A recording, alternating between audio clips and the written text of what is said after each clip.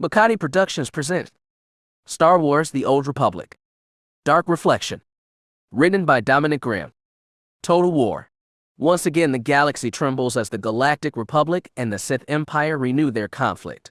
The battle for the fate of the galaxy begins again. Throughout known space, the Jedi Order battles the Dark Lords of the Sith, trying to bring a swift end to the conflict. There are heroes on both sides, as the war continues to spread. Over the skies of the Dromund Kaas, the Sith capital, a young Dark Lord returns. Soon she shall face the challenges that shall reshape her life. For once the final choice is made, all that remains is darkness. Chapter 1. Where were you when the Emperor died? Darth Avaryss, Dark Lord of the Sith, and head of House Avaryss, had been on mission. The needs of war had drawn her and her followers away from the Dromund Kaas. It was not a mission that she had enjoyed. It had been a matter of punishment. She had been sent to educate one of the Empire's recent acquisitions, to show them what happened to those that dared oppose the Emperor's will during wartime. She had done what had been asked of her. She had destroyed a monastery, razed the village around it, killed those who had been left behind, and waved the Imperial flag. Though she had arrived too late to chastise the ones who had earned that punishment, the lesson had been taught. The rubble and bodies left behind would serve as an example to all who dared oppose the Empire and its servants. She could still see the villagers' faces, the ones that had been left behind. They had been puzzled by her presence. She did look like how most expected a Lord of the Sith to look. Some might have even doubted that she was one. Though her face was hidden behind a battle mask and hood, she could not hide her figure. She was a young woman of average height, with an athletic yet curvy body. She wore a skin-tight black leather combat suit with a crimson gambeson over it. Despite the danger they faced, several of the men in the village had watching her, her figure inspiring lustful thoughts. She could sense them through the Force. She preferred to inspire fear rather than lust, even though both were often close cousins. Some men feared powerful women, and yet, they still wanted them. That was their failing, she supposed. No, she had not been trying to tempt her victims. That had not been her intent. She was not like her apprentice, Zen. Zen was a beautiful girl, and used that to her advantage. Her clothes, the way she moved and talked, it oozed both temptation and sex. Avaryss had never seen the need for that herself. Beauty was fleeting, she knew. Power was eternal. Her mask had hidden her features. She had tried to appear as a vision of power and death. She tried to show no weakness. The only clue that she had limits was the fact that she was missing her left arm. A battle injury that had forced her to wear a cybernetic replacement. That, more than her beauty, should have drawn her victim's attention. It showed how far she was willing to go for victory, how much she was prepared to sacrifice. Yet, there were still men among these villagers that looked at her lustfully. That was their mistake. Regardless of what they might have thought or desired, the villagers had not been staring at her long. Her firing squad had seen to them, and their neighbors. She did not bother to watch the execution. There was no need.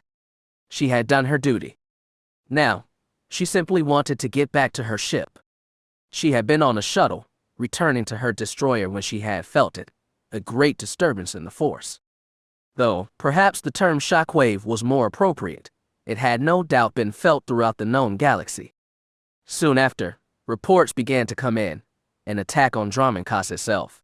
The skies above the planet alight with laser fire, of a Jedi strike team having made it to the surface. It was said that the Emperor had been in the Dark Temple. It was rumored that he was finally taking a hand in the war, that he had crafted a spell to destroy the Republic and grant the Sith Empire absolute victory. Avaryss did not doubt that. The Emperor was over 1,300 years old. He was an immortal, invincible. He had been born during the golden age of the Sith. He had been recognized by the legendary Dark Lord Marka Ragnas, whose century of iron rule was still talked about over a millennia later. A lone Jedi Knight had breached the temple's defenses, his allies having slain the Emperor's guards and retainers. How a mere knight could have challenged the Emperor, Avaryss did not know. Maybe the Emperor had diverted all of his infinite power to the success of the spell. Maybe the Jedi had found him in a vulnerable state. What happened next should have been impossible.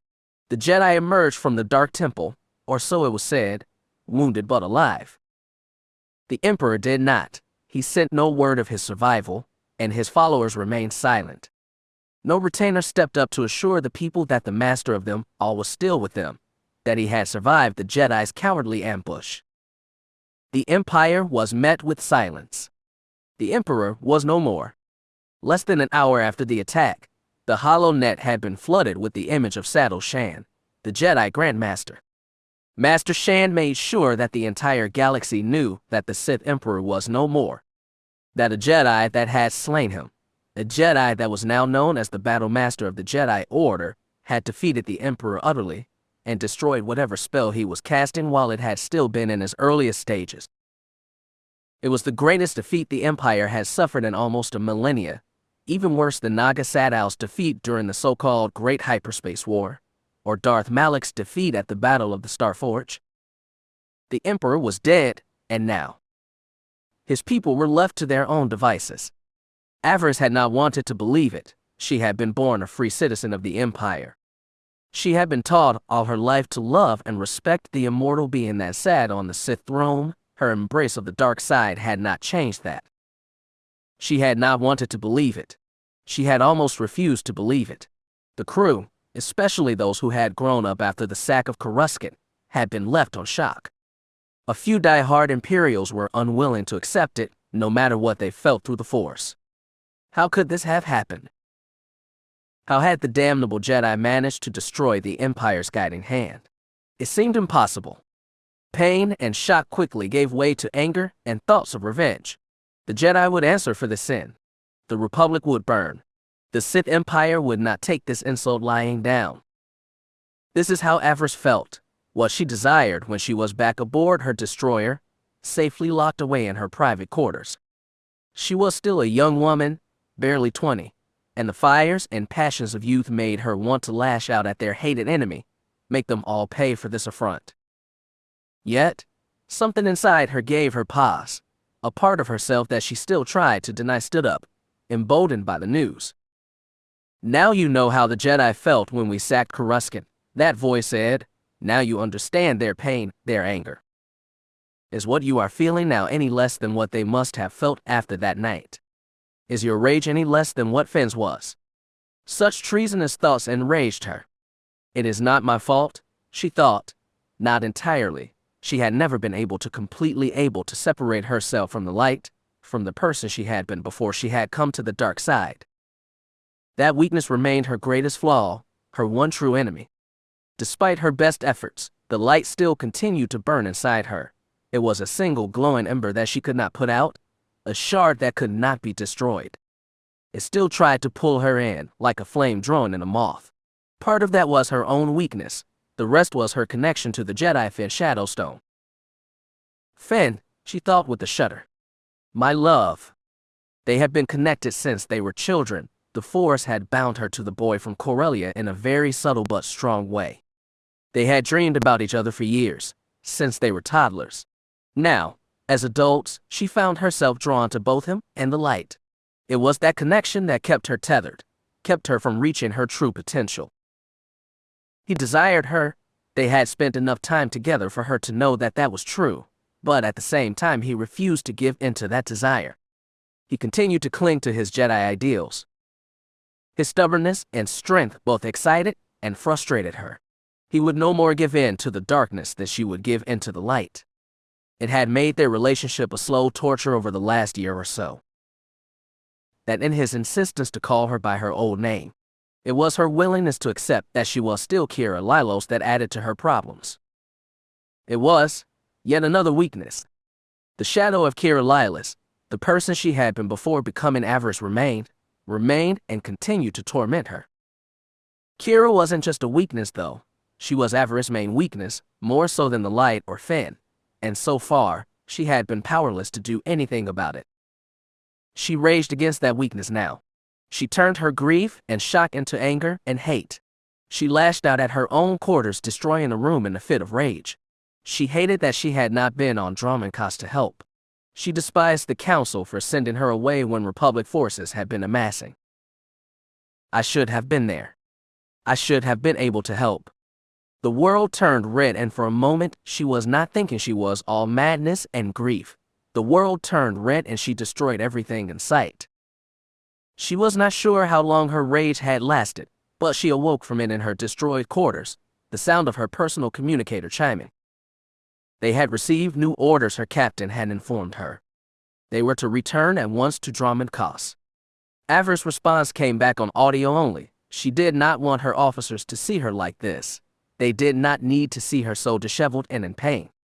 She gave the order to return, and then immediately contacted the cleaning droids. It would not do for someone to see her quarters in such a state. She was a Dark Lord of the Sith, after all. She had to keep up appearances.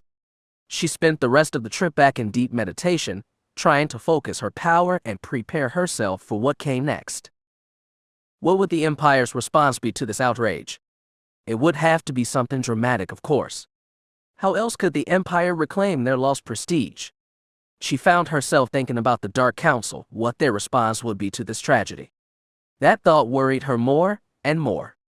As a full Darth, she answered only to the Dark Council and her master, in that order.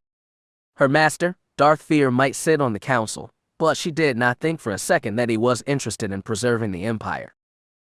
No, her master would have saw this as an opportunity, and he was likely not the only one. The Emperor had died without issue. He had not taken an apprentice or fathered any children. As a result, the line of succession was not clear. Add into that the fact that the Emperor had remained silent for so many years, and you had a recipe for disaster. It was just like the old saying said, where some see tragedy, a wise person sees opportunity. There was no doubt in her mind that many eyes were now turning to the Emperor's vacant throne. If the Sith were not mindful, they would find themselves embroiled in a civil war, not a smart thing since they had resumed open hostilities with both the Galactic Republic and the Jedi Order. Our enemies would welcome a civil war, she knew. It would now fall to all loyal Sith to ensure that such a war did not break out.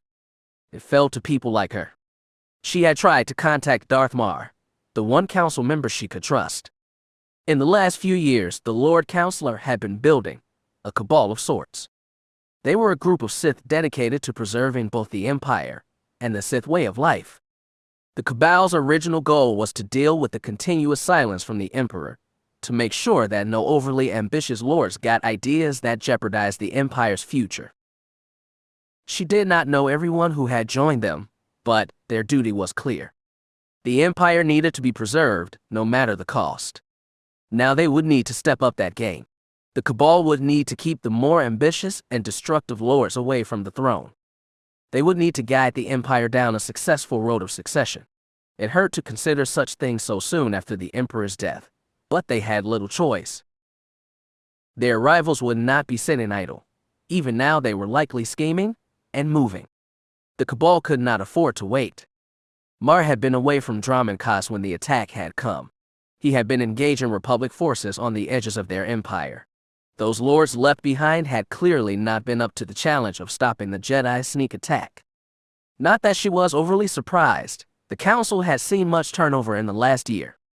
Many of the old guard had perished, either through battle or their own failed schemes. Those losses had left the Empire vulnerable, and now they had paid a heavy price for that vulnerability. Angral, Vengeance, Barriss, Scotia, Thanatin, so many of the veteran Darths had been killed. Angral and Vengeance and Barriss had started this war, Angral with his strikes against the Republic, and Vengeance and Barriss with their plots and schemes. Avaryss had heard of something called Plan Zero. She did not know the details, but the results were plain to see. The Empire had once again found itself at war. It was a war they had not been truly ready for. Too much had been lost.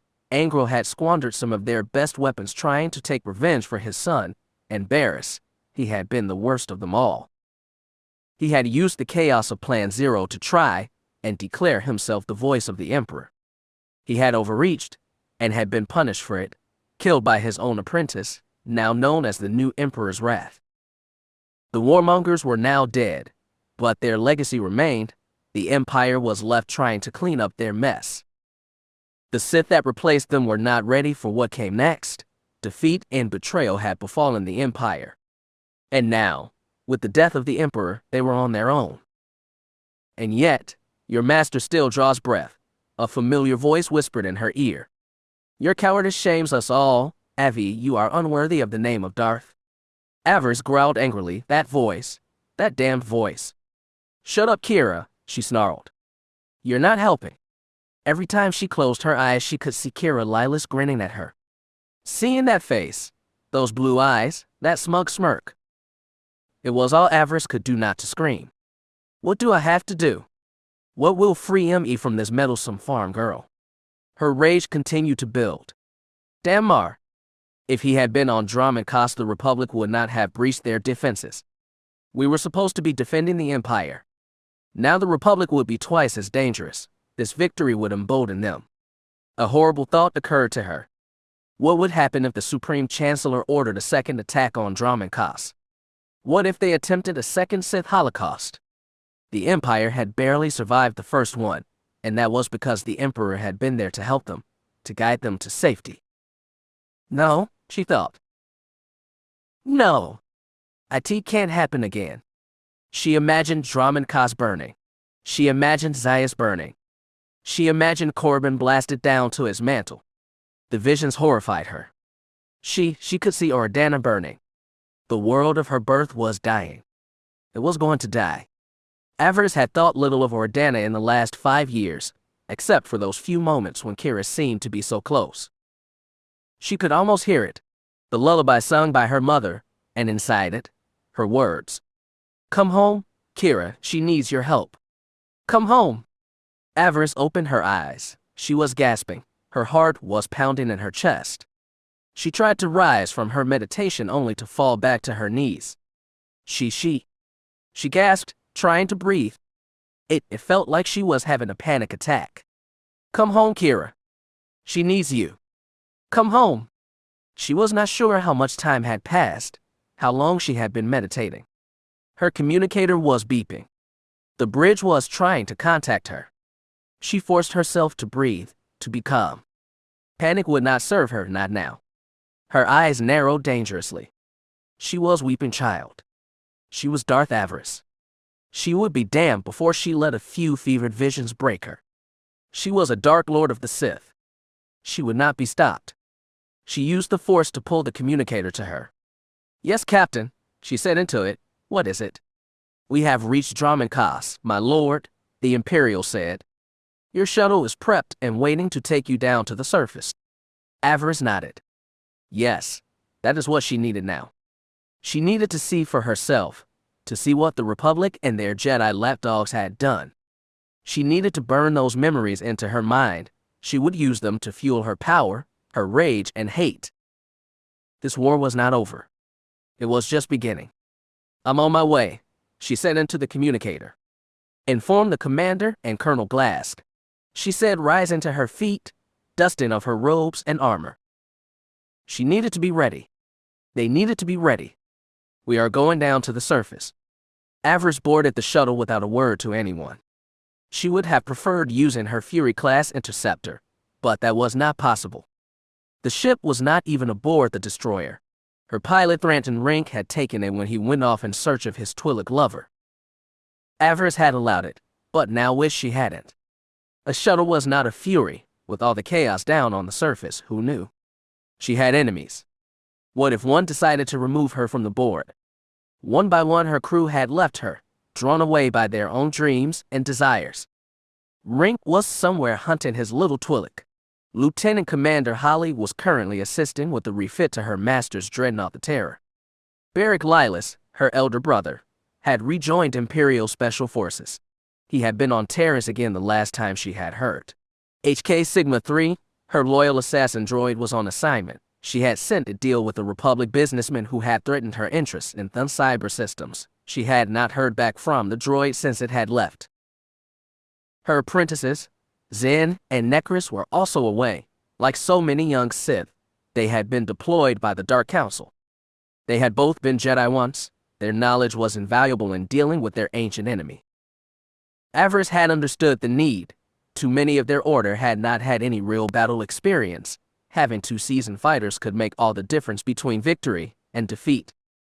Of course, there was another possibility. Darth Fear, her master, sat on the Dark Council. He could have used his position to isolate his old apprentice. He might have sought that, to leave her vulnerable. If that was the case, the summons could be a trap.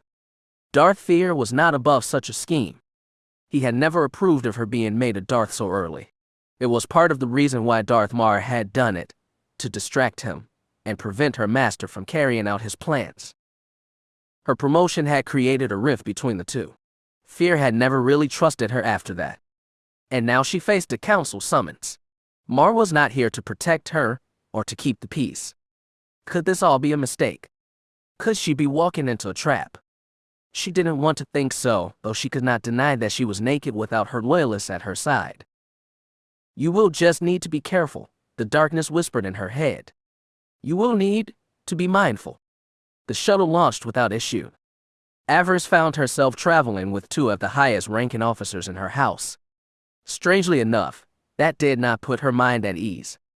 Both of these had their own ambitions and plans. They were useful to her, but she did not trust them. They had not earned her trust yet. This is Shuttle DS-5 to Citadel Control, she heard her pilot say from the cockpit, requesting landing clearance and a berth. Shuttle DS-5, this is Citadel Control. Please state your cargo and destination. Avaryss frowned when she heard the controller's words. The young man was trying to keep his voice level, but it did not change what she both heard and could feel. Fear. When she reached out with the Force, all of Dromund Kaas was radiating with fear. It seemed that she was not the only one that was worried about a second Sith Holocaust. She did not blame them for their fear, but she was sickened by it. We are Sith. We are conquerors. It is our enemies that should be afraid. We are here on business for the Sith Order, her pilot replied. We have Darth Avaryss on board. She is answering a summons from the Dark Council. Avaryss' eyes widened in surprise. Fool, she thought. If anyone was listening, especially an enemy, they would now know she was here. If this was a trap, she was now in the perfect position for it to be sprung. She would need to discuss this with the pilot when they reached their destination. He could just have easily said that he had a Darth on board, or simply flashed her code clearance for the Citadel, but he had not. She hoped that his mistake would not be her undoing, and even if it was not, he would not likely survive the conversation they would have. Avaryss did not tolerate fools for long. There had been a brief pause.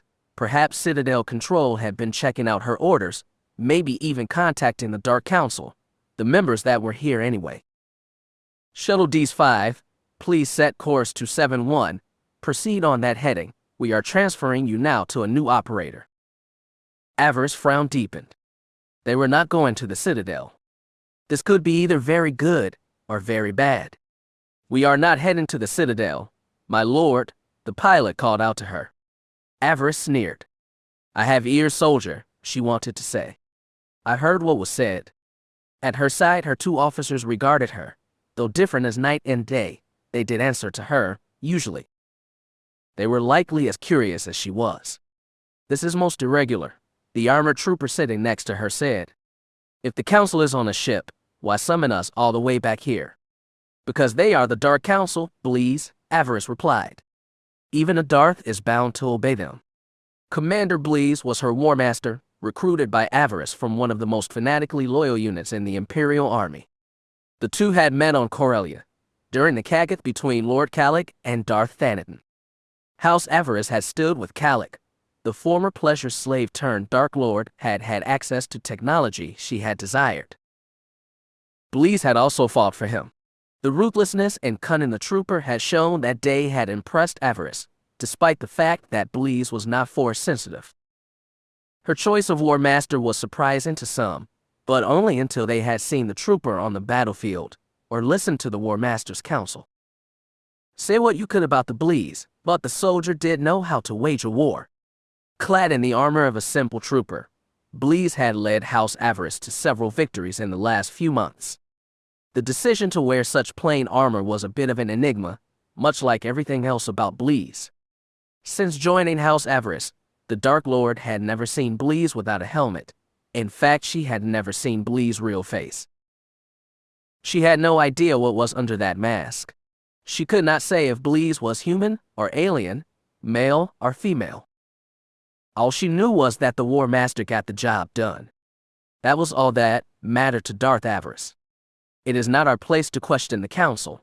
War Master, her second companion said. They have their reasons. Avaryss regarded the man sitting across from her, about 10 years her senior, and clad in the uniform of Imperial Intelligence. Colonel Henan Glask was the polar opposite of Bleez. He had not been recruited, but forced on her by her master. Glask was a loyalty officer, assigned by Darth Fear on behalf of Imperial Intelligence. Avaryss' history of coming up with unorthodox methods of doing things had prompted Colonel Glask being here. Handsome in his way, with blonde hair and blue eyes, many said that Glask resembled a young Grand Moff Vacan, the father of the Imperial Navy. Alas, he had none of the man's courage or ingenuity. The man was a rabid dog, she thought, her master's attempt to put a leash on her. Normally, a Darth would be free to remove such annoyance, but that was not the case here. Glask came to her service with powerful friends at his back. His father was a member of the Admiralty, his older brother a high-ranking official in the Office of Logistics. He was also, ironically, a cousin of Darth Fear's wife, the Lady Sinestra. In other words, he was untouchable. The situation galled her. Glask adjusted his cap for the 20th time. He brushed non-existent dust from his spotless black uniform. He regarded Avaryss coolly. The Council will not be happy with what happened on Esrat, my lord, he informed her. What do you intend to tell them? The mission was a success, Colonel, she reminded him. That is all that needs to be said.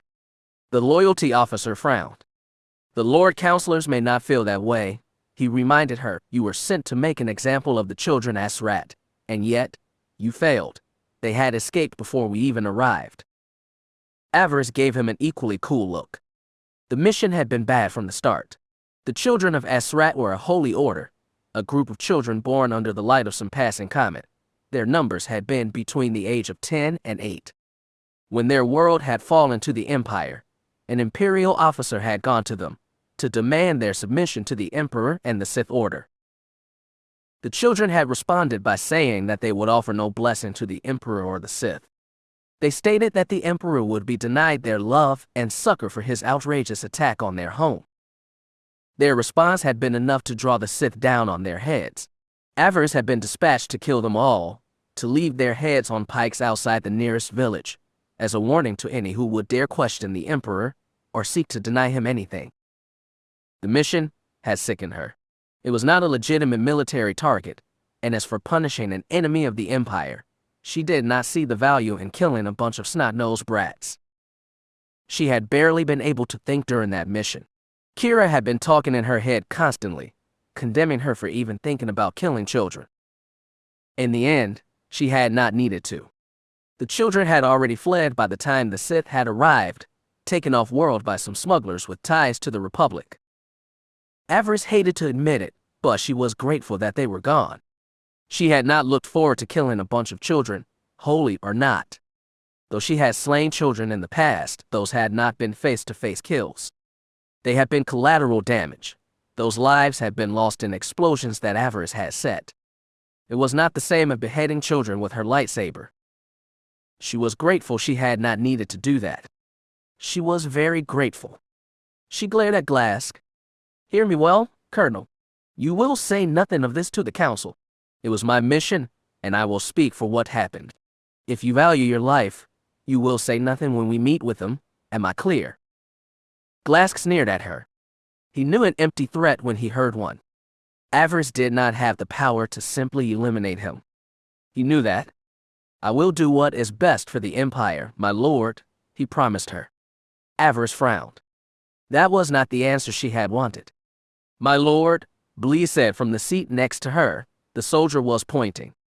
Avaryss' eyes widened as she looked up. Oh my.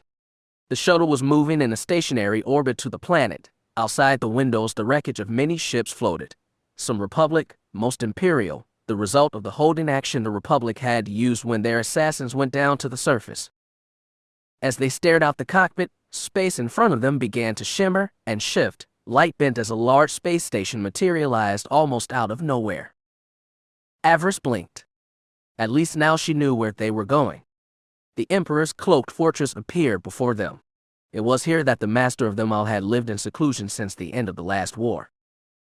The young Dark Lord had heard of this place, but had never seen it until now. Why would the council summon me here? She wondered. What sort of game are they playing? Both Bleez and Glask were silent. They also understood how unusual such a summons was. The Emperor was dead. Who would have the guts to move into his station so soon after his death? She did not think that she wanted to know. Station control hailed them as they finally came into communications range. The shuttle was assigned a landing bay. An honor guard was waiting to escort them to the throne room. Again, Avaryss felt strangely uncomfortable. The throne room, she wondered, why would we be meeting there? Shouldn't the throne room be closed off? Shouldn't this entire station be on lockdown, its staff and guards in mourning? That is how it should have gone, but things were rarely what they seemed. Avaryss said nothing as they made their final approach. Whatever was going on, it was not good. The force shifted uncomfortably around her. Whatever was going to happen, one thing was for certain. Her life was about to change. Chapter 2. Welcome, Lord Avaryss. We have been expecting you. Avaryss' eyes narrowed as she stepped off the shuttle with Bleez and Glask in tow. She wore her armor and mask, but even that could not entirely hide the tension in her spine. The sight that greeted her was surprising. The station had not looked damaged from space. Its armor remained pristine, its turrets and launchers intact. What she saw made no sense.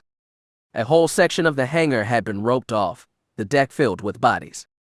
Avaryss counted no less than 30 bodies, and she could see at least 10 more being carried in by Imperial troopers. She turned to the Imperial lieutenant who had been sent to greet her. What is going on here? She demanded. Did the Republic manage to land troops during their raid? No, my lord, the young man replied. The station's cloak held. No enemy troops managed to land here. Then why are there so many bodies? What happened here? The officer shifted uncomfortably. Avaryss' eyes narrowed beneath her mask. Well, she said, I'm waiting.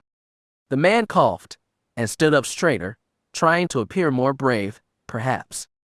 We believe it was the Emperor, my lord, he said. What about the Emperor? Well, when the Emperor, when he fell, the servants that he left behind here must have sensed it. It being his death.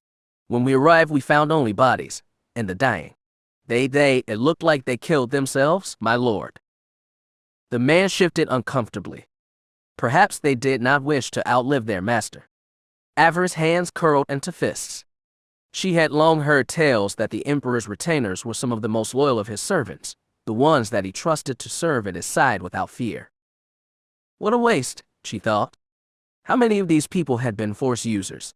How many could have aided the Empire in seeking their revenge against the Jedi and the Republic? An angry breath hissed from her mask. Avaryss considered herself a patriot. She often put the needs of the Empire ahead of her own, but that did not mean that she was willing just to kill herself to appease a man that could no longer honor her sacrifice. That was lunacy, bordering on stupidity. The Emperor was dead. That did not mean that she was readily willing to join him, not yet. They still had a war to win, and an Emperor to avenge. It was those things that mattered to her now. They were all that mattered. Fools, she thought, regarding the bodies again. You have all died for nothing. She turned back to the lieutenant. She was not entirely satisfied with what she was seeing. Are they all dead then? She inquired. Everyone that was here when the Emperor was taken from us. We are still trying to figure that out, my lord, the young officer replied. The computer system here was destroyed when we arrived. We have little to go on. Though one of the ships in orbit did detect several shuttle launches after the battle, after the Republic fleet withdrew and the station decloaked. So there were survivors then, she said, or deserters. We are still trying to determine that, my lord. One thing that we have discovered is that there were no royal guards among the dead. The Emperor only took a single detachment down to the Dark Temple. There should have been at least 3 more detachments of guards here. So the shuttles that launched likely carried members of the Royal Guard, Avaryss said. A statement, not a question. It appears that way, my lord. Avaryss frowned, unsure what to make of that. The crimson-clad Royal Guard had been made up of the most loyal soldiers in the Empire. It was said that the Emperor had driven everything from their minds but their fighting skills and their duty. If anyone should have committed suicide to be with the Emperor in death, it was them. Their flight, if it was them aboard those shuttles, did not make sense. Why would the guard just leave the station after their master's death? And, more importantly, where would they go? Where would the Emperor's finest flee when he had no further use for them? And why? So many questions, she thought, and so few answers. She turned back to the officer. She put the full weight of 5 years of Sith training and power into her voice. You said that I'm expected. Yes, my lord, your presence is requested in the throne room. Then lead the way, she said. Time is of the essence. Yes, my lord, the officer said, snapping off a smart salute. This way, please. The three and their escort started off, Bleez to her right, Colonel Glask on her left. Avaryss tried to keep her eyes forward, not wishing to appear as some bumpkin gawking at the grandeur of the Emperor's home. Please switch to your private channel, my lord, she heard Bleez say in her ear. There is something we should discuss privately. The Sith Lord nodded and used her chin to toggle one of the buttons built into her mask. The one she was currently wearing was an improvement over the original in that it had a trooper's communications rig built into it. Few people realized that Sith troopers could engage a sort of privacy mode when they were out in public. No sound would emerge from their helmets. All communications would then be routed through a personal audio communicator. It allowed them to issue orders and discuss matters without anyone around them hearing what was being said, unless they had access to the frequency, of course. Avaryss used that private frequency now, or rather one that Bleez had come up with when the trooper had been given the title of War Master for House Avaryss. Yes, Bleez, she said into the microphone. What is it? Do you truly think that the Royal Guard have fled the Empire, my lord? It is possible, Bleez, but where they would go, I cannot say. This cannot be allowed, the War Master said grimly. Any surviving guardsmen must be hunted down and destroyed immediately. Avaryss blinked. That is a little extreme, is it not, War Master? Those men and women were the most loyal soldiers in the Empire. To the Emperor, my lord, Bleez replied, not to the Empire as a whole. The matter of succession is muddled enough without adding the Guard into the mix. If they should choose to support a candidate for the throne, or oppose the candidate that the council wants. Avaryss nodded. She could see the War Master's reasoning, but she doubted that the matter of succession would be decided so easily or quickly. Many Dark Lords would soon be vying for the throne. Even those on the Dark Council would likely be tempted. I will discuss this matter with Lord Mar, she promised Bleez. In the meantime, we should focus on showing unity. The Empire is reeling and in shock. It needs our support to sustain itself. The matter of succession will be decided soon, and in the meantime, the council shall remain in control. What if certain council members use this as an opportunity to stage a coup? Surely we should move quickly to prevent that, eliminate those that pose the most likely threat. Perhaps Lord Mar and the rest of your allies will agree with this strategy. Avaryss found the urge to spin around and glare at her War Master. She had never told the trooper about her involvement with Mar and the rest of the Cabal, and now it appeared that Bleez had deduced what was going on anyway. She was not sure if she should be angry about that or impressed. You chose Bleez for this post for a reason, the darkness whispered in her ear. Do not be surprised when your trooper performs that duty. You did not want a sycophant after all. As I said, I will discuss this with Lord Mar. I'm sure he already has an idea how to keep our world spinning. As you say, my lord, her War Master responded. Bleez out. Avaryss heard a click, signaling that the trooper had switched off the privacy mode. Avaryss did the same. Once again she took in the cold grandeur around her. The dark side was very strong here. The Emperor's presence had left its mark on this place. It was wise that we secured this place so quickly, Colonel Glask said in a soft voice. This station is a symbol to all the Empire. It belongs in the hands of those strong enough to hold it. Avaryss nodded, though she thought the loyalty officer's view was limited. It is not just a simple colonel, she reminded him. It was from here that the Emperor guided us. His libraries and secrets belong to the Dark Council now, at least until a proper to the throne can be chosen. Glass gave her a cruel smile. The cold weaselly eyes of his seemed to glint with excitement. I don't need to remind, my lord, that power is never given, but taken. We should all be ready when the time comes. We must be prepared to support whoever emerges from the fight that is surely coming, for the good of the Empire, of course. Perhaps, Avaryss agreed, but at the same time, we cannot afford to get sidetracked. There is still a war going on after all. We cannot afford to show weakness to our enemies. The Jedi and Republic are still out there. We cannot afford to be divided now. The colonel sneered at that. The Republic is a bug waiting to be squashed. We proved that during the last war. Had the Emperor not insisted on a treaty, we were in a perfect place to crush them. As for the Jedi, they do not have the stomach for a prolonged war. Our forces will overwhelm them. Have you ever fought a Jedi, Colonel? Avaryss asked him. Well, no, but I can assure you, they are far more dangerous than you give them credit for. Despite what our propaganda may say, the Jedi and Republic are far more formidable than you think. I saw a single Jedi cut down a full squad of Imperial troopers, Blease added, good men all, and well trained. The trooper turned to Glass. You should try facing one alone. I'm sure that they would be most impressed with your name and breeding, and when it was over, no one would miss you. Avaryss suppressed a chuckle as Colonel Glass's cheeks burned. He glared at Blease but said nothing more. He was a loyal man, but at the same time his arrogance got the better of him sometimes. Henan Glass was true son of Dromund Kaas. He had grown up here and believed everything that the Imperial Information Service and its propaganda machine had fed the people these many years. He believed completely in the Empire's invincibility and infallibility. Avaryss was not so naive. She had seen too much. The galaxy was not as simple as Glass and people like him believed. Being born to privilege and prestige did not mean that you were invincible. She had seen enough Dromund Kaas-born Sith die in the last year to know that that was true. A Jedi Knight would not care who Glass's family was if they fought. They would certainly not care about his breeding as they cut him down with a lightsaber. The Jedi were not to be underestimated. She had fought both beside them and against them. She knew how powerful they could be. Jaz Darbin was formidable. Shire Veal, the damnable mongrel, was formidable. Finn Shadowstone was. He was Finn.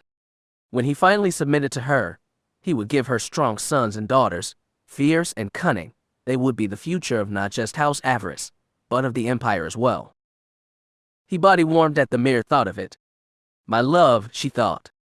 May the Force reunite us soon. The lieutenant said nothing as he guided them down the station's great halls. Finally, they came to a door bearing the sigil of the Empire. Two armored Sith marauders stood defending the door. Avaryss smiled slightly at the sight of them. Both were wearing Royal Guard breastplates, though she doubted that either had served on the Guard itself. The Emperor would not have chosen such men to defend him. He had been smarter than that, or had he, considering how his life had finally ended. Only time would tell, she supposed. The marauders both wielded force pikes. They crossed them, barring Avaryss and her fellows' entrance. Your trooper will remain out here, the marauder on the left growled. This one is not authorized to see the council. The one on the right added. Please step forward. I am War Master for House Avaryss, the trooper said. Show me the proper respect, or I will rip out your tongues. The marauders looked surprised. They started to raise their pikes. Blease struck first. The trooper had been wearing a similar weapon, the extendable pike clipped to the War Master's thigh. The marauders had been too close and had underestimated the one they saw as a mere trooper. Blease dodged their first attack and struck the guard on the right. The pike the War Master wielded was on its lowest setting, so it only threw the Sith back. The second used the force to get around behind Blease and come charging in, likely trying to jab the War Master between the armored plates on the trooper's back. Blease did not even bother to turn. In a show of great dexterity, the trooper drove a powerful thrust kick into the marauder's belly. Before he could recover, Blease's pike lashed out, striking the marauder in the chest. He went down with a heavy clatter of armor and moans. Avaryss smiled slightly. She did enjoy watching Blease work. The fools, she thought, they should have used the force to cow Blease first, and now they were about to answer for their arrogance. The trooper's extendable pike was once again sheathed. A knee came down on the marauder's belly. He was still too dazed to respond. The War Master pulled out a vibro blade. The long dagger-shaped weapon's point now rested on the marauder's chin. "I warned you," Blease growled. "Now open your mouth. Your tongue is mine." The fallen guard pursed his mouth shut. The blade did not leave his chin. Colonel Glass paled. "Blease really isn't going to." "Yes," Avaryss purred cruelly. "I think Blease will." "Open your mouth," Blease snarled. "Open your bloody." "War Master." Blease looked up. The lieutenant that had escorted them had pulled his sidearm. It was now pointed at Blease's head. "These men should not have disrespected you, but they were only doing their duty." Blease laughed, a cold, harsh sound considering the full helmet. "Do they really need tongues to defend the council?" "I don't think so." The marauder's eyes widened. He had not really believed Blease's threat until that moment. "Poor him?" "Nevertheless, please, War Master," the lieutenant said, both politely, but with some steel in his voice. His blaster never wavered from his target. A brave man, Avaryss thought. She made a point to ask the council about this man later. The Empire needed more like him. "Let that man up," he repeated, "please." Blease glanced over at Avaryss, who nodded. It would have been interesting to see the council's reaction to her War Master's bloody trophy, but it might distract them from the matters at hand. Blease rose, leaving the two men groaning. "You are soft and lazy," the trooper said coldly. "You would not have survived 5 minutes in the back alleys on my homeworld." The trooper returned to Avaryss' side. Avaryss grinned at the lieutenant. He could not see it with her mask on, but he could likely hear the amusement in her voice. "We are ready to meet the council now," she said innocently. The door behind them hissed open. Avaryss and her party turned and entered. The guards outside stumbled back to their feet. They were both glaring at the Sith and her trooper. Let them glare, Avaryss thought. House Avaryss is not a clan to be sneered at. We may be small, but we are ambitions. We will grow. The throne room was almost as big as the main hangar. Designed in traditional Sith style, a central walkway led up to a dais, and on that dais, the raised throne. It was a throne that currently faced away from them. Avaryss frowned as she made her way forward. Where were the council members? They had summoned her here. New guards were posted on the various raised platforms, and in the alcoves that the royal guard would have stood. They, like the two marauders outside, wore either the helmets and or breastplates of the Emperor's protectors. Avaryss sneered at them. The Emperor would have been insulted had he seen this. She understood the need to keep this station secure, but at the same time. And where were the council members who had summoned her here? She was about to call out, to demand what was going on, when the throne finally rotated around, revealing the one who summoned her. Avaryss' jaw almost dropped and would have had she not been wearing a full helmet and mask. Her master sat upon the Emperor's throne. He was grinning from ear to ear, his yellow eyes glowing in the dim light like two golden stars. Welcome, apprentice, Darth Fear said jovially. Welcome to the Emperor's station. She stood there in shock, in disbelief. Master, she gasped, that is the Emperor's throne. Fear chuckled. Yes, I know, he said, running his hands down the armrests. Uncomfortable thing, you would think the master of us all would have sought out a more cushioned seat. Avaryss still could not believe what she was hearing, what she was seeing. Was her master mad? My lord, the Emperor. Fear gave her a cold smile. The Emperor is dead, apprentice, remember. I don't think he is any shape to care who is sitting in this chair. She swallowed hard, still not believing what she was seeing. Yes, she knew very well that the Emperor was dead, but at the same time, childhood fears rose up and almost consumed her. The Emperor was no mere Sith. He had not been for many centuries. He was immortal, all-knowing, and invincible. What if his death was a ruse of some type, some trick to fool the Jedi? What if the Emperor still lived, in some form or another? It might have been her imagination, but she could almost see two giant glowing Sith eyes staring out of the shadows, glaring at both her and Lord Fear. Kira's voice rose up in her mind, but for once, both she and who she had once been were in total agreement. "He will kill Fear for this insult," Kira's voice gasped. "He will kill you both." Part of her wanted to fall to her knees and beg the mater of them all for forgiveness and plead for mercy. She did not care if that made her seem weak. The Emperor was almost a god. You insulted a god at your own peril. Fear likely felt what she was feeling. The bond between master and apprentice was strong. He laughed at her fear. "All the fears of youth," he said dismissively. "I assure you, apprentice, the Emperor is indeed gone, and even if he is not, he has no followers left here to punish us for our transgressions." The Emperor's voice, his true voice, has not been heard in years. His hands are all likely dead, among the bodies you saw on your way in. The royal guard has fled, probably seeking either penance or gone off to commit some type of ritual suicide. The Emperor's wrath lives, but has already contacted us through her Twi'lek slave. She stands with the Dark Council and the Empire. It is justice that the wrath seeks, not the throne. Fear grinned triumphantly. "We have nothing to fear, or rather, I have nothing to fear." He glared down at her. "You on the other hand." Avaryss felt her temper beginning to rise. "I'm not the one sitting." "Forget the throne," Fear snapped. "You forget your place, apprentice. Darth or no, you are still mine, still bound to the rules of my house." Her master sneered at her. "Address me as proper, Avaryss, or face my wrath." He is not bluffing. She knew. She had been his apprentice long enough to know when her master was not being serious. His threat was real, and she did not wish to face it. Not now. Avaryss did what she always did when addressing her master, what she had done since they had first met back on Korriban when he had first taken her as his student. She dropped to one knee and bowed her head. "Master," she said, "my Lord Counselor, what is your bidding?" She could feel the disgust that Kira felt in that moment. "You still don't have the guts to stand up to him," that voice whispered. "Just do it, pull your weapon, and kill him already. Haven't we suffered enough?" Fear did not hear that. He never seemed to hear Kira. He never sensed her emotions. Avaryss had never been sure what to make of that. Fear leaned back on the throne. He radiated a sense of contentment.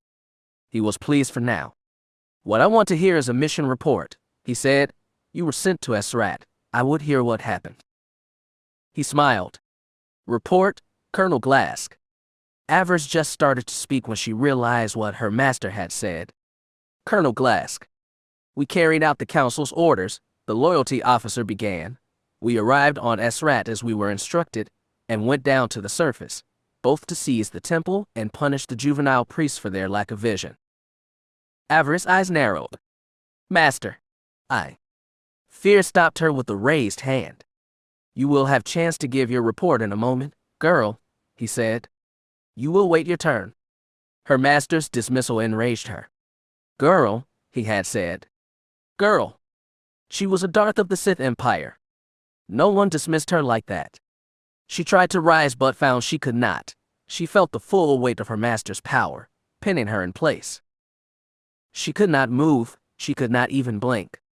"No," she thought. "You. Were you able to find the priests?" Fear asked. "Are the so-called children of Esrat dead?" "They were not in the temple when we arrived, Lord Counselor. War Master Bleeze and I rounded up what locals we could.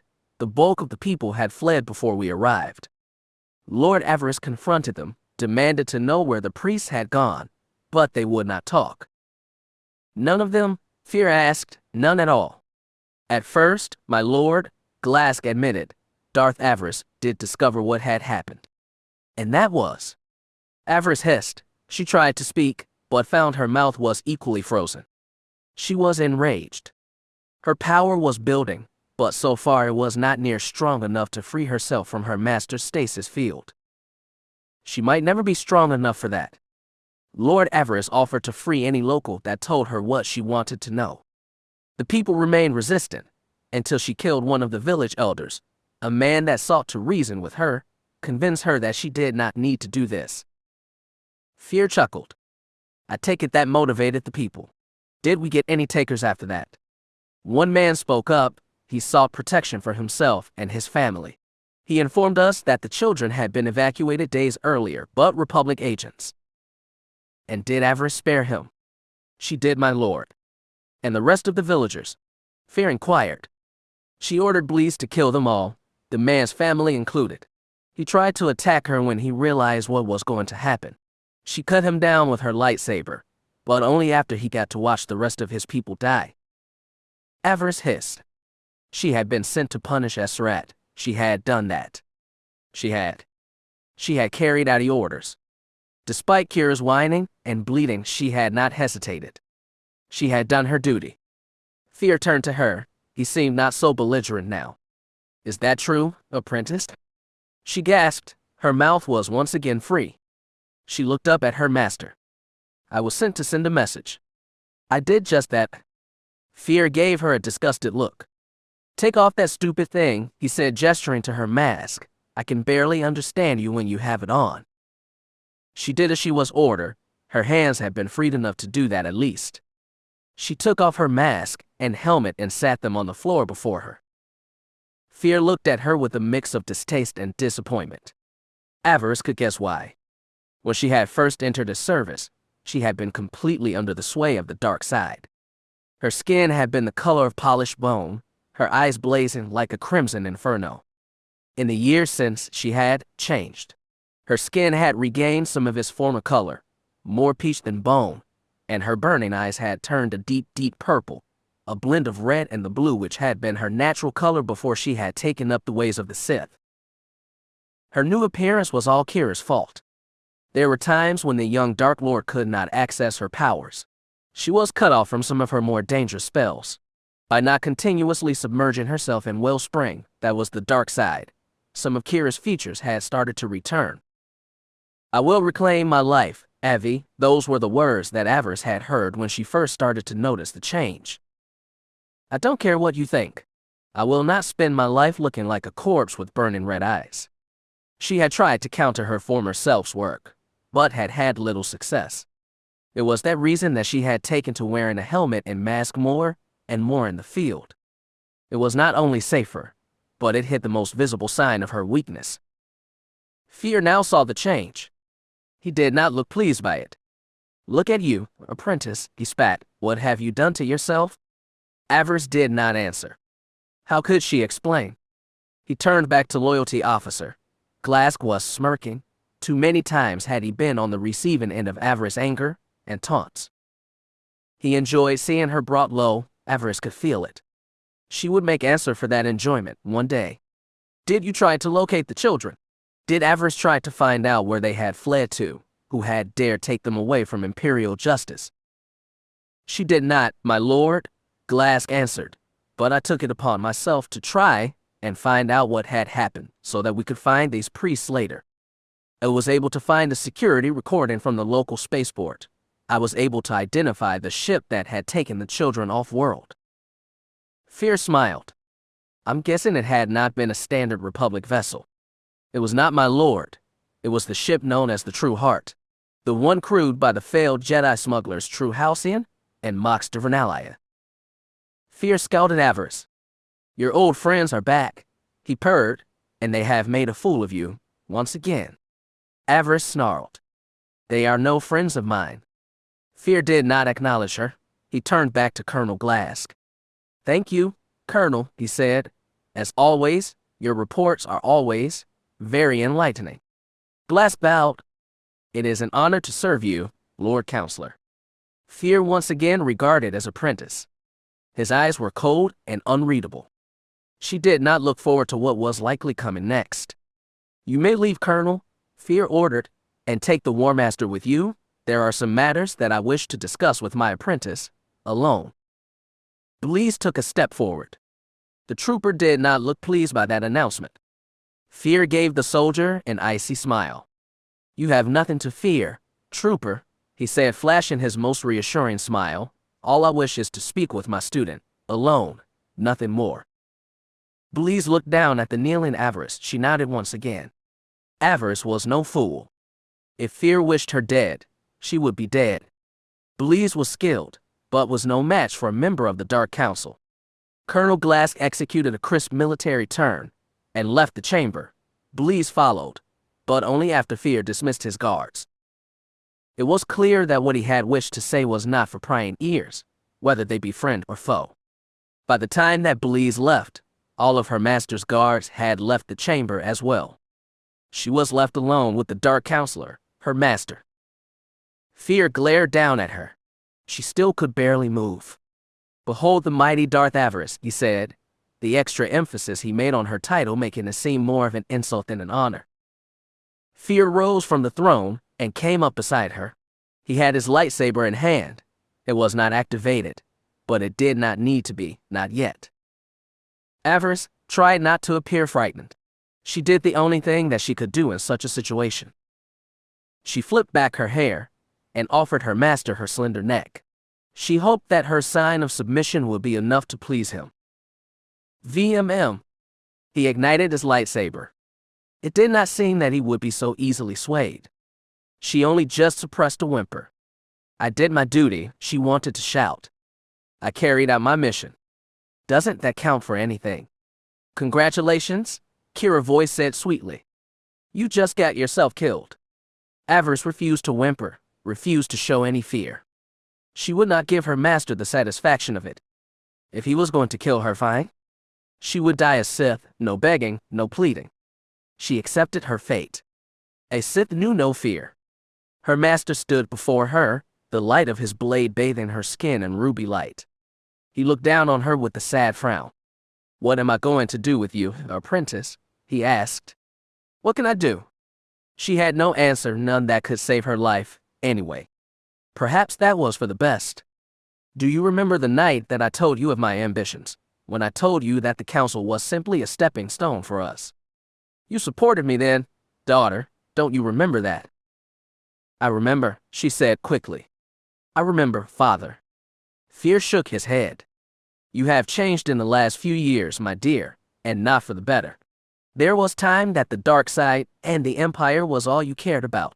You were strong and ruthless. You were a hero to many a young hopeful, a symbol of what hard work and determination could do for a daughter of the Empire. He sighed. What happened to you? You returned from the Infernal Nebula a different person. It was not simply the fact that you had lost an arm, or that you had spent time as a prisoner of the Jedi. No, something else happened, and you have never told me what it was. Avaryss frowned. What could she say? Her life had changed so much since the defeat of Darth Tarog. She had been forced to retrain herself after the loss of her arm. Her lightsaber skills were not what they had been, not by a long shot. Add into that the fact that she and Finn had spent so much time together, shared their first real kiss. What changed after the Infernal Nebula? Try everything. Fear would not understand that. Her master continued to stare down on her. He radiated both anger and disappointment. You were not the youngest Darth that was ever proclaimed, but it is clear to me now, just as it was then, that you were not ready to take up the title. Mar only proclaimed you a Darth to spite me. Fear's eyes glowed brighter at the mention of his fellow counselor. He and Mare's relationship had deteriorated in the last year, or so he thought. In truth, Mar had neither liked nor trusted Darth Fear. He only named him to the council so that he could keep an eye on him. He knew her master's ambitions. If Darth Mar had just seen what she had seen, he would have never have tolerated it, her master sitting on the Emperor's throne. He likely would have challenged Darth Fear, possibly even killed him. If only I was that luck, why, Kira said. The young Sith Lord ignored Kira's prattling. Avaryss' eyes narrowed, her master's condemnation firing her temper. What happened on Esrat was not my fault, she said. How was I to know that the true heart would be there? That is true, her master agreed, but this is far from the first time. These Jedi have been running rings around you for months. They have been making you look like a fool, my child, and when you look like a fool, it reflects badly upon me. The Lord Counselor shook his head. If it is not Halcyon and Divernalia, it is Vaiolo and Shireville. If it is not Shireville and Vaiolo, it is Jaz Darbin and his Padawan. What? What is the boy's name again? Avaryss held back an angry growl. Her master knew who Finn was. He was simply seeking to torture her further, to twist the knife even deeper. Fear raised his blade. He let it rest just over her right shoulder. A single dip of it would take her right arm off at the shoulder. She thought of her left arm, how it had felt when it had been cut away. She had no desire to feel that again. She did not think that Fear would do that, but she could see it. Perhaps he would even consider it just punishment for her recent failures. This has nothing to do with Finn Shadowstone, my lord, she said. Her master grinned. Finn, yes, that is indeed the boy's name. Thank you, apprentice.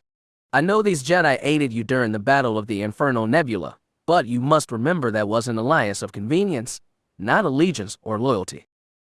I know, my lord, she said. They are my enemies. They mean nothing to me. His eyes sparkled mischievously. Perhaps I should send assassins for these Jedi. Maybe that would end your recent string of failures. Show them we are not to be trifled with. The thought of him sending assassins after Finn worried her, but she did not dare show it. If she showed that weakness, her master would carry out that threat. She did not doubt it. Give me another chance, my lord, she asked. I will make sure that these Jedi never interfere in your plans again. Fear sighed. I'm afraid you are out of chances, at least in this matter, my dear. Your betters will be handling Jaz Darbin and his friends. Her master deactivated his lightsaber and stepped away from her. She felt the pressure holding her down finally dissipate. She took a deep breath and tried to keep from falling over, to hold herself up in her kneeling position. She looked up at her master. He returned to the throne and sat back down. The council has a new task for you, my child, he said. It is important, but it will take you away from the capital for the foreseeable future. Fear grinned. All those plots and plans you have been hatching will have to wait. We have need of the old Darth Avaryss. I'm hoping she is still inside of you, somewhere. Avaryss swallowed hard and looked up. She was worried about Finn, but again, could say nothing, show no weakness. She was Sith. If she showed weakness, she was lost. Whatever you need, my master, I can do, she promised. Good, he said, smiling pleasantly. There has been a series of accidents within the ID system recently. Accidents that have resulted in the deaths of several top Imperial officials.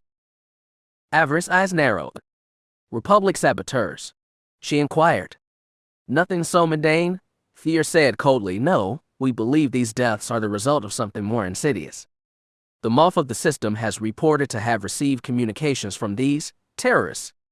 They are not mere saboteurs, but self-styled dissidents, rebels. Fear hissed the last word. It sounded like a curse on his lips. Resistance, rebellion, he spat. These are ideals that the Sith cannot tolerate. These criminals must be crushed before their crusade can gain any more support. Fear leaned forward on the throne. That is where you come in, my child. This rebellion appears to be based on the farming world of Ordana. You are familiar with this world, are you not? His grin widened as he saw her eyes do the same. Ordana, she gasped. Yes? Ordana is rebelling against the Emperor. The Emperor is dead, apprentice. These rebels are fighting against the Empire. They are fighting against us. That cannot be allowed to continue. Avaryss tried to wrap her mind around what she was hearing. Ordana was in revolt. Impossible. Kira Lillis had been born on Ordana. Its people were all ardent Imperials. There was no way that they would rebel. It was not possible. Fear chuckled. Kira Lillis was born on Ordana, was she not? Avaryss nodded. Good, then you should feel right, at home on this mission. He laughed again. Prepare yourself, Lord Avaryss. You're going home? Chapter 3. Home. It was a concept that Darth Avaryss had not thought about much. For the longest time she had looked at the Sith Order as her home. She lived wherever the Masters sent her, carried out her orders and duties to help make the galaxy Sith, to finally free it from the lies and corruption of the Republic and the other governments that sought to spread chaos and disorder throughout the stars. She had done her best to forget Oridanna, to forget her homeworld. Now, she was being ordered to return, to put down a rebellion that should have been impossible. Oridanna had been one of the most loyal worlds in the Empire. She could not accept that her people would turn against their lords. Again she heard the distant strains of music, her mother's, Kira's mother's voice. She tried not to listen, not to think about it. "We're going home," Kira whispered in the back of her mind. "I will be twice as strong there, Avi. You might as well let go right now. Your life and body will be mine." Once again, she ignored Kira. It won't be that easy, she thought. This visit will be no social call. I will be working. I will show you what the Empire does to rebels. Avaryss frowned. Resistance. Rebellion. It made no sense. She could not accept that Oridanna was in rebellion, that a rebellion would even have had the strength to form on her homeworld, her former home world. "It is still our home world," Kira said. "Don't forget that." It was all she could do to keep from shouting at Kira to shut up. Fear had to be wrong. Her people would never turn against the Empire. "My people are loyal, too loyal. They would never have done something so foolish." She once again focused her eyes on her master, ignoring the music and voices that plagued her. "How is this possible, my master?" she asked. "How could a rebellion have formed on Oridanna? The people are almost loyal to a fault." Fear chuckled. "I believe you are looking at Kira Lila's former home with the eyes of a child, apprentice. I'm guessing that Anderlilis did its best to isolate his children from the realities of the place they called home." Avaryss had no answer to that. She refused to acknowledge Anderlilis as her father before Darth Fear. It all felt like a trap to her. "He wants me to say something out of turn," she thought. "He wants to catch me saying something good about Anderlilis." She would not do it. She would not be so easily manipulated. Imperial intelligence has been dealing with the problems on Oridanna for quite some time, Lord Fear informed her. It was small things at first, treasonous words scribbled on walls, defacing imperial monuments at Dana City and other population centers. "Troublemakers," Avaryss shrugged. "I'm surprised Imperial intelligence wasted any time on the matter. Surely the local magistrate could have handled the problem." He had claimed to, Fear admitted, right up until when Darth Angral was killed, right up until the moment that true war against the Republic seemed certain. Fear shook his head. "Damn Angral," he spat. "I understand the desire to avenge a child, but his actions placed us all at risk." "I'm sure Lord Tarna's death hit the father very hard, my lord," she replied. "It is understandable him wishing to avenge him." Avenge? Yes, but also to acknowledge that his son had been a fool. Tarnus had been embedded at the very top of the Republic's special weapons programs. He could have kept up the ruse for years, continued to smuggle us weapons designs, and at the same time make sure the Republic version never worked like it was supposed to. Fear shook his head. The boy could have returned to the Empire as a conquering hero, but instead he turned over all that he had collected to his father and as a result gotten himself killed. "I think that you will agree, apprentice, that was not bravery on young Tarnus' part. It was stupidity." "Angral did provide the Empire with the Desolator weapon, my master," she reminded him. "And what a boon that was," Fear snorted. "Angral did not share the design with anyone else, and as a result, it died with him. The fool did not even manage to accomplish his final mission and destroy the Jedi Temple on Tython." Fear frowned. Angral not only squandered his son's work, he ruined the boy's legacy. All that Lord Tarnus will be known for now is the fool that helped provoke the Empire to war before we were ready. And don't even get me started on Vengian and Barriss." Her master growled.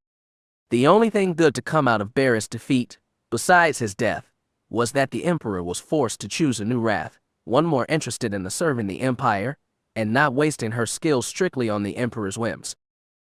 Avaryss nodded.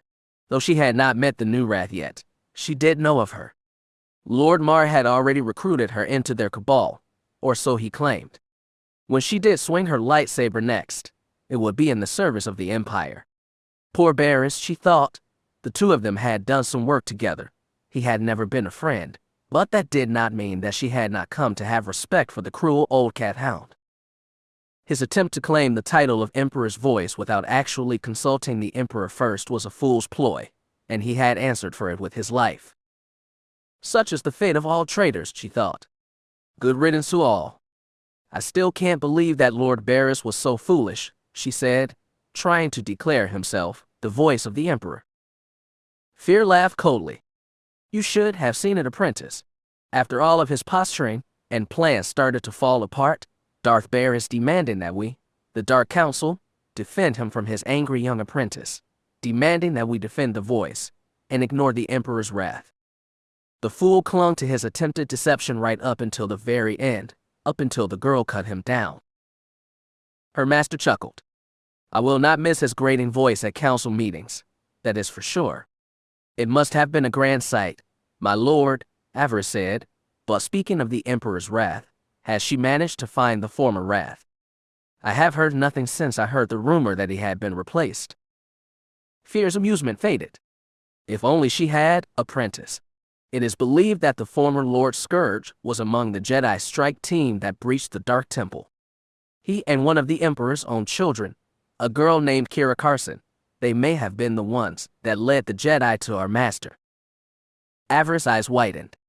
Now this was new news. She had heard stories of the Emperor's children, Force users chosen to speak for the master of them all. They allowed themselves to be trained as vessels of his will, and had been, next to his sworn minions, been his greatest asset, or so rumors claimed. If what Lord Fear said was true, both Scourge and the Carson girls' lives were now forfeit. The Empire would need to hunt them down, and not only them. Any friends or loved ones would need to be destroyed as well, preferably while these two traitors watched. Her frown deepened. It would not bring the Emperor back, but it would be a start. It would be the first step on the road to true justice. Enough about dead fools, Fear said. As for Carson and Scourge, they will be dealt with when the time is right. We need to focus on things that we can change, dealing with live fools, and not dead ones, particularly these fools on Ordana. These would be rebels. Yes, Avaryss thought. Avaryss and Angrel were dead, best forgotten. Scourge and Carson would be joining them soon. The Empire had a new threat to deal with. It was best to get started on that now. Scourge and Carson would die screaming later. For now, they had other matters to attend to. After Angrel's defeat, there was an upswing of rebel activity on Ordana, and not long after, other populated worlds in the IDI system. Shipment delays, equipment breaking down, or being stolen, and then, recently, things got serious. Fear's frown deepened. There were 2 terrorist bombings on Ordana, one at a spore processing plant in Waro, and the destruction of an Imperial recruitment center in Dana City. Her master's finger curled around the armrest of the throne. Now, with the Emperor dead, I believe that our troubles will only get worse. His end will no doubt embolden the culprits to more acts of violence. Have we heard anything from these rebels? Fear nodded. After the second bombing, Moff Gallic received a transmission from them. Avaryss' eyes narrowed. What were their demands? They want a reduction of the quota system, the removal of all Sith enforcers from both Ordana and Fallis, and most important of all, my removal as Chief Administrator and Lord of the IDI system. Fear laughed at that last part. As you can guess, the Moff will not be able to meet their demands. Avaryss considered what she had heard. Neither Ordana nor Fallis had ever caused problems for the Empire before. Ordana's population had been loyal, and as for the aquatic Fallis, they were not warlike. In fact, they had been a protectorate of the Sith since Grand Moff Vacan's time. They had asked for his protection after the Sith discovered them. Neither world seemed the type to produce rebels. She considered the terrorist demands. Perhaps there was a way to draw them into the open, or at the very least cut some of their support. Perhaps we should take some of the fuel out of the fire, my lord, she said. He said. What do you mean, my child? Avaryss shrugged. We could reduce the quotas, she suggested. As for the enforcers, we could pull them back into Dana City, Give the people time to calm down and see the danger that these rebels pose. Her master frowned. You think that we should just submit, give in to these criminals' demands? Of course not. They will need to be hunted down and killed. I'm merely suggesting that we win back the hearts and minds of our people. We compromise. If we can do that, the rebellion may flame out and die. We could. Fear glared at her. She fell silent. So much for negotiation, she thought. Did you expect anything less? Kira asked. No, Avaryss thought. No, she did not. Darth Fear had never been the most rational of Sith. He saw what he wanted, and he took it, sometimes regardless of any consequences. His time on the Dark Council had only expanded his ambitions and made him harder to reason with. She should have guessed he would not be up for negotiation. Remember what he did to Mother and Father, Kira whispered. Remember what he did to my sisters? She did. She had never forgotten. Pamir, Talitha, and Ange had been only a toddler, just a baby. And Fear's enforcers had killed her. They had killed everyone. Fear continued to glare at her. She could feel his anger growing. She bowed her head. I meant no disrespect, my lord. I merely offered. H. Avaryss screamed as she was blown back across the chamber, her body caught in a maelstrom of force lightning. Her mechanical hand was left twitching uncontrollably. It was trying to restore functions. The lightning had momentarily shorted it out. She lay at the bottom of the walkway, her body sparking, her nervous system almost completely overloaded. Fool, Kira spat. Bloody fool. Do you want to die? Stay down. She tried to rise. Her master raised his hands and blasted her for the second time. She cried out as the lightning wrapped around her, made even worse by the fact that she was laying on a metal platform. She was not sure how long she lay there, writhing in agony, but finally the pain stopped. She gasped and looked up. Fear was glaring down at her. Compromise, he hissed. Compromise. He tried to blast her again, but this time she managed to roll out of the way and find her feet. Master, stop, she shouted. I was merely irk. She felt the force wrap around her throat. She gasped as all of the air was crushed out of her. She tried to summon the force to shield herself, but again he proved too powerful. He lifted her up like she was a rag doll, picked her up and pulled her to him. She stopped just short of slamming into the throne. She floated before him, unable to move. She was completely in his power. He was on his feet again. He looked as if she had become a complete stranger. She saw neither affection nor recognition in those eyes. My master was always dangerous, she knew that, but the power of being on the Dark Council had sadly gone to his head. She doubted if anyone could reason with him now. He pulled her in close so that only she could hear him, his eyes ablaze with both rage and the dark side. Listen well, my dear apprentice, he purred. I don't compromise. I will have these terrorists' heads on pikes. I will have their families and friends burned to death as they watch, and all before they take their final breath. They will know the price of crossing me. They will know fear like never before, and in that moment, they will realize something else. He smiled coldly, leaning in even closer. Fear is not to be trifled with. Avaryss couldn't move. She had had no warning about her master's attack. She had gotten no warning in the Force. The vicious lightning attack had left her limbs tingling. She was unable to move.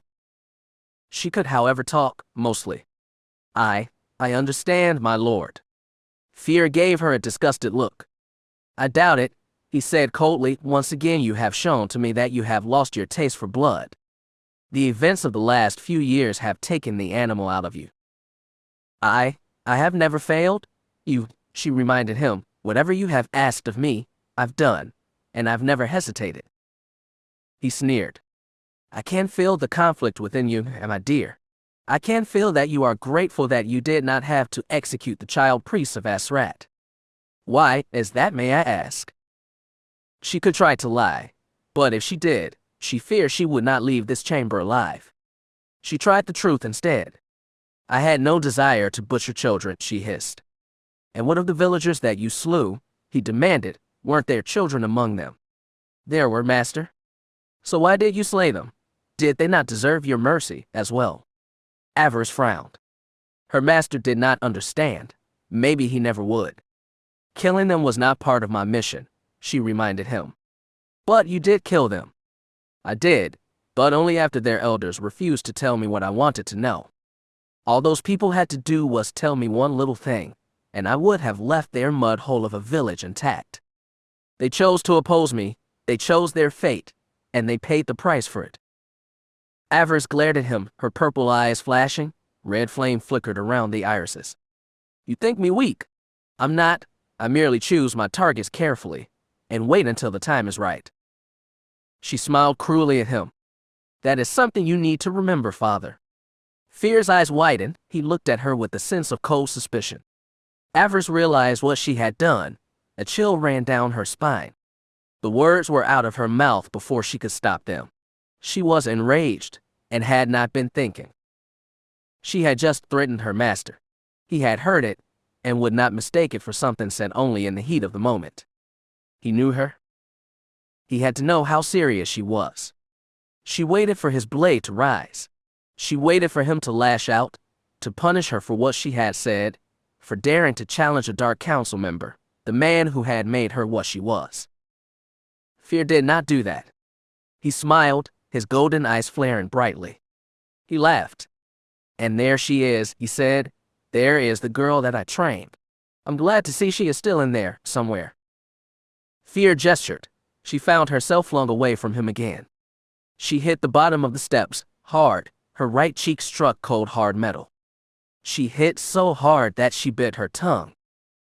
She lay there for a moment, both bleeding and groaning. Yet, she was also angry, furious. You will pay for this one day, you hut spawn, she thought. You will pay for this with your life. Fear returned to his seat. He looked down upon her from on high, his expression amused. Despite your recent failure and disappointments, I intend to give you one last chance, my child. Carry out your mission, bring this rebellion to heel, and you will have regained my trust, and in the process prove yourself worthy. She coughed and spat blood on the metal deck plates. Worthy of what? She demanded. The Iddy system, of course, he replied jovially. For the moment the system remains in the power of an enforcer of mine, Darth Sadi. It seemed an appropriate position, given her new station. She managed to find her way to her knees. Her eyes never left Darth Fear. This time she kept both her mental and force shields up. She would not be surprised by Fear for a second time. And what station might that be, my master? He laughed lightly. Sadi has recently taken control of my son's training. She is tutoring Bill in the art of rule. Who knows, her master shrugged, maybe she will break my dear son of some of his less than desirable attributes. Avaryss was surprised to hear that. She knew that Bill had recently completed his trials on Corbin. He was a young man now, 16 years old, but your lady wife is not proceeding with young Master Bill's training. Sinestra has done all she can for her son, he said with a dismissive wave of his hand. It was as much his choice as it was mine. He wanted to be taken in by a new master. Under Sadi, he will learn what it means to rule. Avaryss only just managed to suppress a smile. Despite what her master said, she knew Lady Sinestra.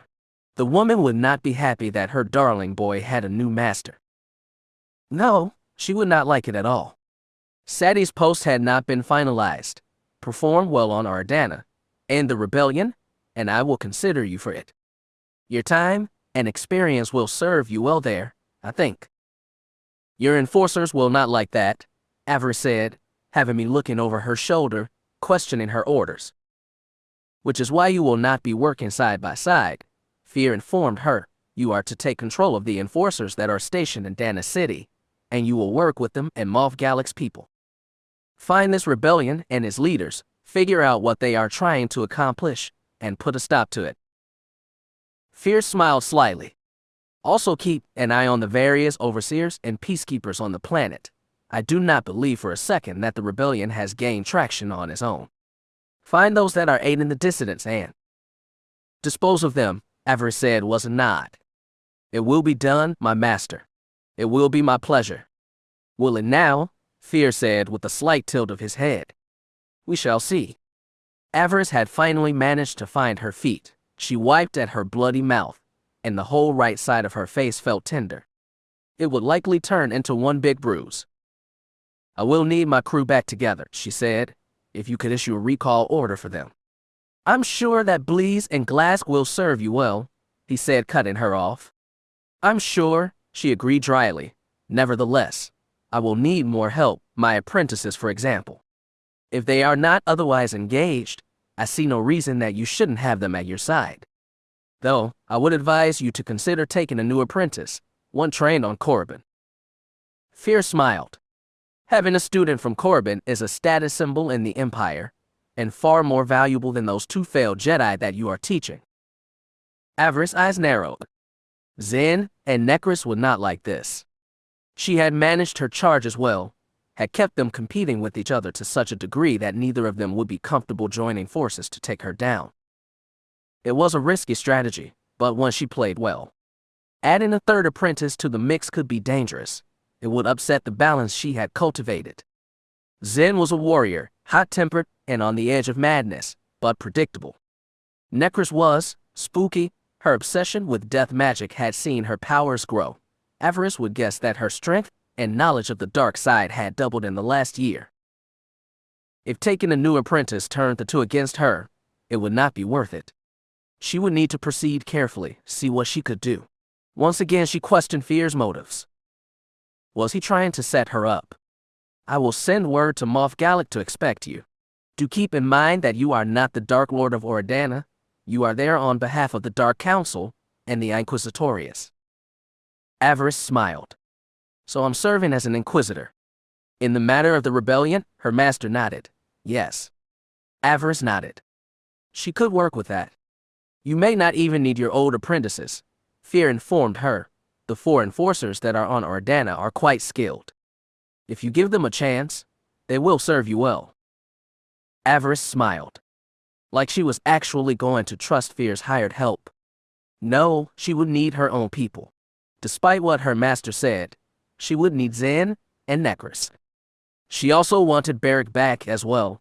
Her older brother might appreciate a chance to visit their old home, and besides, his skills as an intelligence commando would come in most handy if they were to unmask the source of this rebellion. Yes, she thought, I'm going to need them all back. She would get in touch with Commander Holly. If anyone would be able to get messages to her old comrades, it would be her. The changeling engineer was one of her most loyal underlings. Avaryss was sure that she would support her in this endeavor. She knelt before her master. For the moment, he seemed appeased. I will do as you say, master, she promised.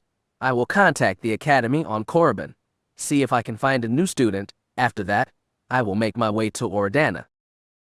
Excellent, her master said. Do remember, apprentice, that your purpose there is not to take command but deal with the rebels. Moff Gallic and his people are there because I need them to be there. Fear gave her a cool look. I would be most disappointed if they were to be removed. Am I clear? Avaryss held a smile, but inside, she was seething. And so he ties my hands, she thought. What if Gallic was the one behind the rebels? She was ordered not to rock the boat, but what if it was necessary? She would need to find a way to make this work. I will leave at once, my lord, she said, bowing. Work quickly, apprentice, he ordered. We cannot afford for this rebellion to spread. The flow of foodstuffs and medicines produced on Oridana must not be interrupted. We still have a war to win, after all. They will not be, Avaryss promised. You have my word. I will. Avaryss blinked. She felt a tightness in her chest. Her head was pounding. No, she thought. No. Not again. She tried to resist, but again that resistance proved futile. She found herself once again lifted off the deck. She struggled in Darth Fear's force grip, but to no avail. He pulled her close again. For a moment she thought he was going to fling her down again, that or force her to humble herself at his feet. She found herself floating before him. Once again she was unable to move, unable to even draw her lightsaber. Fear pulled on her arms and legs. It felt like they were being stretched on some ancient torture device. Master, she gasped, fighting the pain. Why?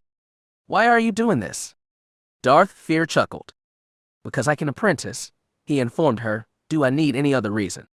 The pain intensified. It felt like her arms were about to be torn out of their sockets. She gritted her teeth, fighting with all her might to free herself, to no avail. I require only one thing before you go, he informed her. Consider it payment for your failure on Esrat. She could barely hear him. Her pain was so intense.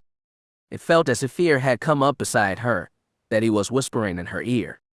Scream for me, my child, he purred. Let me know that I'm hurting you, and you want it to stop. Fear laughed. Scream for me, and you can be on your way. No, Avaryss thought. Never. I will not break, she thought defiantly. I will not. Fear held up one of his hands. He began to close his fingers. The pain intensified. It was agony. She could barely think.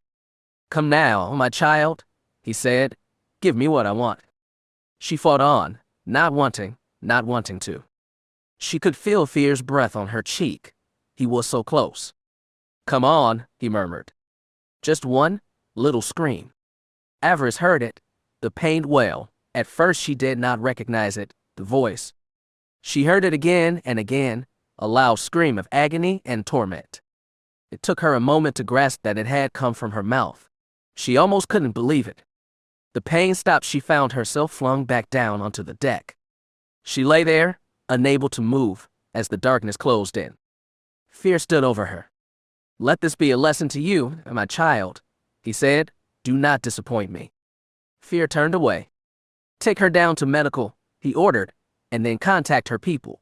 Let them know she will be ready to travel sometime tomorrow. Avaryss tried to rise, tried to strike back at him, to make him pay for causing her such pain without good reason. She could do nothing. The last thing she remembered were the medical droids coming for her, that in Fear's grinning face.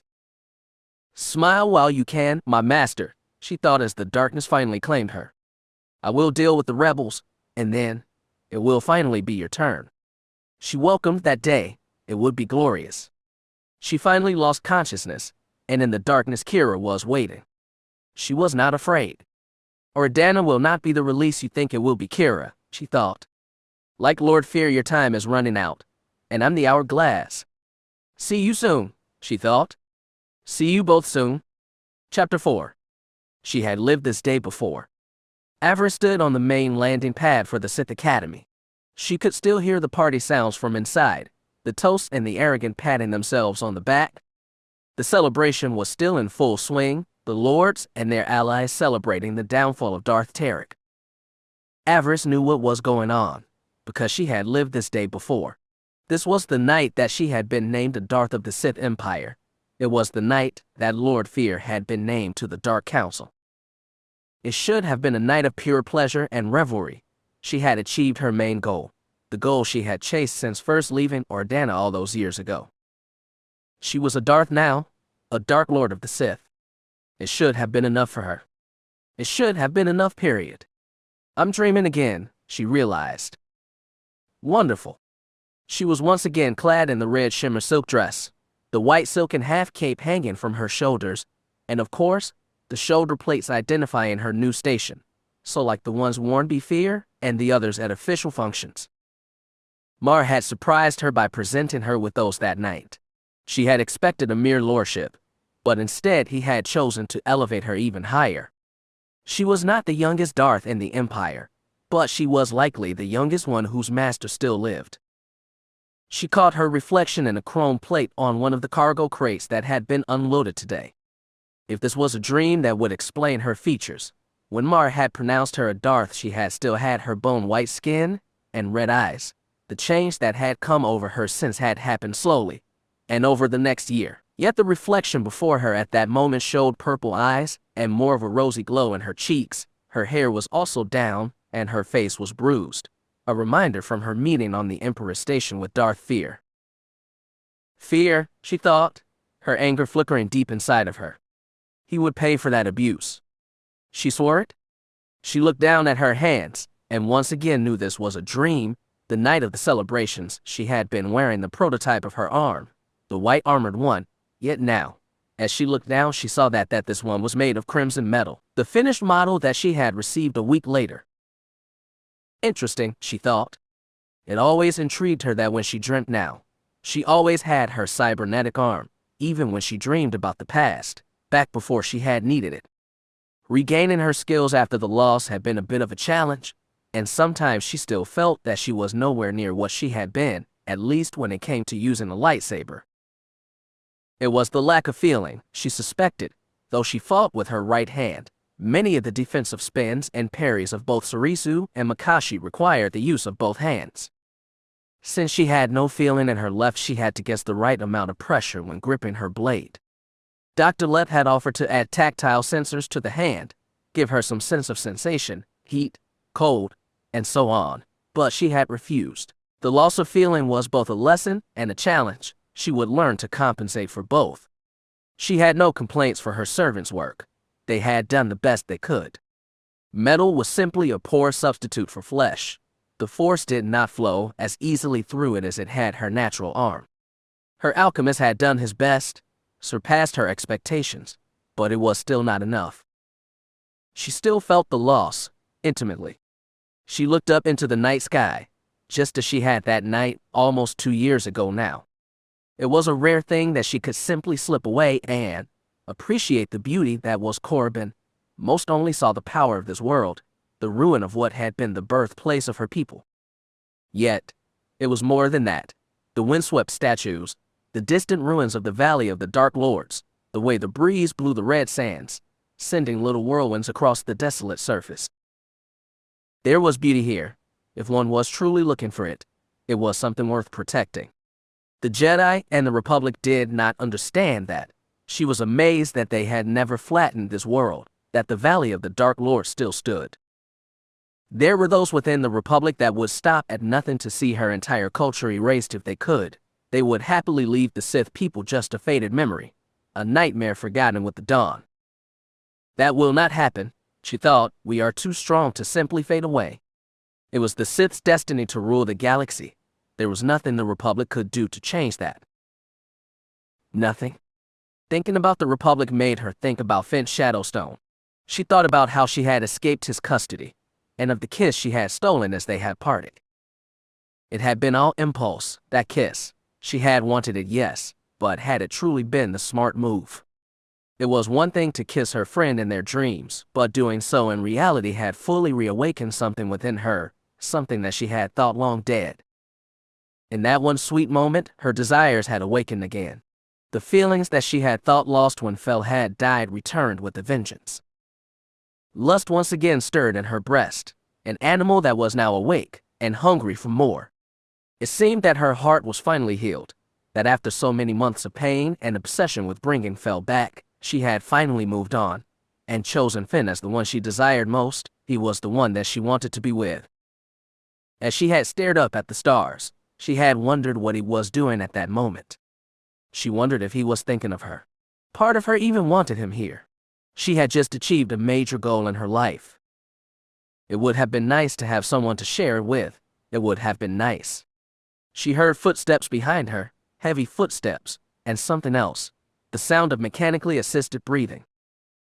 She did not need to turn to know who it was. She remembered that night quite clearly. Yet, at the same time, she felt herself startled, as she had done back then, and turned to face the person coming up behind her.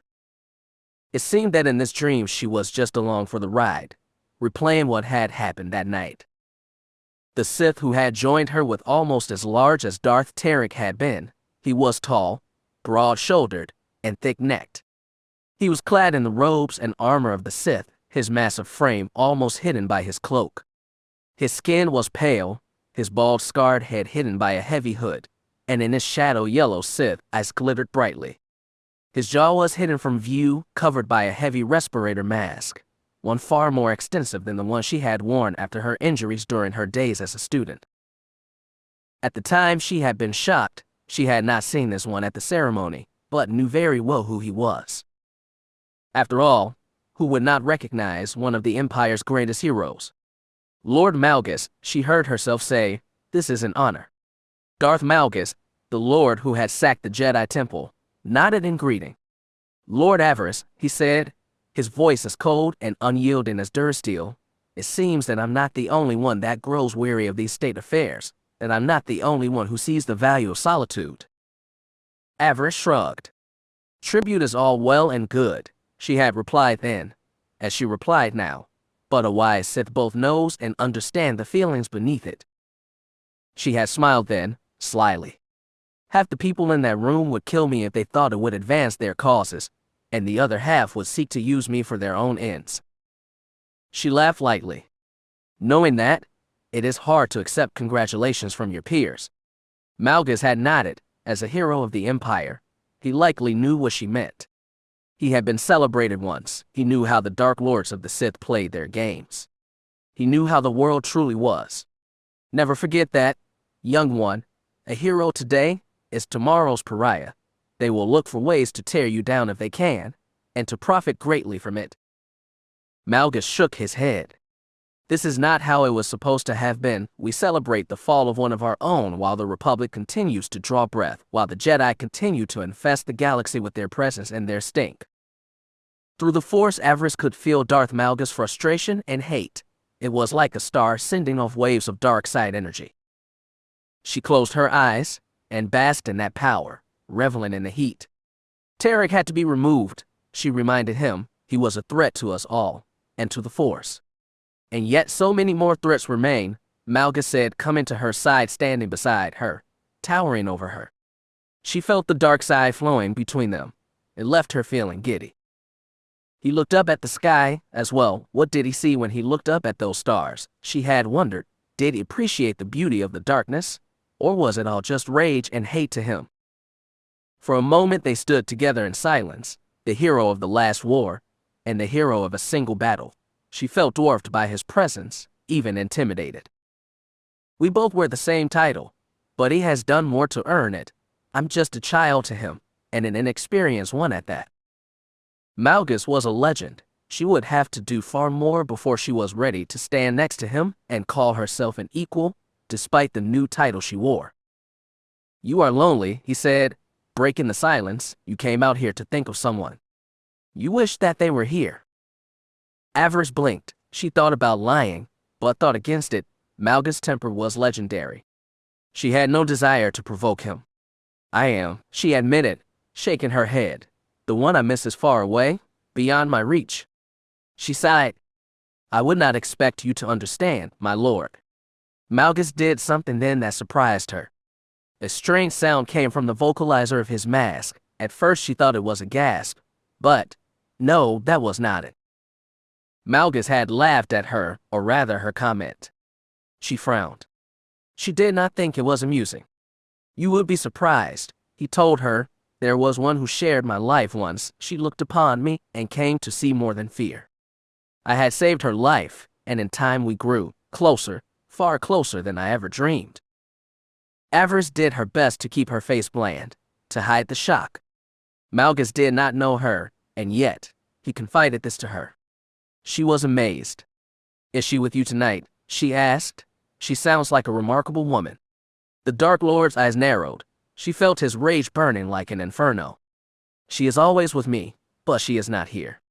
Oh, Avaryss said. I see. It was at that moment that he turned to face her, to pin her under that cold, pitiless gaze, the gaze that saw the retaking of Korriban and the sacking of the Jedi Temple. She could not help it. She quailed under those icy golden eyes. Allow me to give you some advice, young one, he said coldly. If you wish to survive here, if you want to rise higher than you have now, do one thing, and do not hesitate. Yes, she asked eagerly. Yes. Find this one that you wish to have at your side. Find him and everyone else that you care about. Bring them all to you, and bask in your feelings for them one last time. Avaryss blinked. And then, my lord. Kill them, Malgus said flatly. Kill them with your own two hands. Do it as slowly and as intimately as you can. Feel every emotion, the guilt, the pain, the blood. Let it wash over and cleanse you. Remember to save the one you desire for last. Let them know that you cared enough to let them watch the end of everything, and then take their life, savor its end, and every second that passes when you do it. That is how it was with me, how it was with her, my darling wife. Avaryss could not completely hide the horror on her face. She tried, but Lord Malgus, he. Emperor save me, she thought. The man had killed his own wife. He killed her for what? Revenge. Malgus made that sound again, that single barked laugh. You look pale, child. Did I say something wrong? Avaryss swallowed hard. Did she wrong you in some way, my lord? She died because she loved me, and I loved her. She made me weak, and that was a crime that I could no longer tolerate. He stepped closer to her, and as she had done on that night, she took a step back, seeing the hero of the Empire with new eyes. All power has its price, the darkness whispered in her ear. That was the price that Lord Malgus had to pay. Kira had her own opinion. He is monster, she thought. A cruel and heartless monster. For a second she had been afraid that Malgus would hear that he would be able to hear Kira's words. He did not, lucky for her. Destroy what you love and you will achieve a power beyond your wildest dreams, he advised. You will hate yourself when you are done, but in that moment, that hate will open a door that will never close again. You will wield a power beyond even the greatest of the Dark Council. He looked her in the eye, her crimson eyes to his golden ones. Kill what you love, and you will become more than what you are. You will be, Sith. He backed away from her then, pulling his hood farther up, once again hiding his features from her. Enjoy the rest of the evening, Darth Avaryss, he said. Congratulations on your good fortune. Malgus had left her then, left her to ponder his words. Avaryss did not take her eyes off of him until he was off the platform, until he had vanished back inside the temple. She found herself hoping that Zen would not see him. If her apprentice dared attack Malgus, she feared that she would be down one apprentice. His words amazed her. He had killed his own wife, and for what? The power and glory of the dark side. His confession had left her speechless. After he had left, she had found herself thinking about what he had said, about what he had done. She thought about it, how it would feel to do as he had done. She imagined standing alone in a room in the temple. Taya was dead at her feet. Beric was dead at her feet. Her crew was dead at her feet. Her servants were dead. She saw Finn in front of her. He was looking down in horror at the things she had done. He was horrified by the price she had paid. She smiled cruelly at him. She wasn't done. She went to him, but instead of embracing him, she wrapped her fingers around his throat. He had not fought at first. He still trusted her, still was trying to understand. That was his mistake. Her left hand tightened around his throat, far tighter than the right one was capable of. Kira, stop, he gasped. Please, stop. She heard his words, but could not do it. She would not do it. I'm sorry, she sobbed. I love you, but I'm so sorry. She felt the vertebrae in his neck crunch beneath her fingers. She watched as the light left his eyes, as he slumped to the floor at her feet. Tears ran down her cheeks. She was sobbing, but at the same time, she felt it building up inside her, a wave of darkness, a tidal wave of pain and self-hatred. She began to giggle. She was still crying, but it was no longer with sadness. It was joy and elation. I'm free, she thought. I hate myself, but I'm free. She was once again standing on the landing pad, looking out over Corbin. In the chrome side of the crate, she saw her reflection. Her eyes were sunken pits blazing with fire. Her face was withered with the overflow of dark side energy. She could not hold it in. Not any longer. She stretched out her hand and a maelstrom of force lightning exploded from her fingertips. She laughed as her power consumed everything around her, as it obliterated not only the Sith fleet in orbit, but Corbin as well. Her power consumed everything. What did armies matter? What did worlds matter? She was hungry for power and death. She would gorge herself on both. It was glorious. It was beautiful. The joy of killing an entire world. The rapture of destroying whole galaxies. It was magnificent. I am no mere Sith Lord, she shouted to the stars as her power blew them out like so many candles, destroyed by her rage and her freedom. She laughed manically. I am the Sith. She found herself staring at a throne, cut from a single piece of dark stone, its edges were bladed, its stones worn by many feet, and the power of the dark side. It was old, ancient, perhaps even from before the days of the Empire, before the arrival of the Dark Jedi that had first taken the Sith to the stars. It is my throne, she knew, it belongs to me, and my blood. It is mine. It is ours, my children and their children, down through the millennia. It belongs to us. It belongs to me. We are all Avaryss. We are all the Sith.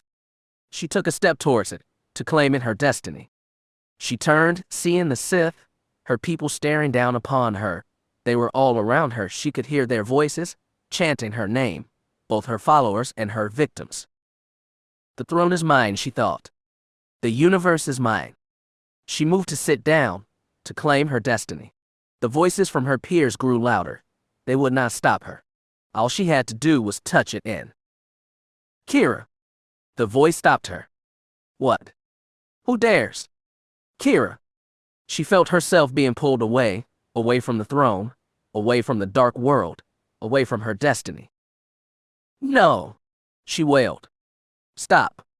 It is mine. Mine. She gasped. She found herself back on Corbin, back outside the party. Though everything had fallen silent, she heard no Dark Lords, heard no toasts or cheers. Finn Shadowstone stood before her. He looked worried.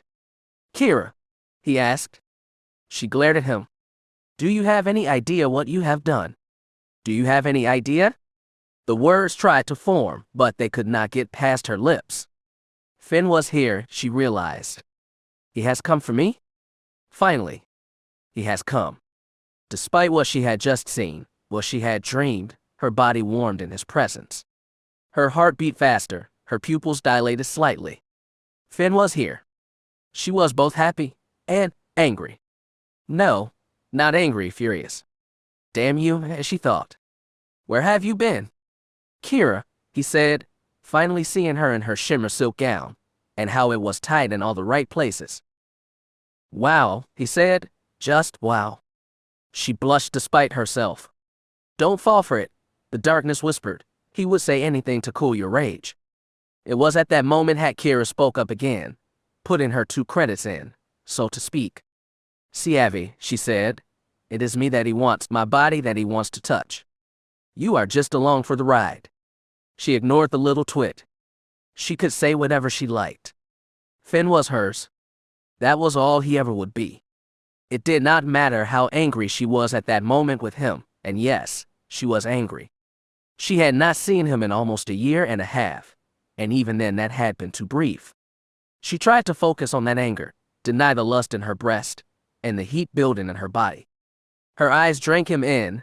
He was as she remembered, the spiky blonde hair and hazel eyes, that delicious form hidden by the robes of a Jedi, and she smiled slightly. Your braid is gone, she said. Yeah, he said, touching his hair nervously. Master Jazz cut it off. My time as a Padawan is done. He smiled proudly. I'm a Jedi Knight now. Good for you, as she purred. She could not entirely keep the venom out of her voice. Kira, he said, have I done something wrong? She gave him a cruel sneer. Let us just say, if we were sitting in a cantina right now, I would throw a drink in your face. She crossed her arms over her chest. I've been trying to reach out to you for months, she said. You have been ignoring me. I'm sorry, he said. I've been busy at the war. You think you are the only one who has been fighting. We both serve, our people remember. I remember, he said. I felt when you tried to reach out to me, when you tried to contact me. I could not give in to that temptation. I'm sorry. She blinked, her purple eyes flickered with both anger and power. Couldn't, why? She asked. He gave her a pained look. As you said, we are at war. The Republic and Empire are at war. We are not. And if I was to let something slip about what the Jedi and Republic were doing, would you keep that secret, or would you pass it on to your masters? If you let something slip, do you think I would be able to stay silent? Finn sighed and shook his head. I did not want to put you in that position. I'm sorry. Avaryss pursed her lips. She considered what he was saying. It gave her pause. He was protecting me. He was protecting himself, and his republic. The darkness within her snapped back. Do not be fooled by this Jedi's games. Send him away. Be done with him. She could do that. She realized she could send him away, tell him to never try, and contact her again. He would do it if she asked. Despite what they shared, he would honor her wishes. She found herself thinking about what she had been dreaming, about the power, the throne, about Malgus and destroying everything that she loved. Would it make her strong? Probably. Did she want that strength? She was not sure. It was the way of the Sith to pursue power without fear or hesitation, but power did have a few drawbacks. Power could not stop you in your tracks with a glance or a gentle touch. Power could not soothe you to sleep. It could not hold you and comfort you in his arms. Malgus was a fool, Kira said. His path is not the only one. Protecting what you love, destroying any who would dare threaten it, that is a power in itself. Finn, Taya, Barrick, and the others, they were hers, and she would be damned before she let anyone take them from her. She would destroy whole worlds to defend what was hers. She worried her lip with her teeth. She watched Finn. She could not take her eyes off of him. You were protecting me, she purred. You were trying to keep me safe. Yeah, he laughed nervously. You are special to me, you know that. I couldn't. She had heard enough. Anger at his distance these many months turned to desire. Any reason was cast aside as lust flowed through her veins like liquid fire. She went to him, threw her arms around him, and kissed him, long and deeply. He did not even try to resist. He tensed, briefly, but then she felt him submit. He wrapped his arms around her. She could feel his fingers moving up and down her body. She moaned like a pleasure slave. She could not help it. Finn, she thought. Oh, Finn. He broke the kiss. He was breathing heavily. They had discovered early on that they could feel each other's touch in this place. They could feel the most gentle of caresses. She smiled hungrily. What would it feel like if she threw him down on the deck and had him, right here? Her heart was pounding. She wanted to test that theory. She wanted him. She wanted him right now. Your eyes, he said in a husky voice, they're different. She kissed him again, silencing him, the handsome fool. She did not want to talk about her eyes right now. Not when other parts of her body demanded attention. She would. Ow. She pulled back. He had kissed her face, the right side of it. She winced and looked away. She had not wanted him to see the bruises. Kira, he said, your face. It is nothing, she said, trying to move her hair in front of the damage. She did not want him to see it. He gently lifted her chin and pushed back her hair. She winced at the pain in his eyes. The war? He asked. She could have lied, but in that moment she did not want to. My master, she admitted. He was most unhappy with my recent performance. Finn's eyes narrowed. He hit you. Among other things, she said with a shrug. She felt Finn's anger flare in that moment. It was as hot as a star, and could be just as annihilating. His love for you will be his undoing, the darkness within whispered. It will draw him to your side, and the darkness. She tried not to smile. She would not give up the game so quickly. The hut spawn, he spat. No one should touch you like that. It is nothing, she tried to assure him. It doesn't even hurt that bad. A lie, but it was a useful one. She was not above manipulating him, not if it took him to where she needed him to be. She gently stroked his cheek with her right hand. Let us not waste our time talking of my master, she purred. We have been apart for so long. Let us make the best of it. She kissed him again and again. She felt him losing control again, giving in to his own desires, his own wants. He took her into his arms and lowered her down. She expected to feel the cold deck of the landing pad beneath her, only to feel silken sheets on her back as he gently removed her cape and shoulder plates from her. They were now in her apartment in Kaas City. He continued to kiss her, working his way from her ear down to her throat. She groaned in pleasure. Undress me, she gasped. Please, Finn, please. She felt him trying to pull back, trying to remember his Jedi calm and training. She did not let him. She reached up and kissed him again, wrapping her legs around his waist. She guided his hand to her dress, moving his fingers, helping him pull it down. You won't escape that easy, she thought. Tonight you are mine. You are. The world fell out from beneath her. She was pulled from Finn's arms. She heard him calling out to her as they split apart. No, she thought. No. Not again. Avaryss opened her eyes. She was lying in a bed, but it was in a room that she did not recognize. Her eyes darted around quickly, trying to take in everything, to figure out where she was. Someone was next to her bed, staring down at her. It took all of her self-control not to lash out. Her heart leapt into her throat. Recognition stopped her, but only just. The person leering at her was not really capable of leering, not yet. It was a little girl, toddler really, no more than 2 years old. Her blonde hair was pulled up into 2 small ponytails. Her heart-shaped face and wide smiling face was as familiar to Avaryss as her own. Those large blue eyes radiated only a child's excitement and glee, not really understanding what was going on. Hi, Auntie Avy, the little girl smiled. You wake? Avaryss sighed and fell back in bed. She picked up the closest pillow, put it over her mouth, and screamed with frustration into it. She had been so close to Finn, so very close. Now it was over. It was gone. Shit. She groaned and shook her head. Aya, she grumbled, I'm your godmother, and I love you. I truly do, but sometimes you can be a real pain. The child giggled. Perhaps she thought that her Auntie Avy was joking. She wasn't. Avaryss threw off the pillow and sat up, putting on her best smile. Hey, Aya, she said warmly, is your mom here? I'm right here, Avy. Avaryss looked over at the doorway and nodded. Taya, her best friend and first servant, stood there, looking pretty well considering the chaos that the Empire had endured recently. Motherhood apparently agreed with her.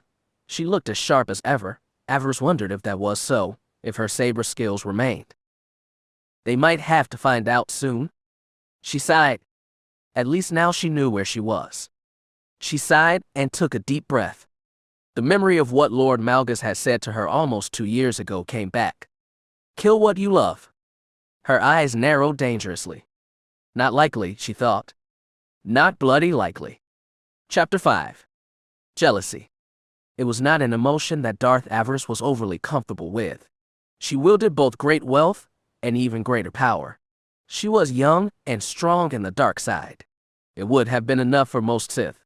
It should have been enough for any Sith. Yet, when she watched Taya playing with her little girl, as she watched the young mother laughing as she tried to catch Aya and scoop her up into a warm hug, she felt a stirring in her breast. It does not matter how much power you wield, how many underlings bow to you, Kira's voice whispered from the back of her mind. You will never have this. You don't deserve this. Even the heavy gray clouds overhead and the threat of a second Republic attack did little to kill the mother and daughter's joy as they raced through the estate's large garden, one of the few examples of luxury that Taya owned since becoming a lord herself. The gardens were both large and twisty. They were perfect for a child's game of tag. Aya ducked her mother's reach and zipped off again, pausing only briefly when she noticed Avaryss watching them. The little girl giggled and waved to her. Avaryss, trying not to let her jealousy show, smiled and waved back. It was not the child's fault. How could the less than 2-year-old understand the choices that she had made? Normally she would not have come here, not intruded on her friend's bliss. Of course she had not had any choice in the matter. Bleeze had been following orders, and her orders had been clear. As soon as House Avaryss War Master had learned that she had been taken to medical on the Emperor's station, the trooper had moved in. Bleeze knew that leaving her in care of her master's underlings was not the smartest of moves. Since Avaryss' ascension, their relationship had cooled. The trooper had taken no chances. The War Master had gone to medical, with a company of Avaryss loyal troopers, and retrieved her. They could have brought Avaryss back to her destroyer, but instead chose to go down to the planet's surface. Bleeze could have brought her home, back to her apartments in Kaas City, but had decided against it. Kaas City was a mess right now. still cleaning up from the Republic attack. Troopers were out in force stopping rioters and looters. The council had imposed both a curfew and martial law, at least until the threat and fear of a second Republic attack subsided. Since her followers could not take her home, there was only one place on the planet to bring the Sith Lord, the one place where she would be welcomed. Teia's estate on Dromund Kaas was not the largest or most luxurious, but it was secure. It had once belonged to Teia's late master, but had now passed into the ownership of the blonde Sith and her husband. 8 months ago, Teia had retired her master after he had been injured in a battle on the planet Quesh. Since that time, she had claimed all that was once his in both her name and for House Avaryss. As her friend's oldest ally, Teia had been the first full Sith to declare loyalty to her. Blees had known this, and so Avaryss had been brought here. It had been the smartest move. Blees, still fully clad in trooper armor, stood a few steps behind her at Avaryss' side as bodyguard. Colonel Glask had returned to Avaryss' destroyer, the Emperor's wisdom, to prepare for their journey to Ordana. Normally, Avaryss would have been there herself, but after learning that Teia would be leaving soon to oversee some matters for her family, decided to spend a few hours with her old friend. The two had not spoken much in the last year. She had left to tend to the matters of the war just after I had been born, just after Teia and her husband had asked her to be the girl's godmother. It had been kind of them, and expected, given her patronage of Teia and her family. It was also expected that Teia welcomed the Dark Lord into her home when she needed it. It was the safest place to stay while she licked her wounds. She found herself thinking about her new mission, about returning to Ordana after all this time. She was concerned. The Kira side of her would be much stronger there. The past would make carrying out her orders difficult at times. She would need all her powers and faculties about her as she dealt with these rebels. She would need to teach them to fear the Sith again. Such a mission would be good for her, reminder of why she had chosen to become Sith in the first place. She could do this. Ordana would learn his place. A servant came up to Teia as she finally managed to catch the giggling, happily squealing child. The man whispered in Teia's ear, as she nodded. She gestured to the girl's nanny droid, who dutifully rolled up and took Aya from her mother's arms. After a brief exchange, and a loving kiss on the forehead, the little girl was taken away, waving goodbye to her mother. Teia smiled and blew her a kiss. Once the girl was gone, she turned and made her way over to the small gazebo where Avaryss had been resting. Her expression was cool and all business. She has found something, Avaryss realized. She was eager to hear her friend's report. Commander Holly is on her way, Avi, Teia informed her. She will be joining us within the hour. Avaryss nodded, pleased by the news. Next to Teia and Barrack, Lieutenant Commander Holly was one of her most trusted servants. The engineer had been serving her since her first mission off Dromund Kaas, and the two had become, if not friends, then the closest thing to it. She had always kept my secrets, Avaryss thought, and I have always kept hers. It had made for a profitable and stable relationship. Few outside of Avaryss' house knew the full story of Lujane Holly. Born a changeling of unknown origin, she had risen through the ranks quickly with Darth Avaryss' patronage, and was likely the highest-ranked non-Sith alien in the Empire. Holly owed much to Avaryss, and had repaid that many times over. If anyone could track down Avaryss' old crew, it was her. She was on good terms with all of them, as far as the Dark Lord knew. Things would move quicker with her old ally here. Teia joined her as the servants finally brought out the two lords' breakfast. Avaryss waited as patiently as she could while their underlings saw to their needs. What the two had to discuss was not for the ears of servants. Teia had been her allies' eyes and ears here on Dromund Kaas, and had been handling several of Avaryss' operations. She was eager to hear a status report on them, before her friend left for her new holdings on the planet Zyast. Teia's expression was grim as the servants finally left. When they were out of earshot, the blonde girl began. Is it true, Avi, she asked, is the Emperor truly gone? It seems that way, she replied. His station was all but abandoned, and the Council has assumed control. My master is up there right now, holding it in stewardship until the rest of the council figures out what to do. Taya shuddered. She, like most of the other Sith here, were worried. The Emperor had been their guiding light and shepherd for almost 13 centuries. It felt strange knowing he was no longer there. I just heard from my people in Kaas City, Avi.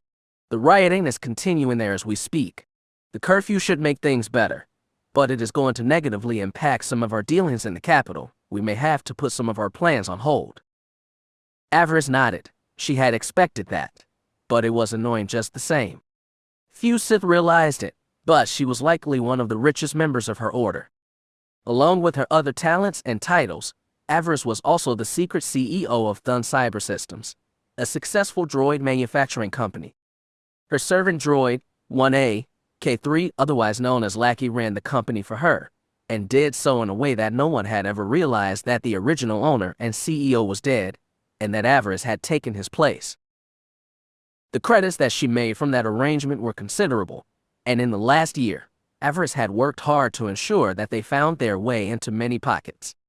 She had agents within the Port Authority, Security Force, and several business guilds and companies that service Kaas City. In short, she was following in the footsteps of Sith like Darth Avaryss, building a network of invisible agents to not only provide her with information, but also extend her reach in the Empire. When the time came to take the next step in her life, she would be ready. Avaryss was not simply another pretty face. She wished to be one of the most powerful lords here in the capital. There have been some losses in the last few months, Taya informed. People we have talked to have disappeared, or turned up dead. Avaryss frowned. That was not good news. Were the people we lost doing something special? Not really. Most of them were simply recruiting, or looking to advance into more useful positions. Taya sighed. I thought it was simple intelligence sweeps. Agents are lost all the time when the Watcher suspects someone might be providing certain lords with useful information, but it was the speed with which our people were lost that concerned me. They were snatched up far too quickly, and in rapid succession. Avaryss cursed under her breath. We have been compromised. To a limited degree, yes, I believe we have, but as I said, the speed and finality of the way our agents were dealt with suggest more than mere intelligence involvement. Avaryss nodded, already guessing what her friend was going to say. The Dark Council is watching me. They are seeking to limit my reach. That would be my thought on the matter, yes. Avaryss cursed again. Damn, fear, she thought. Damn that man to the darkest pits of hell. If it is your master, Avi, I have to wonder why he has not moved to shut down all of your operations. Some remain intact and proceed as planned. It is a warning to me, I suspect. Fear wants to let me know that he can get me wherever I go, and that my operations only continue because he allows them. She hissed, her anger held in check, but not entirely restrained. I still have a few allies on the Dark Council. I will see what they can tell me about what my dear master is up to. His decision to claim the Emperor's station was an audacious move. Part of me wonders if the council approved it before that all went down. Taya shook her head. He weakens your power base here, and now he is sending you off to protect some backwater. I think it is safe to say that your master is no longer on your side, Avi. He may even be actively trying to destroy you now. Avaryss did not deny that. Things had been leaning this way for the last year, even before the war broke out between the Republic and the Empire. She did not agree with the whole backwater comment, but her friend's point was a viable one. Fear felt threatened, and now he was doing something about it. It was not the smartest of moves, but it was probably the best one he had. It seemed that any sense of affection that Fear had once had for her was now gone. Her master had reached the point where he had started seeing his apprentice as a rival. It had to happen sooner or later, Avaryss realized. Now with the Emperor dead and so much up in the air, it had just accelerated the situation, increasing the speed that the two Sith were moving, and all towards an inevitable collision course. The bomb was ticking down. Eventually there would be an explosion. As for defending Ordana, that was something that Avaryss would have done anyway. Her former homeworld was the jewel of the Idi system. The foodstuffs and spores that it produced were a necessity in times of war. Preserving Ordana was necessary, even if it meant she would be surrounded by enemies, Even if it was a trap, one set by her master, she would have to step into it. The Empire needed Ordana. The trouble there needed to end. "We may need to start again," Avaryss said, referring to her lost agents. "When you get to Zyast, keep an ear open, see if there is anyone that we might be able to recruit to our side. We need to start rebuilding our network." "It will be done," Taya promised. "I will." Taya's personal comlink beeped. She looked down and pulled it out. A hooded man appeared, asking if they could speak privately. "Excuse me, Avi," she said. "I need to take this." Avaryss nodded, gesturing for her friend to go about her business. She watched Taya go, curious about what was so important. Once again, her friend had proven her worth. She may not have been one of high-level Sith Lords here, but she was valuable. Her lower rank freed her from some of the politics that tied the hands of other lords, making her even more useful to Avaryss and her allies. She had always stood by her. Avaryss was grateful for that. For a time, she had considered bringing Taya in, even more so than she was now. She had been prepared to offer her old friend her brother as a potential husband. As a Sith and the head of their family, Beric would have said yes to the match. At least she suspected that he would. Taya would have been dutiful to him, and given the fact that he had the potential to give her 4 sensitive children, the match would not have been a bad one. Taya would have been an agreeable wife to Beric and sister to Avaryss. Plus, it would have given Avaryss more access to the Dresco family fortune, to which Taya and her younger brother were both heirs. Sadly, that had not been meant to be. Lord Kaas, Taya's master, had moved before Avaryss had had a chance. He had accepted an offer from a lover of Taya's named Femrest for his apprentice's hand. Taya had been a hot commodity at the time, having helped save the Empire by bringing back the vaccine to Darth Tarog's killer virus. The two had been wed in a whirlwind ceremony, a ceremony carried out while Avaryss had been a guest of the Galactic Republic. She had had no say what had happened. She had had no chance to make a counter-proposal. Taya, having been fond of Fem, had accepted and done her duty. I was born almost 9 months after their wedding night. Fem had wasted no time. Fem was tender with Taya. He saw the softer side to her and played to that, never questioned, and never tried to change her. Avaryss had been angry, at first. She and Taya had been close, probably far closer than she should have allowed, but that anger had mostly faded when she was asked to be the child's godmother. She welcomed the honor, despite all the feeling that had come up because of it. She hated the fact that Taya would no longer be on Dromund Kaas to oversee her operations. She would not be easily replaced. Of course, the opportunity to expand her operations to Zyast could not be underestimated. She would just have to be on the lookout for someone new to run her operations here, someone she could trust. It would not be easy to come by. Taya returned a few moments later, her old friend radiating satisfaction. Avaryss smiled. "Good news. For both of us," Taya informed her. "I just heard from one of my agents in Kaas City. They were successful." Taya beamed. "We have Sinfir in our custody." Avaryss' eyes brightened. Sinfir. At last. Sinfir was her master's eldest child, the one born with little or no force sensitivity.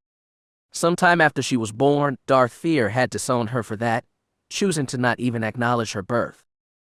He had cast out his own child, the one that he had thought would have stood beside him on his rise to glory. He had tried to replace her with Avaryss, and though she had proven stronger than her master's daughter, that relationship had now soured too. Perhaps Fear was not meant to enjoy his success. Maybe he was just a lousy father. Avaryss would have said as much. It was a choice, the one to cast aside his own child, that still pained her former master. His beloved little girl was no longer welcome in their family. Eventually, possibly through some family connection, she had gotten a position within the Imperial Supply Office. She worked there as a filing clerk. Her master did not acknowledge the girl's birth. His wife did not acknowledge it, only keeping a single holo of her in her private quarters. Avaryss could only imagine how the girl must have felt, being cast out simply because the way she was born. It did not suggest much love on her master's part. He was protecting his position, of course. Such a scandal might have hurt his rise, maybe even have blocked him taking a seat on the Dark Council. The Sith Lord could be quite petty when they wanted to be. Avaryss turned to Taya, still not believing what she was hearing. I thought the girl was being watched, guarded by Darth Fear's people. She was, until the battle broke out. Taya informed her. The girl's defenders got caught up in the battle and were slain. My agents saw their chance and grabbed her, got her out of Kaas City as fast as they could. Fear's people will be looking for her, Avaryss reminded her friend. They will be searching for a while, Taya answered. The section of the street where Miss Fear lived was destroyed by debris falling from orbit. It will take the security crew weeks to dig through the wreckage, and likely many bodies will not be found. Taya gave her a triumphant look. It is safe to say, we got away clean this time, Avi. The Dark Lord smiled. Excellent, she thought. Most excellent. This cannot be traced back to me, Tay. I trust you have made the proper arrangements. The agents that grabbed the girl have been liquidated as precaution, Taya promised, and their handler has committed suicide. There is no link to you. Good, Avaryss nodded. Where's the girl, now? At one of my father's warehouses, Taya informed her. She is unconscious, but being kept comfortable. Avaryss nodded and gestured to Bleez. The trooper came to her side. My lord, the War Master said.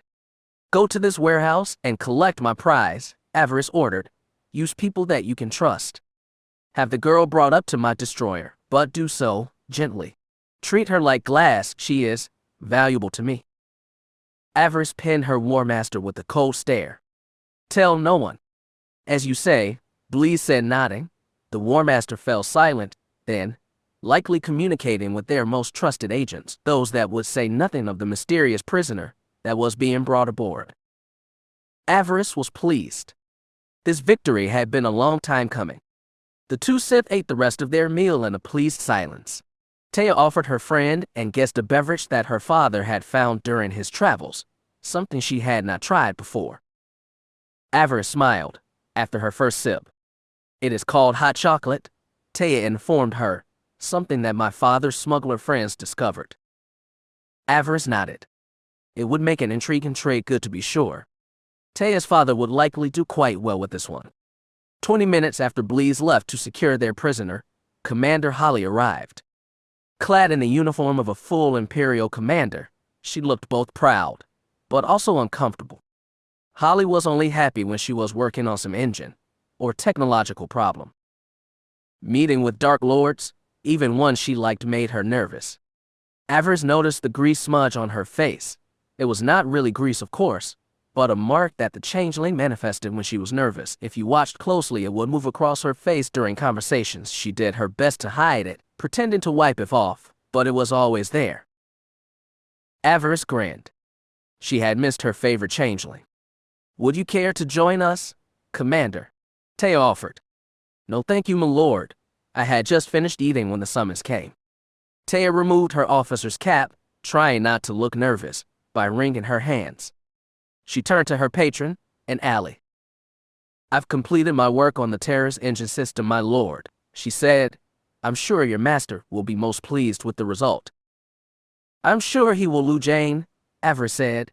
In battle she would use the girl's title, but when it was just them she was content to use the woman's name. Holly had never complained about it. Lord Taya said you have a new mission, the changeling said, that you requested my help. I did indeed, Avaryss informed her. We are once again going into a danger, Lu Jane. A rebellion has broken out on a world necessary to the war effort. I've been ordered to deal with it. Avaryss smiled. We will need to reassemble our old comrades. I will no doubt be surrounded by enemies when we reach our destination. I will need people that I can trust. Holly nodded. I will stand with you as always, my lord. As you well know, Holly promised. The others may be harder to locate. I suppose they are, Holly, but that is why I have you. You have maintained communications with your old shipmates. Rink has contacted you since he left, yes. A few times, but that was when he had questions about the ship. I'm not sure where he is now. I suppose that might make him difficult to track, but his skills are needed nonetheless. I should be able to reach Necros through the Citadel, order her to return to my side. I should be able to find Zen that way too, if she is not otherwise engaged on the front line somewhere. HK will return when his mission is complete as always, which leads me to Barrack. Avaryss gave her friend a knowing look. Lu Jane was one of the few on her crew that she trusted with the knowledge that they were brother and sister. It seemed appropriate considering what the changeling had shared with her.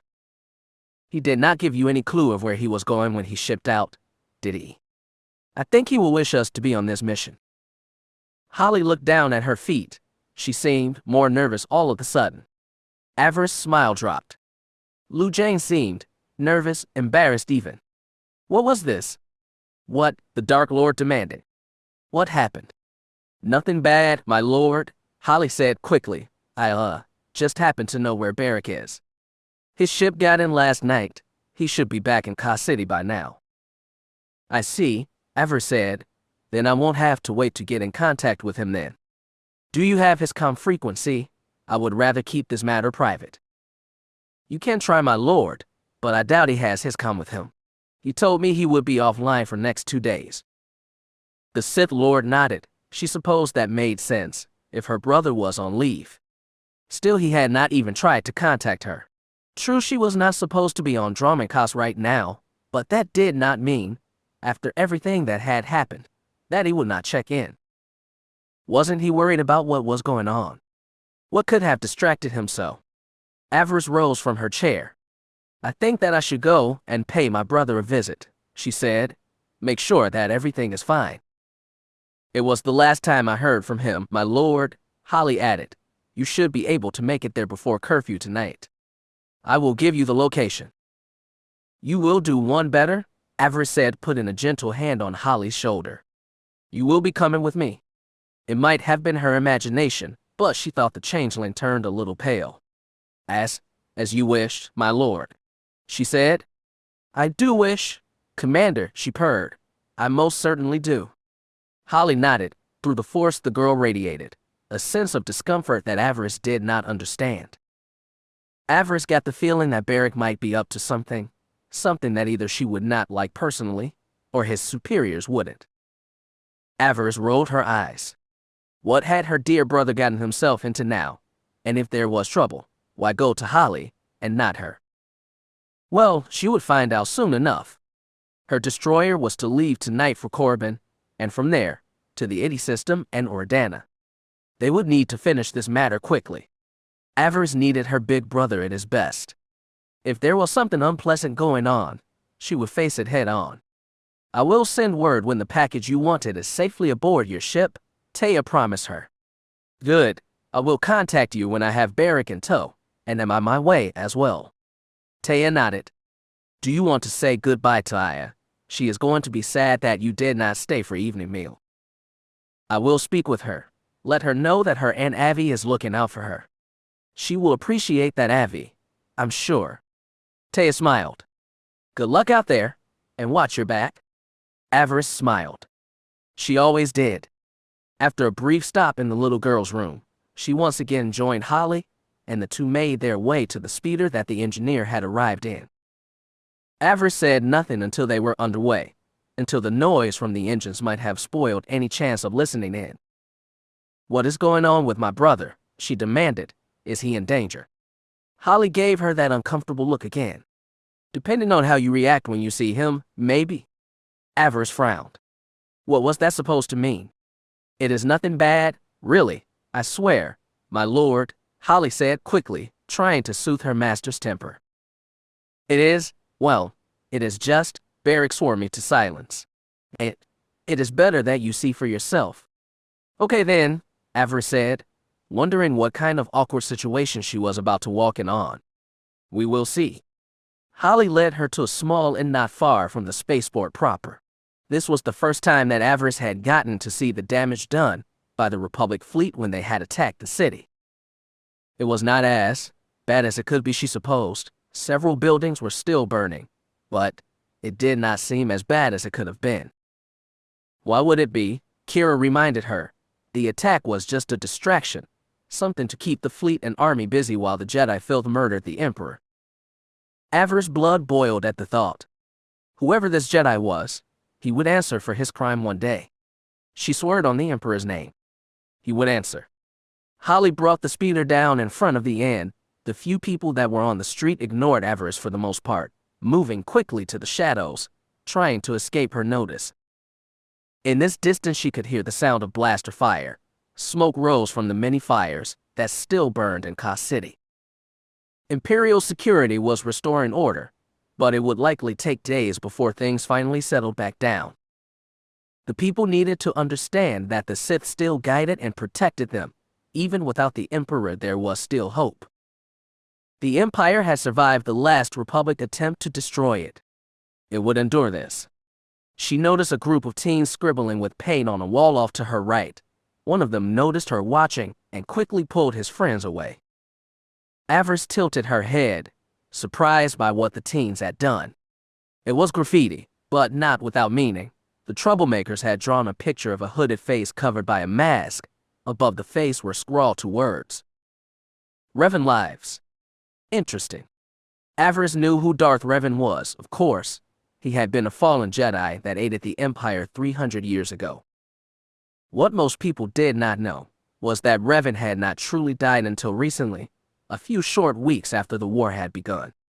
The Sith Lords Darth Nox and Darth Malgus had confronted Revan on another Rakatan station within the Empire's borders. He had been kept alive these many years by the Emperor, it was rumored, and after escaping had tried to take his revenge. Nox and Malgus had killed him, or so Nox claimed. He had discussed what happened with his fellow Cabal members shortly after it had happened. Avaryss frowned. As far as she knew, no one knew about that. Revan's brief return had been kept secret from the Empire's populace. She made a point to ask Darth Mar about it later, and to speak with Darth Nox. Nox was on the council now, after all. He might know more about the sudden interest in a long-dead Dark Jedi. Holly led the way into the inn. The droid at the desk did not even blink when Avaryss asked to see the room log. The droid was not foolish. It recognized a Sith when it saw one. It gave up the long without even a word of protest. Avaryss found Barrick's name and made for the room said to be his. Holly walked beside her, looking as morose as ever. Barrick swore me to silence, my lord, she said. Don't hold it against me for keeping a promise to a friend. I will not, Avaryss promised. You are a good ally, Holly. Whatever is going on here, I'm sure it is not your fault. Avaryss came to the door listed in the log. It, like the building itself, was designed to be mostly soundproof. It was likely that Barrick had not even heard them coming up the stairs and down the hall. Avaryss could have blasted the door down with the Force, or cut it apart with her lightsaber, but instead chose to be polite. She pressed the doorbell, wondering how long it would take her brother to answer. She did not need to wait long. She had barely taken her finger off the bell when the door hissed open. Barrick stood before her. He wore a bathrobe and looked as nervous as she had ever seen him. Sister, he said quickly, his voice cracking. What a surprise. Avaryss smiled. Hello, brother, she said. May I come in? It has been a long journey. Barrick coughed. He was trying very hard both to look back in the room and not look back into it. Avaryss's smile widened. What is this? She thought with great amusement. My brother is blushing. What might cause that, I wonder? Give me a moment, sister, he said. I just need to. You can't let her in, Barrick, a voice said from within. I don't think we are going to escape this confrontation, not this time. Barrick frowned and sighed. Avaryss gave him an arch look. That voice, she thought. She knew that voice. Avaryss frowned. I see now. She looked down at Holly, who was likely blushing more than her dear brother. At least now she knew what the big secret was. Barrick got out of the way, looking completely and utterly mortified. Avaryss looked around the room, wrinkling her nose. It was the kind of place that she would not have wished to be caught dead in. Both her brother's uniform and what looked to be a set of Sith robes were scattered around the small suite, like they had been torn off and tossed away in some frenzy. Very familiar-looking robes, actually. Avaryss pursed her lips. Wonderful, she thought. How very sweet. Her eyes went to the fresher, where Barrick's guest was standing. At least one of them was not surprised or mortified. The girl was wearing Barrick's shirt and nothing else. Her long brown hair was mussed from either sleep or a more physical activity. Her neck and bare legs shone slightly with passion sweat. Her golden eyes were proud and defiant, even in the face of a Darth. "Hello, master," her apprentice Zen Lure said in that low, sultry voice of hers. "I suppose I have some explaining to do." Avaryss' eyes narrowed. She looked back and forth between her brother and her apprentice, and apparently Barrick's new paramour. "Get dressed, both of you," she ordered. "We have a mission." She turned without another glance. "We shall discuss this later." "Great," she heard her big brother say under his breath. "Great," she thought. "Not really?" Avaryss shook her head. "Oh dear brother. What have you done?" Chapter 6. You were made a Darth too soon. You have lost your taste for blood. You suffer because it amuses me, my child. Scream for me, daughter. Just one little scream. Scream. Scream. Scream. Avaryss was in her meditation chamber aboard her destroyer. She breathed in and out slowly, focusing on the torments that Darth Fear had put he through during their last meeting. She could still feel him using the Force to pull at her arms and legs.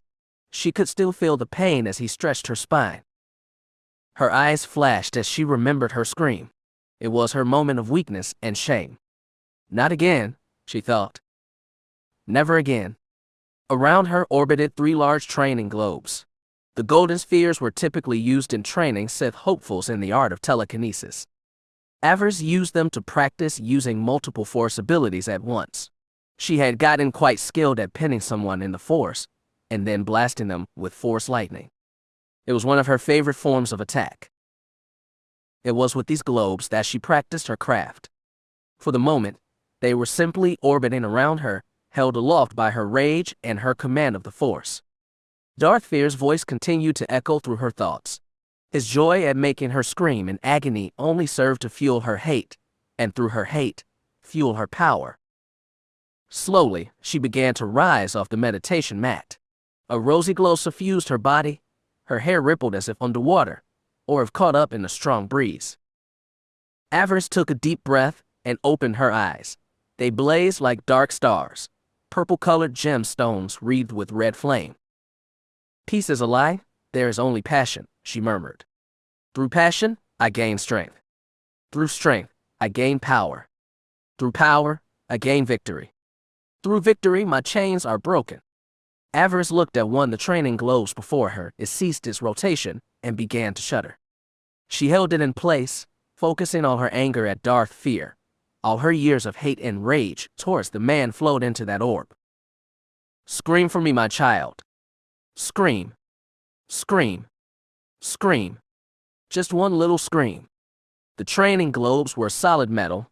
It was said that they could not be damaged, no matter what a student of the Force did to them. Avaryss continued to force her will into the orb. She watched it shudder. She continued and watched as the metal began to splinter and crack. She could almost see Darth Fear's face reflected in that globe, his smiling, cruel face. "Eric!" She snarled with pure rage, and in that moment the globe crumbled. It turned to dust under the telekinetic assault and power of her will. The dust whirled around her as light reflected off the many golden shards. She now floated almost a meter off the floor, wreathed in red light, fueled by the dark side. She smiled at the destroyed globe, imagining that it had been Darth Fear's head. She almost laughed. "The Force," she whispered, "shall free me." She sighed contentedly, pleased with finding an outlet for her rage. It was the sweetest release. "Yes," she sighed. "Oh, yes." In that moment she was almost one with the dark side. Her perceptions were razor sharp. She could have heard an insect exhale at the end of the hall. Her brother was coming. She felt his presence. Her euphoria faded slightly. Did she really want to do this right now? This was not the kind of talk that she wanted to have with her brother. Normally, she would not have cared who he chose to spend his nights with, but this was different. Zen was her apprentice, and she understood her appetites. It was enough to worry the Dark Lord. She had not talked to Zen yet. Perhaps that was a mistake on her part. She had no real idea how long this dalliance between her apprentice and brother had been going on.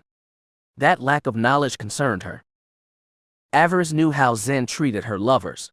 She had had at least 2 in the last 2 years. Both had died violently, usually when Zen had gotten bored of their company. She would not allow Beric to suffer the same fate. Once again she cursed the Force for not giving her a chance to wed Beric to Taya. If he was with Taya, he would not have to worry about his partner's fickle interests. No, Taya would have been loyal to him. Zen was not so predictable. The 2 guards outside her door stood a little straighter, noticing her brother's approach. She had made him a captain after achieving the rank of Darth. It had seemed like a good idea at the time. Her guards knew that, of course. Beric was one of the few people that could interrupt her meditations without incurring her wrath. Her protectors understood that order.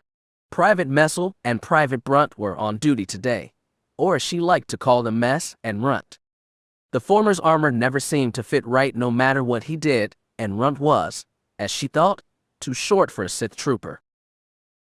Well, it took all kinds, she supposed. Neither man could be called the best that the Empire had to offer, but she was forced to endure them nonetheless. She got the feeling that Darth Fear had delighted in using his power as a council member to stock her ship with cast-offs and fools. She made do the best she could. She recognized the 2 immediately. She knew it was them on duty, because the 2 never shut up when they were posted together. When she was deep in the Force as she was now, she heard every word. It was all she could do to keep from reaching out with the Force and strangling the 2 idiots. They never shut up. Is that Captain Lilas? Brunt asked. I think so, Messel replied. We should probably contact her lordship. You can do it if you want, but I'm not going to. She said she didn't wish to be disturbed. It's Captain Lilas. He is one of her favorites. Did you hear what she did to Lieutenant Nag for interrupting her last month? He fell down a turbolift. Yeah, after her lordship opened the door when the car wasn't there. I'm sure she didn't do that. You want to take that chance? Interrupt her, I dare you. Avaryss rolled her eyes. Yes, she had shoved Nag down the turbolift shaft, but that was only after the true heart had escaped on his watch. She had wanted to make a point, and it had worked. She felt no shame for that. She felt Beric's presence. He drew closer and closer. Call her, Brunt said. No, Messel said, you do it. I don't want to. You think I do? Call her. No. You better do it. No. Beric finally reached them. The 2 stood at attention. I'm here to see Darth Avaryss, he informed them. Before the 2 troopers could tell him that she was unavailable, she lowered herself to the deck and triggered the door with her Force powers. The door hissed open with no one near it. She felt both Messel and Brunt jump. Their reaction amused her. It was that reaction that saved their lives. They had made her smile. That had to count for something. Come forward, Captain Lilas, she called out. I will speak with you now. The 2 guards stepped aside and let him pass. She might have been wrong, but she thought she heard Messel say that it was nice knowing you, to Beric as he passed. Unnecessary, she thought.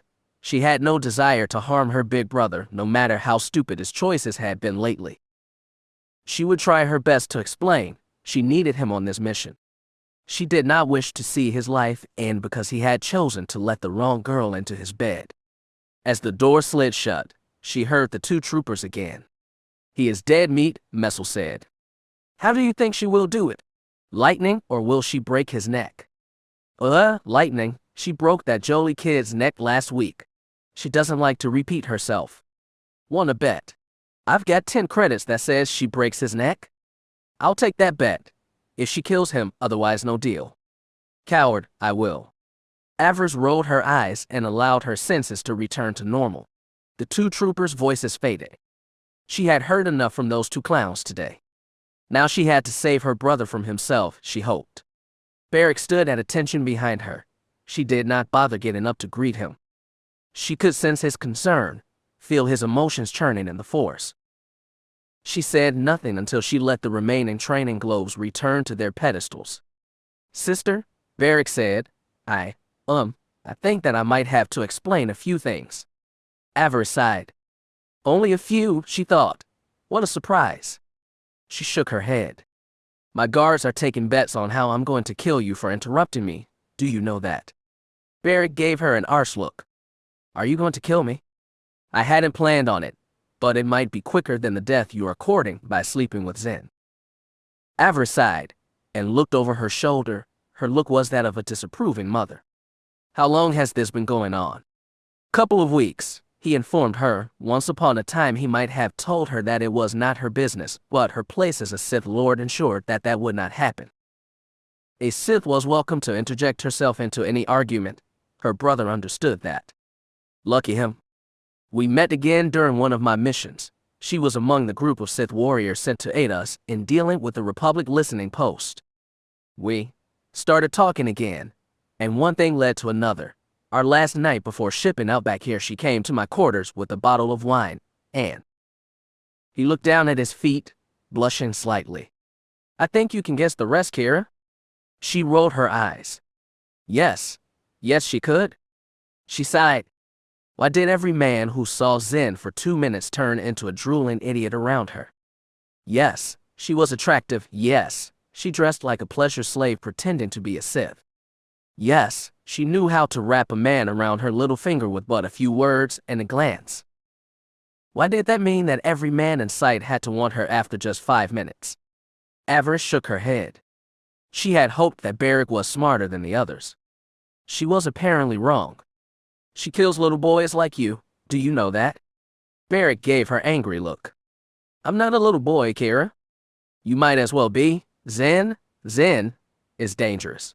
I would not have taken her as my apprentice if she were not. I understand her power. Do you? She said, rising from her meditation mat. She went up to him, trying to stand eye to eye with him. Do you truly understand? He winced under her regard. She was not trying to intimidate him, simply to make him understand. Of all the women in the Empire, why Zen? Why? Kira, he said in a small voice, I think I'm in. She stopped him with a raised hand. Stop right there, she demanded. Sister, just don't, Rick, please.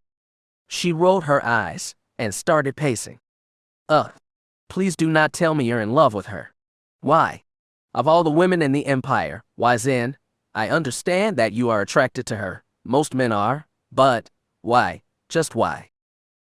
He smiled. I know she is stronger than me, but in spite of all that, when we are together, she changes. She becomes someone softer. The Jedi never gave her any comfort, sister. She needs me. She wants to be understood, not just as a weapon, but as a young woman who wants to be comforted. Avaryss again had to resist the urge to roll her eyes. Did her brother not understand? Zen was not simply a misunderstood young girl. She was a Sith apprentice, one with a fierce appetite for killing, and emotions that were only barely under control. She transitioned between rage, jealousy, and lust as other people changed clothes. Zen was not some doe-eyed innocent. She never had been. She had played the role well with both her Jedi masters, and though she was attracted too. She knew how to play the innocent, the victim. She enjoyed manipulating them, making them think they needed to protect her, that she understood them. The truth was something else entirely. Zen Lure was a predator. She always had been. There were insects on various worlds that consumed their mates after the act of love. She had also heard rumors of a sentient species in the Republic that did the same. She did not know their name, but that was not really relevant. For creatures in nature, killing a mate after love was a matter of instinct. For Zen, it was a game she enjoyed because she liked the power, and that it fed her ego and fickle sensibilities. Avaryss did not want to see her own brother fall into that trap. Did she tell you about her previous lovers? She asked. Did she tell you what happened to them? We spoke a little about that. She told me the lieutenant she had been dating got too possessive and forgot his place. She said she had spent some time with the gunnery sergeant after that, but that he had chosen a previous girlfriend over her, and that she had ended things. Avaryss smiled. Ended things. That was one way to put it. Another way to put it was that Zen had gotten jealous. The poor fool had been talking to his ex, and she had found out, and in a fit of rage and jealousy, she had used the force to crush the poor man like an empty field rations can. Avaryss had seen the results. The cleaning droids had literally had to hose down the walls in the man's quarters. It had been that bad. It had not been pretty. She imagined finding Beric like that. The image was not a pleasant one. Perhaps your apprentice has outlived her usefulness, the dark side whispered. She was useful in destroying her former Jedi Master, and as a trophy of his defeat, but now, maybe it is time you finally removed her. You are already on your way to Corbin to take a new apprentice? Perhaps Zen should have a accident, a fatal one. You do that, and Beric will never forgive you, Kira chimed in. He will know what happened, as soon as you do it, and will blame you for it. You will lose him forever. Avaryss worried her lip with her teeth. If she did nothing, she could also lose him, who knew what Zen would do when she got tired of Beric. She wanted to believe that her brother would understand, in time, that he would come to accept that whatever she did to Zen was out of love for him, to protect him from himself and Zen's boredom and jealous nature. She feared that he would not see it that way. I'm going to speak with her, she promised her brother. We are going to be in enough danger when we reach Ordana. I'm going to need you both focused, and not thinking with any part of your bodies but your brains. Beric frowned. You are her master, he said. She respects you, and will obey if you ask her to do something. I only ask that you not jump to conclusions. Despite what you think, I'm no novice when it comes to women. I can't handle this. Avaryss almost laughed at him. She doubted that he had dated many Sith. She knew from personal experience, a Sith woman demanded much of her potential mate. She did not wish for Beric to suffer if, and when Zen decided that he would not. I don't want to see you get hurt, brother, she said. He smiled at her admittance. I'm glad you care so much for my feelings. She frowned. You are both valuable to me, she reminded him. Your skills and training have served me well. I would not see them wasted. Is that the only reason? He asked. Do you think there would be any other? She shrugged. She sighed. If I were to tell you, order you, to end things with her, you would not do it, would you? I would ask you to let me handle it, he said. Zen would not hurt me. She snorted at that. You show great naivety, brother. I know how Sith females think. I am one, remember. I know what could happen. His expression turned thoughtful. Are you sure this is about me and Zen? Pardon? She asked. What do you mean? Beric shrugged. I can't help but wonder if this reaction is not entirely about Zen, but about you. What do you mean? She asked. I don't understand. He gave her a knowing look. You like to say that you are motivated entirely by making your house into a powerful Sith clan, but you have not done the one thing that would have helped cement that. And what would that be? He smirked at her. You have rejected no less than 3 marriage proposals in the last year, have you not? Avaryss' eyes narrowed. What? How would you know that? She demanded. I have friends in your house too. You are not the only one that hears things. Avaryss' frown deepened. She did not want to talk about this. Had she rejected 3 proposals? She had been busy in the last few months. She had not kept track. Yes, several of her fellow Darths had come forward offering an alliance, provided she wed one of their sons. Some of those offers had been tempting, but she had no desire to put her plans on hold while she consummated a marriage. She had her own plots to attend to. She didn't need to be sidetracked by being with child for 9 months. If Finn was the father, Kira whispered, I think you would make the time. Avaryss' eyes narrowed. Shut up, she thought, despite the fact that she could still see Kira's sly grinning face. Just shut up. When was the last time you were with someone, my lord? He asked. Is there anyone in your life that you would go to any length to protect? She was about to inform him that such a question was none of his business, brother or not. She was allowed to have some privacy. You haven't been with anyone, Kira reminded her, not since, what was his name? Earl something. He was the boy that died on Alderaan. Avaryss winced. Yes, she had been with another Sith a while back, more than a while actually. Earl had been a tender and generous lover. They had only shared one night, but it had been nice. After that, she had been busy, too busy, and he had been sent off to serve Sith interests on Alderaan and had been slain shortly after, or so she had heard. Since that time, there had been no one else. She had sought comfort with Taya for a time, but even that ended when her friend was married. No, she had been alone these many months, with only her thoughts and desires of Finn to keep her company. It had not been the best of arrangements. This is a distraction, the darkness within her said. You have a duty to the Empire. You must focus on that. Your personal life can wait. Yes, she thought. It could wait. I don't have time to deal with this right now, Beric, she told him in a cold voice. We are returning home, and we will be trying to stop a rebellion. That is what is important. That is what takes precedence. She gave him an icy glare. You wish to handle this, fine.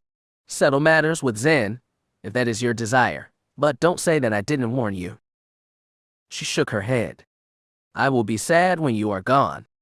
If he still believed the threat of his current paramour, he did not show it. He actually smiled. He looked pleased that she was going to let him handle this. The fool, she thought. The misguided fool. Beric shook his head. I still can't believe that the people are rebelling back home. I didn't want to believe it either, but it is happening. I've read the reports. He nodded, no doubt wondering how best to deal with the situation. So you are to be the Dark Lord of Ordana. You have full command to deal with this. No, she said sullenly. Moff Gallic and Darth Sadi remain in control. I'm serving as a High Inquisitor. I'm to deal with the rebels and see that everything returns to normal, nothing more. Beric frowned. That seems kind of limiting. If those in power have allowed this rebellion to flourish, how does the Council expect you to clean up the mess? I don't believe they do, she admitted. In fact, I'm reasonably certain that Darth Fear wants me to fail, so that he can come in and crush the rebels utterly. She shook her head. He is starting to see me as a rival. He wants me to fail, to continue to weaken my position. Beric nodded. No doubt he understood what that meant. But the Empire needs Ordana, he reminded her. We are in the middle of a war. If the supplies are cut for too long. Yes, she knew. The Empire relied on Ordana's exports, the food to feed their troops, and the spores to enhance their medical technology. If the army was denied those supplies, the Empire could lose ground. The Republic was already emboldened by their victory over the Emperor. If the Sith fleet and army were forced to fall back, it could be the end of everything. Fear was willing to gamble with their future just to make her look bad. She hated that. I'm well aware of what could happen, she growled, which is why I need all my loyal forces at their best. You, Bleez, Zen, Holly, and the others when she manages to track them down. I need you all, and failure is not an option. Beric frowned. She could feel the anger radiating off of him. Fear, he growled. I know you said that we should wait until we were ready to be rid of him, and you likely know him well enough to recognize when that time will be, but you hate the waiting, she said. In this, we are in agreement. She gave him a cruel smile. Be patient a while longer, Rick.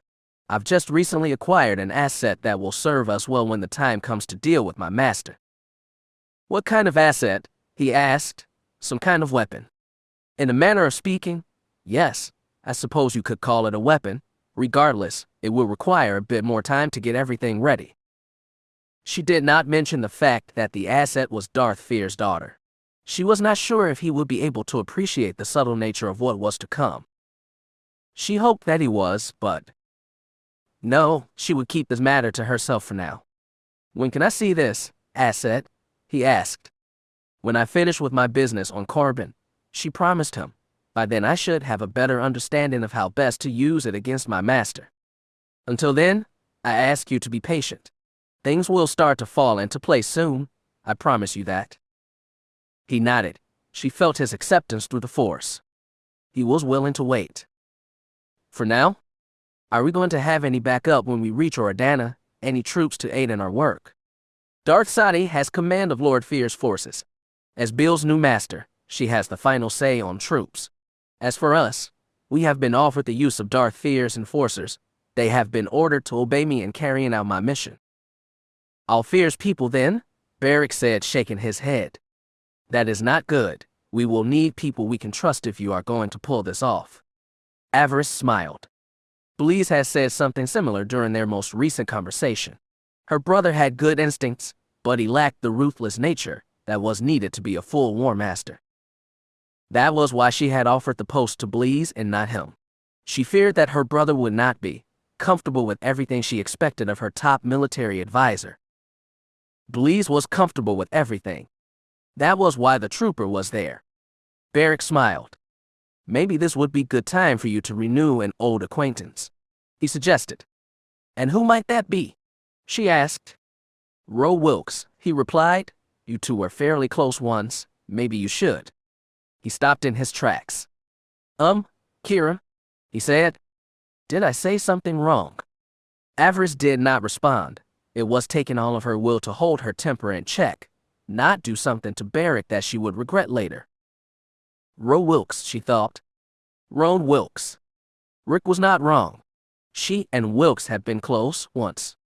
Now, she wanted to peel the flesh from his bones. In fact, for a time, it had looked like she might have been his future wife. His father and her father had been friends for years, fought together, and had come home as heroes of the last war. Ander Lillis had been overseer for their district, while Wilkes had been the chief peacekeeper. That had all changed the night that Darth Fear's forces first came to Ordana. Avaryss did not know all the details. What she did know was that Golan Wilkes had made a deal with one of Darth Fear's enforcers. He had promised to serve as the new overseer as long as Sith had made sure that Ander Lillis was out of the way. But that wasn't all. Wilkes had also wanted Kira Lilos to have brought to him as a trophy, a pretty new wife to grace his son's arm, and make what had happened to Ander Lillos and the others who had served with him seem that much more legitimate. That plan had not worked out as Golan Wilkes had hoped. Kira's force powers had manifested that night, and in doing so, she killed the enforcer and his underlings. That had been the night that her transformation into Avaryss had begun. Had Roan Wilkes known about his father's plan, she could not say for certain, not that it mattered in the long run. The Lillis family was dead, and Wilkes had gotten his promotions. Kira. Her brother's words drew her attention. She realized that she had simply been standing there glaring silently at the wall, remembering what had happened that night. And all the nights before, the nights that she and Ro had been friendly, the two had grown up together. But it was clear that Ro had started wanting more in the last few years of their friendship. Had he known about his father's plan? She did not have that answer. What she did know was that this presented a unique opportunity for her. It offered a chance for revenge, a revenge that was almost 5 years overdue. The Wilkes family would pay for her family's death. She would see to it, she would destroy them all, rip out their family both root and stem. She looked at her brother, feeling a bit better. The anger at hearing Ro's name had morphed into hate, and by doing so fueled her powers, giving her ideas. She found that she was most eager to try them out. Kira, her brother repeated, "Are you okay?" "I'm fine," she promised, "just getting some ideas. Good ones, I hope." She almost laughed. Oh, what she was thinking about was far from good. In fact, the Wilkes family would likely call what she was thinking downright evil. Avaryss knew better. Evil was simply a point of view. What did it matter if her enemy suffered terribly, especially if she found freedom in that suffering, the freedom to give the rest of their people a new and better world, a better Ordana. It was a future that the Wilkes family and those foolish enough to rebel would never see. Avaryss looked forward to their end. It would be most enlightening. She gave her brother a pleased smile. "I will send you the reports I have on the problems back home, brother. I suggest you study them and report any ideas you have to Bleez." Beric snorted at that. "I don't think Bleez likes me," he said. "Don't take it personal. Bleez barely likes me." She chuckled. "I will not be on Corbin long," she promised, "just long enough to pick up my new apprentice." Having a new apprentice would be good. It would be a challenge. Plus, it would open up some possibilities when it came to her current students. She was still not certain what she was going to do with Zen. Maybe she would have her new apprentice kill her. It would be an excellent test. And if done right, Beric would not be the wiser. She would give it some thought. First Corbin, and then Ardana, she thought with a smile. My life is about to get interesting again, she thought as an excited shiver ran down her spine. That realization pleased her. She was most fortunate indeed. Chapter 7. Darth Avaryss, Inquisitor Chain sends his regards, now die. Avaryss looked up as the assassin stepped out from behind one of the hooded statues that seemed everywhere in the Corbin Academy. The man moved as quiet as a shadow and blocked her path down the corridor. She smiled slightly, glancing up and realizing that she was in one of the many academy blind spots. The places where there were no holocoms or listening devices, useful places indeed if one had someone you wanted to remove. She had known them well during her training here. She had used them herself a few times. No witnesses, no rules. The threat took her back to a simpler time in her life, when becoming Sith had been her only motivation and she had been surrounded by enemies. Good times. I've only been back here for 5 minutes and someone is trying to kill me, she thought. Despite the danger, she could feel the rhythm that was Corbin through the dark side. All you had to do was step onto the planet's surface, and you could feel it. It was both power and history. It made a young Sith sharp and fast. Alas, she was not the only one privy to this power. No doubt her would-be killer could feel it too. It would make things interesting to be sure. Inquisitor Chain, she knew no one by that name. Perhaps he was someone who had gotten caught up in one of her schemes on Dromund Kaas, or maybe he had schemes of his own, plans that were being stifled by her own, and now he wished her out of the way. Either idea was possible, not that it mattered. She was not about to simply lie down and die. At her side walked War Master Bleez. The trooper's force pike was in hand. Bleez was ready to fight and defend. Avaryss stopped the War Master with a raised hand. She had been wrestling with impossible problems for weeks. She welcomed one with a simple answer. It was a nice change. She drew her lightsaber and ignited it.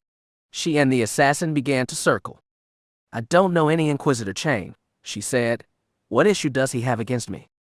The assassin, a slender human with bone-white skin and yellow eyes, glared at her. Not my job to provide information, he spat. My business is to bring your head back to my employer in a box preserved in carbonite. The killer grinned. My employer wants a trophy that will last. He ignited his blade, the crimson light turning his pale skin pink. Avaryss dropped into a Sarisu guard. Once she would have been totally confident in her victory here, but after the loss of her arm, she could not say for sure. It was that lack of certainty that made things interesting. The threat excited her. She did so love to be alive. The assassin continued to shift the position of his blade, giving her almost no clue of what style he favored. When he finally moved, it was fast, far faster than most, to be honest. 1 second he was standing before her, his blade whirling in a slow hypnotic fashion, and the next, she was under attack. He moved like a striking serpent. His grasp of Adaru, the acrobatic style, was impressive. He spun and cartwheeled around her, his blade humming like a swarm of angry shadow wasps. It took all of her concentration to just survive the first few strokes, and then she started to find her rhythm. Her knowledge of the defender's style rose up to shield her from the spinning death that was this hired killer. Despite that power, she still felt a little off. She had been training for almost 2 years now with her new hand, and still felt a little clumsy when she needed to bring her left hand into play. She didn't try to use the Force to get her out of this. It would not have helped. Sith assassins were trained to draw on the power of their Force-sensitive targets. The more she drew on that power, the stronger this man would become. No, that fight would be a contest of skill with a lightsaber. She tried to rise to the challenge. Her saber spun back and forth, blocking the man's attack. She was doing well, but she fumbled when switching her lightsaber to her left hand. It was almost the death of her. The assassin got inside her guard and managed to sweep her legs out from underneath her. She came down hard.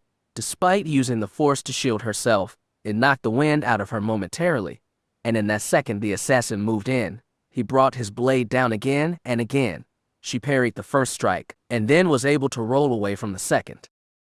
She kicked out at the man's knee, trying to throw him off balance. He sidestepped the clumsy attack, but it gave her the few seconds she needed. She was back on her feet again, and once more the two began to circle, ready for the next exchange. Blee stood back watching. If needed, the trooper would come to her aid, but Avaryss did not want it. She had something to prove. A Darth was death personified. She needed to remind herself of that fact. But you are not really a Darth, are you? Kira's taunting voice rose up, trying to break her concentration. That is why the True Heart crew always escaped you. That is the reason why Finn will never come to you. That is the reason that Shira Veal defeated you back on Voss. You are not really a Darth, Avi. You never were. Her eyes narrowed. She did not wait for the assassin to come to her. She switched to Makishi, the duelist style, and struck at him, emboldened by the thought of her losses in the last year. One loss in particular served best to fuel her power. Shira Veal had beaten her on Voss. It had been a personal embarrassment for her. She hated to be embarrassed. Hatred of the Jedi had long been built into the Sith teachings. Avaryss had felt it as her powers had grown. As with many of her Sith brothers and sisters, it was not uncommon to encounter a Jedi that became more than an abstract enemy, more than a simple servant of the light. When the hatred of the Jedi became directed at a single Jedi, that is when things got serious. When the Sith found themselves opposed by one Jedi over all others, that is when the hatred of the light truly found expression. Shira Veal was that enemy. She was a Sith creation that had been turned by the Jedi to serve their ends. Had she remained a Sith, she might have been one of the Empire's greatest weapons. Instead, she opposed them at every turn, and Avaryss was usually the one that stood for the Empire during those meetings. It had created a blood feud between the two, a vendetta. Avaryss longed to end it. The mongrel was her greatest enemy. She was the one that always seemed to be there when victory was snatched from her hands. She was the one that was always there when things went bad for Darth Avaryss. They had first crossed swords on the space station known as the Wreck, and that had ended in stalemate. They had met again at the Battle of the Inferno Nebula, but circumstances had intervened again, and they had ended up on the same side, briefly. Then the war had begun. Then has come Avaryss's mission to Voss. It was that loss that burned most of all. You lose, witch, the mongrel had shouted as she made her escape. You will always lose. It should have been an easy victory.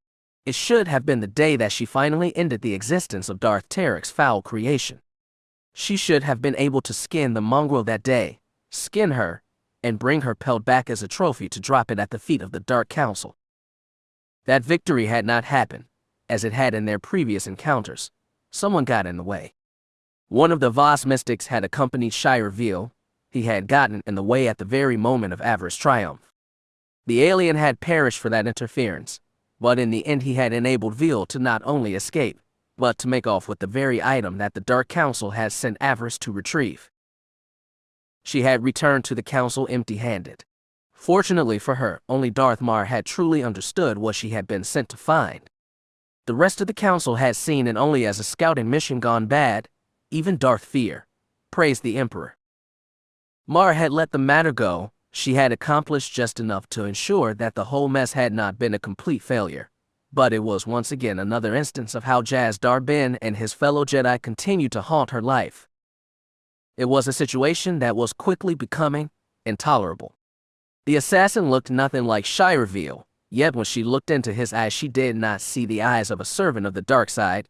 She saw Veal's eyes that could see deeper into the infrared spectrum than any human or Sith pureblood was capable of. The yellow glow was not that of a Sith, but of an out-of-control animal.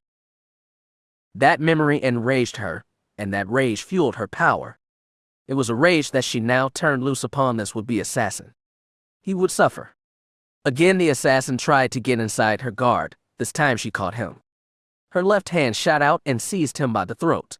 Her metal fingers closed around his windpipe as she tightened her grip. The world turned red, her vision blazed with blood as she squeezed. The assassin snarled and spat as he tried to get free. She caught his sword arm in a force grip. Not enough energy for him to absorb, but more than enough to hold his weapon in place. He growled and clawed at her metal arm, trying to free himself. That growling only further made her think of Shire Veal. She tightened her grip even more. "You die here, mongrel," the dark side whispered in her ear. "He will tear out your throat with my bare hands." The fight might have ended right there, but the assassin had one last card to play. He reached out with the force, seized one of the servos in her mechanical hand. He caused it to shift just enough. Her hand popped open, freeing him. With a gasp, he struck again with the force, using a push to fling her back. In her fury, she managed to block most of it. The push turned into a backward roll. "Damn you, mongrel," she snarled. "Damn you." The assassin retrieved his blade and tried to renew his attack. He charged her using the force, he trying to catch her off guard with his speed. Had she not been so lost in her rage, it might have worked. She parried his strike and advanced before he could fall back. He tried to cartwheel around behind her, but this time he was not fast enough. Her blade caught him just above the left hip. Her lightsaber cleaved through him, turning his cartwheel into a tumble. The assassin came apart in 2 pieces. What was left tumbled to the ground. Avaryss was breathing hard, her fury and hatred fueling her powers. Her eyes blazed with violet flame. The assassin was beyond pain, the shock of being cut in half and defeated. He gurgled at her, still trying to rise, still trying to complete his contract. She took his head with a single swipe of her lightsaber. It came away with a wet thud. For a moment, Avaryss was filled with elation. The mongrel was finally dead. Then, reality set in. She found herself back in one of the halls of the Korriban Academy, a Sith assassin dead at her feet. She took a deep breath and centered herself. It was not really the outcome that she had been looking for, but it had been a nice distraction. She imagined the day that she would look down and see Shire Veal in such a position, to see the Jedi spilt and broken and her feet. A beautiful daydream, one that she would see made reality one day. "You will die, my enemy," she promised. "One day, you will be mine. Are you all right, my lord?" She turned to see Bleez at her side. The trooper stood at attention, awaiting her orders. Avaryss smiled wickedly. "Thank you for staying out of that," she said. "I would not have enjoyed having my sport ruined." "You did well," her war master said with a respectful nod. "Though I find myself curious, how did this man know that we were going to be here? Few people knew of our stopping here." Avaryss frowned. As always, Bleez made a good point. How had the assassin known she would be here? The Emperor's wisdom had left the Dromund system without posting a flight plan with Citadel control. Authorization by the Council allowed that during times of war. All that was on record was that the Emperor's wisdom had been reassigned to the 80 system. There had been no mention of a stopover on Korriban, and yet the assassin had been here. The Dark Lord sighed. It was most disturbing indeed. She doubted this would be the last attempt on her life, though she was not sure for the reason for it. As she had told the assassin, she did not know an Inquisitor chain. She would look into the matter before she left Korriban. "What do we do with this?" Bleez asked, referring to the fallen killer's body. Avaryss sneered. "There should be a refuse chute a few paces up and to the left," she told the War Master. "Deaths such as this one are quite common here. We should have no problem disposing of this fool's legs and torso." "As you wish," Bleez said, bowing slightly, "but what about the head?" Avaryss chuckled. "The assassin claimed that he had been instructed to return with my head frozen in carbonite. See if you can find the device he was using. It should not be far, if he had wished to see my head secured quickly. We shall send the head back to the Citadel on Dromund Kaas, with a letter to the Inquisitor chain. I will let the fool know that he had made an enemy this day, and warn him of the dangers of taking this matter any further." "And if he tries again?" Bleez asked. "Oh, I'm sure he will," Avaryss replied.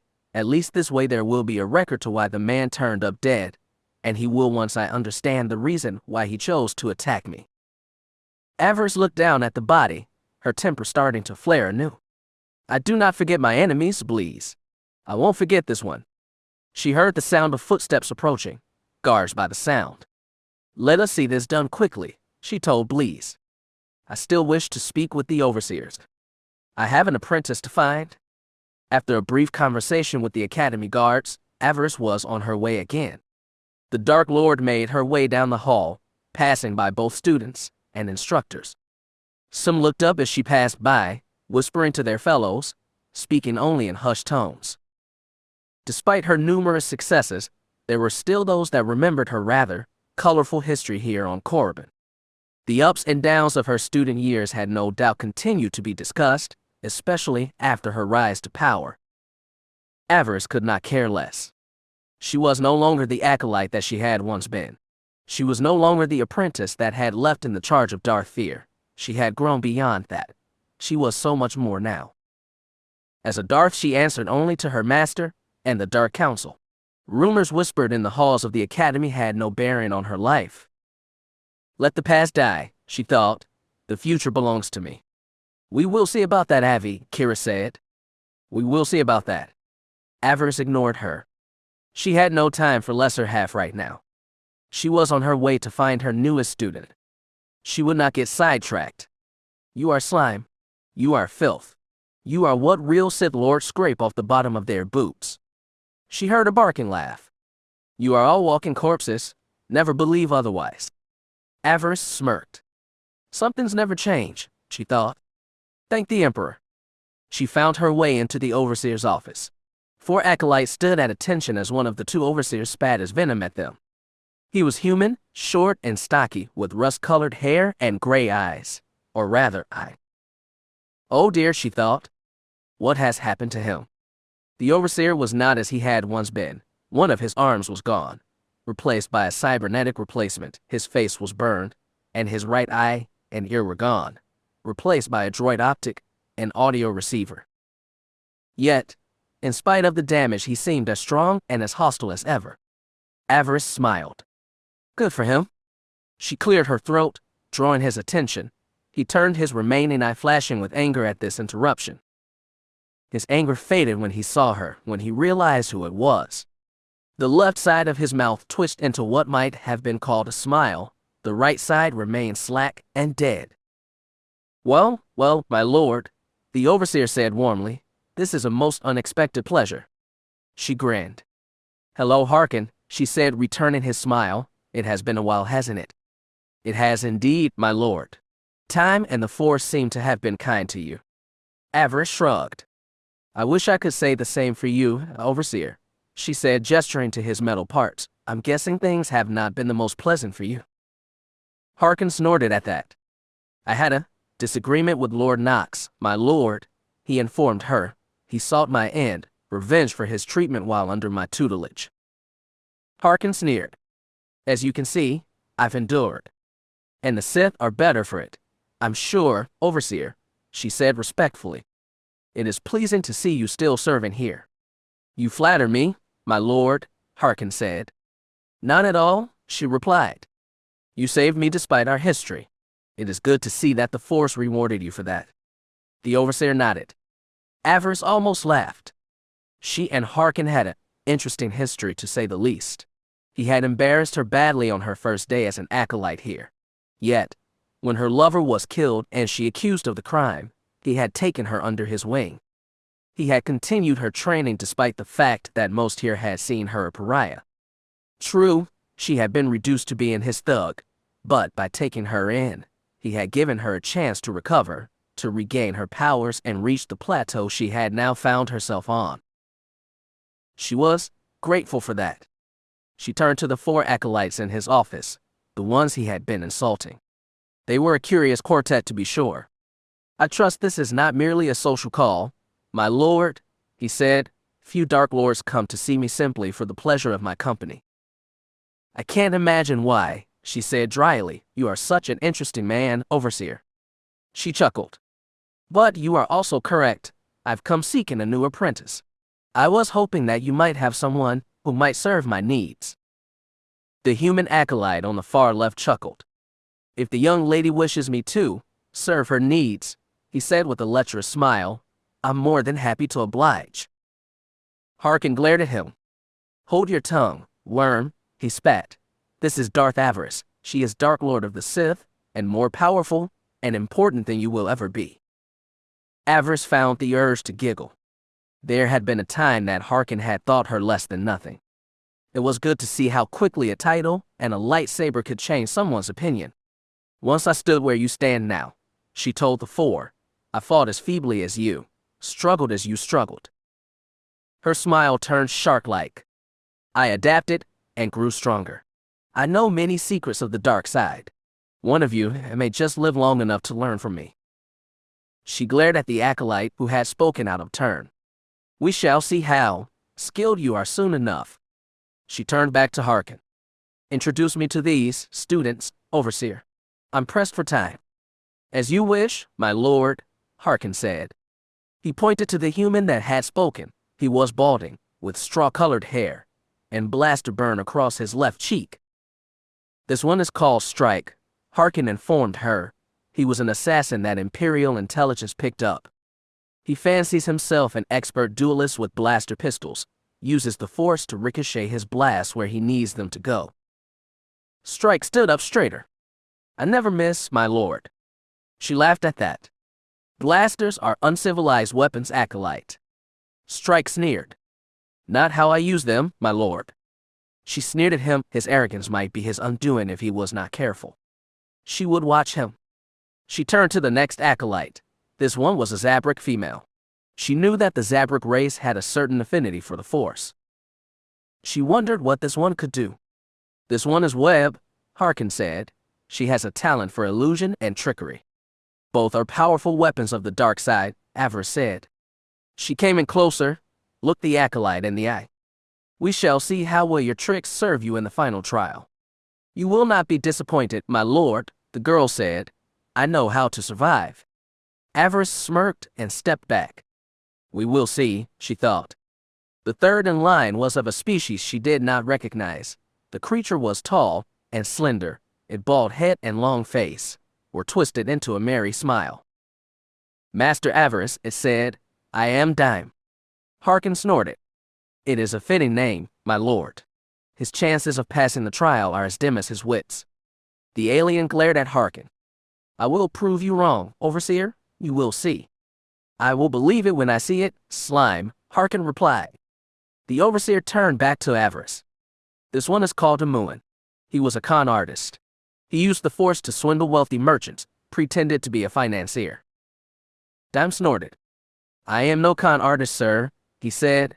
I had just begun a law practice on Mundanlist when the war began. You were a lawyer. I was. The alien smirked. I've come to see that serving myself is far more useful than serving others. Avaryss nodded. A wise attitude, she thought, provided he tempers that greed with what is good for the Empire. This one might go far, she thought, with proper training.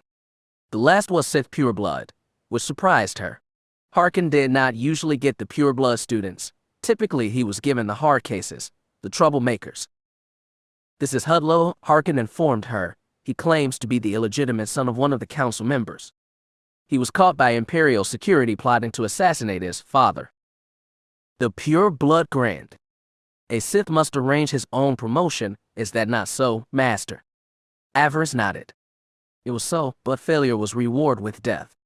The pure blood was lucky his head was still attached. Dark Council members did not tolerate those trying to assassinate them, even during peacetime. Perhaps there was something to Hudlow's story. She would see. Harkin cleared his throat, drawing the attention of the acolytes. You all know your next trial. Get to it. The fall rushed over, leaving Avaryss and Harkin alone. The Overseer shook his head. Filth, he snarled. Oh, how I miss the days that real Sith walked these halls. She chuckled. Acolytes like me, Overseer. Harkin laughed. I will not deny that you were difficult at times, my lord. You were arrogant and thought the rules did not apply to you, but with training and seasoning you found your place. She nodded. She was not sure she completely agreed with his assessment, but what did it matter now? He had given her the tools she had needed to rise. She was grateful for that. Avaryss glanced up at sound of approaching footsteps. Her eyes narrowed. She felt something, a presence she had not felt in years. Corbin's second Overseer arrived, a portly Sith pure blood, in fancy robes with gold jewelry adorning both his hands and ears. He smiled as he saw Avaryss. Well, he said with a large friendly smile, I see the bright-eyed hopeful I knew in the Dark Lord before me. He offered his hand. Hello again, young Avaryss. Overseer Philin, she said, holding out her hand. It has been a while. Philin had been the Force instructor at Fury 9, the Sith Academy where she had first began her journey among the Order. He had taught Force abilities to the hopefuls there, and had first introduced her to Sith sorcery. Avaryss owed him much for that. So, she said, you are the new Tremble. Tremble had been another instructor of Avaryss. He had turned his back on her, when she had been accused of poisoning her lover and trying to run away. Avaryss had never forgiven him for that. She was glad to hear that he was gone. Philin chuckled. Was that the name of the Sith I replaced? I must confess that I know little of the man, only that he got on the bad side of a high-level Darth and paid the price. Avaryss glanced at Harkin. She had not heard the story yet. Harkin shrugged. Tremble made the mistake of playing with Darth Barriss, trying to influence his choice in apprentice. Avaryss winced. She had worked with Barriss. She knew that the man was not to be trifled with. Barriss ordered Tremble's last favor to kill him, to prove herself worthy of entering his service. The acolyte did as he ordered. She even killed Tremble's daughter, further proof of how far she was willing to go. Avaryss nodded. Ah, she thought. Now that makes sense. If we are thinking of the same acolyte, I believe that this one is now serving as the Emperor's wrath, and that she killed Barriss for his own treason. Philin chuckled. That is gratitude for you. Avaryss smirked. Yes, she thought, it is. Philin gave her a friendly smile. We would be honored if you were to dine with us this evening, my lord. If you are here seeking an apprentice from Harkin, it will take another day, or so at least before this lot finally whittles its way down to one. Philin is not wrong, my lord, Harkin admitted. Slime they may be, but talented slime. We would be honored by your presence. Avaryss shrugged. Why not? It will give me time to study a bit before setting off on my next mission. I accept your offer, and will join you both this evening. The overseers beamed. Despite their place as overseers of this academy, it never hurt to get in good with the Dark Lord. Tremble had learned that the hard way. He should never have tried to go up against Darth Barriss. That choice had been very foolish. Avaryss had excused herself then, and went to see about arranging some quarters for the night. She also needed to contact Colonel Glask and inform him of the delay. She would not rush into the matter of claiming a new apprentice. She wanted to make sure she got the best of the Force she had seen. You probably could have done better had you gone to Philin, the dark side whispered in her ear. If he has replaced Tremble, you could have had your pick of the Academy's top students. Perhaps she thought, but then again, she understood the value of having an apprentice who had to fight for everything they had, who scrapped their way to the top, not been handing everything because of who their parents were. No, Harkin's students would serve nicely. She was sure she would find a decent apprentice among them. It would be interesting to see how her new student interacted with her old ones. Necris was willing to compete for her spot. Another apprentice might inspire her to even greater heights.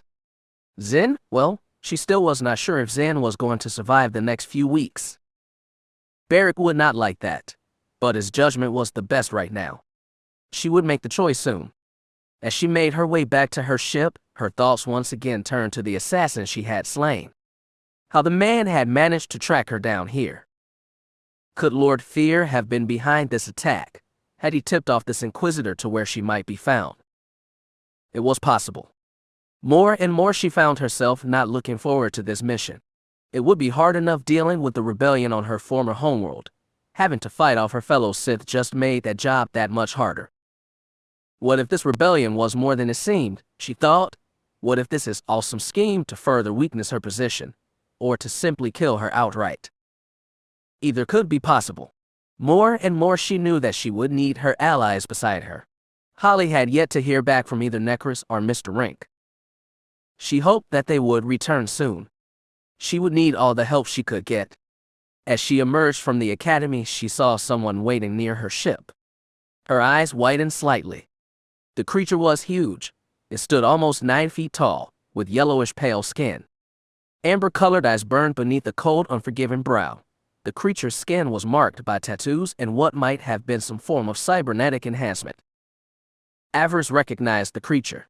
She had seen pictures of it in books she had studied during her training. The creature was called a Deshade. They were an alien race that had served the Sith Empire during its golden age almost 2 millennia ago. Deshade assassins were said to be able to devour Force users and were bound to the death to whatever master they served. Avaryss knew that few of the creatures remained. They had mostly died out during the Sith Holocaust. The few that remained had only survived because their masters had placed them into stasis. Her hand drifted to her lightsaber. Was this yet another assassin? Had the Inquisitor who had sent the first one had another waiting should his first killer fail? The Deshade noticed her and moving quite quickly for one so large ambled towards her. Avaryss held her ground, unsure of what this creature might want. Unlike before, she was not standing in a blind spot. If the Deshade attacked, troopers would come running. Avaryss, darling, the creature called out in a strange, ghostly feminine voice. It has been far too long. The Dark Lord blinked. She knew that voice. It had been a while since she heard it, but no, it could not be. Do you need something, monster? She asked. I'm a busy woman. The Deshade made a sound that might be laugh. Too busy for Dark Council business, dear? I think not. Something in the way the creature talked struck a chord. It jogged her memory. She did know that voice. She just could not believe it. Zash, she asked. Lord Zash, is that you? The creature sniffed. I achieved the rank of Darth before my change. I will have you know, Darth Avaryss. Zash's stress of her title reminded Avaryss of just how jealous the other Sith had been when she achieved Darth status before her. Zash was the type to hold a grudge. How she had ended up in the body of a Deshade, Avaryss could not say. It was best not to provoke her, who knew if this version of Zash shared a Deshade's appetites. She would rather not risk it. You said you were here on council business, Avaryss reminded her. Is that true? It is, Zash replied. My apprentice is eager to speak with you. He comes with orders from Darth Mar. If you will follow me, I will take you to his quarters. Avaryss pursed her lips. She was starting to wonder when she would hear from Mar. Apparently he was still too busy to contact her directly, so he had sent Zash's apprentice, her former apprentice, to speak with her. Darth Nox is here on Korriban, she thought, and if he is here with Mayor's blessing, that means that it is Cabal business. She could not afford to ignore it. Lean on Zash, she said. I will speak with your master. The Deshade growled in the back of its throat. She could only imagine how the thought of being bound to Nox must have angered Zash. We all have our masters, Avaryss thought. The smart Sith recognizes that and waits for the right opportunity. Freeing yourself from a master was never easy. Nox had done it, first with Zash and then with Darth Thanaton. Whatever he had for her, she was eager to see it. The Cabal was always concerned with the Empire, and Ardana was a major part of that. This way, Avaryss, Zash said, her pouting voice sounding strange coming from the throat of a force-eating assassin. My apprentice is waiting. Chapter 8. As it turned out, Darth Nox was not ready to see Avaryss as Zash had claimed. The Sith in the Deshade's body led the Dark Lord to her master, or apprentice, if Zash was to be believed, only to discover that Nox had other matters he was attending to. Avaryss pursed her lips in disgust as she entered the council members' chambers. From the sounds coming from the bedroom, it was clear that Nox was more than occupied. Yes, my master, a young woman's voice cried out. Please, my lord, more. You like this, my sweet Ashura? Do you enjoy what I'm doing to you? Yes, my lord, yes. Do you wish me to stop? No. I will stop. No. Please. Beg me then, beg for you pleasure. Please, my lord. The girl cried out. She squealed with delight. Please. Yes. Avaryss shook her head. The name Ashura was known to her, from her time on Corellia, aiding Darth Nox during the Kaghath against Darth Thanaton. Ashura Zavris was one of Darth Nox's apprentices. She had been a Jedi student once, or so the rumors said. She was of the Tigrunta species, a race of red-skinned humanoids with pale skin, head, tails, and horns. They were said to be one of the more predatory races in the Republic. It was unsurprising that one would choose to walk the dark path. This Ashura, was said to have been an arrogant young Padawan who Nox had manipulated into helping him, or so she heard. She had aided him in destroying her Jedi Master, and then in his war against Darth Thanaton, and helped him claim his place on the Dark Council. It was also said that the former Jedi and the Dark Council member were lovers, that the Dark Lord had literally seduced the young Jedi with pretty words and his physical skills. He had used both to turn her away from her former life. Until that moment, she did not entirely believe that that could be so. Avaryss sighed. Was it really that surprising? Before his rise to the Sith, it was said that young council member had been trained as a pleasure slave. Why wouldn't he use what he had been taught to sway a pretty one to his cause? Was it any surprise that some innocent little Jedi would fall for his charms? From what she was hearing, it was clear that the girl had no complaints, and that Darth Nox and Ashura's Avaryss were far more than just master and apprentice. Well, that was one way to ensure someone's loyalty. For the second time in only a few days, Avaryss once again felt awkward and embarrassed. She cursed under her breath. What was this, she asked herself? Sith mating season. First her brother and Zen, and now Darth Nox and his apprentice. Was there no end to such dangerous coupling? People are scared right now, Kira's voice said inside her head. The death of the Emperor has thrown everyone into a panic. Imperial morale is at an all-time low. They are now looking for a way to move past it, an outlet for that fear. Ironically enough, the Empire is looking for hope. Love and mating, that is looking to the future. It is not surprising that Sith are turning to their lovers and concubines right now. She suspected that in the coming months, the Empire would see a surge in the population. A new generation of Sith and Imperials would likely be born out of their parents' need for comfort. In her head, Avaryss understood that, but at the same time, it made it no less awkward to be standing in this room right now. Part of her wanted to leave, to forget Nox and Darth Maor's supposed order. If Nox had been anyone else, had he not been a member of the Dark Council, she would have done just that. She sat down in one of the many chairs in the room and waited. She tried to tune it out. The sounds coming from the room were both embarrassing and enraging her. She looked over at Zash. Had she known what was going on? Was this all some sort of sick game to her?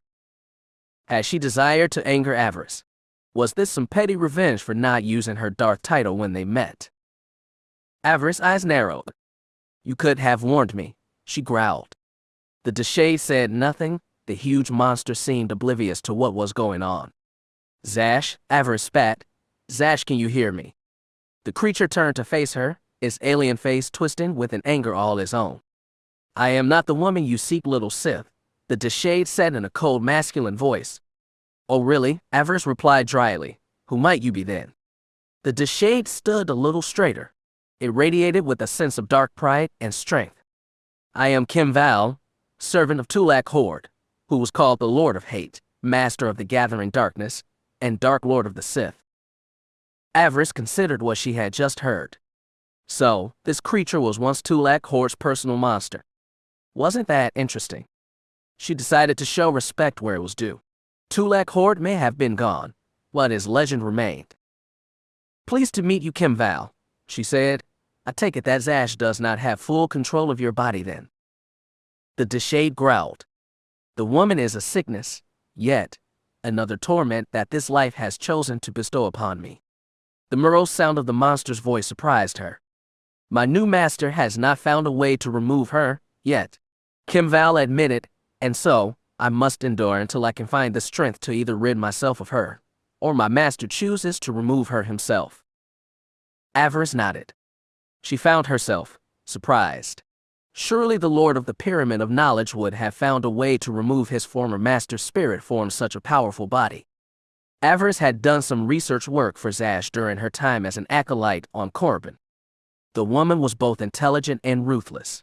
Leaving her in such a powerful form was dangerous. Nox was courting destruction by doing so. It was likely in both his and Kim Val's interest to see the Sith Lord's spirit removed, and yet, Nox did nothing. She thought that Nox was courting his own death, while Kim Val was forced to suffer in silence. She felt sorry for the monster, and she knew how he felt.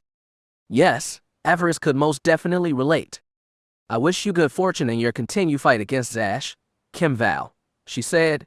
"Never let anyone take away what is yours by right." The Deshade growled, but he did nod. If he trusted her words, she did not know, but she had meant them nonetheless. Perhaps they could both find a way to free themselves of the annoying voice in their minds. If Kim Val could overcome Zash, then perhaps she could overcome Kira. She hoped so. As she sat quietly, awaiting Darth Nox, she found herself growing more and more frustrated. Not only for having to wait, but the situation in general. Avaryss's fingers curled into angry fists. It seemed everyone she knew was no longer alone. Taya had Fim. Varric had Zan. Rink was off finding his former love. They might be in each other's arms right now. Nox apparently had his apprentice, from the continued sound of their lovemaking. A snarl escaped Avaryss's lips. "I wield great power," she thought. "I'm a Darth of the Sith Empire. But in spite of it all, I stand alone." Rage and jealousy rose up inside her, a fury that wanted to explode. It almost found its release in the couple in the next room. Avaryss gave some serious thought of drawing her lightsaber, walking into the bedroom and killing both Nox and his Togrunta toy. Kim would likely have tried to stop her, of course, or perhaps he wouldn't if Zash had control. She doubted that the old witch would care if her old apprentice was eliminated. Avaryss shook her head, her hand drifting to the weapon clipped to her belt. She was tempted.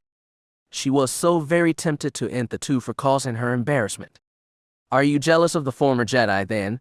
Kira asked. "Do you want Nox for yourself? Oh dear, what would Finn say?" "Shut up," Avaryss growled under her breath. The jealousy she was feeling had nothing to do with the girl. The former Jedi was welcome to Darth Nox. She was not Necris. The Devish would have killed the Togrunta, she was sure of that. Necris did not like to share. Avaryss's first apprentice had an infatuation with Darth Nox. She had had one since the Kagath.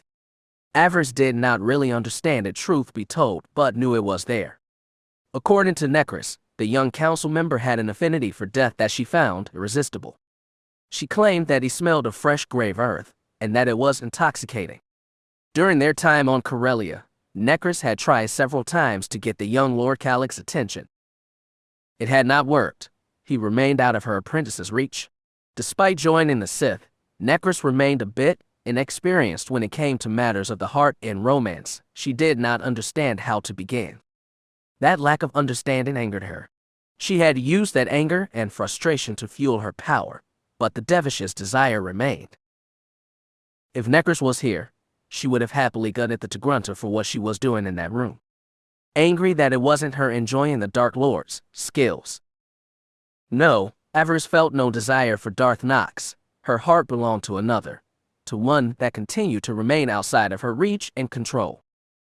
The thought of Finn being out there alone, knowing that he was not at her side, was infuriating. "All around me," she thought, "my fellows are enjoying the company of others, finding release in coupling, while I stand alone. The one I desire is far from me, lost behind a wall of duty and Jedi training." Finn was hers. He should have been hers. Why could she not have the one thing she truly wanted? Why? Why? Her anger continued to grow. Was this her fate? Was she destined to be alone? Was power and the dark side all she would ever know? It should have been enough. It would have been enough for other Sith, but it was not enough for her. She wanted everything, and everything started with Finn. He was hers. He had to be hers. It had been easy to ignore these feelings when she had been dedicated to bringing Fel, her original lover, back to life. The goal had kept her focused, but with his final end, and her finally letting go of that desire, she found herself truly alone. It was like a hole inside her heart. She could feel it echoing with both pain and longing. Did Finn miss her as she missed him? Did he ache with desire as she did? She despised herself for feeling so weak, so mundane. Power should have been all that concerned her. It should have washed away all the weaknesses of her former life. Kira, of course, reveled in her pain. The shadow of what she had once been took great pleasure from Avaryss' suffering. "Behold the great Darth Avaryss," she would whisper. "Behold the one who had slain both Jedi Masters and Dark Lords of the Sith. Behold the one who traded a chance at happiness for power, and will now be consumed by that choice. Finn will never be yours, Avi. You will die alone, and of a broken, empty heart. The loneliness that you feel will consume you, and when you do, I shall rise anew. All that you gathered will be mine. Finn will be mine, and you will be just a memory, a nightmare that faded with the dawn. You can't fight loneliness. It will consume you. It will do what all your enemies cannot. It will destroy you, Avi, and I will be there to laugh when it does." Avaryss' fingers curled into fists. She almost screamed in rage, almost shrieked for Kira to shut up. It would do no good. Kira was not really here, but at the same time, she was. And she was growing stronger. The sounds from the bedroom finally ceased. They turned to soft sighs and cooing. Avaryss sensed Nox reaching out with the Force. She did not hide her presence or her anger. She did not like being kept waiting. Darth Nox, Lord of the House of Calic, member of the Dark Council, and master of the Pyramid of Knowledge, emerged from his chambers, clad in a bathrobe. The handsome young Dark Lord blinked in surprise when he saw Avaryss there, waiting for him. Surprise that quickly morphed into anger. "Lord Counselor," she said, bowing her head. "You wish to see me?" Nox did not answer her. He glared at Kim Val. "What is the meaning of this, Kim? You were supposed to tell her to meet with me tomorrow. I gave you specific orders." Before the Deshade could respond, Avaryss decided to intervene. "It was not his fault, my lord," she said. "It was Zash that met me at the spaceport.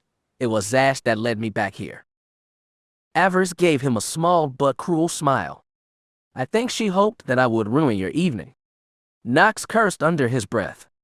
"Zash always did like her games," he said with a cold frown. "I will need to find a way to pay her back for this interruption." Avaryss smiled sweetly at him. Nox was quite cunning, despite his history and upbringing. Plus, he knew his former master. Zash would regret toying with him. Of course, that was for another day. She still had a mission to carry out. She preferred to speak with Darth Mar before it began, to see how they could turn this to their advantage. Ordana was too valuable a prize to pass up. She hoped that Mar would have an idea of how to proceed. It had remained in Fear's hands for too long. She hoped that her allies would agree. The time had come to take it back. "My lord." Ashura Zavris emerged as well, her slender crimson body wrapped in a blanket, her skin slick with passion sweat, her head tails twitching slightly. She had her lightsaber in hand. "I sense great anger," the girl said. "Do we need to defend ourselves?" Nox smiled and turned to his lover. "It is nothing, my dear, merely one of Zash's games. Go back to bed. I will be joining you shortly, after I tend to a bit of business." He kissed her deeply on the lips. The former Jedi blazed with lust and desire through the Force. Avaryss resisted the urge to roll her eyes. That was one way to ensure an underling's loyalty. As the two broke the kiss, the Tigrunta once again retreated, with a playful smile on her face. "Hurry back soon," she smirked. "Don't keep me waiting." "As soon as I can," her master promised her. The Dark Lord radiated with contentment, but at the same time, a sense of excitement. When the girl was gone and the door closed, Nox once again turned to Avaryss. "I will send word to Mar. He wanted to speak with you." Avaryss nodded, glad that that was over, and ready to get on with the business at hand.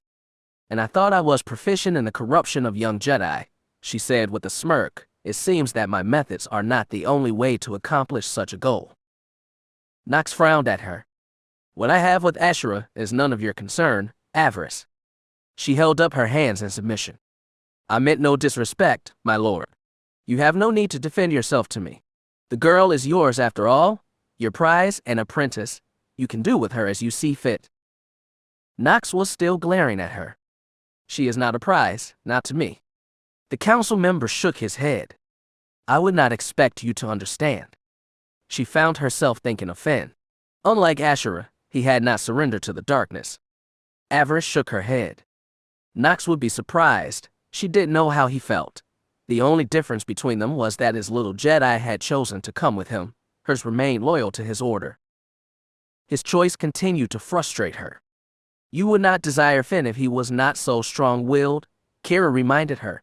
It is that strength of will that you desire most, and makes him all the more irresistible. Avaryss frowned. Perhaps Kira was right. Still, she did not like it. Damn you, Finn, and damn me too. It's pathetic how I pine for you. If only I could be free of all this. It was the sweetest of torments. Desire and frustration were at war. If only Finn would come to her and relieve this pain. If only. You look different, Avaryss. I sense a change in you. Conflict, Darth Mar said coldly. Is everything all right? Avaryss cursed under her breath. That was why she chose to wear her mask more and more. Kira's influence was becoming more and more visible. The physical changes easier to spot. All another Sith had to do was look at her and reach out with the Force. Speak quickly, the darkness within advised. Do not let Mar get the wrong idea.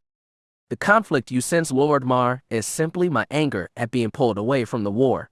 She lied. As for my appearance, I've been experimenting with Sith alchemy lately, seeking to improve myself. She smiled. The changes are a side effect, nothing more. Mar said. His hologram flickered as he rubbed his chin with his right hand. Did he believe her? She wondered. Please let him believe her. Darth Nox sat across from her. The young Dark Lord continued to radiate frustration for her interruption of his evening with his apprentice. Yet, he was smart enough to remain focused on the business of the Empire. The Cabal's goals were the Empire's goals. Nox understood that. Do not let your frustration distract you, Avaryss, Mar advised. Your mission to Ordana is a necessary one to the war effort. The planet needs to be secured, this rebellion crushed, and its resources firmly in our grip. Mar stood straighter. I trust you are up to the challenge of securing it. Avaryss nodded, but at the same time remained daunted. I must confess, my lord, this posting has surprised me. Once I knew Ordana quite well, but I have not been back there for years. She sighed. I had many interests on Dromund Kaas, interests that were just starting to bear fruit when Darth Fear chose to send me to the outskirts. It was unexpected. She frowned. I get the feeling that Darth Fear has found out about my various operations in the capital. I thought that this mission may have been an attempt to distract me from the power base I was building back home. Your instincts serve you well, Mar acknowledged. Darth Fear is aware of what you have been up to. How is that possible, Lord Mar? I was so careful. He is aware because I told him, Avaryss. It was I that shared some of those secrets with your master. Avaryss' eyes widened. My lord, what? Anger flashed in her eyes. Why would you do that? My plans served the Cabal. Why would you jeopardize my position? To ensure that you were reassigned to Ordana, the counselor informed her. Securing the Empire's primary source of food and medical supplies is far more important to our interests than your operations on Dromund Kaas. There ends, the death of your agents were a necessary loss, a sacrifice for the greater good. Nox laughed at that. You may be a Darth, Avaryss, he said, but that does not mean that you do not remain a pawn of the Council. We move you where you are needed most. Avaryss managed to suppress the angry snarl that tried to emerge from her lips. Mar, Eric. He could have warned her. If he had let her in on what was going on, she could have organized it better, made sure that she lost only her least valuable people. They are using you, Kira whispered in her ear. You are nothing to them, Avi. You are nothing, period. Your place and position make you valuable, Avaryss, Mar said, trying to soothe her ego. Your reputation as a war hero will serve you well on Ordana. It will open many doors as you move to secure the planet. Avaryss sneered at that. If you sought to manipulate my master into sending me, you were only partially successful, Lord Mar, she informed him. My position on Ordana is limited. I have no authority except to stop the rebellion. Fear's people remain in control of the planet. Nox smirked at her. A minor inconvenience to such a skilled Sith, I'm sure, he said. Nox is right, Avaryss, Mar added. I did not expect Fear to give you undisputed control of the planet, but he has given you a beachhead, a chance to extend your reach beyond what he expects. Mar pinned her with that hard gaze of his. In the past, young one, when someone gave you a meter, you took a kilometer. Do not see your position as a weakness, but as an opportunity. Use the unorthodox methods that you are famous for. Outmaneuver Fear's agents. You will play them off against each other, and increase your own standing, grow beyond what Fear expects, and make this world your own. Avaryss considered his advice. It made sense. Fear was not stupid, but his underlings, well, that still needed to be determined. If she played this right, she would be able to garner more power from behind the throne than the one sitting on it. It was risky, dangerous, and possibly suicidal. She smirked. It sounded fun.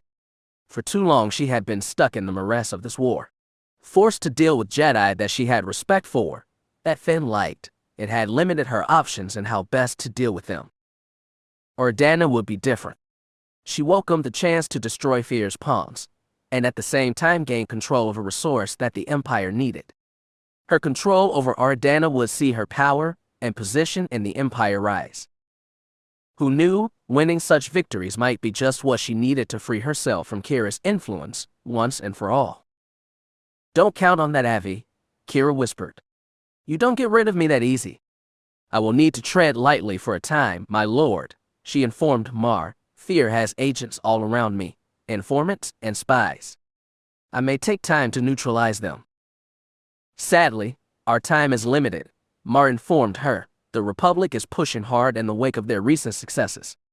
The death of the Emperor has only emboldened their efforts. In other words, work fast, Avaryss, Nox added. Crush this rebellion, Lord Avaryss, Mar ordered, and then squeeze that valuable planet like a vice. We require much of them, and we must have all that we require. Avaryss nodded. The people of Organa had always risen to the needs of the Empire in the past. She would make sure they did so again. It will be done, my lord, she promised. As soon as I have my new apprentice, I will be on my way directly.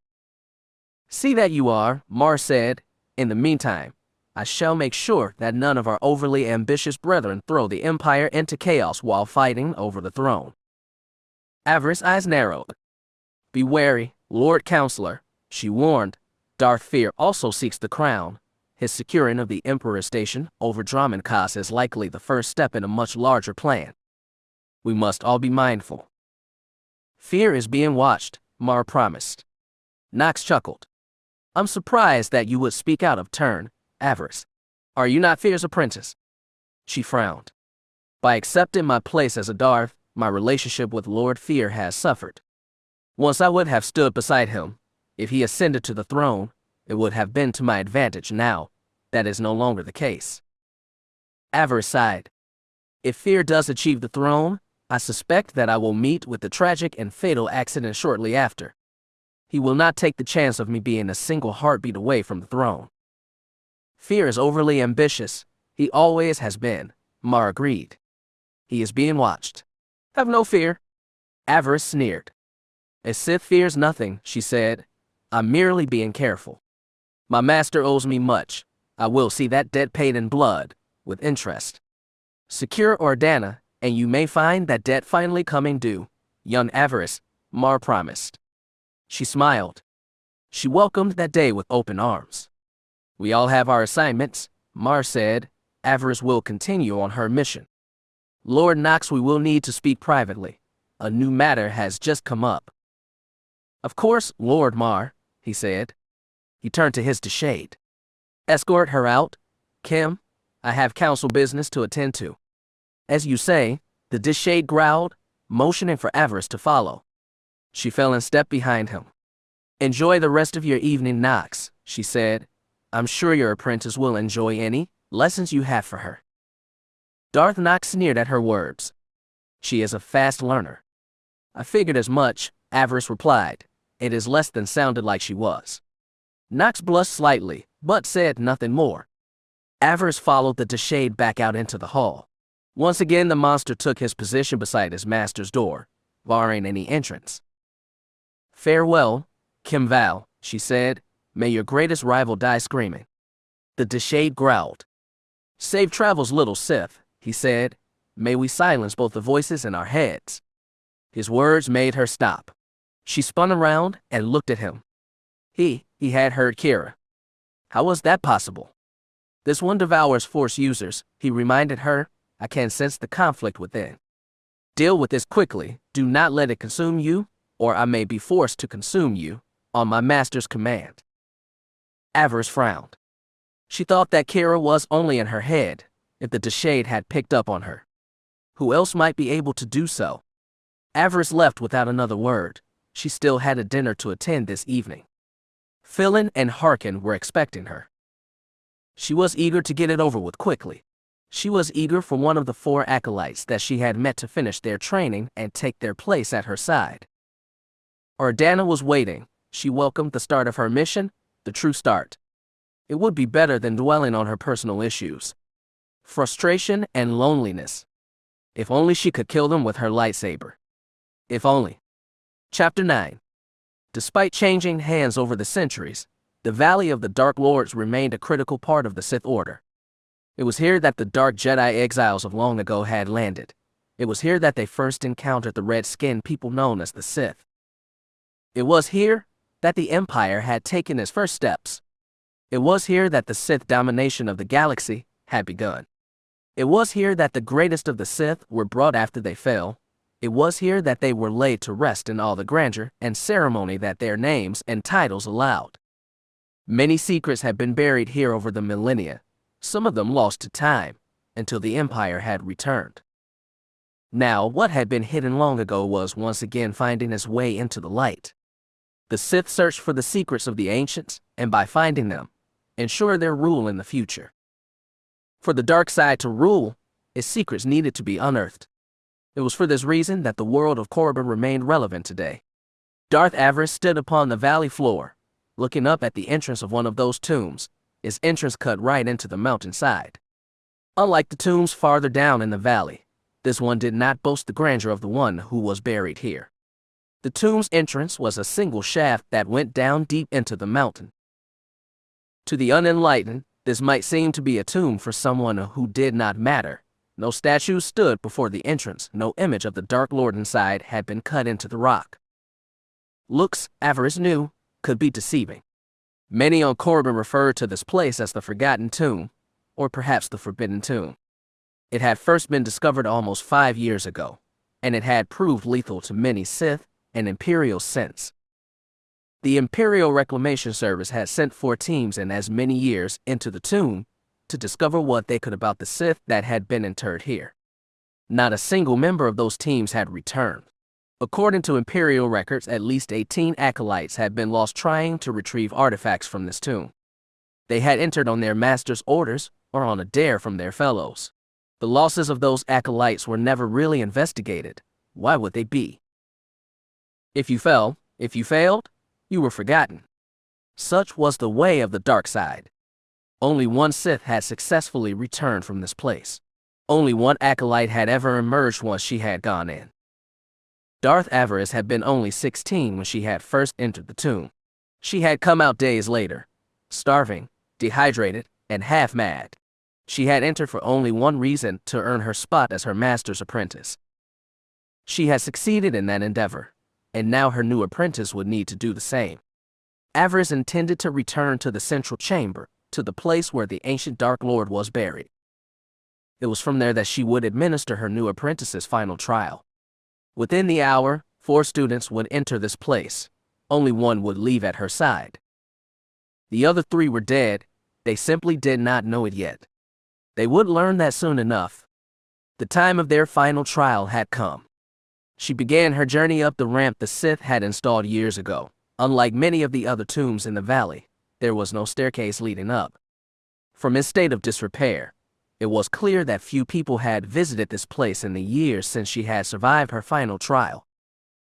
Good, she thought. The overseers had told her how this place remained mostly untouched, and through the force she could feel the sense of malice that still hung over the tomb. Whatever this place was, the spells and traps remained as dangerous today as they had been during her time. She grinned hungrily. It would definitely test the young acolytes. She had decided on this course of action during her dinner with the overseers. Harkin had mentioned how much the tomb's reputation had grown, and it was in that moment that she realized what she needed to do. She had made the request to carry out this trial right then and there. The overseers were understandably skeptical, but had no recourse but to grant her request. It was not unusual for a Sith master to take a hand in their apprentice's final trial. Both Harkin and Philin had been surprised that she would risk herself by doing so, but could not dissuade her. I expect no more from a future student than I'm prepared to do myself. I found my way through this place once, I shall do so again. If one of the acolytes wanted her secrets, they would need to do the same. They would learn the first lesson she had when it came to joining the Order. You succeed, or you perish. There was no middle ground. So she made her way forward, eager to find her way back to the burial chamber deep beneath the ground, much as she had done during her own trial. Of course, this time, she was far better prepared for what she might face. She had both water and nutrient tablets if the trial went beyond the first day, and unlike before, she was not alone. Darth Nox had heard about what she intended to do, and asked that she take one of his servants along. He was a man from the Reclamation Service, someone who had requested an opportunity to explore the tomb, but had always been denied. After all the losses, the tomb was considered too dangerous for a single researcher to enter alone. I must thank you again, my lord, for granting this request, the man said with a cheery smile. After all that I've heard, I am most eager to start my exploration. Avaryss tried to remain cordial with the man. The fact that he had Darth Nox's ear was not lost on her. She had tried to politely refuse him, but had been overruled by the Lord Counselor. She had no choice but to allow the man to join her. The situation had not pleased her. I cannot guarantee your safety, Lieutenant Drellick, she informed him. Remember, you enter this tomb at your own risk. Lieutenant Talis Drellick of the Reclamation Service grinned. This is not the first tomb I've explored, my lord. Though it is probably one of the oldest, I'm most intrigued by what we shall find inside.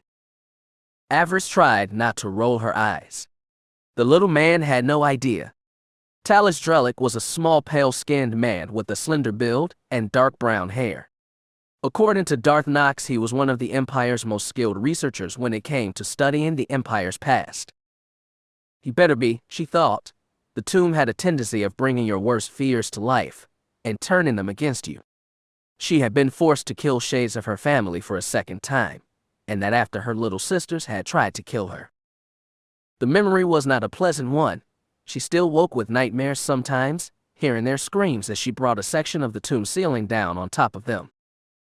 It had not been real, of course, but it had certainly felt real.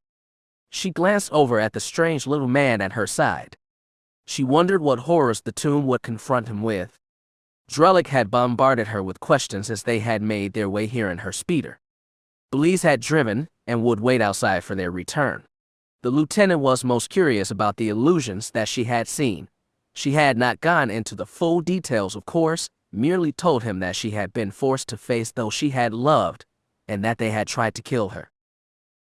A most interesting tale, my lord, Drellick had said. I wonder what the tomb would confront me with. Sadly, I do not have a chance to experience it firsthand. She gave the man a curious look. I'm not sure you can avoid it, Lieutenant, she warned him. I could not stop it, that is for certain. He gave her a sly smile. But you did not have access to the resources that I have, my lord. He reached into the pack he had brought along and pulled out both a medallion and a strange-looking metal headband. What are those, Lieutenant? Trinkets that the Reclamation Service has discovered, my lord. They are an extra layer of defense for those of us not blessed with the power of the Force. He put on both the headband and the amulet. She fought the urge to laugh at the strange little Imperial. There were always merchants hanging around outside the academy that claimed that they were selling trinkets that could protect you from the dark powers that still existed in the tombs. These merchants preyed on the greener acolytes, making them think that the junk they were selling would give the student an edge. Avaryss had never bothered herself, but the practice continued. The gullible were always looking for an advantage in all the wrong places. As they entered the tomb together, Drellick shifted the metal headband so it would sit more evenly on his brow. Avaryss led them down the long descending ramp, which led into the first section of the tomb proper. As before, she had almost tripped and slid all the way down, but as before, she had caught herself. As the two of them reached the first chamber, Avaryss took in a deep breath and nodded. The air down here felt so familiar, like a long-lost friend that embraced you after years apart. She grinned. It felt like the tomb was welcoming her back, or maybe trying to lull her into a false sense of security. She had escaped once. Maybe the spirit that existed here wanted to make sure that she did not escape again. She was determined to remain mindful. "Hear me, spirit," she called out to the shadows. "I have returned to honor your great power, not to steal from you, but to test those that think they are worthy of serving me. 4 shall come, and 3 shall remain behind, their bones and lives enriching your domain. They are my offering, my sacrifice for being allowed to stand in your presence once again. I ask only that you allow us to pass unmolested. We are not here to steal from you, only to bask in your great power." Avaryss expected Drellick to laugh at her for making such a statement. Most Imperials did when it came to the spiritual side of the Force. They did not understand how much of a hold the past still held on the present. Drellick said nothing. He merely looked around curiously. "Will the spirit appear?" he asked. "Did you see it during your last visit?" Avaryss chuckled. "The spirit did not appear to me, no, but I felt a sense of being watched. It may have been my imagination, but why take chances? Power should be respected, Lieutenant. We ignore the past at our own peril." "Wise words, my lord. Very wise words indeed." Drellick pulled out a holocam and began taking pictures, recordings of the room. "Amazing," he murmured, "intriguing, wondrous. You found something?" He nodded, grinning happily. He pointed his glow light at a stone symbol cut into the wall. "I recognize that sigil, my lord. Although it is slightly changed from the one I remember, perhaps the current one came about because of some alliance or lost later on. No matter. Still, despite the variation, it is familiar to me." "Whose sigil is it? What house is it from?" "I believe it is a variation of the symbol of House Kresh." "Kresh," Avaryss said, "as in Ludo Kresh." "The same, my lord. Perhaps the lord that was laid to rest here was one of his ancestors, perhaps the first lord of his family line." Drellick almost giggled with childlike delight. "I wonder what type of a man he was." Avaryss snorted with amusement. "The tomb that we are standing in does not belong to a man, Lieutenant. It belonged to a woman." He turned to her. "A woman, you say? Are you certain?" Avaryss frowned. She had not meant to volunteer any information about this place. She had not planned on telling Drellick about the scrolls she had discovered and been allowed to take out of here. Those secrets were hers, and she guarded them greedily. Besides, Drellick was Nox's man. Did she truly wish to share her secrets with the fellow Darth? "I cannot give you the full details of what I discovered," she told the man, "but what I can tell you is that the one that was buried here was likely one of the Jedi exiles that first landed on Corbin. She was also one of the first to choose to mate with the Sith High Priest. From what I gathered, I'm guessing that her decision was not looked favorably upon by her fellow Jedi. It is possible she may even have been killed for her choice." "Fascinating," Drellick said. "If what you discovered is true, then this is most definitely an important find. We know so little about the Dark Jedi that first came to Corbin. It was so long ago, and the names of those brave souls are now all but lost to time." The lieutenant's smile faltered slightly. "You claim that this woman was not looked upon favorably by her fellows. That is a shame. Especially considering the fact that within a generation or two, the Jedi interbreeding with the native Sith became a common practice. It is most unfair that this young woman suffered so for being ahead of her time." The researcher shook his head. "Whoever you were, my lord, have no fear," he called out. "If you will allow it, I will make sure that your name is whispered again with the respect and reverence it deserves. The respect that escaped you in life will be yours again. I promise you." Avaryss smiled. Perhaps there was something to the little man after all. He did not view these tombs as treasure troves to simply be plundered. Maybe she would seek to draw Drellick away from Nox. His skill might be useful in her own work. After all, there were still sections of the scrolls that she had found here that she was unable to translate on her own. Drellick may just be what she needed, who could say. She would have please ask around, discreetly, get an idea of what the man's price might be. Come, Lieutenant, she said, gesturing forward.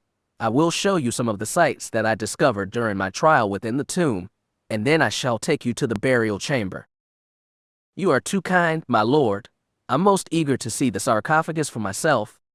And so you shall, she promised, though I must remind you that when the final trial of my future apprentice begins, you must not interfere, or speak of what happened to anyone, not even Lord Nox. That is the price I ask for allowing you to accompany me here. And a fair price it is, the man said, bowing. I will honor your request, my lord. It is the least I can do for the privilege of being allowed to explore such a wondrous part of our history. Excellent, Avaryss said. Then follow me, and watch your step. I have such sights to show you. The journey to the burial chamber was not as bad as Avaryss remembered. They had been attacked a few times by the native beasts, the Shirak and Kalor slugs that seemed to find their way into any tomb. Avaryss continued to feel the dark side energies that filled this place, but, unlike before, they did not reach out and try to stop her advance. Maybe the spirit had accepted her coming sacrifice. It may even have approved of her choosing this tomb as a testing ground. Drellick was a child in a sweet shop. He paused every so often to take holo recordings of the various paintings and etchings that marked the wall. She was surprised to find that he was unaffected by the magic of this tomb. He made no mention of seeing anyone from his past, and none of the defenses rose up and tried to kill him. It may have been because he was traveling with her, or maybe it was because he was content to simply take pictures and not try to steal any of the tomb's many artifacts. Whatever the reason, they passed through the tomb mostly unmolested. Avaryss stopped only once during the journey. She did so when she came upon the scattered bones of what had once been a former Sith acolyte. She could tell by the ragged remains of the tunic who this person had been. She also found the skull off in the corner. She picked it up and regarded it thoughtfully. Hello, Nas, she said to the skull. Still here, I see. When Avaryss closed her eyes, could almost see her former ally's face. Her pretty features twisted into a scowl. She and Nas had been good allies once. The Inquisitor's daughter had been a skilled tactician and led them to many victories, but when the girl had poisoned Avaryss' lover and tried to blame her for the deed, their relationship had changed. Nas had been the first person that she had killed with her new lightsaber, the first, but not the last. It was with the girl's blood that she had begun her journey as a full Sith. She would always be grateful to her for that. What is that, my lord? Drellick asked. She laughed lightly. Someone who stood in my way, she replied. Someone blissfully forgotten. Avaryss tossed the skull back down. It bounced back into the shadows and disappeared. Goodbye, Nas, she said, and thank you for dying. She turned and continued on. She thought she had heard the sound of voices and weapons fired behind them, which would mean that the 4 acolytes were now in the tomb. She needed to reach the burial chamber before them. It was there that she would administer their final test. She was curious to see who made it to the final challenge. Would it be all 4? Or would one come out of the shadows and claim his or her rightful place at her side? She was most eager to see. Hours passed as the trial continued. Avaryss and Drellick had scattered glow sticks around the central chamber so that they could have light as they waited. The Dark Lord meditated before the dais, while the researcher moved back and forth between the various statues and artwork that had been buried with the Lady of House Kresh. That was the term that Drellick used. Since they could not find the woman's name in the tomb, Lady Kresh would have to do. Occasionally the man would interrupt her meditations, but she did not mind. The little man had a talent for making interesting discoveries. What he had to say was never boring. She was surprised to find that she was grateful to have brought him along. He made the wait here interesting. Drellick would pause in his work every so often to drink some water or eat a nutrient bar. He offered one to Avaryss, who declined. The Force would sustain her for several days. As long as she had water, food was a minor issue. She spent much of her time meditating, communing with the Force, and in doing so, keeping track of the 4 acolytes now struggling to survive. The Force could not reveal to her exactly what was going on, but it did give her a good idea. Things were proceeding slowly. 2 of the acolytes were currently engaged in a chase through the tomb. Whether this was because of tomb's defenses or a personal rivalry, she could not say. The 3rd acolyte was wandering alone in the dark, perhaps lost, or being tormented by some specter of his or her past. The 4th had stopped, at least it felt like they had stopped. She thought that the acolyte was meditating, perhaps trying to draw on the power of this place. Whatever the reason, she was not impressed. If the acolyte wished to become her apprentice, sitting peacefully in a corner would not bring them any closer to that goal. She slipped out of the Force and decided to take the lieutenant up on his offer. Nutrient bars were not the tastiest of meals, but they would sustain her. She wondered how long it would take for one of the acolytes to emerge victorious. Philin and Harkin had taken wagers on their favorites. Harkin favored the Zabrak, while Philin thought the pure blood would emerge victorious. Avaryss had chosen not to get involved. She did not care which one emerged, as long as they followed her orders and listened to her teachings. She would need someone both cunning and powerful when she arrived on Ardana. Whichever acolyte survived, they had a hard journey ahead of them. The road to power was never easy, but to the one that succeeded, the rewards were more than worth it. As a wise Sith once told her, power was the end of the journey, not the destination. Power was its own reward. And what about Finn? Kira asked. I take it that means he is all mine then. Avaryss growled like an angry beast. Silence, she hissed. Your opinion is not wanted. The hours continued to drag on. Avaryss continued to wait. One of the 2 that had been chasing each other around the tomb died first. She felt the shift when the acolyte died, ending their chance at becoming her apprentice. The one who had not been moving winked out next. She was not sure how that one died, only that their presence disappeared. She felt the 2 survivors drawing closer. Avaryss reached out with the Force, trying to draw them together, to bring them to her side for the final fight. Drellick was dozing in a bedroll near the sarcophagus. How he could sleep down here, she didn't know. The hum of the dark side was very strong in this place. It was like the sound of gentle lava flow running past her on a dark night. She rose from her meditation, feeling both relaxed and refreshed. She prepared herself for what was coming next, her hand resting on the weapon on her belt, or rather one of the 2 weapons that were on her belt. She smiled. What came next would be fun. She heard footsteps on the walkway, the one over the pit lined with spikes. A few seconds later, the pure blood Hutlo emerged. He was ragged and wild-eyed. He looked around the chamber, looking for enemies that weren't there. Avaryss smiled contently. You are almost at the end, she informed him. Only one more person stands in your way. Hutlo growled at her. Did you know what this place was? Did you know what we would face here? Of course, Avaryss said with a dismissive shrug. You needed to be tested as I was tested. She grinned. As I said, you are almost there. A second acolyte arrived. This was the human, the balding assassin strike. Avaryss was surprised. She would have thought the Zabrak would have made it before he did. And then there were 2, He growled, glaring at Hutlo. The pure blood hissed like a feral animal, his hand gripping his war blade. Strike looked up at Avaryss. He had a cold grin on his face. So what happens now, Master? He said, his voice dripping with venom. Avaryss removed the lightsaber from her belt. One of you earns this, she said, holding it up. Only one of you can emerge as my apprentice. The time has come to see which is the strongest. She tossed the blade between them. Both human and pure blood looked down at the weapon, then back up at her. Avaryss grinned hungrily. Fight for your master's pleasure, she declared. Show me who is worthy of standing at my side. They both looked down at the weapon, and then up at her. Avaryss felt a shift in the Force. She frowned. She did not like what she was sensing. You heard, Avi? Kira said. Good luck getting out of this one.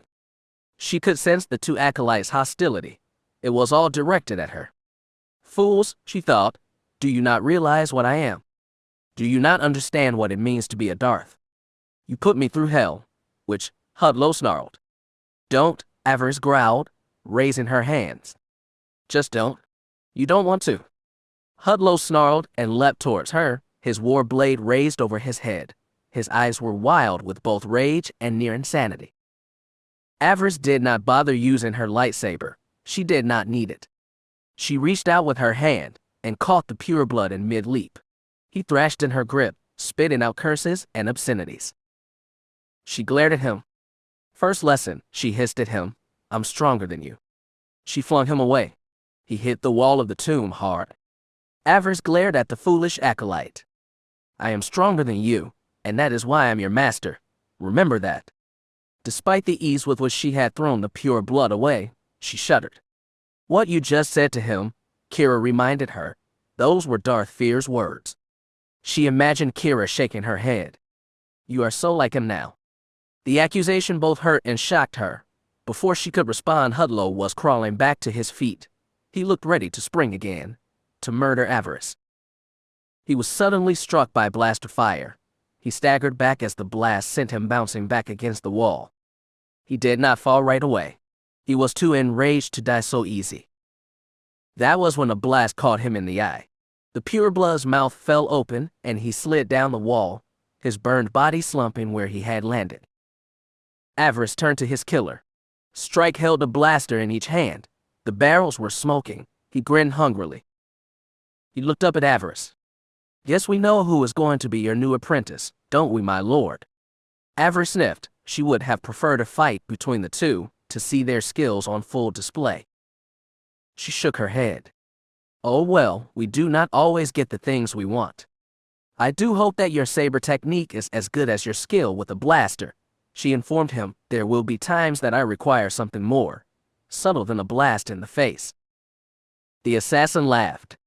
I'll prove myself to you soon enough, master, he said, but first I need to claim my. Strike looked around, searching on the ground at his feet.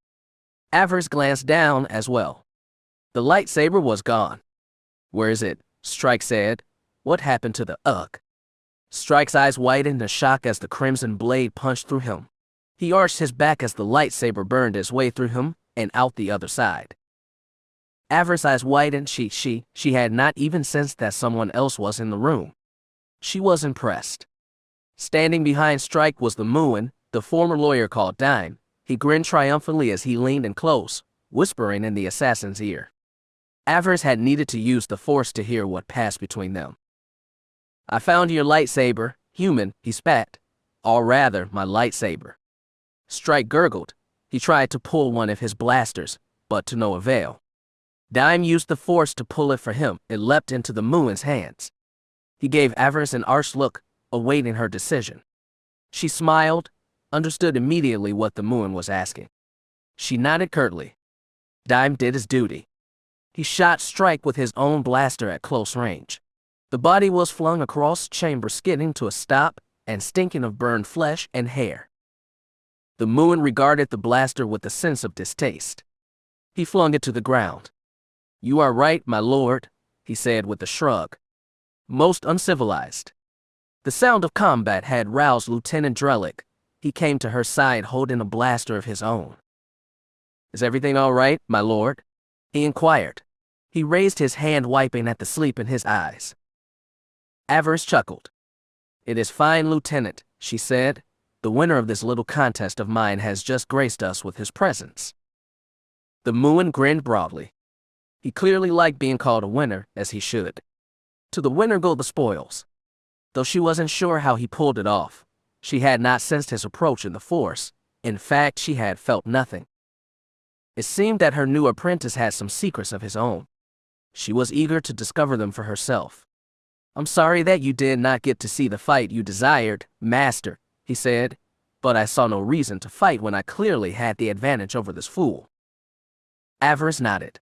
Strength was not everything for a Sith. Cunning, deception, and ruthlessness were important too. Dime had shown that he possessed all three. It would have been nice to see the survivors fight it out for her pleasure, but she was fine with this outcome. She was nothing if not flexible. She was most pleased. "Are you ready to take your place at my side?" she asked him. "Are you ready to study the mysteries of the dark side?" "Teach me, master," he said excitedly. "Teach me, I want to learn." Avaryss grinned triumphantly. "Then kneel at my feet," she ordered. "Speak the words, and pledge yourself to me and my teachings. Become an extension of my will." The Mu'min nodded and walked up to her. He knelt at her feet, bowing his head respectfully. "I am yours, my lord," he vowed. "What is thy bidding, my master?" Avaryss almost laughed. "And now I come full circle," she thought. "Now it begins." Chapter 10. Avaryss returned from Corbin to find her job on Ordana had become much more complicated. She had barely stepped off the ramp from her shuttle when she was met by Colonel Glask. The loyalty officer had brought her new orders from Darth Fear, orders reflecting his recent actions in the ID system. She was not pleased to hear what had happened while she had been seeking a new apprentice. The fool, she thought, shaking her head. The complete and utter fool. Darth Fear had already responded to the Ordana rebels' demands. He had charged her with dealing with this crisis, and then, without even consulting her, made his own moves to try and deal with it. He had of course rejected everything the rebels had asked for, but that was not all. When word reached the people, several large protests broke out in Warro and Dana City. Fear responded by sending in troops. Fortunately, there had been little bloodshed. Most Ordana citizens still saw themselves as loyal Imperials. The soldiers managed to round up the ringleaders of the protests, taking them into custody. The bloodshed had been kept to a minimum, which was good. The crowds dispersed after that. If that had been the only thing that had happened, they would have been lucky. Sadly, Fear was not done. He had publicly executed the people behind the protests. He accused them of having a hand in the recent bombings, and set out to make an example of them. The move left the people of the planet in shock. For the moment, things were quiet. Avaryss doubted they would remain that way for long. Fear's display of power would not have the effect he hoped. She knew her people well enough to know that. All Fear did was guarantee that the ranks of the rebellion would swell. Her people were not cowards. Many had served the Empire loyalty in both the army and navy. Once the shock wore off, there would be anger. How much anger depended on who exactly it was that had been killed. They would see this as a betrayal by their Dark Lord. Once upon a time, Moff Gallic would have diffused the situation by promising to take the matter up with the Emperor, but with his death that was no longer possible. Speaking with the Emperor would not salve this wound. The people of Ordana would be angry, and in their anger many would flock to the rebellion. The threat posed would escalate. The people would demand a response, and she shook her head. When the people did respond, it would not be pretty. No, it would not be pretty at all. "What did you expect?" Kira asked. "Being on the council has gone to the old man's head. He has made a mess, and now he will expect you to clean it up. Lucky you." She should not have been surprised. When the council had trusted Darth Fear with the pacification of the former holdings of the late Darth Tarek, her master had shown no mercy. There had been both mass arrests and mass executions. Her master had not rested until he was sure that any trace of Tarek's influence had been crushed. He had been as thorough as he was brutal. Now, with Ordana, he was doing it again. Only this time, he was not punishing some rogue Sith's holdings. He was targeting one of the main arteries of the Imperial war effort, a world that had been loyal to the Empire since the very beginning. Was it any wonder that they were in revolt? The move had been foolish in her eyes, foolish and ill-timed. "Oh, master," she thought. "What have you gotten me into now?" Fear, of course, was now demanding that she head for the ID system with all possible speed. He had sent word ahead to both Moff Gallic and Darth Sadi. They would make sure that things were all in readiness for her arrival. Glask, ever loyal to her master, presented her with a data pad full of instructions from Darth Fear, a full list of how she should best proceed when she arrived on the planet, what steps she should take first to ensure that the people remain compliant, Avaryss took it, but already intended to ignore whatever advice it contained. Her master would not be happy with that, but at that point, she did not really care. She had spent most of the journey to Corbin trying to come up with a plan to start winning her people back to the Empire. She had several ideas, but with what Fear had just done, she would now need to refine her plans. It would have been far easier if he had just let me handle this, she thought. Despite being away for so many years, she still knew how the typical Ordana citizen thought. She was confident that she would be able to sway them away from this most foolish of courses. She ordered Colonel Glask to prepare a briefing on the Ordana situation for both her and the rest of the senior staff. She wanted to know everything that had happened since last bombings, everything that Darth Fear had put in place. It would make it easier for her to decide where to strike first. In the meantime, she had other matters to attend to. Dime needed to be settled into her service. She still needed to meet up with her master's daughter, and she had to speak with Zen about Barrick. If she was to deal with the matters of rebellion on her homeworld, she needed her servants to be on the same page as her, and to have her future plans in order. Once again, she was about to find herself in a dangerous place. She could not afford any surprises. She was shocked to discover that she was actually concerned about the people of Ordana, how they would react to her presence, and if they would accept the aid that she offered. I hated them for the longest time, she thought to herself. I blamed the people of my home for doing nothing when my family was killed. Ander Lillis had been respected. He had been a good overseer, and kept the people under his protection as safe and as happy as he could. Yet, as far as she knew, no one had lifted a finger when he was killed. The Empire had blamed the deaths of her family on brigands, but she doubted that anyone had really believed that. What were the people to do? Kira asked her. Fear's enforcers were murdering overseers all over Ordana. Those enforcers were strong in the Force. What chance would the farmers have against a Force sensitive? What chance would they have against you? Avaryss frowned. She did not like to think like that. I'm nothing like the man who murdered my family. I'm better than he was, stronger too. Distantly she could hear Kira laugh. Keep telling yourself that, Avi. Just keep telling yourself that. Avaryss could not completely kill the snarl that came to her lips. They were weak. The weak deserved their fate. It is their destiny to be ruled by the strong. Why should I care for a pack of weak-willed farmers? Because they're your people, Kira reminded her. They are your father's people, and citizens of the Empire. As citizens, they are your subjects. Should you not do everything in your power to ensure they are as productive and useful to you as you can? I'm not their servant, Avaryss thought. True, but you have never been one to abuse your servants. As a lord, they serve you. Are you really interested in seeing them suffer? She had no real answer for that. In fact, this whole argument was leaving her confused. Stopping the rebellion was paramount for the war effort, but, at the same time, once she had dreamed of returning to Ordana and making it a paradise for its citizens. She wanted to make the world into a symbol of her power. She wanted every citizen to be able to look up to her and fall to their knees in humble gratitude. That will never happen if Fear had his way. You don't have to do this alone, Kira reminded her. If you let me out, I could help you. Together we can win the hearts and minds of the people, make Ordana exactly as we want it. Avaryss frowned. The day she let go and let Kira have her way was the day she was truly lost. If she gave in to that part of herself, she feared that she would never find her way back.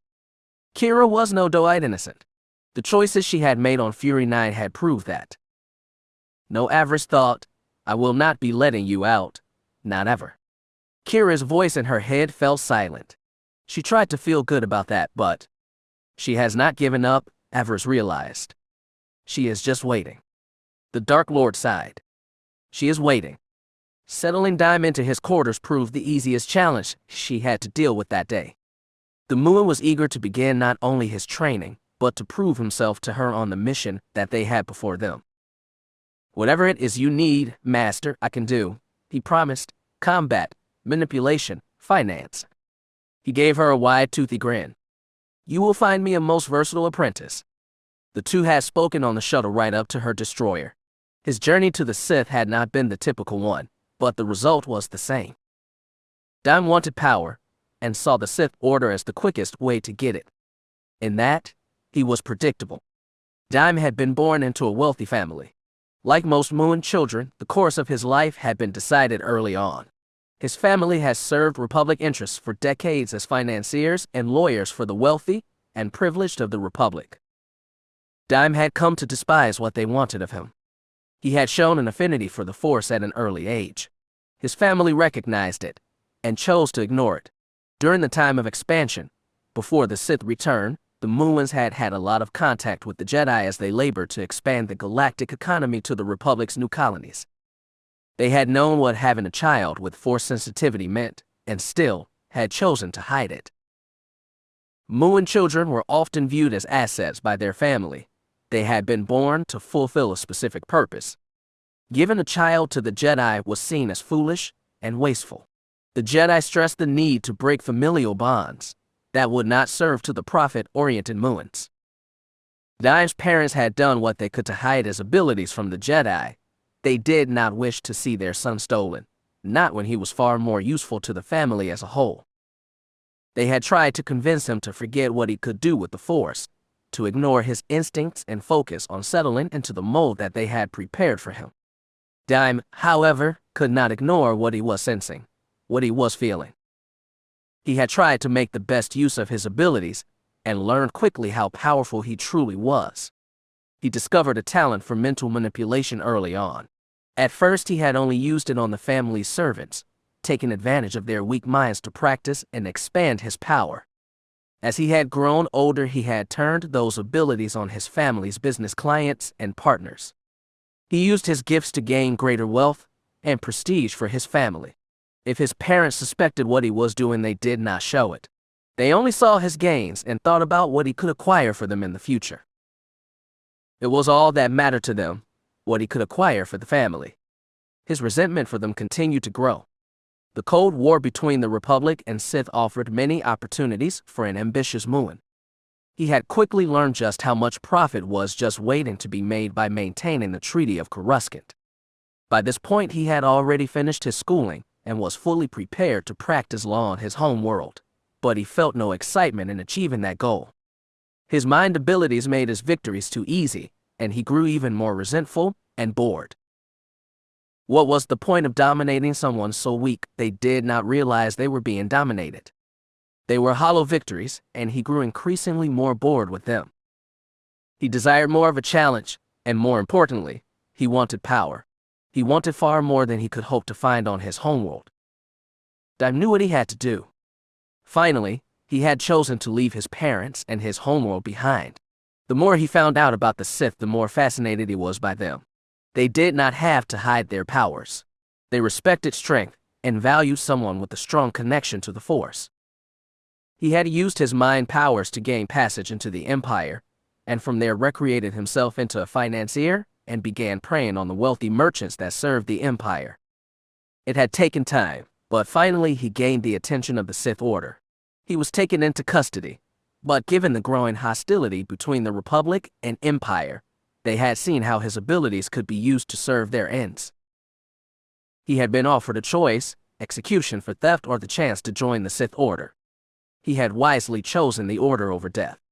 He had been brought to Korriban as a first-level acolyte. He had then been sent to Lord's Reach for his off-world trials before returning to Korriban. Avaryss had frowned when she heard that last part. She knew that the Sith were desperate for people, still. She wondered if the Sith were harming their order by sending so many unprepared students to Korriban. Her time on Fury 9 had been a necessary evil in her training.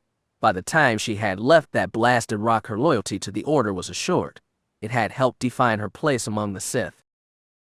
By bypassing the hopeful stage of their training, she feared that the new generation of Sith would not be as powerful as those that came before. They would not have been tested or tempered, and in their rushed success they would be weaker than their peers. Too many weaker Sith might prove to be a problem. They would likely ally against their stronger leaders and overthrow them with sheer numbers, and whoever emerged from those weaker Sith as leader would weaken the Order as a whole. That realization concerned her. She thought that it should be a concern for the Empire as a whole. Dime was not weak, that was clear, but he did not have the proper respect for her place. When she looked at him, she did not feel the same fear, and all she had felt as an apprentice on her first day. The Mun did not fear her, through the force she could feel it. He saw her as a font of knowledge and an opportunity to expand his control, but that was it. You should have broken in the tomb, the darkness whispered. You should were too light on the creature. Now you will need to redefine your relationship with him. His skills would come in handy on Ardana, but she would need to be cautious. If things started to go badly, if he came to see her as weak. She shuddered. Beware your apprentice. She would need to watch the moon closely. Very close indeed. With Dime settling in, and her planning the first phase of his training, her attention now turned to her other apprentice on board, and what she was going to do with her. She found her apprentice in her quarters. She was kneeling on the floor, lost in meditation. Avaryss regarded Zen Lure thoughtfully. Zen was unique among her peers because she had experience with both sides of the Force. Her Jedi training had shown her the limits of what the light had to offer, and since coming over to the dark side, she had done everything in her power to surpass those limits. She indulged freely with her emotions. Anger, jealousy, fury, lust. They were just a few of the emotions that the former Jedi Padawan chose to indulge on her journey down the dark path. Avaryss frowned. Lust seemed to be her favorite. Zen knew that she was beautiful by human standards and enjoyed toying with the emotions of others. The way she talked, the way she dressed, the way she moved, all suggested the possibility of sex, and she reveled in the power that it gave her. Even now, she sought to inspire the desire of others. Her robes clung to her curvy form like a second skin. She wore no armor, and her top was cut low in front and left most of her midriff exposed. A man would not need much imagination to guess what Zen looked like naked. This was the point. She reveled in turning men into drooling idiots, and there was always more waiting to amuse her, and that was the problem. She was not the type of girl to be tied down with anyone for long, at least that is what Avaryss had observed, which is why the Dark Lord was so disturbed with her relationship with Beric. She had no desire to see her brother suffer because the girl grew bored with his company.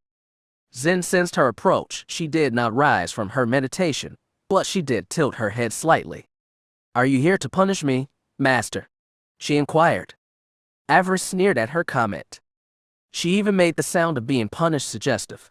Zen was truly on the way to mastering her craft. "Have you done something that you deserve to be punished for, apprentice?" Zen laughed lightly and rose, her golden eyes now focused on her master. "According to the Jedi Code, I've done many things that I should be punished for." Zen grinned triumphantly. "It is a good thing that I'm no longer a Jedi." Any amusement quickly faded from the girl's eyes. She pinned her master with an accusing gaze.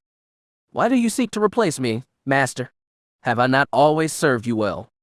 Taking on a new apprentice was not my choice." Avaryss informed the girl. It was at Counselor Fear's suggestion, and it was not a bad one. A Corbin-trained apprentice is a symbol of both refinement and prestige. Zen's Sith eyes narrowed. "You did not answer my question." "Nor should I," Avaryss said coldly. "Do not forget your place, Zen. You have sworn to serve me, and I shall do as I see fit." "I mean no disrespect, my lord," she said, bowing submissively. "I merely seek to understand if I have disappointed you in some way." Zen frowned. "You are not pleased with me? And Beric, are you? You believe what we are doing is a mistake." Avaryss gave her a stern look. "So no beating around the bush," she thought. "Good. We might as well get to the heart of the matter right away.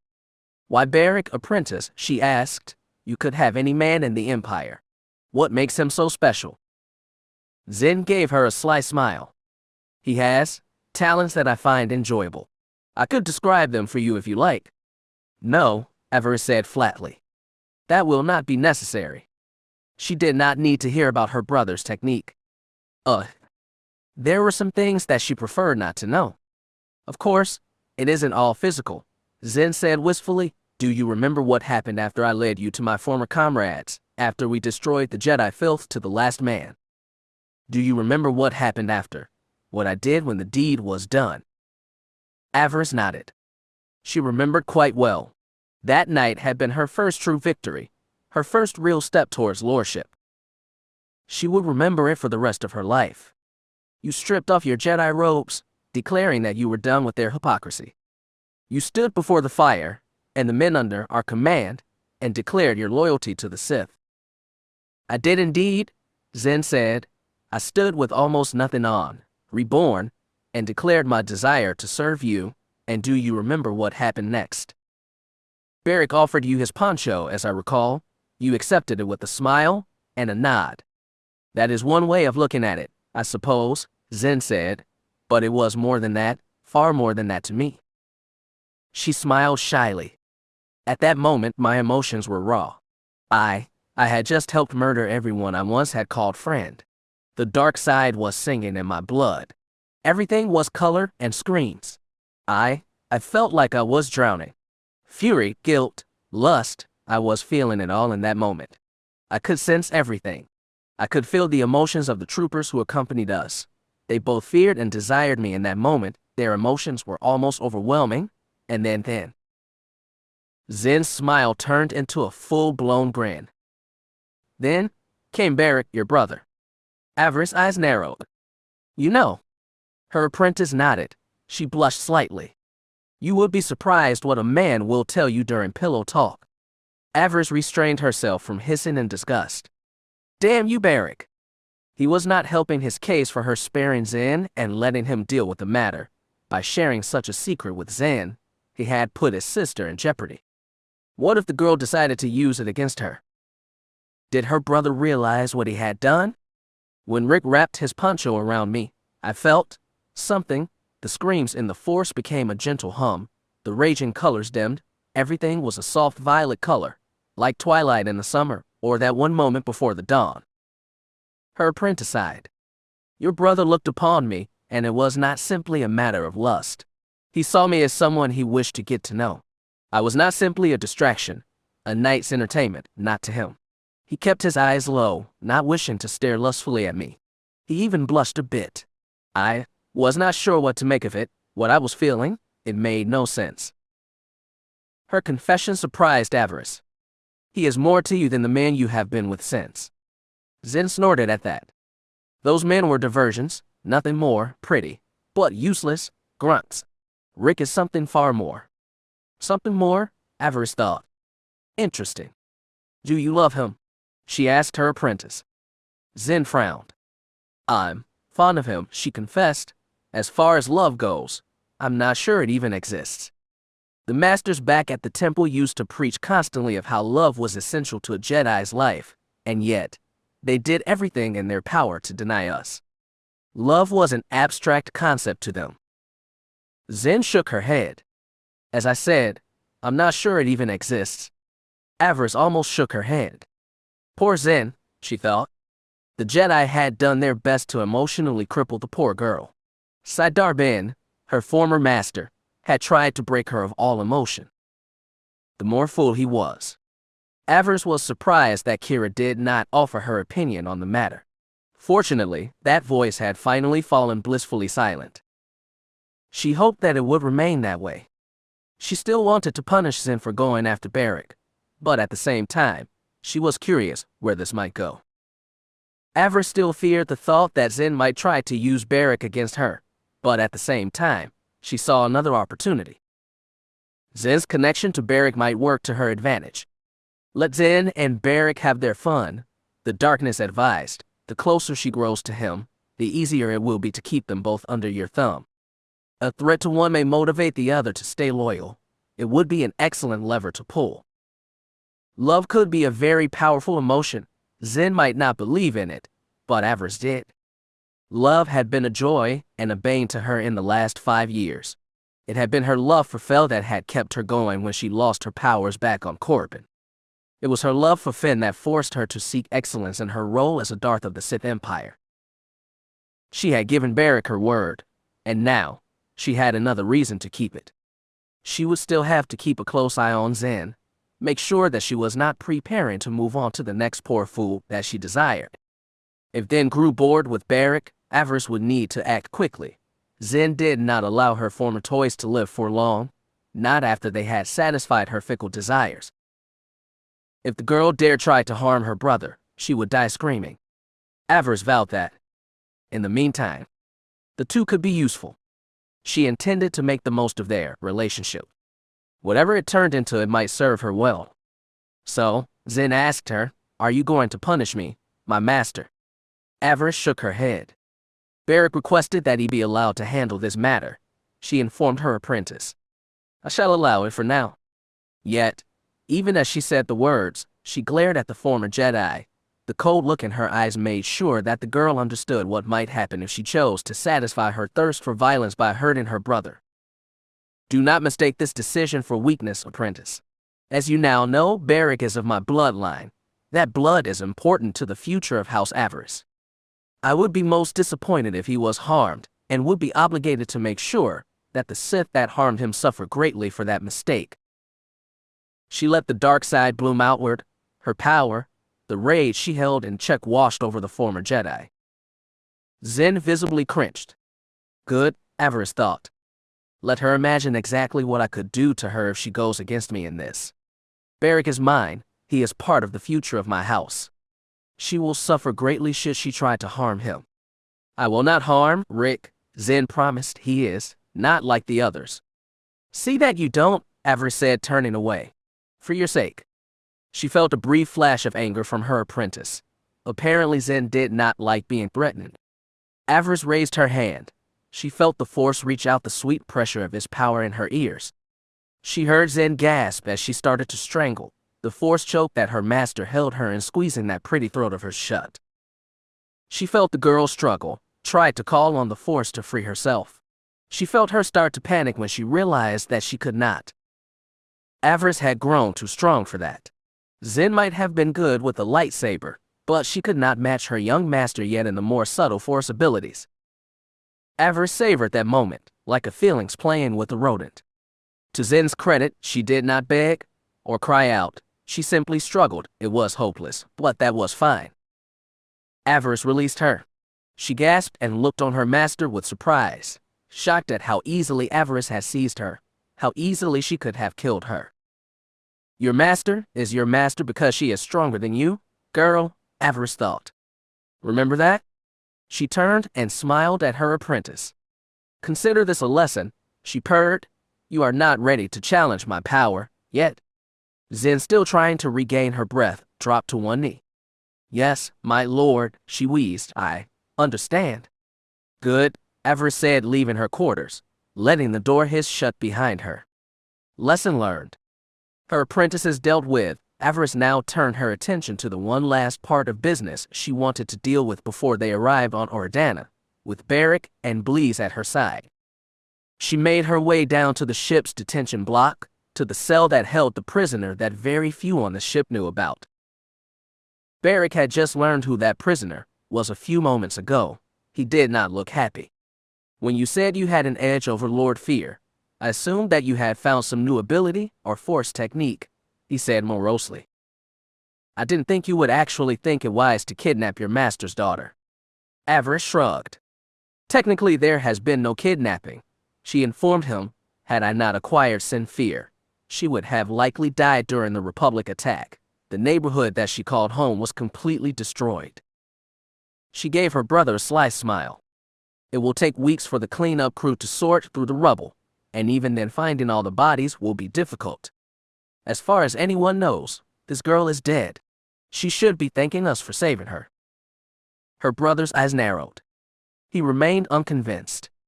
"No one knows she is here," Bleez assured him. "My troops carried out their orders to the letter. Anyone who knew about us taking Sin Fear is dead now." The War Master radiated a sense of pride. "My troops come through again." Beric shook his head and looked at his little sister. "And what happens when your master learns about this? What do you think he is going to do when he realizes what you've done?" It was a good question, Avaryss thought. She saw several possible outcomes. 1. Her master went completely thermal and demanded his daughter's release. She did not think that likely, though, because then he would have to explain how and why she had been such a vulnerable spot to begin with. The existence of his mundane child would likely hurt his position on the Dark Council. 2. He could openly declare Avaryss' arrival and seek to remove her from her place of power. Once again, the council would likely step in. Avaryss' mission to bring the rebels on Ordana to heel would be considered more important than her master's vendetta. The council would likely demand Avaryss' assurance that the girl would not be harmed, but that would be fine. The girl would remain a hostage, and despite fears distancing himself from the girl, Avaryss still believed that he loved her. He would not risk her safety. It would keep matters stable between them for the time being. 3. He could try something more subtle. He could try to assassinate her using the rebellion as a scapegoat. This was a more likely scenario than the other two. Fear had many active agents working in the 80 system. It would not be difficult for one of them to take a shot at her. The third possibility seemed more likely than the others, but it had its risks as well. If Avaryss left Bleez with strict orders to kill the girl if anything happened to her, then it was possible that her master might reconsider having her removed. Regardless, it was safe to say that she and Darth Fear were now definitely rivals. He had done his best to try and discredit her over the last few months. Now, when news of her holding his daughter got out, things would likely turn far more vicious between them. Before that happened, she needed to have the girl on board with what happened next. Fear was a valuable asset in the game to come. She was sure of it. Now, she simply had to see where the girl's loyalties lay. Tay-3 came to the cell and stopped. Bleez triggered the door and waited outside as Avaryss and Barrick entered. The prisoner was sitting on the cell's bed. She looked up at them with an angry glare. Avaryss smiled. If she had had any doubt who the girl was, it faded. Though her features were similar to Lady Sinestra, there was no doubt that this young woman was her master's daughter. Both her lips and nose were evidence of her bloodline. She had her master's blonde hair and her mother's green eyes. For the briefest of moments, she could see the fear, arrogance shining in the girl, but then, as quickly as it appeared, it faded. She took one look at Avaryss and realized she was in the presence of a Sith. Sin recognized a Dark Lord when she saw one, and knew the danger of provoking one. So she is not stupid, Avaryss thought. That is good. The girl immediately dropped to her knees. She bowed her head in submission. Why am I here, my lord? She asked meekly. I don't understand. Avaryss smirked. You are here, Sin Fear, because of your Lord Father. The Dark Lord chuckled. We have much to speak about. The girl raised her head slightly and blinked. She tried to hide any recognition of what Avaryss had said, but she was not really good at it. Despite her upbringing, she was clearly not comfortable with lying. It was another reason why her family would have removed her. You must be misinformed, my lord, she said innocently. My last name is Fenera. I have no relations within the Sith. I'm a humble filing clerk in the Imperial Supply Office. The girl dared meet her gaze. I'm an orphan. I have no family. Avaryss reached out with the Force. Part of her wondered if her master had used the Force to alter her mind, to get her to believe in that story. Avaryss was surprised when the girl pushed her out of her mind with sheer will. Avaryss imagined a blast door slamming shut, cutting her off from the girl's mind. It came down so loud and so hard that she found herself taking a step back from the young woman. She hiccuped at the sheer power of the girl's will. Avaryss grinned. So she does know who she is, Avaryss realized. She has just been forced to live this life for so long she is not willing to give it up, yet. That was okay, the Dark Lord thought. We can work through this. Do you recognize me? She asked her prisoner. Again the girl bowed her head. She again tried to appear the innocent and submissive Imperial citizen. No, my lord, she admitted. That did surprise Avaryss. Her holo had been widely distributed over the last year. The Empire had paraded her around like a hero for a year after the battle with Darth Tarek. She thought that most people would recognize her. Then again, she had started wearing her helmet shortly after all the hero worship stuff had begun. It was rare that she was without it in public. It was possible that the girl may not recognize her for that reason. I am Darth Avaryss, she informed her prisoner. I'm the first apprentice to the Lord Counselor Darth Fear. She grinned down at the girl. Do you still not know me? Hearing her name had the desired result. Sin Fear looked up at her, and this time, There was no submission in her eyes. Avaryss felt anger, and jealousy. The girl's fingers curled into fists. "So you're the new me," she said coldly, "the one that my father replaced me with." Avaryss shrugged. "Your Lord Father needed an apprentice," she said. "It had to be someone. Why not me?" If the girl agreed or not, she did not say. She simply glared hatefully at the young woman who had taken her place. The young woman she should have been if the Force and destiny had been kinder. "What is the meaning of this?" the girl snarled. "Why have you taken me? Did my father put you up to this? Does he hate me that much?" Whoa, Avaryss thought. She expected hostility on the girl's part, even anger, but this was several levels above what she expected. Hate. Pure white-hot hate. The girl despised her father. How interesting. Now, she knew what to expect from the girl. Now, she had stepped back and decided what to do next. Avaryss looked around the cell. She wrinkled her nose in distaste. "This is not the proper place for a discussion," Avaryss informed her, "and I'm afraid that the business of the Empire calls. We will need to continue this discussion later." The girl did not respond. She was too angry to respond. Avaryss turned to Beric. "See this young woman into proper quarters, and see that she has some clean clothes as well." Sinfir's garments were dirty and tattered, the result of her quick removal during the battle on Dromund Kaas. The Dark Lord grinned. "I don't suppose you would reject my hospitality. I can offer food and a chance to clean yourself up, in exchange for a bit of your time and patience." Sinfir sniffed. In that moment she looked more like her mother than Bill ever did. "So that how it is then," she said. "You take the measure of me, and now retreat." The girl shook her head. "You think like my dad. I can see you two are a lot alike." That comment sent a surge of anger through Avaryss. She almost lashed out at the girl. Almost. She took a deep breath and counted to 10. She managed to regain her composure. "We will speak again once you are settled in," Avaryss promised. "Captain Lilas, see that this matter is done." "Yes, my lord," her brother said, bowing his head slightly.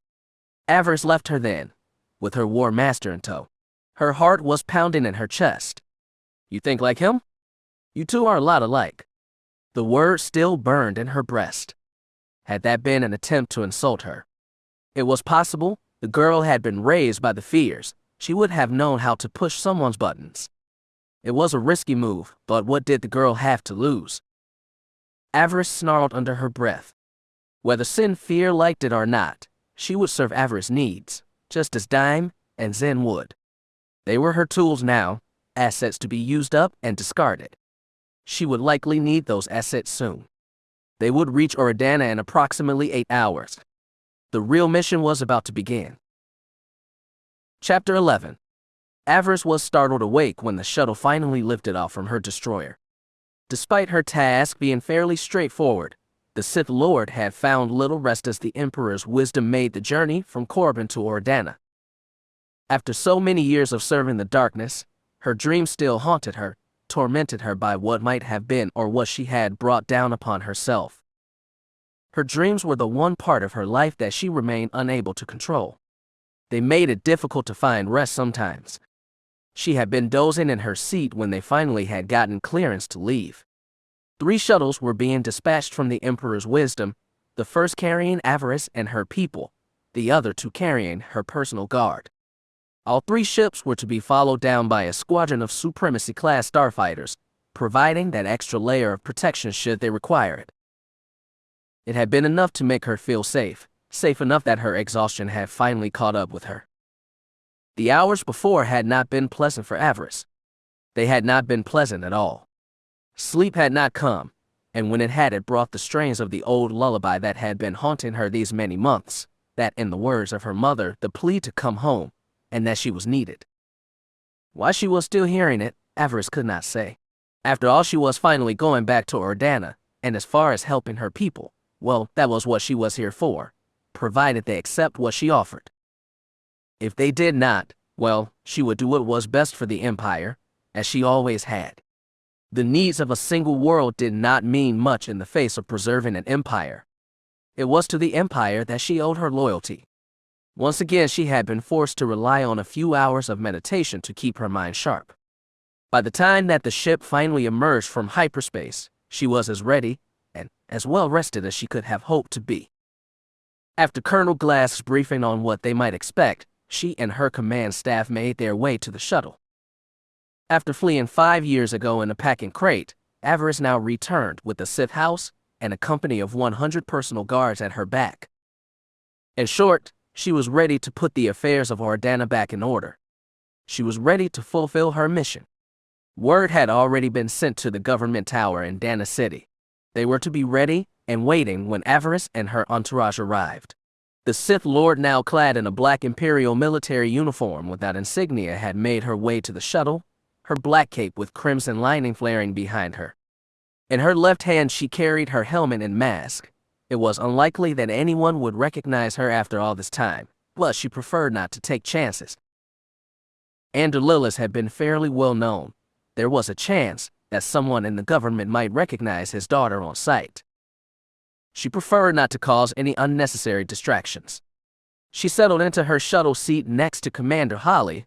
The changeling officer was one of the few people that Avaryss trusted implicitly. She wanted her at her side right now. Beric sat next to Zen, the two lovers whispering back and forth, her brother's words bringing smiles and the occasional giggle to the Sith apprentice. Avaryss tried to ignore them. There was nothing worse than two people so attracted to each other that they made everyone else uncomfortable. Colonel Glass took a seat away from the others, closest to the cockpit. The loyalty officer was not one to make friends. He preferred his connections on the Dark Council to actual camaraderie. Dime found himself seated beside War Master Bleez. The trooper sat silently, likely conversing with the troops in the other shuttle, the members of Avaryss' personal guard. The Mun smiled at the officer. Clad in the robes of the Sith, with the helmet to hide his alien features, the Mun was still testing his limits, what power he truly wielded as Avaryss' apprentice. Now he had decided to test War Master Bleez. Avaryss smiled slightly. He may not be glad that he did. "What do you look like under there?" he asked the trooper, referring to the battle helmet the War Master wore. "I don't think I've ever seen you take it off."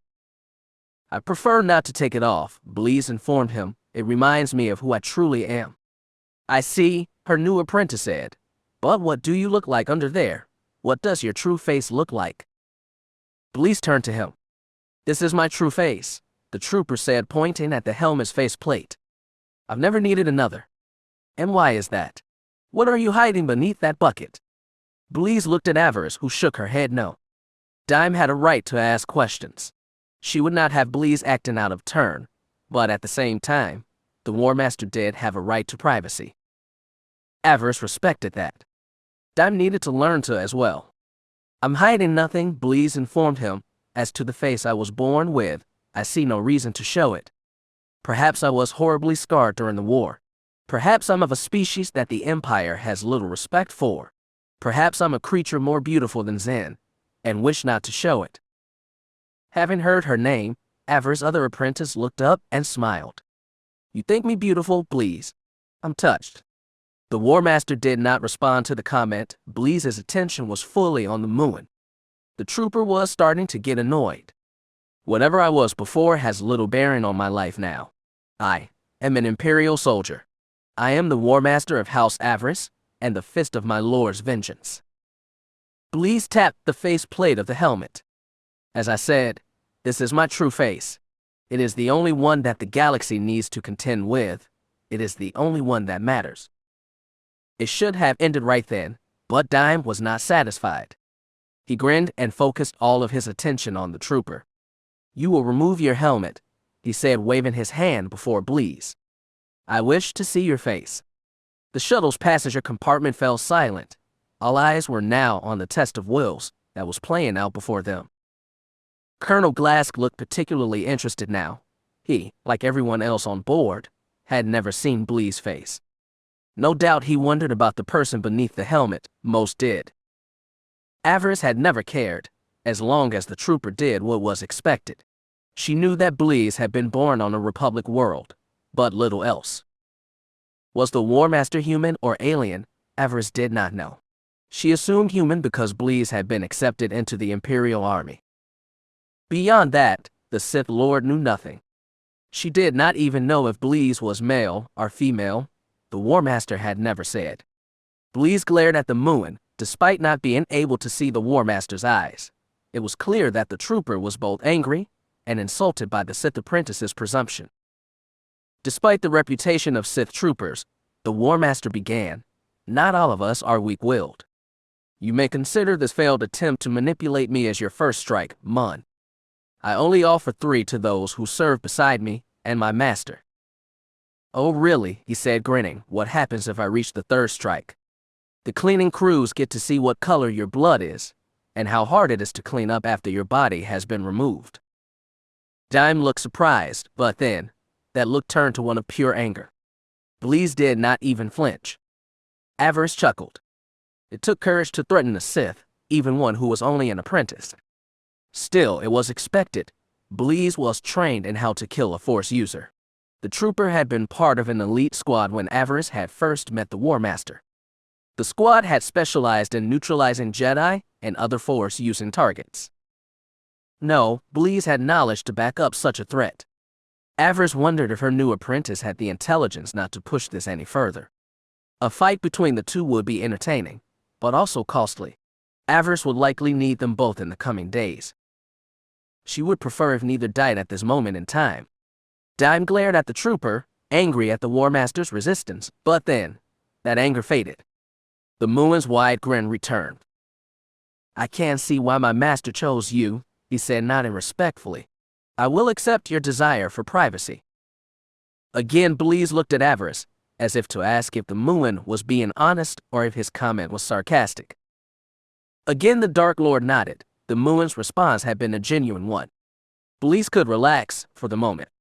Not that the trooper would forget. The Muin was still a Sith after all, and not used to being denied. This argument might come up again later, but for now the matter had been settled. At least, until it flared up again, Avaryss did not believe the matter totally resolved. Dime would wait. He might try to take revenge for this insult, but it would not happen now. Bleez was smart enough to let it go for now. "Thank you, apprentice," the trooper said, returning to a more relaxed position. "Your respect is appreciated." Conversations once again resumed. Zen talked to Barrick. Bleez went back to conferring silently with the troops that would be accompanying them. Dime closed his eyes, appearing to be meditating. Holly pulled out a data pad and began reading from some technical manual. Avaryss settled back in her seat and found herself starting to doze off. She had not wanted to, but sleep came for her just the same. She fought it the best she could, but it had been a losing battle. She closed her eyes, and her mother's words awaited her. The shuttle bumped as it first began to break Ordana's atmosphere. She had drifted off several times since the launch. Once she awoke to find Holly watching her. She coughed and shook her head, trying to clear the last of the sleep from it. "What is it, Lu Jane?" she asked. The commander blushed and looked away. "You were talking in your sleep, my lord. For a moment I thought you were speaking to me." Avaryss frowned. "I was talking in my sleep." "Yes, my lord." "What was I saying?" Holly shrugged. The changeling looked uncomfortable. "You kept asking of someone named Ro. Is Ro an old friend, my lord?" Avaryss cursed under her breath. Had she been dreaming about Rowan Wilkes? She did not remember that. In truth, she had hoped to reach out and find Finn in the Force. She hated to admit it, but seeing Zen and Barrick together, seeing Taya laughing and playing with her little girl, it had gotten to her. She was feeling lonely. She had wanted to see Finn. She had needed to see him. Yet, he still remained hidden from her. Was he still trying to protect her from finding out things that she shouldn't? Was that why she had dreamed of Ro? Had she even dreamed of him? The dream had faded like a shadow. She found herself unable to remember what it had been about. She remembered something of being back on the family farm, but beyond that, nothing. If it had been about Ro Wilkes, if she had focused on him. If it were so, then, well, damn it, she would have preferred to leave the past in the past. Do not forget what happened, the darkness within her said. Golan Wilkes betrayed your father to become overseer. You were to be given to his son as a trophy. Do not forget that. She hadn't, but at the same time, she also remembered who had given her this information. The man who killed our family told us that Avi, Kira reminded her. Can you honestly say that he did not have a reason to lie? Do you think he would not have lied if he thought your pain would make his boring work that more enjoyable? Avaryss' frown deepened. In this, Kira had a point. She had no idea if the Wilkes had sold her family out. It was possible, yes, but the evidence of it had come from a less than reliable source. The enforcer her master had sent could have lied. Avaryss shifted in her seat. Now wide awake, she began to ready herself for her meeting at the government tower. She was eager to speak with both Moff Gallic and Darth Sadi. She preferred to get started immediately on ending the rebel threat. The Empire could afford no missteps. She needed to return things to normal and fast. She noticed that Glask was not in his seat. The door to cockpit hissed open, and the loyalty officer returned. He did not look happy. His face was twisted with anger. What is it, Glask? She called out. What's going on? We have been diverted, my lord, he informed her. There is something wrong with the Capitol building's landing pad.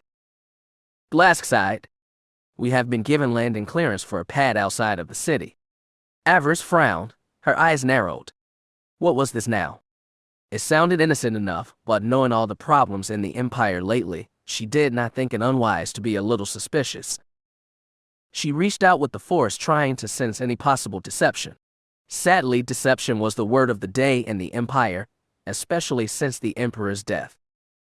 Too many lords with too many different agendas, the Force revealed nothing of what might be waiting for them on the ground. She frowned. She had a bad feeling about this. Shall we return to the ship, my lord? Glass suggested. We can return when the pad in the capital is clear. She was tempted to do so, make no mistake, but at the same time, it was possible that that was exactly what Moff Gallic expected her to do. We shall proceed, she informed the colonel. She turned to Bleeze. Inform our escort of the change in destination. I want a protective screen from the landing field to the capital. It will be done, my lord, Bleeze promised, and immediately began issuing orders through the War Master's helmet comm. Avaryss leaned back. Her danger senses were both awake and alert. It could be nothing, she thought, but if it wasn't. Prepare for trouble, everyone, she called out. As one of her followers began checking their weapons, getting ready for a fight that may or may not be waiting for them on the surface. She did not want to believe it, but at the same time, could not afford to take any chances. The turbulence increased as the shuttles continued their descent to the planet. Ordana was currently going through its winter cycle, which meant strong, harsh winds. The windstorms of Ordana were legendary. There were many stories of powerful gales bringing down ships as they came down through the atmosphere. At the same time, those winds were known to provide enough power to see the planet's needs filled for a full year. Its people had long ago learned to make use of the planet's harsh seasons. Ordana could be a rough place to live, but the people had adapted to its challenges long ago. Now, it was a beloved home to many loyal Imperials. Avaryss was determined to see it stay that way. The landing pad where the shuttles had been redirected was several miles outside the outskirts of the capital city. It served as a secondary launch point for 2 squadrons of fighters and bombers should they be needed to defend the planet against outside attack. Avaryss had frowned when she heard about this. Ordana was quite deep in Imperial territory. She had thought such security measures unnecessary. As it turned out, it was one of many changes that Darth Fear had made to the world of her birth. Changes that she was quickly learning to hate. It was these changes that made the rebellion that she now had to face possible. Her dislike for her master and his policies continued to grow. Shortly after assuming control of the planet, her master had played a little game with the rich landowners in Ordana's southern provinces. He had manipulated them into preying on their smaller, less fortunate neighbors, promising them extra land and favors if they could deliver to him what he had needed. They had carried out her master's schemes, seizing more and more land. The smaller farms had had no defense. Most gave up quickly, and those that did not were burned out of their homes. The wealthy landowners grew wealthier under Darth fear. They thought him one of them, and welcomed him into their councils, shared their secrets with the man who had expanded their holdings so generously. They had all been fools. The farmers had been out of their depth. They were not used to the power games played by a Sith Lord. Their previous ruler, Darth Avaryss, had been a hands-off type of ruler, preferring to let the farmers do as they pleased provided they met their quotas and delivered the crops that they were contracted for. Once the smaller farmers had been dealt with, Fear had been free to deal with his now useless pawns. He revealed what had happened to the rest of Ordana, stoking the fires of hate and anger against the wealthy landowners. Protests broke out, and soon the masters of the southern provinces found enemies on all sides. The common people of Ordana complained to Darth Fear, who, being a generous lord, gave them the justice that they wanted. He brought in troops and seized most of the land in the southern provinces. The farms that rose from the ashes of that scheme were now all nationalized. Darth Fear's lackeys now had direct control over the imperial food supply. For a time her master was hailed as a hero, the one who had liberated them from the corrupt landowners that had caused so much pain. That control had made her master very powerful. He had expanded the military presence on Ordana and ruled his new holdings with an iron fist, and with the southern farmers eliminated, no one was strong enough to challenge the power of her master and his enforcers. It had been a beautifully executed coup. The Kira side of her hated Fear even more because of it. The man has much to answer for, Kira hissed when she heard what had happened. That is true, Avaryss agreed. If she was to deal with her master, destroying the rebellion would be the first logical step. She would seize control of the planet for Mar and the Cabal, and by doing so finally end her master's hold over her. Avaryss welcomed that day coming. She had been his servant for far too long. The time had come to end it. Her shuttles executed the standard leapfrog formation. It was a security protocol used for shuttles carrying VIPs. The three ships constantly shifted position as to give no clue on which ship was carrying the people in charge. As the landing field finally came into view, Avaryss noticed only a very small entourage awaiting her arrival. A single Imperial representative flanked by two squads of troops, 12 Imperial troops and 12 Ordana security volunteers. The sight did not please her. No Moff Gallic, she realized, and through the Force she could not sense another Sith. No Darth Sadi either. Her temper flared. Darth Fear had named her High Inquisitor of Ordana. It would be by her hand that this rebellion ended. Now, those in charge did not even bother to see her arrive. It was insulting. She was no mere Sith apprentice. She was Avaryss. She was the hero of the Battle of the Inferno Nebula. She was the destroyer of Darth Tarek. The Dark Lord frowned as she snapped her helmet and mask into place. She was tempted to kill the representative, to send his or her head back to Moff Gallic in a box. It would be both a warning and a sign of her displeasure. Plus, it would be most satisfying. She would show the Sith of Ordana that she meant business right from the start. The idea definitely had appeal, but it was then that her training took over. Not the training from Darth Fear, but what she had learned from Darth Mar and the rest of her allies within the Cabal. Avaryss had been a great fighter, but rule acquired more than skill with the lightsaber or the power of the Force. The counselor had done his best to prepare her for what came after Fear, when she was master of all his holdings. Yes, killing the people down there would feel good, but it would not be a smart move in the game of politics. No, she should stay her hand, see who it was, and come up with a more insidious response to this insult. She sighed. She found herself hating politics. She preferred facing her enemy head-on, to stand before a foe with a lightsaber in hand. The shuttles finally touched down. She felt the sudden bump as the landing gear settled onto the pad. A shiver ran down her spine. After 5 years, she was finally back. She was home. She rose from her seat and made for the loading ramp. It was time to meet the Imperial that Moff Gallic had offered up to her as a sacrificial lamb. She hoped that he had a decent excuse as to why the Moff and Ordana's ruling Dark Lord was not here.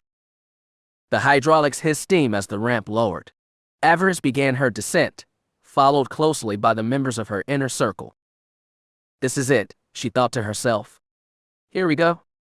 She stepped out under the violet sky and breathed in the air of her homeworld. Avaryss sighed.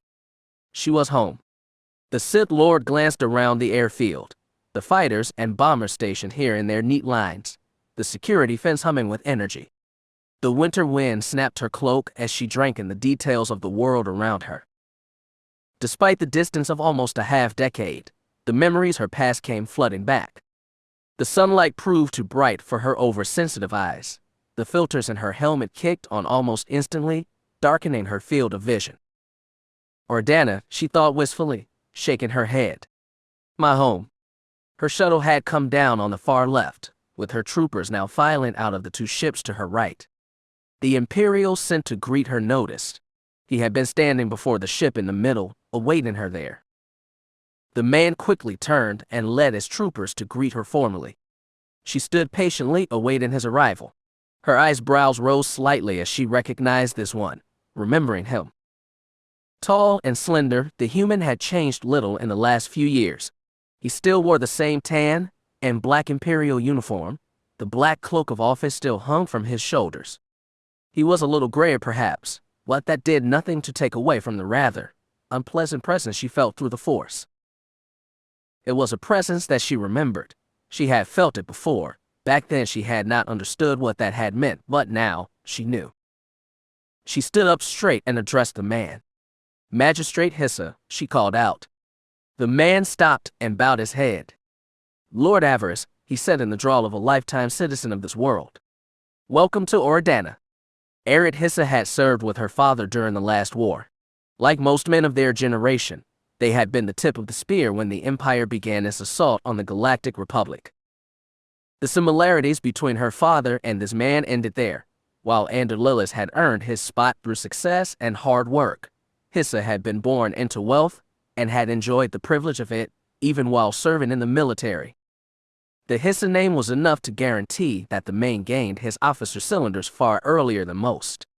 When the war ended, he had returned to Dana City and quickly rose through the ranks to become High Magistrate.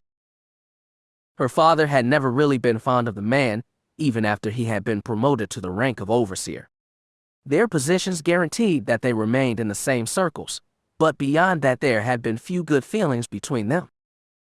She had only met the man once before. It was right before Beric left for the army. The Lillis family had been invited to Dana City for the ceremony that officially named Father and Overseer of the Empire. Avaryss had been 9 years old at the time. Much of that night was a blur now, but she did remember one thing quite clearly. Hissa had been more than smitten with her mother. She got the feeling that the man had some kind of history with her, but whatever it was had ended long ago.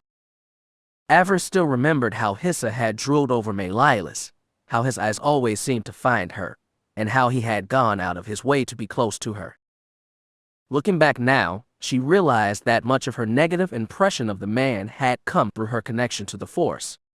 Her powers would not fully awaken for another 6 years, but even at that early stage, she had felt the man's desires. They had sickened and angered her then. Why she had not told Father about it at the time, she had no idea. Now, a decade later, it was she that held the power. She was more than tempted to use it. She smiled and leaned forward. She did her best to radiate her displeasure. My welcoming committee seems a little small, Magistrate, she said coolly. I expected to see Moff Gallic here. Hissa looked down slightly. She could feel his discomfort. I suggested as much to him before I left, my lord. Sadly, the business of state keeps our beloved governor most busy. Too busy to welcome me, she inquired. I'm surprised to hear that, Magistrate, considering all the problems the Lord Fear has sent me to deal with. You are quite right, my lord, Hissa said, nodding. Moff Gallic should have been here. As to the problems, you will find that they are not formidable as some may think.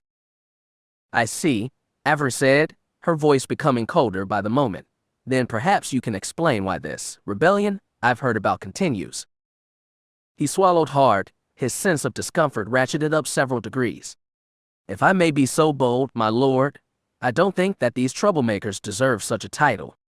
Calling them rebels gives too much credence to their small successes. They are criminals, nothing more, nothing less. I've already drawn up a series of plans to see these outlaws brought to justice. Sadly, Moff Gallic has been tying my hands. If I was given more free rein, I would have this matter settled in a matter of weeks. Avaryss did her best to keep from laughing. Father had always said that Hissa was an overreaching fool. He had tried twice now to blame all the recent problems on the Moff. No doubt he thought that she might help propel him up the next rung of the ladder of imperial power. That she had come looking only for a scapegoat. That would have been nice, but she had other matters to attend to. She preferred to solve this problem, not merely cast blame. Her father had said several times that Hissa would not be satisfied until he held the rank of Moff. He wished to be the first Moff actually born on this world. He had tried to build up support for years. He had sought to oust Gallic and rise in his stead. So far that had not happened. Now, he thought her the key to achieving that dream. Ridiculous. She was not surprised that Hissa had survived her master's purge of the previous regime. He was the type of man who would happily turn over others if it made him look good. Such men had their uses, but she had no desire to ally with such a person, and even if she did not believe she could deliver what the man wanted. Could she give him Gallic's job? Probably, but not without angering her master. Darth Fear had been quite clear. She was to deal with the rebels, and nothing else. She could not take any direct action, at least not yet. In time, that might change. She was just about to inform the magistrate of that when she felt a sudden shift in the force. Her danger sense screamed at her. She barely had time to respond. Hissa certainly didn't. Get down. The missile came out of the tall grass to their right. It caught the Imperial shuttle right in one of its most vulnerable spots. The shuttle which brought her to the surface vanished in a ball of flame. Avaryss found herself lifted into the air, blown away by the shockwave of the exploding shuttle. She tried to use the force, turn the momentum to her advantage, but she did not get the chance. A piece of wreckage struck her in the head. Her helmet and the force saved her from either having a crushed skull or being beheaded, but it could not stop her flight or how she came down. Stars exploded before her eyes. Pain lanced through her skull like a hot brand. She struck the ground hard, her ears ringing. The sonic baffler she wore in her ears doing little to stop the disorientation that came from being so close to such a large explosion. She may have blacked out for a moment, because when she next opened her eyes, she found herself in the middle of a full-scale war. Everything around them was burning. She heard screams and blaster fire. Her vision was blurry, but even still she saw Bleeze trying to rally her troops. Form up, you fools, the War Master shouted over the din. Defend your Darth. She heard the sound of lightsabers igniting and the rapid-fire sound of a repeating blaster. She dared glance around. The bile rose in her throat. A single heavy military transport had crashed through the airfield security fence.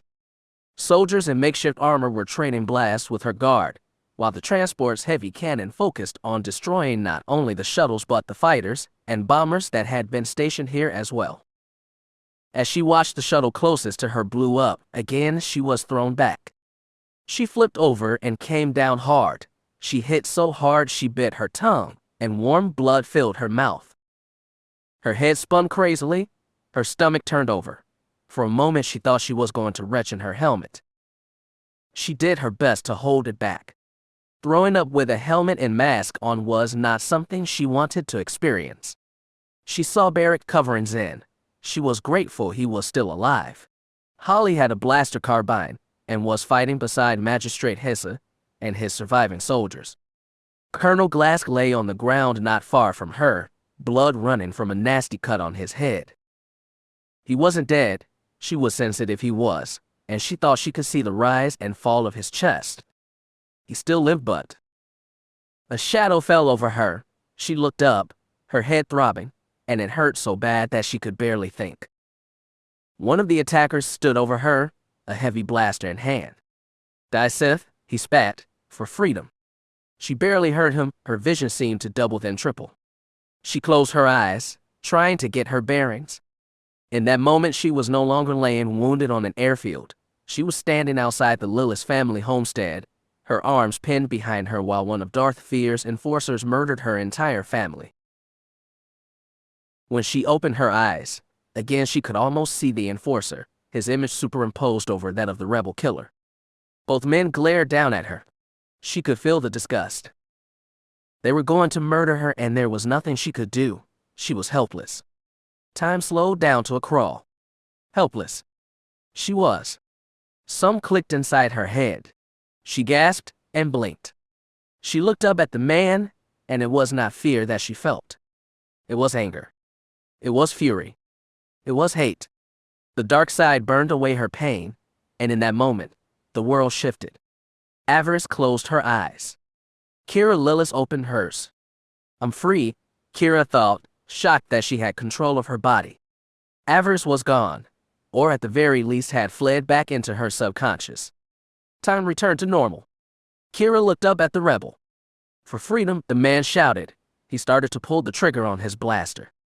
Kira did not give him the chance. The dark side rose up inside her.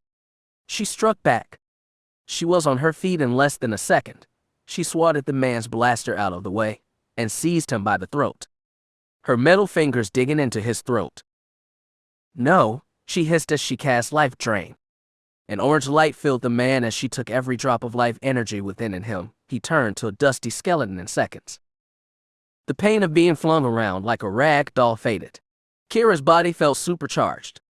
The energy rejuvenated her, fueling her power, fueling her rage. She shrieked like a maddened Tukada. Not again, she thought. Never again will I be helpless. Never. Again. She looked up and saw the heavy cannon on the transport swiveling towards her. No, Kira hissed. No. She reached out with her rage, or perhaps her rage reached out with her. She raised her arms like she was flipping over a table. The transport did just that. It flipped over like it had been struck by a giant's hand.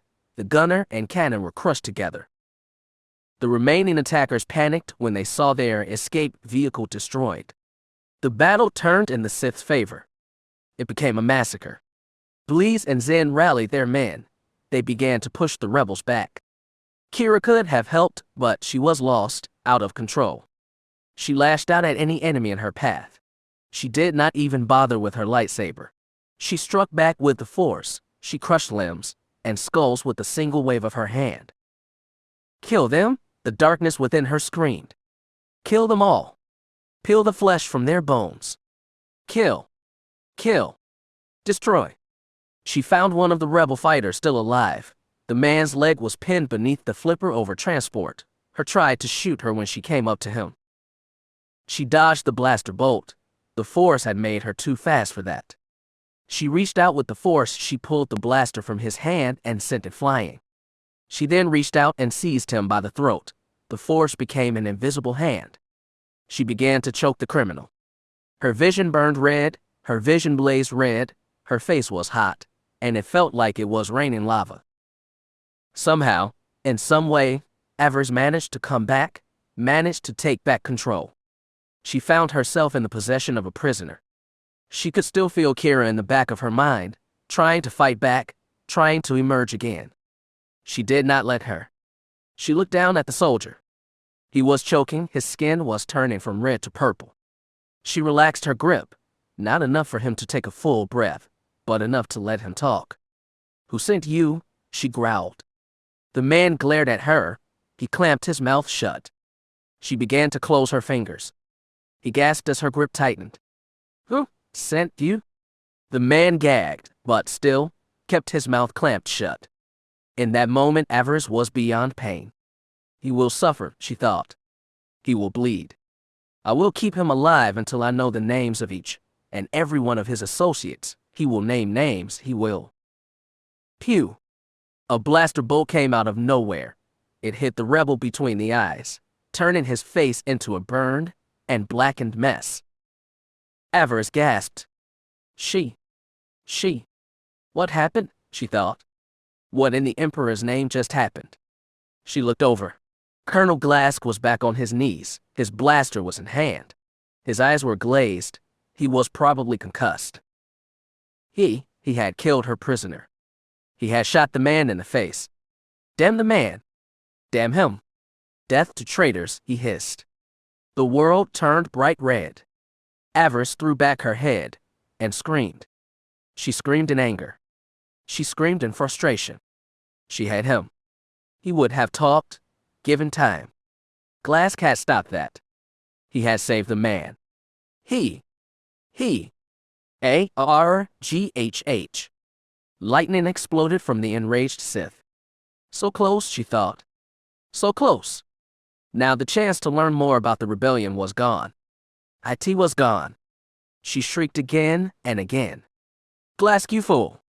It was gone. Gone. Lost. She fell to her knees, exhausted in both mind and in the Force. Destruction reigned around her. She looked up. She saw a bloody and wounded Hissa looking at her, his eyes wide with shock and fear. You should be afraid of me, fool, she thought. This is all your fault. The pain in her head returned. It was over, she thought. Lost. She almost sobbed, bitter, angry tears. Gone. Chapter 12. This is not the way it was supposed to be. Avaryss rode in silence, watching as the ground zipped past beneath them. The transport's darkened windows hid her from view as it sped back to Dana City. Windows as dark as her mood, for that it what this was. Her arrival was not the homecoming she would have expected, or hoped for. For the moment, the Dark Lord had removed her helmet and mask. She looked down upon his harsh features, the cruel expression cast in metal. It was all she could do to keep tossing it out the window, or perhaps smashing it to splinters against the frame of the speeder. Her frustration boiled as the journey continued. She frowned. I am a daughter of Oradana, a hero of the Empire. I should have been welcomed back with happy crowds screaming my name, and banners bearing the sigil of my house. Her frown deepened. Instead, I slink into the capital in an armed transport, traveling in the company of decoys so that the rebels, excuse me, troublemakers, don't know which are mine, and all to protect my life. Her eyes narrowed. I'm home not 5 minutes, and already my people want me dead. She hissed angrily. It wasn't right. It wasn't fair. My lord. Avaryss looked up at Commander Holly. She had asked that the changeling ride with her, not just because she was good with the blaster if it came to that, but because her natural abilities would be very useful should a second attempt be made on their way into the city. Plus, Avaryss had not had a chance to talk with Lu Jane for a long time. In the absence of Taya, the changeling was probably the only friend she had. The two had shared much. Holly had saved her life twice, and over the years they had developed a rapport. Avaryss liked to think they were friends. Holly may not have been Force-sensitive, but her changeling status made her an outsider to most. She always had to keep her guard up around strangers. With Avaryss she was free to be herself, to speak plainly. The Dark Lord hoped that she appreciated that, as much as Avaryss herself did. She was comfortable in the changeling's presence, far more than she should have been given all the stories she had heard about changelings growing up. The Sith sighed and shook her head. It was funny, in the tales changelings were always the duplicitous ones, the ones who could not be trusted, not the people who the hero lived around. The realization was as painful as it was depressing. She had come back to help her people, and they had tried to kill her for it. If that was not a reason to be depressed, she did not know what was. Their losses had been heavy to say the least. All 3 shuttles had been destroyed. 46 of the 100 men she had brought with her were dead, most dying aboard their shuttles before they even had a chance to deploy. Of the 54 that had survived, 9 were critically wounded, and 10 more would need extensive medical treatment before they could return to their duties. That left her forces greatly depleted, to say the least. Holly had both taken wounds from shrapnel, but only her brother had needed medical attention. Colonel Glass had been taken away for synaptic treatments after having suffered an extreme blow to the head. Though she would not miss the man's presence, she knew that her operations would suffer without him being here. Despite her personal dislike, Henan Glass was a good soldier. He had excellent command instincts, but he still had to learn to take his ego out of the equation. His arrogance had been his undoing in the past, and it would likely get him killed if he did not learn to keep it in check. Every Sith needed a rabid dog. Glass should have been hers. If only he wasn't so criffing loyal to Darth Fear. She did not doubt that the man spied on her for her master. He knew she could not touch him because of his family connections, and lived under the mistaken belief that she would never be able to defeat her master. One day, she intended to enlighten him on the foolishness of that belief. As for the rebels themselves, they had died to the last. Her destruction of their transport had prevented any type of escape. The Imperials had managed to take 3 survivors, but they had all ingested poison rather than talk. The Sith had been powerless to stop the fast-acting toxin from denying them any chance to question the attackers. So, the whole thing was a loss. The landing pad was damaged, the fighters stationed there were either destroyed or needed a major overhaul, and her own forces were depleted. It was such a great way to begin her operations here. At least we have the bodies, Avaryss thought. Finding out who these people were might go a long way to finding out exactly what we are dealing with here. Were the people that attacked her natives, or had they come from off-world? That question was just the first, one of many. It was the first step in solving the puzzle of this rebellion, and when she would know how to snuff it out once and for all. Yet, right now, those answers seemed very far away, and as she had waited the transports from Dana City to come and pick them up, she had come to realize just how daunting the task her master had set before her truly was. Avaryss had never been the type to give in to depression, but in that moment, she had felt daunted. Depression had her in its grip. The changeling and the Sith Lord sat quietly, while the commander dealt with her injuries. As Avaryss watched, the flesh of Holly's arms shifted and rippled like water in a pond. Tink! Tink! Tink! One by one, small pieces of metal fell from the changeling's arm as she used her abilities to expel the shrapnel from her flesh. An impressive display, Avaryss thought. Some might have found it disturbing, but not Avaryss. Once again, she found herself thinking about trying to mate Holly with one of the Sith she knew. A child born with both the Force and the abilities that her friend possessed would be most formidable indeed. Of course, thinking of mates and children just got her thinking more and more about Finn, and the fact that she had not spoken with him, and that his duty seemed destined to keep them apart. She thought of Taya and Fem and their little daughter, and how unlikely it was that she would have a child of her own at this rate. Her depression grew. She tried to refocus on the work at hand, but even that presented a problem. How am I going to deal with this? She wondered. She had no desire to crush her former home beneath her heel, but at the same time it was clear that she was surrounded by enemies. How did one survive if one did not crush one's enemies? Then there had been the matter of Kira. How Avaryss, when wounded, had lost control and Kira had emerged to take over, and used her powers while Avaryss had been trapped within her own mind. The realization did little to improve the Dark Lord's mood. In that moment, when Kira had taken over, Avaryss had been powerless, trapped. For the first time since finishing her time as a hopeful on Fury 9, she had had no control over her powers. Her powers had had control of her. She did not like that. Overseer Philin would have been furious. A Sith controls their power, not the other way around. Kira did not make her feel any better. You are stronger than I realized, Avi, she heard her say. I look forward to the next time that I can come out and play. Avaryss' eyes narrowed. She would not allow that. Never. Somewhere deep inside her, Kira was laughing. We will see, Avi. We will see. I told you I would be stronger here. So it seemed, Avaryss thought. Damn the farm girl straight to the void. Damn her. The Dark Lord sighed heavily. It seemed that she had 2 wars to fight now, one with the rebels, and one with her former self. Wonderful. She took a shuddering breath, not really looking at anything, not even at Holly. I should never have come back, Avaryss said morosely. I should have left this emperor-forsaken place to his fate. Holly gave her a confused look. You have been here before, my lord. Avaryss almost laughed. Had she never told Holly where she was from? She could not remember. Had Beric never told her which world they had come from? It was possible her dear brother was not the type to think about the past, given what had been taken from them. She decided to indulge her friend's curiosity. I was born here, she said. It was my home. She looked up at the commander, her purple eyes blazing with simmering anger. And now, they welcome me home by trying to kill me. Holly quailed under that gaze. Avaryss was not mad at her, but she could no doubt see how easily that could shift if Avaryss decided to take out her anger on someone. Holly had nothing to worry about, though. She was too important to the Dark Lord's work. Avaryss would rather destroy a priceless work of art than harm her friend.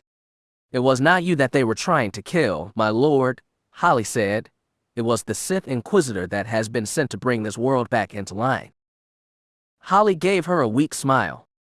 You just happen to be that Inquisitor. An interesting way of looking at it, Avaryss thought, and probably correct. The rebels would have struck at any Sith that fear had sent. It just happened to be her this time. It did not make the attempt on her life any less real, but it did put things back in perspective. Of course, it was possible that the rebels may have had nothing to do with the attack, the darkness whispered in her ear.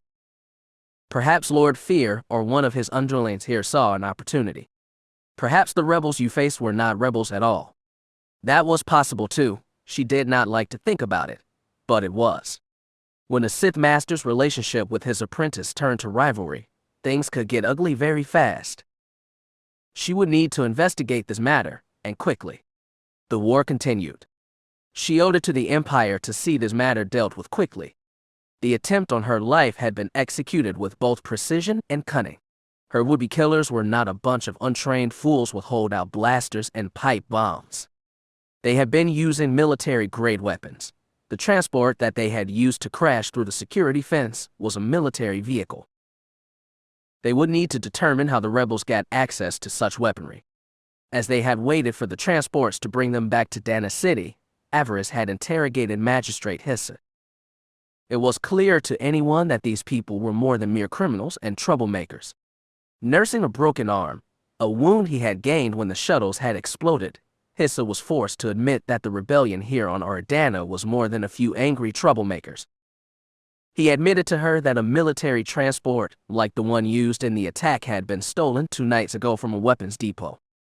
As for the weapons, the assassins had used several shipments of rifles and grenades had vanished in the last few months. At first, Hissa had suspected that weapons were being stolen by outlaws looking to sell them on the black market, and had responded as such, sending out agents to watch the various criminal elements that now thrived on Lord Fear's Ardana. It was not until the first bombing that the magistrate realized just how wrong he had been. Avaryss listened to the man's story. It did little to improve her mood about the matter. In truth, she was tempted to kill Hissa for his failure, but in the end thought better of it. The magistrate could have lied to her, tried to pass the blame up the command chain. He did not, with the exception of a final subtle reminder that Moff Gallic had been informed of these thefts but had not been effective in answering them. The Dark Lord informed him that she was willing to give him a chance to redeem himself. They needed to double their efforts in dealing with these criminals. Hissa agreed, promising her that there would be no further failure. I do hope so, Magistrate, for your sake, she had said. When word of this attack reaches my master, he will not be happy, and he is not as forgiving as I am. Hissa had swallowed hard. She could almost hear the sound of his brain working.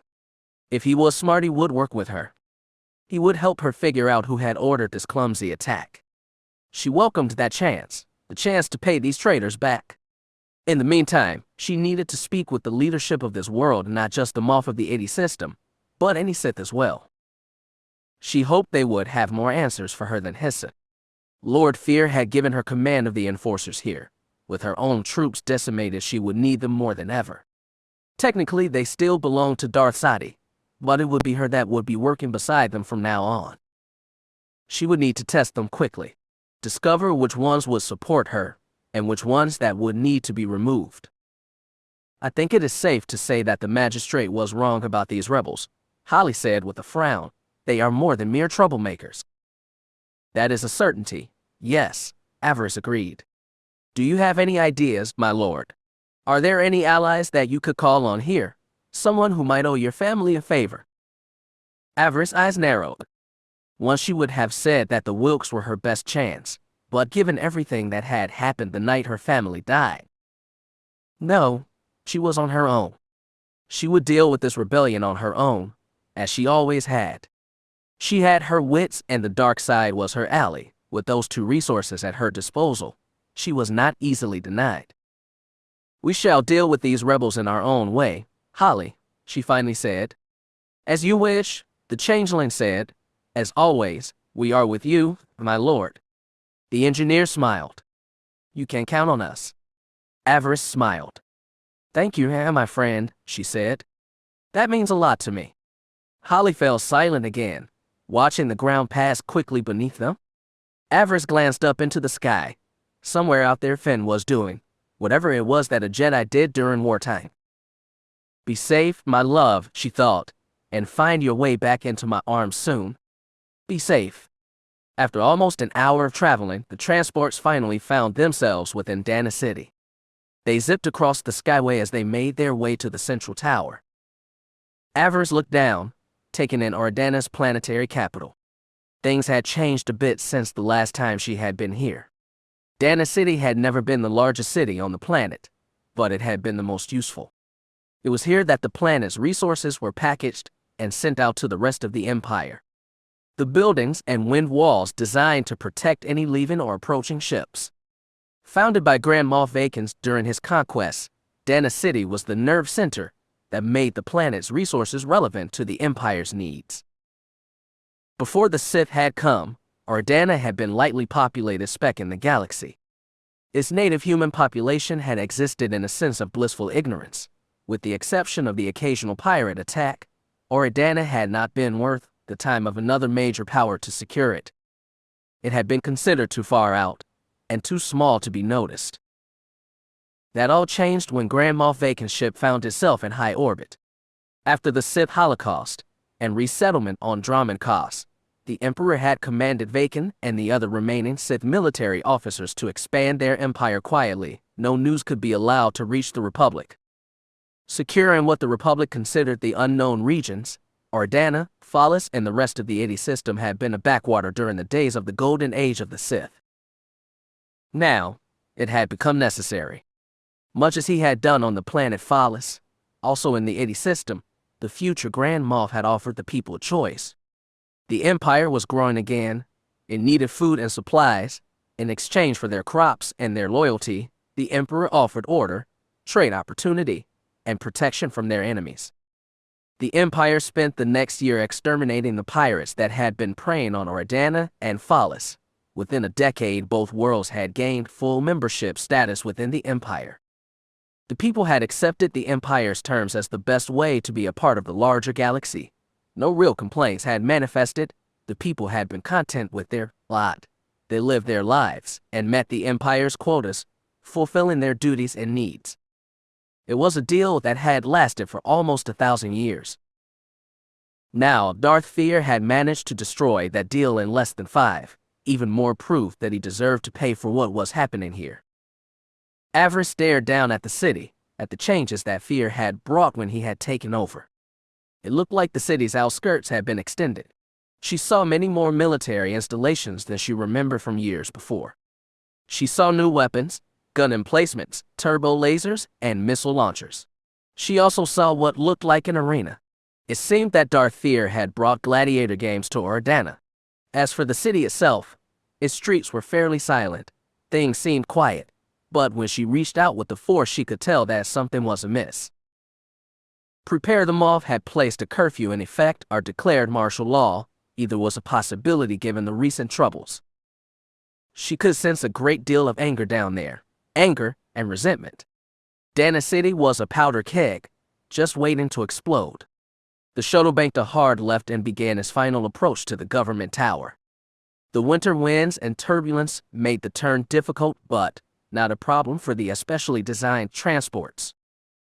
Avaryss sighed and put her mask and helmet back on. When she met with Moff Gallic, she intended to look her best.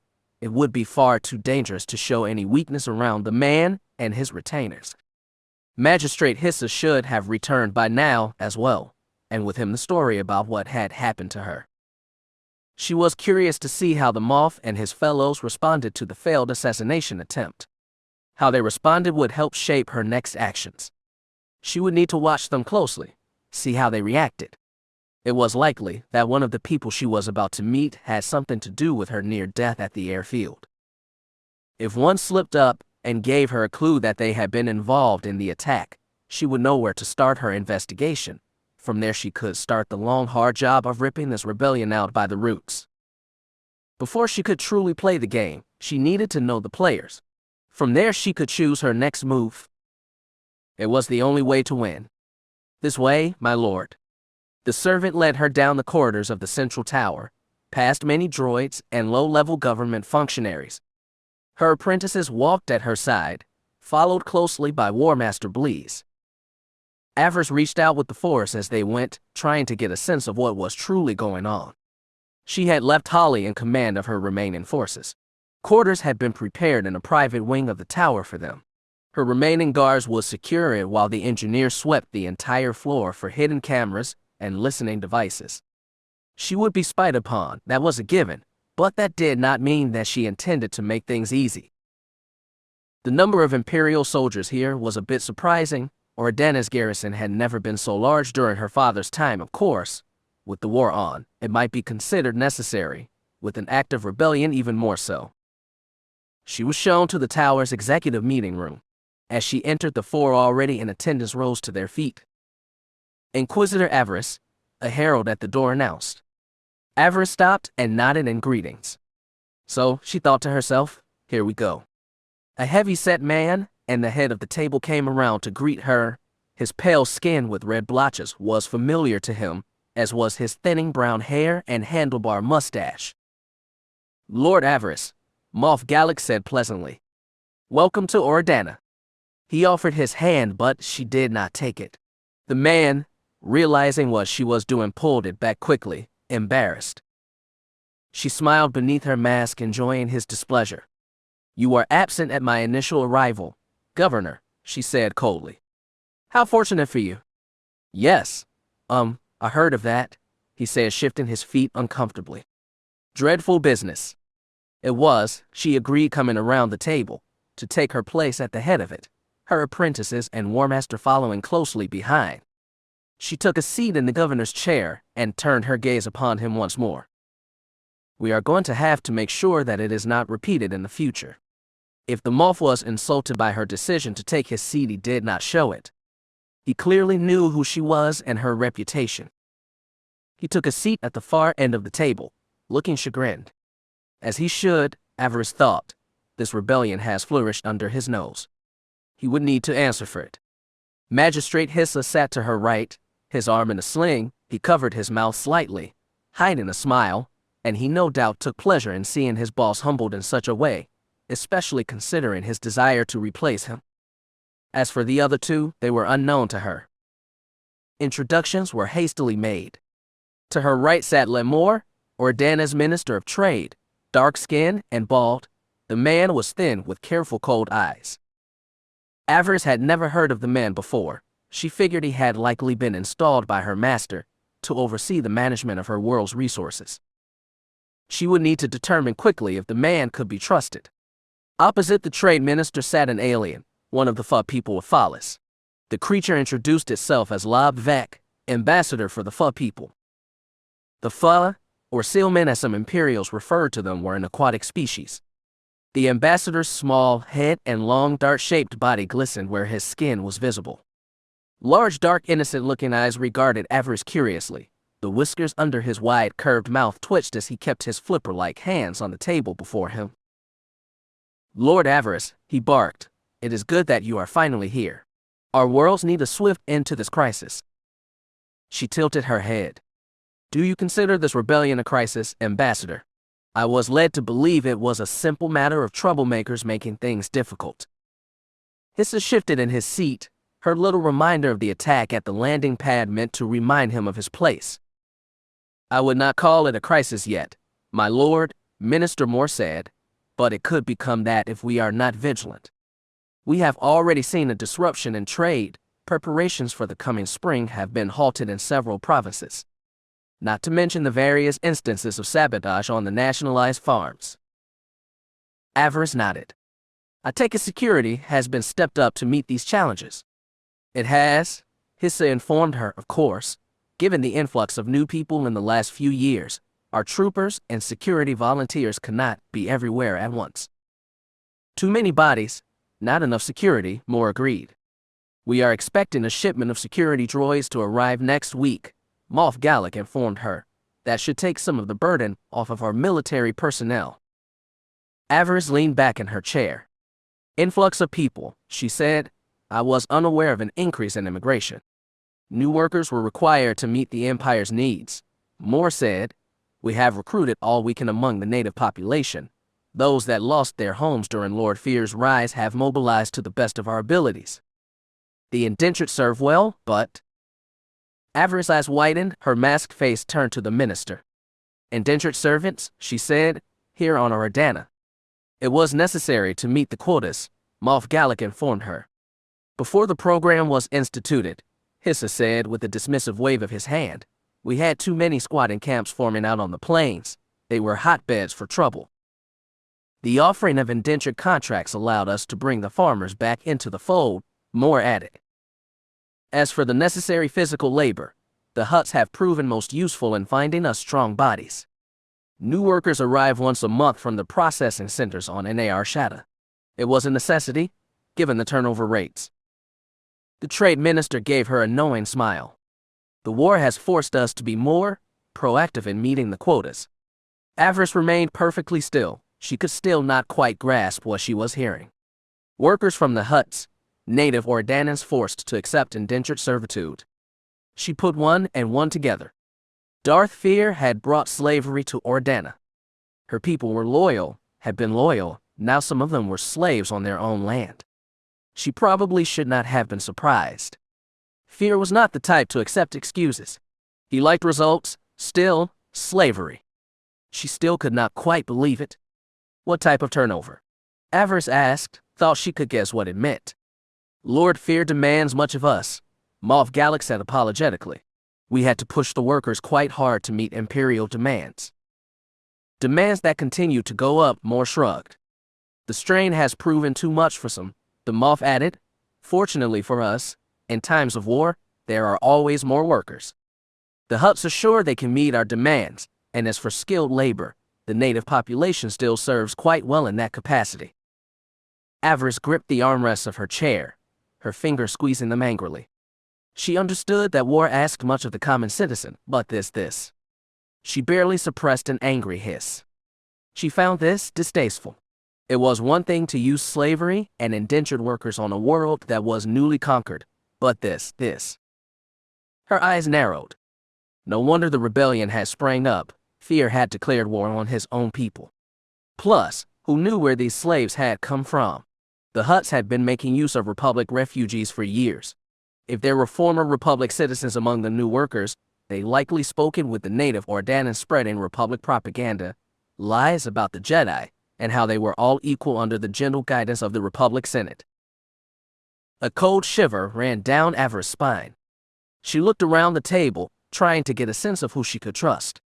The FA ambassador had said nothing during the meeting. He kept those large brown eyes of his on the table, keeping his thoughts and emotions to himself.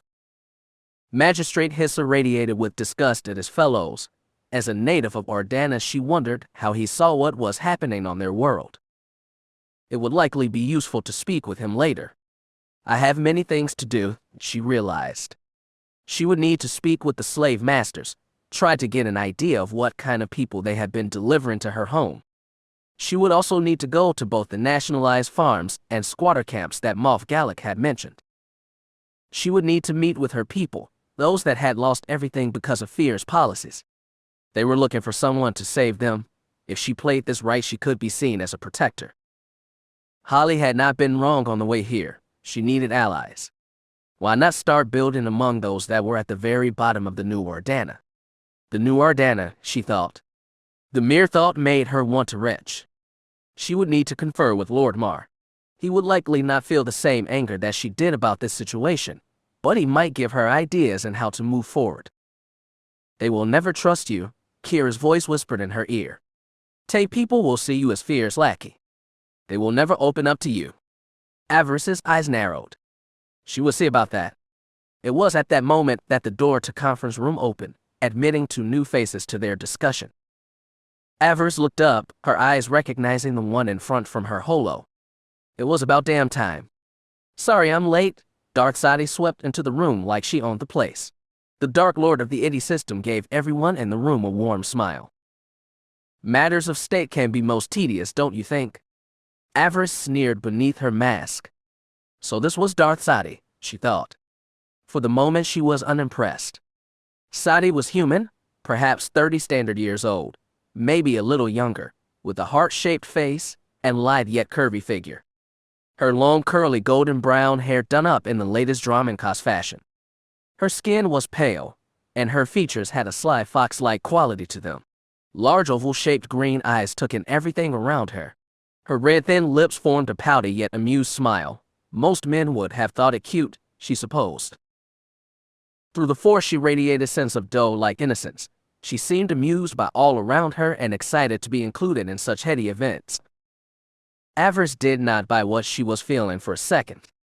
Sadi was a Darth under Darth Fear's direct command. She could not judge this book by its cover. Sadi was not clad in the robes of the Sith. She was instead dressed in a traditional Ordana gown. A silken thing of fine fabric, dark blue with pastel green highlights, stitched with designs of native flowers.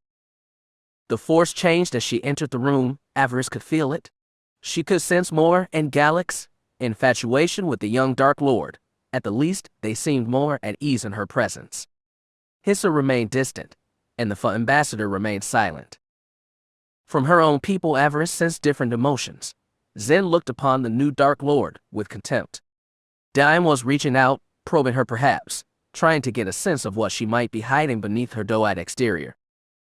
Bleeze remained both cold and indifferent. Duty is what mattered to the War Master, not vapid displays of false innocence. And it was false, Avaryss knew. She had read Sadi's file before leaving Dromund Kaas. The Dark Lord of the Idi system was far from an innocent. Avaryss took note of the lightsaber clipped to the woman's gown by a dark blue sash. The hook-handled design suggested that Sadi fancied herself a lightsaber duelist. According to her file, she had excelled in the one-handed variation of the Makashi lightsaber style, and preferred that over the other disciplines. Avaryss respected that. She preferred Makashi herself, but at the same time had worked with the other styles as well, to keep any potential enemies off balance. She pursed her lips. She wondered how skilled the other Darth was.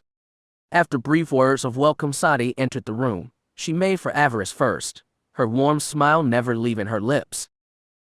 Lord Avaryss, she said, offering a little curtsy. Lord Sadi, Avaryss replied, rising from her chair. A Darth should greet another as equals after all. I've heard so many things about you, the other Darth purred. Your victories over the rogue Jedi side Darbin, your success at the Inferno Nebula. Sadi's grin widened. I do hope you can help us bring a swift end to the troubles on this world, my friend. The Empire's need is so dire. I will do my best, of course, Avaryss promised. That is all we can ask. It was at that moment that Sadi's apprentice stepped forward, perhaps eager to be recognized. Avaryss tried to hide her revulsion.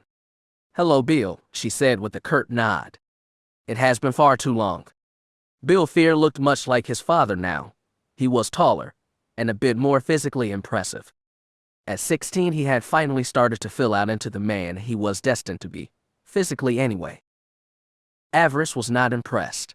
She remembered Bill from her days as an apprentice, his wanton cruelty, his sick gaze, and infatuation, how he had enjoyed staring at her, watching her kill in various stages of undress. He had been a disgusting little fungus.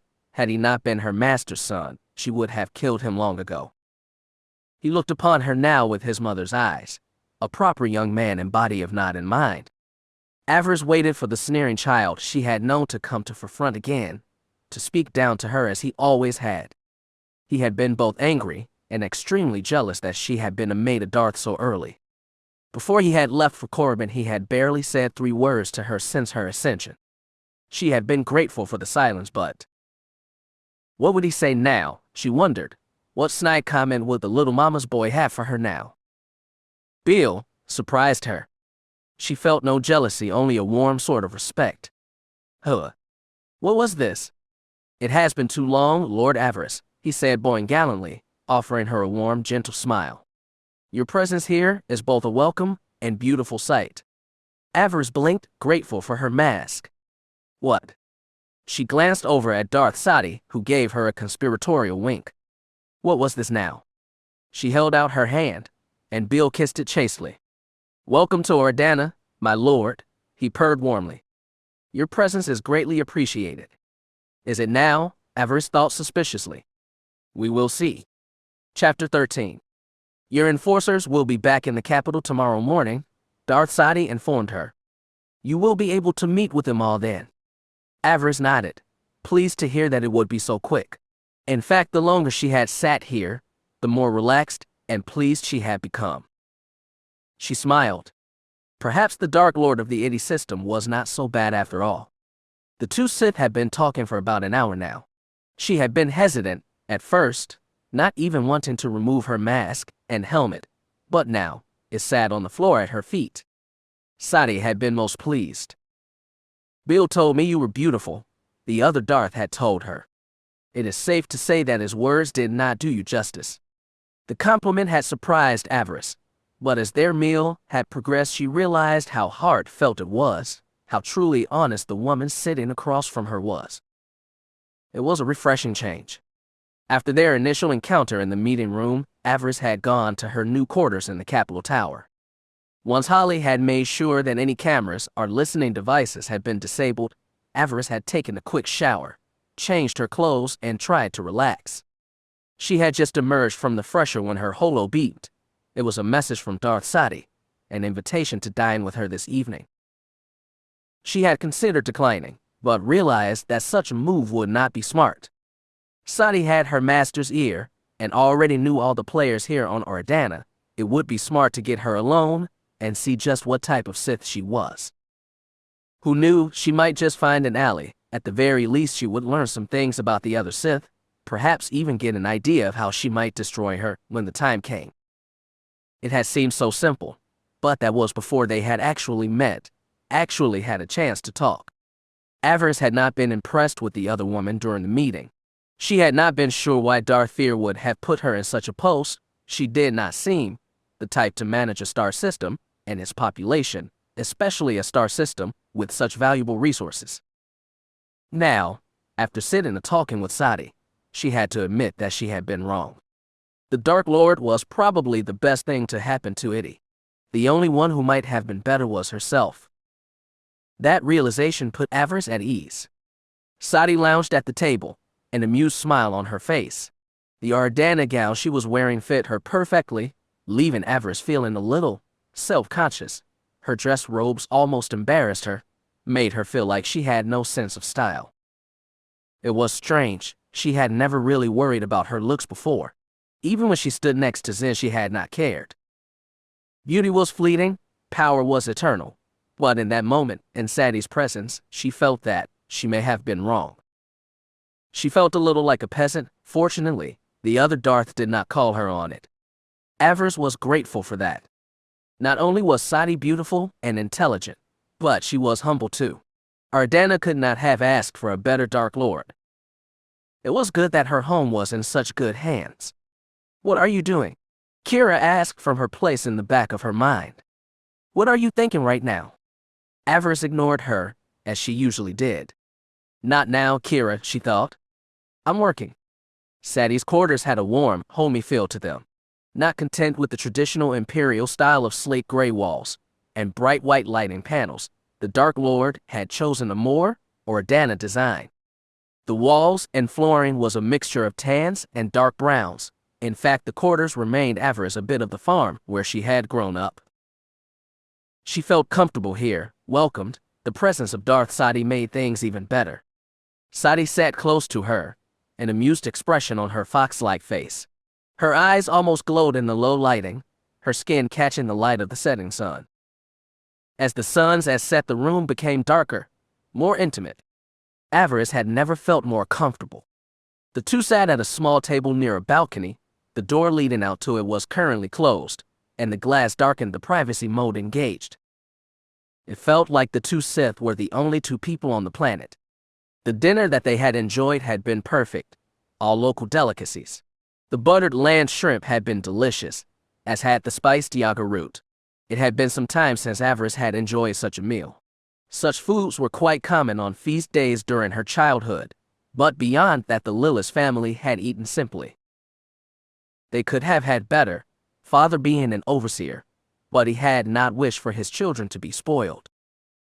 Those had been simple times, Avaryss thought, happier times. Sadi smiled at her, and she looked away slightly, blushing. It all seemed so perfect. It was perfect. Bill emerged from the shadows, offering to refill their wine glasses. Her master's son had been a perfect gentleman this evening, serving his master and his guest without a word of complaint. She had done such tasks herself once. Early in her training, Darth Fear had kept her close, asked that she serve him during the visits of important Imperials and fellow Sith. She had been forced to stand there while he had told the tale of her recruitment into the Sith and the breaking she had endured. Fear had enjoyed telling the tale of how he had brought her into his service.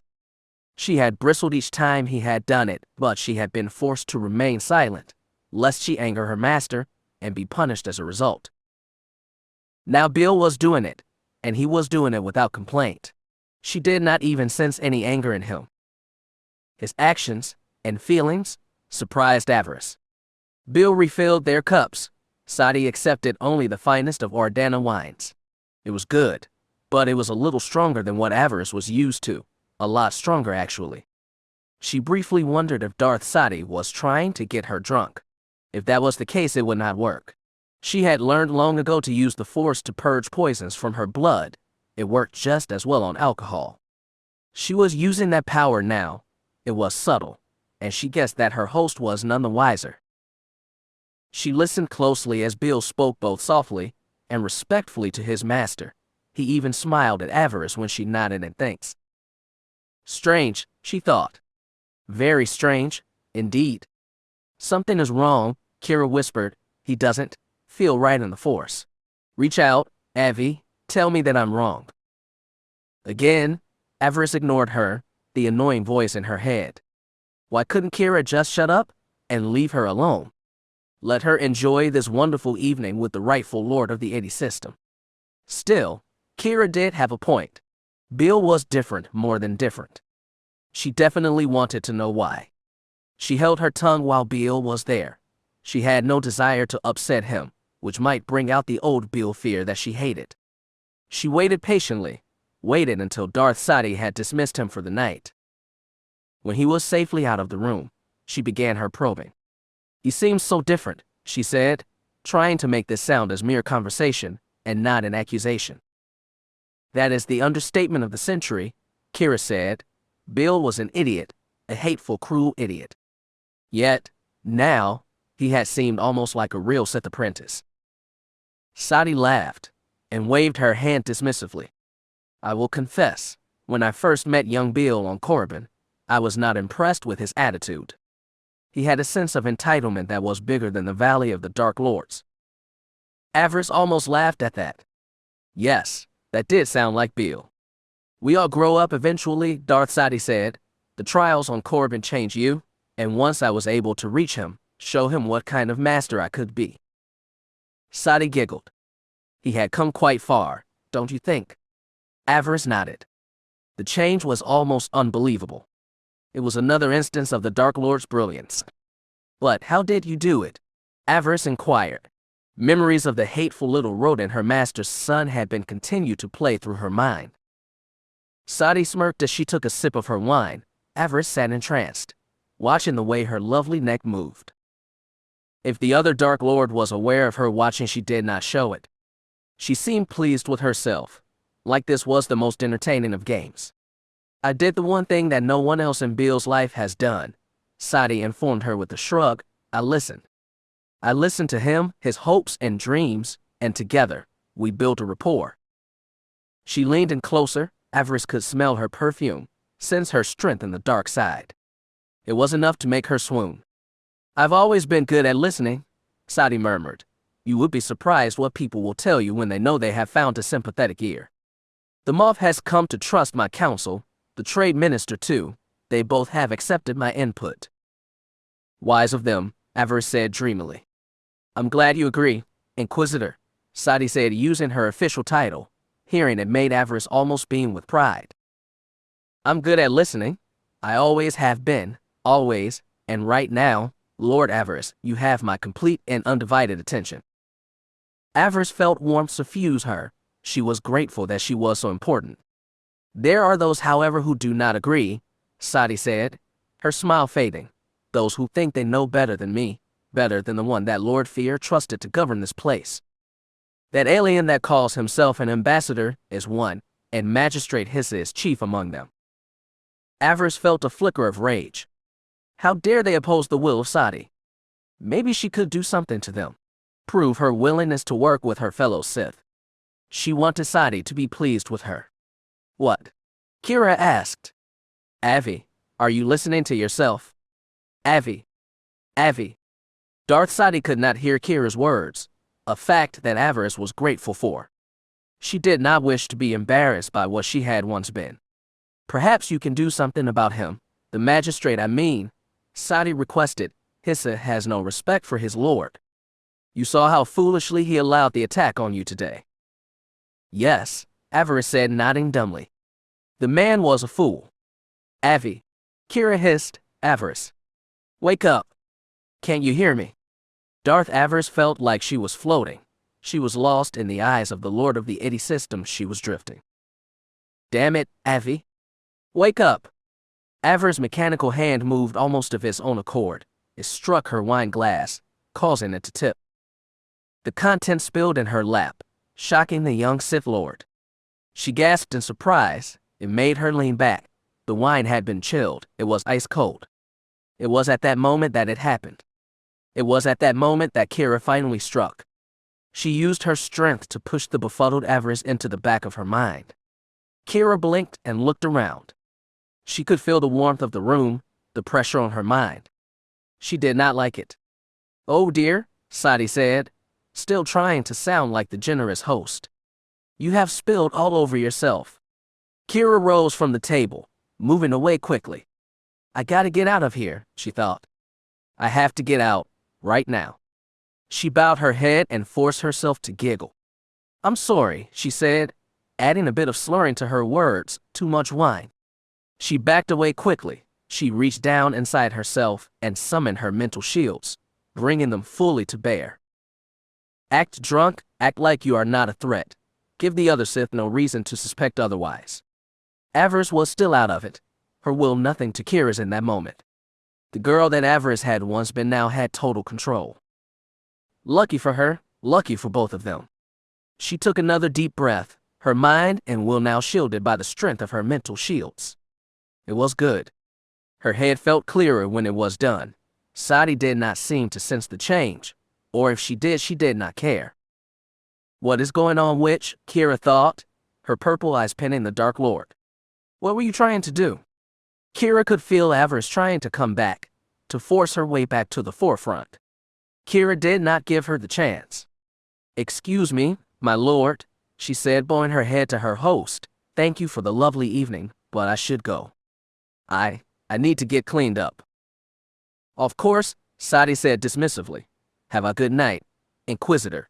I will make sure that the enforcers will be ready for your inspection in the morning. Thank you, my lord, she said, bowing, all the while backing up towards the door. She used the Force to retrieve her helmet. She snapped it on quickly. It had been created by a famed Sith alchemist, one who had designed it to help protect the wearer from the Force abilities of a stronger rival. Avaryss felt better with it on. She could sense the runes inside the helmet powering up, drawing on her connection to the Force, reinforcing her own mental defenses. She needed that. It felt like she was drowning. It was all she could do not to sit back down and listen to Darth Sadi drone on and on for hours. Get out, she thought. I have to get out now. Kira nodded and retreated, trying very hard not to run, to not let the other Sith know that she was onto her.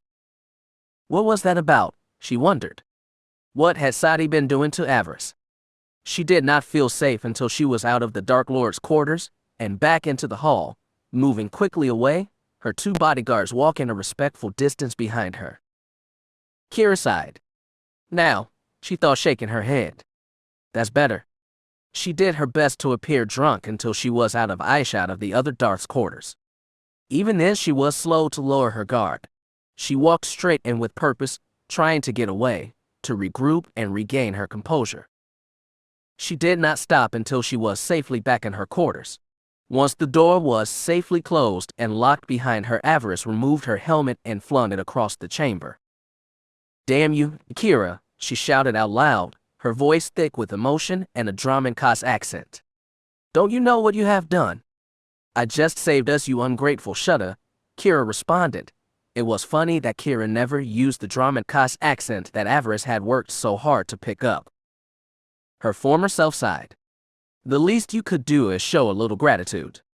Normally, Avaryss' anger and rage would have been all that she needed to push Kira back, to send her back into the shadows in their mind, but not this time. "You are lashing out at me like an angry child," Kira hissed. "Your anger has no real focus. Another effect of Darth Sadie's, perhaps." "Don't speak badly of her," Avaryss snapped back. "She is the rightful lord of it. We owe her nothing," Kira spat. "Can't you hear yourself? Sadie is not our master. She is enemy to be swept aside. She is fear's humble dog, but it is you that is acting like one right now." Kira shook her head. "If I hadn't intervened, who knows what you might be doing right now. You were about 2 steps away from declaring yourself Darth Sadie's loyal dog. I would not have been surprised if you laid down at her feet and begged for her to rub your belly." Avaryss hissed. "How dare you?" "I dare because I'm right, and you know it." "You know nothing. Sadie is our enemy," Kira spat. Heading for the fresher, she turned on the faucet and splashed her face with cold water. "Wake up, Avi," she shouted. "Wake up already." Kira looked into the mirror. She was shocked by the reflection that stared back at her. It was the reflection of the Avaryss, and it wasn't pretty.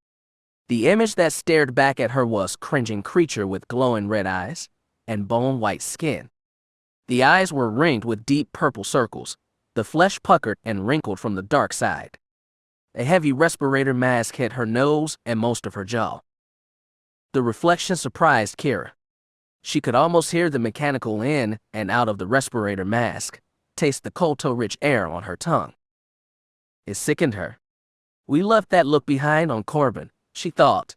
It was strange that Avi still saw herself like that, still identified with what had been arguably their weakest moment. I thought I left this reflection behind me, long ago, Kira thought morosely. She was annoyed that Avaryss reminded her of it. What are you talking about? Avaryss snapped at her. I was in the middle of gathering information. I was starting to work Sadie, learn her secrets. That is not what I felt, Kira said with a frown. You were loving Sadie's attention. You were reveling in it. That was not strength. That was surrender. Avaryss blinked. Those red eyes showed confusion. I was. She asked. You were. Search your feelings. Think back. And remember, how were you acting, and why?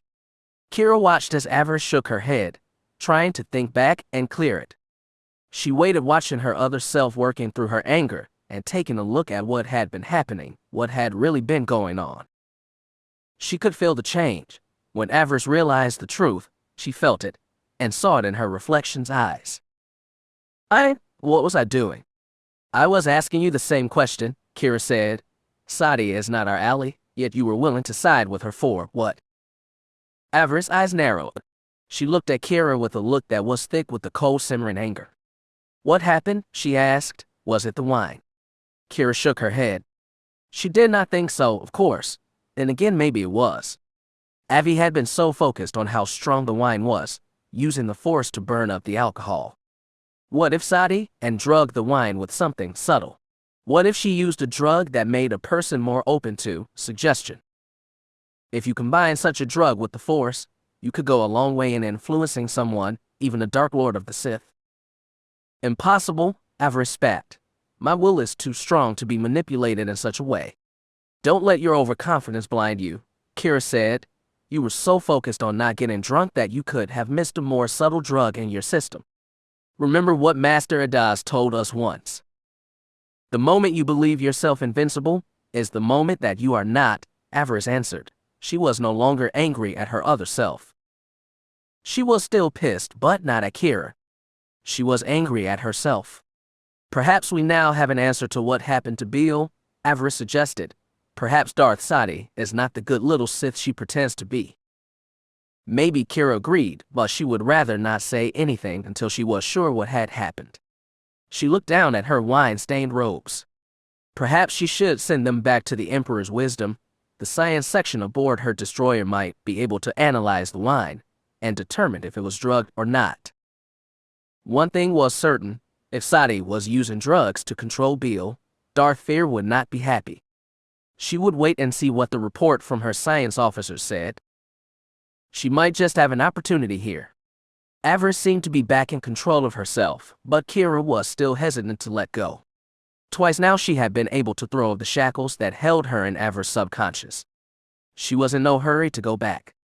It seems that we have come to a dangerous place, Avi said, more so than we realized. So it seems, Kira agreed. What are we going to do about it? Avaryss nodded. She had come to a decision apparently. Kira was curious to see what it was. We cannot continue on as we have, Avi informed her. We will need to come to a new arrangement. What sort of arrangement? Avi sighed. We are surrounded by enemies, more so than usual, enemies that are far more cunning than we realized. That is true, Kira agreed, so, I'm tired of fighting with you. We waste our strength struggling with each other. We could use that strength to oppose the foes that mean us real harm. Kira almost laughed. Was she for real? You want to form an alliance? A temporary one, at least until we have completed our mission here. We must stop the rebellion. The Empire needs us to succeed. Kira nodded. She understood that. Of course, it led to another important question. What would happen next? What happened after they had crushed the rebellion and dealt with Lord Fear? What happens when we win? Kira asked. We are getting a little ahead of ourselves, aren't we? Avi cautioned. I just want to make sure that we are on the same page, she replied. What happens after? Avaryss pinned her with a cold and imperious look. When we are done, when the rebellion has been crushed and Lord Fear is dealt with. We finally settle this matter between us. And what is that supposed to mean? Kira inquired. Avaryss sniffed. We have ourselves a good old-fashioned mental Kagath, you versus me, to the death. The winner takes full possession of our body, and the loser fades away forever. Kira smiled gamely. You would face me for control. I would. No tricks. We are beyond tricks, are we not? Kira nodded. She could not help it. She was intrigued. It was a chance to rid herself of her weaker self, to be free to make her own choices, without Avaryss interference. Yes, she was most intrigued. She had been growing in strength for months now, years. Avaryss' victory was no longer the certainty that it once was. Kira could do it. She could defeat her other self. She was sure of it. She smiled gamely. We could do that, she informed her dark reflection. I would be willing to work with you under those conditions. Good, Avaryss said, but if we do this, you will need to accept one final condition. It is the one thing that I need to make this alliance work. I'm listening. Avaryss sighed heavily. The sigh sounded even worse coming from the breath mask. Finn, she said. Finn, what about him? You will not reach out to him on your own. You will make no attempts to contact him, not until our work here is done. Kira's eyes narrowed. Avi, that is my one condition. Once we are done here, we will be free to pursue Finn again. But for now I need you functional without any distractions. And what about you? I will do the same, Avaryss promised. I will not reach out to him in any way. If he contacts us, that will be one thing, but I don't believe that he will. He is too caught up in the Republic's war effort, Kira said. He will not seek to be distracted. Yes, Avaryss said. He was right to distance himself from us. Now we must do the same. Kira suppressed a growl.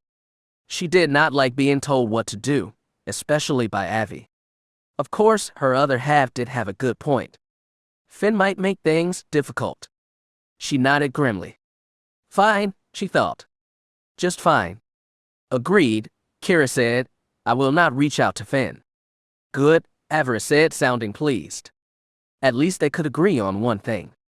So what happens now? Kira asked. Where do we start? We need to find allies, Avaryss said, and I think I have a good idea where to start. And where is that? We follow Darth Sadi's example, Avaryss said. She named 2 members of the ruling council that may prove useful to us. The Fa ambassador, Lob Vec, Kira said, and Magistrate Hissa. Exactly. Kira pursed her lips. She considered that. The 2 could be useful. The Fa were pacifists, but the ambassador might have some idea of what Sadi was truly up to, both here and on the Fa homeworld. Kira was hesitant to trust Hissa, but she played things just right. She might be able to turn things to her advantage, maybe. What about the enforcers? Kira asked. Fear has placed them under our command. We will need to test them, Avaryss said. If Sadi could find a way to control Beale, who knows if she has not done the same to the enforcers here. True enough, Kira agreed. We will need to watch them. Agreed. Kira frowned. An alliance made sense. What did it matter who won between her and Avaryss if the body they were fighting over was killed before she could reclaim sole possession of it? Still, it did feel a bit like surrender. She did not like that. She did not like the idea of giving Avi any kind of victory, no matter how well it served her at that moment. She sighed. What options did she have? It was not smart to stand alone, not when she was surrounded by people that likely wanted her dead. Kira nodded. It was an alliance then. So be it. How do we start? She asked Avaryss. So you are willing to let me take the lead? For now, Kira said. Where do we start? I will speak to Hissa tomorrow, try to get an idea of what I can expect from our new charges, these enforcers that our master has saddled us with. And if they cannot be trusted. Avaryss chuckled. Then we will need to arrange some accidents, she said. The Empire needs a strong Redana. We must do whatever it takes to see it come to pass. Kira nodded. Agreed. Whatever it takes. Chapter 14. Another restless night. Being back home, being surrounded by the sights and sounds of her childhood should have been relaxing for Avaryss. They were not. The Dark Lord spent another night without any real sleep. Every time she closed her eyes, nightmares were waiting for her. Horrors, both new and old, awaited in her nighttime world. Her mother's words, the soft strains of an old lullaby, Sadi's wide welcoming grin, the fires and explosions of the assassination attempt, all seemed to rise up, twist, and turn into one long vision of pain and what-ifs. Avaryss rose from her bed with an angry hiss. It was not the first time that she had been to endure such evening. As she had always done, she sat on the floor beside her bed, closed her eyes, controlled her breathing, and meditated. She focused both on her enemies and what she would need to bring them to heel. She thought of the many slights she had suffered, and who would need to answer for them when the time was right. But above all else, she focused on her hatred, on the things that held her back, the rivals that remained out of reach of her judgment and vengeance. As always, Darth Fear was in the center of that intricate web. She had been his apprentice for more than half a decade now, and in that time her rage and anger had not dissipated. She imagined the day they finally faced each other, the day that she finally ended this twisted dance that they now found themselves trapped within. She had imagined herself killing Lord Fear many times, in ways as different as they were painful and degrading, and still, whatever she thought of, whatever fresh torment she dreamed up still seemed to be nothing compared to what she had suffered at her master's hand. Death was almost too good for him, especially considering what he had done to her home, what he had done to Oradana. It was another death mark in a very long ledger between the two of them. She longed to see it settled. Kira remained blissfully silent during her meditations. It seemed that what she had once been was willing to obey the terms that they agreed to. She could still sense that side of herself watching quietly. It reminded her quite a bit of the light-sized shard that still burned so brightly in her breast. I wield great power, Avaryss thought, both over the Force and others, but at the same time, mastering myself remains a power out of my reach. She frowned. One day it will be the death of me, she thought. One day it will be my undoing. She no longer tried to undo the light within her, she had come to think it was now impossible. The light within her was tied to her relationship with Finn. She was sure of it now. As long as he remained alive, and in her heart, she would never be totally rid of it. Then you need to work harder to bring him into the fold, the darkness whispered. You cannot go on like this forever. She acknowledged that fact, but at the same time, she did not see how to do it. How to bring Finn into her orbit without sacrificing his desire for her. How was she to do it? His loyalty to the Jedi and the light remained strong. Despite his feelings for her, he would not betray his friends and allies so easily. Maybe you need to find a common goal, Kira offered, a common enemy that both you and Finn can agree needs to be stopped. Avaryss nodded. It had worked with Tarek after all. She and Finn had fought on the same side during their war against him. The trick would be to get him alone and in a situation where his vaunted Jedi teachings could not protect him. He needed to face a threat that offered true fear. He needed to be in a situation where the light was simply not good enough. She would have to find a way to expand on the anger she had felt inside him. She needed to find an outlet so that he could give in to it. It was not an easy challenge, but the Force willing, she would find a way. I thought we were not going to focus on Finn right now, Kira reminded her. I thought that Organa needed us more. Avaryss sighed. Kira was right, for once. It was their home that needed her right now. She continued to look deeper into the darkness, searching for answers, trying to come up with a plan of how best to succeed. Organa was a battlefield unlike any that she had walked on before. She could not simply win the day by swinging her lightsaber or casting a spell. The Grand War of Politics was something else. She understood the game, thanks to Darth Mar and the rest of their cabal, but that did not mean that she enjoyed playing. You need to find someone who does, the darkness offered. You need a skilled politician on your side, one who is both loyal to Organa and the Empire, and at the same time ambitious. Thanks to Darth Sadi, she had two candidates in mind. She would need to approach them both. It was still 2 hours before dawn when she finally emerged from her chambers. She had bathed and changed and made her way down the hall of tower floor that now served as her home and base. She was once again confronted by how small her contingent of guards had become. She could have contacted the Emperor's wisdom. Captain Kennedy would send more troops if she asked. However, Blease could not guarantee the loyalty of such reinforcements. The 100 men that the War Master had trained had been vetted, their loyalty to their master reinforced. Avaryss was not very confident about bringing in more troops, especially ones that might be more loyal to her master than they were to her. No reinforcements from the wisdom were out of the question, for now, but perhaps that was not entirely a bad thing. Fewer men meant that there were fewer chances for a leak. It would make it easier to keep her secrets, well, secret. Still, she could not proceed alone. She needed allies here on Organa if she was to complete her mission, and that meant recruiting. Once again, she could not do that alone. Sadi would no doubt be watching her, who she talked to, where she went. She would need to trust others to go where she could not, see people that she did not wish Sadi to know she was associating with. It was for that reason that she made her way to her brother's quarters. Sadi did not know her relationship to Beric, at least Avaryss did not believe so. His service record only gave his operating number, which was unusual, but not unheard of. Most soldiers had a past. Some chose the army to escape it. If anyone wondered, Beric was simply one of those, and if they did any digging, the truth would support that. As long as they did not dig too deeply, the relationship between her and her brother was safe, for the moment anyway. Avaryss was grateful for that. She knocked on his door, and was met at the entrance.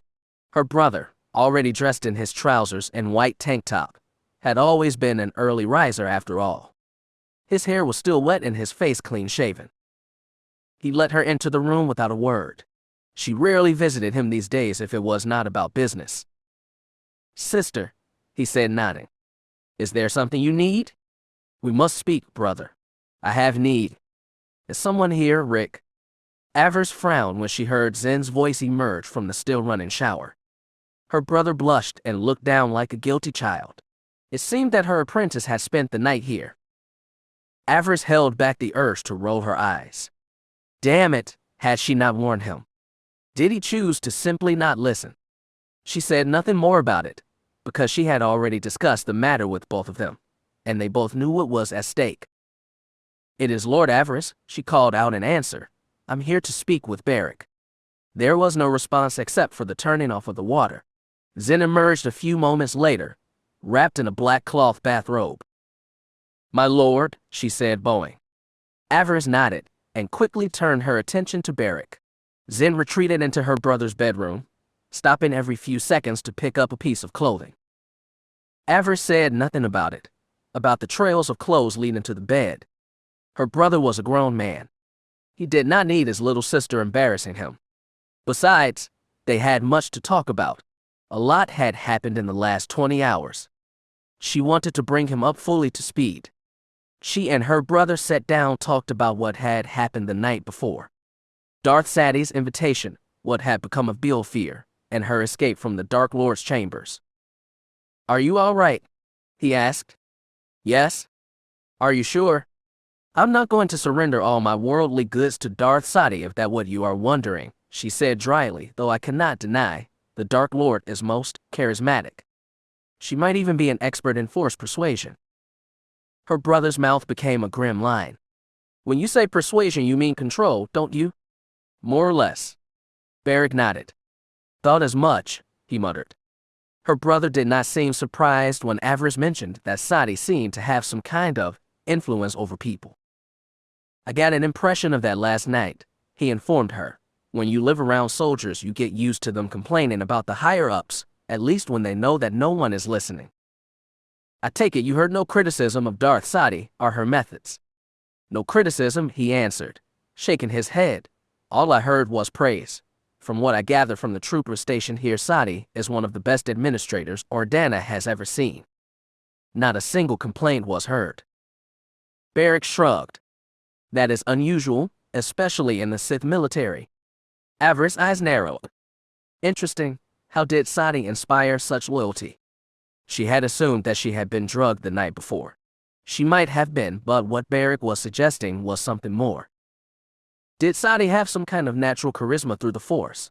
It was possible. Such powers were not unheard of, but they were rare and could be quite taxing, both physically and mentally on the wielder. Now all she had to do was determine its range and how effective it was. "Keep listening," she ordered him. "Listen for any voices of dissent and let me know who and where they are stationed." Beric shuddered. He did not like the idea of talking out of turn about a fellow trooper, one that might be harmed because of it. "I'm not going to report them to Sadie," she promised. "I need to see how far her control has spread here in the capital. It might give me an idea how best to proceed, so that my own plans don't trip over hers." Her brother nodded. He still did not seem very sure, but he had not refused her order either. Not that he would, but it was good that he accepted what she had said, on some level anyway. "We should probably watch the others as well," he suggested. "If this Dark Lord does have some kind of fancy mind control ability, we should make sure that she is not working on our people. We likely have enough spies around us as is." Avaryss nodded.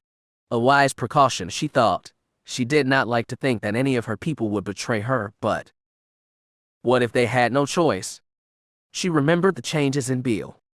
What if that was just the smallest example of what the other woman could do?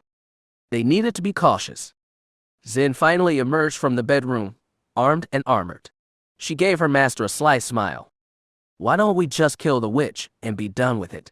she asked, her low, sultry voice. Avaryss shook her head. Darth Fear would not approve of such an action, plus it would likely only inspire the growing rebellion here. If the Sith openly start fighting amongst ourselves. "So how do we proceed then?" Beric asked. "We cannot just pretend that nothing is going on." "We won't," she promised, "but we need to move slowly and carefully." Avaryss smiled and turned to Beric. "I will need you to speak with the ambassador, get an idea of where he stands both on the rebellion and the current state of rule in the Idi system." "Would he talk to me?" Beric asked. "An Imperial soldier." "He will if he knows you are a local, if you have a stake in seeing your homeworld protected." The Dark Lord smirked. "For once you should try and drop any attempt at keeping a Dromund Kaas accent." We want people to know that we are locals. It might go a long way in winning local trust. Zen laughed lightly. You might also want to consider not wearing the mask and helmet so much, my lord, she offered. If your parents were as important as Barry claims, you might win allies by simply being associated with them. Showing your face might go a long way in winning friends. Avaryss considered that. No, she was not quite ready to do that yet. And besides, it was unlikely that anyone would recognize her, what with the changes the dark side had made to her features. I think you are selling yourself short, Kira said. Have you really looked in the mirror lately? Truly looked. The dark side has not ravished your face and body as much as you fear. Your skin is no longer so pale, and some might find those dark purple eyes of yours inviting. Kira laughed lightly. We are neither a ghoul nor a tomboy anymore. We are actually quite pretty. We should use that to our advantage. Avaryss frowned. She was still not sure. Coward, Kira chuckled. Shut up, Avaryss thought morosely. You are not helping. Avaryss turned to Zen. We will collect dime, and when the enforcers arrive, we will meet with them, see if Sadi wields any direct control over them. And if she does, her apprentice asked. Avaryss sneered. Then a few accidents will need to be arranged. I will not suffer spies to remain so close to me, especially spies with power. Zen nodded. I was hoping you would say that, she purred. It has been some time that I've gotten a chance to kill my fellow Sith. Avaryss was not shocked when she heard that. Zen had only joined her for the chance to kill Sith that had harmed her friends during the sack of the Jedi Temple. Most of those Sith were dead now, destroyed by their own machinations, but Zen's hatred remained. Avaryss was willing to feed that anger, especially if it kept her loyal. The three of them rose from their chairs and began to tend to the day's business. Beric whispered to his paramour to be careful and gave her a soft, chaste kiss on the lips. Avaryss turned away quickly, a spike of both jealousy and loneliness rising in her breast. I'm a lord of the Sith, and yet I find myself standing alone. I could have any man I desire, but the one that I truly want is lost to me. It is so unfair. Try not think about it, Kira soothed. Our time will come, she promised. Avaryss sighed. Yes, she thought. Our time will come. After a quick meal, Avaryss spent the next few hours working with her apprentices.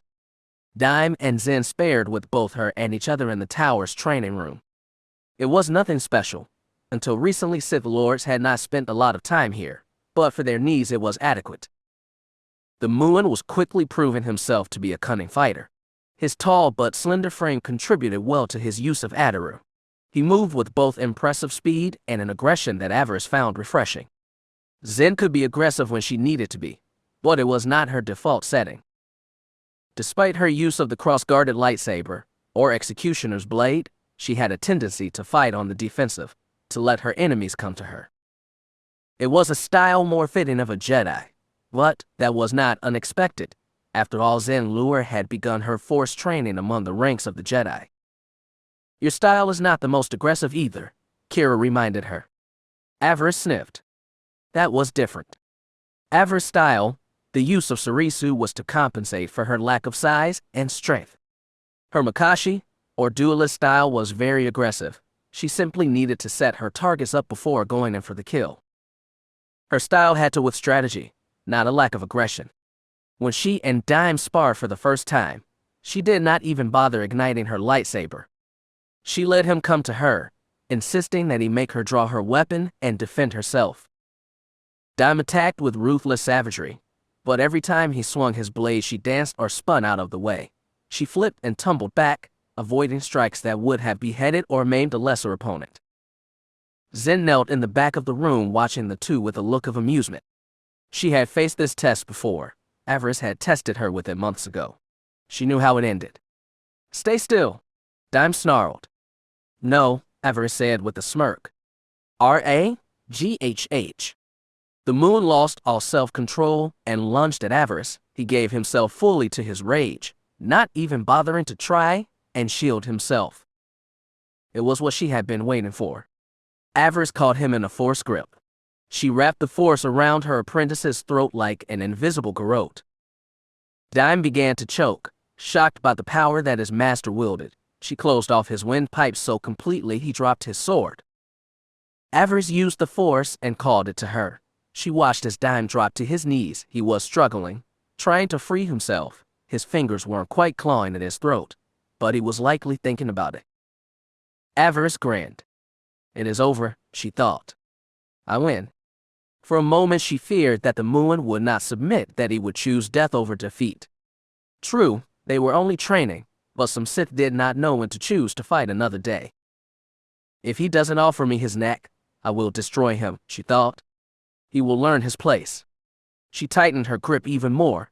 A strangling whistle escaped the Muin's throat. He continued to glare at her. You know what I want to see, apprentice, she purred. Live or die. She thought it would end right there, that he would be too stubborn. Finally it happened. Dime gasped and tilted his head, offering her his throat.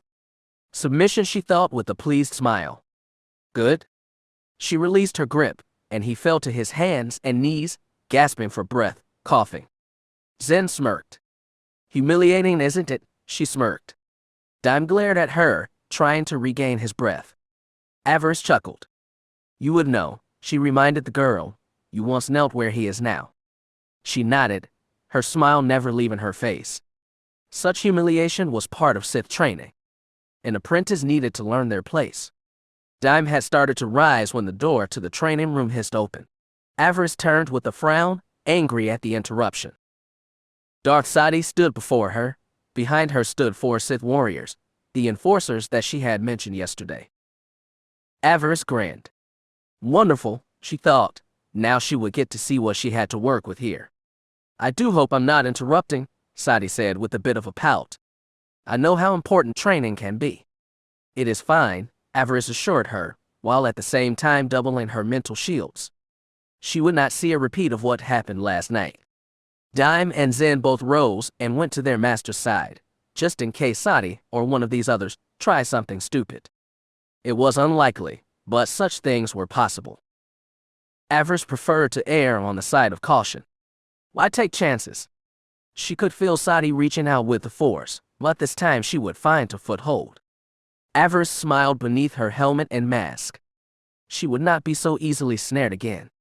Clad in a gown of dark crimson, Sadi smiled and stepped aside, motioning for the enforcers that had accompanied her to come forward. Avaryss regarded this collection of Sith. They were a curious quartet to be sure. The one to the far right called himself Nar. He was a slim Sith pure blood with dark red skin and bright golden eyes. His black hair was cut short in what some might call a military style.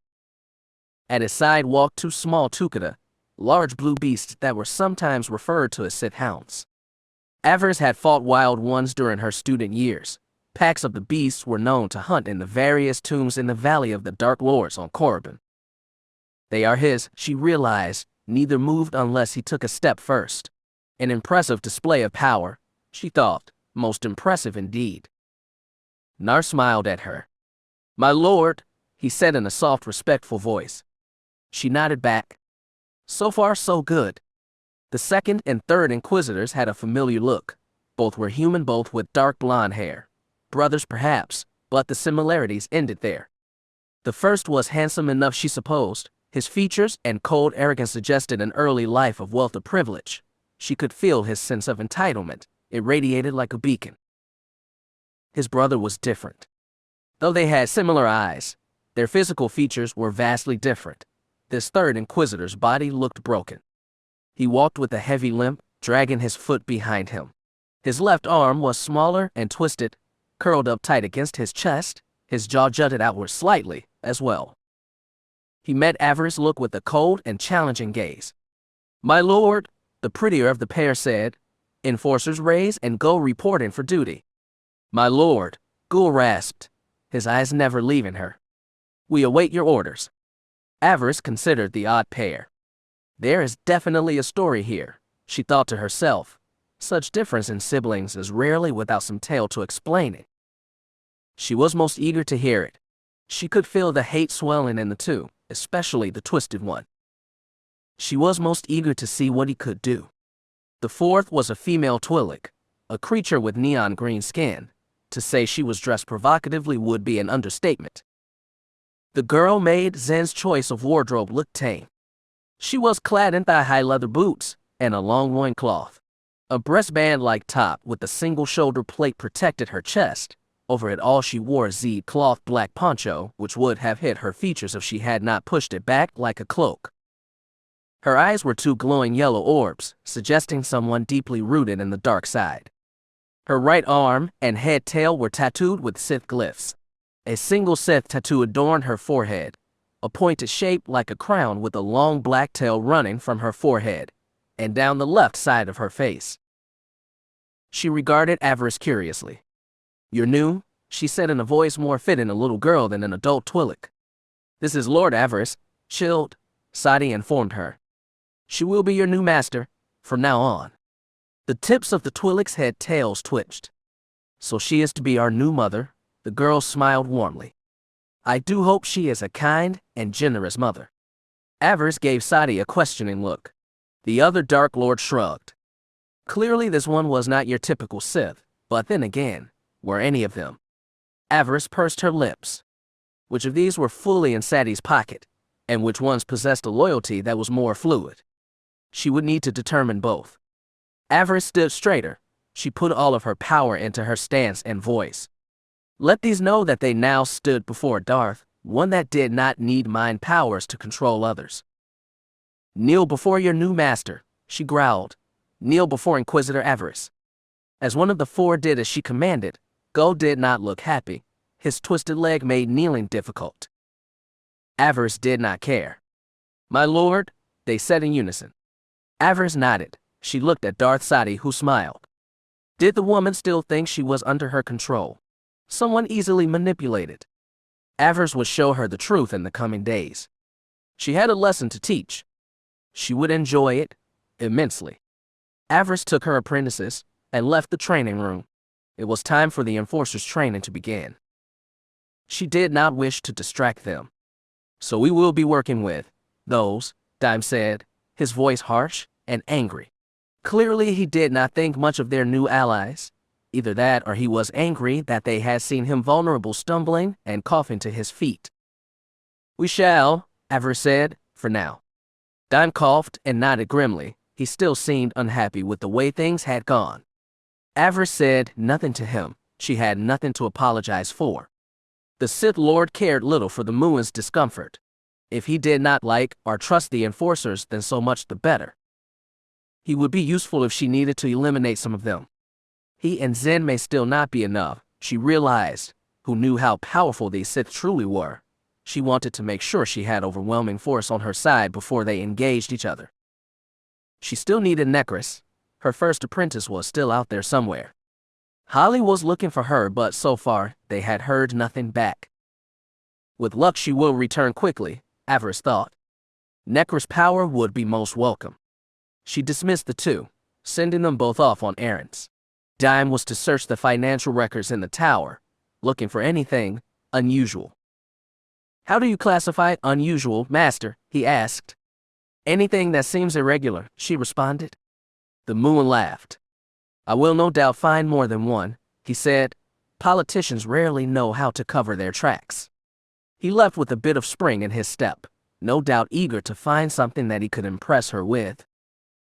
Avaryss smiled. It was not the most exciting of work, but it needed to be done. The rebellion seemed remarkably well funded. They had attacked her with military-grade weapons and decent training. She was curious to see if anyone high up was offering help.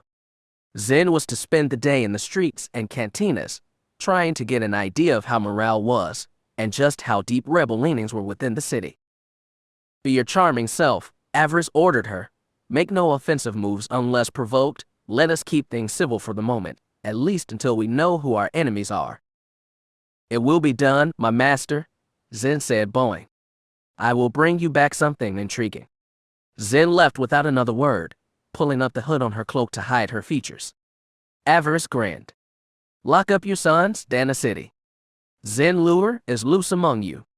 With her two apprentices dealt with, and Barrick hopefully speaking with the Fa ambassador, Avaryss made her way down into the section of the tower reserved for the magistrate and his staff. Sadi had named Hissa as a possible problem. Avaryss was eager to learn why. She found Arid Hissa in his office dictating a message to his servant droid. The magistrate still had his arm in a sling. He looked up when she entered. He did not seem surprised to see her. She smiled. Before he could say her name in greeting, she stopped him with a raised hand. She gestured with the force, touching the keypad on the magistrate's desk. When she was done, she motioned for him to look. A single phrase stared back at him. "Can we speak privately?" Hissa looked at her and nodded. He sent his droid away and pulled out a small device. He turned it on, and it began to beep, beeps that quickly switched from beeps to low tones. Avaryss hissed as a blast of static ran through the sonic bafflers in her ears. She shook her head and regarded the man, who shrugged innocently. A jamming signal, she realized. It was nice to see that Hissa took no chances. When the device had finished its cycle, he put it back in pocket and smiled. "What can I do for you, Lord Avaryss?" he said. "We can speak plainly now." "Darth Sadi wants me to do something about you, Magistrate," she informed her. "I would like to know why." Hissa snorted and shook his head. "Damn that woman," he said. "If you are not one of her favorites, she thinks that you have no place here." Avaryss only just kept from laughing. Hissa would never be one of her favorites, that was for sure. Not with the way he had once ogled her mother. No, she did not like him, but that did not mean that he was not useful. "You did something to earn her ire, I take it." Hissa shrugged. "Everything that I've done for the Empire. I was barely in my teens the first time I put on a uniform. I've worked my whole life to see not just my fortunes, but the fortunes of Ordana rise." The magistrate shook his head. "I've done everything that your master has asked of me, everything. You could not find a more loyal servant than me, and yet now he saddles me with Darth Sadi, and Moff Gallic continues to tie my hands in dealing with not just the rebellion, but other matters as well." The man sneered. "My lord, I deserve so much more than this. I deserve an audience with the Dark Council. Surely they must know of Ordana's potential." Avaryss nodded. She was pleased that not much had changed in the last few years. Hissa was still an arrogant and overly ambitious fool. She could make use of that. "Speak plainly, Magistrate," she ordered. "How deep has Darth Sadi sunk her claws into Ordana? Is there anyone that I can trust here? Are our enforcers loyal servants or just some of her pawns?" Hissa pursed his lips and crossed his good arm over his chest. "That is a lot of questions," he said. "They are," she agreed. "How do I know that this is not some kind of setup? Perhaps Sadi has put you up to this, to get me to say or do something that she can use to have me removed." Again, Avaryss was impressed. "He is not as big of a fool as I thought. He is ambitious, yes, but that might be just what saved him from Sadi's manipulation. He is looking for his glory, not the glory of others."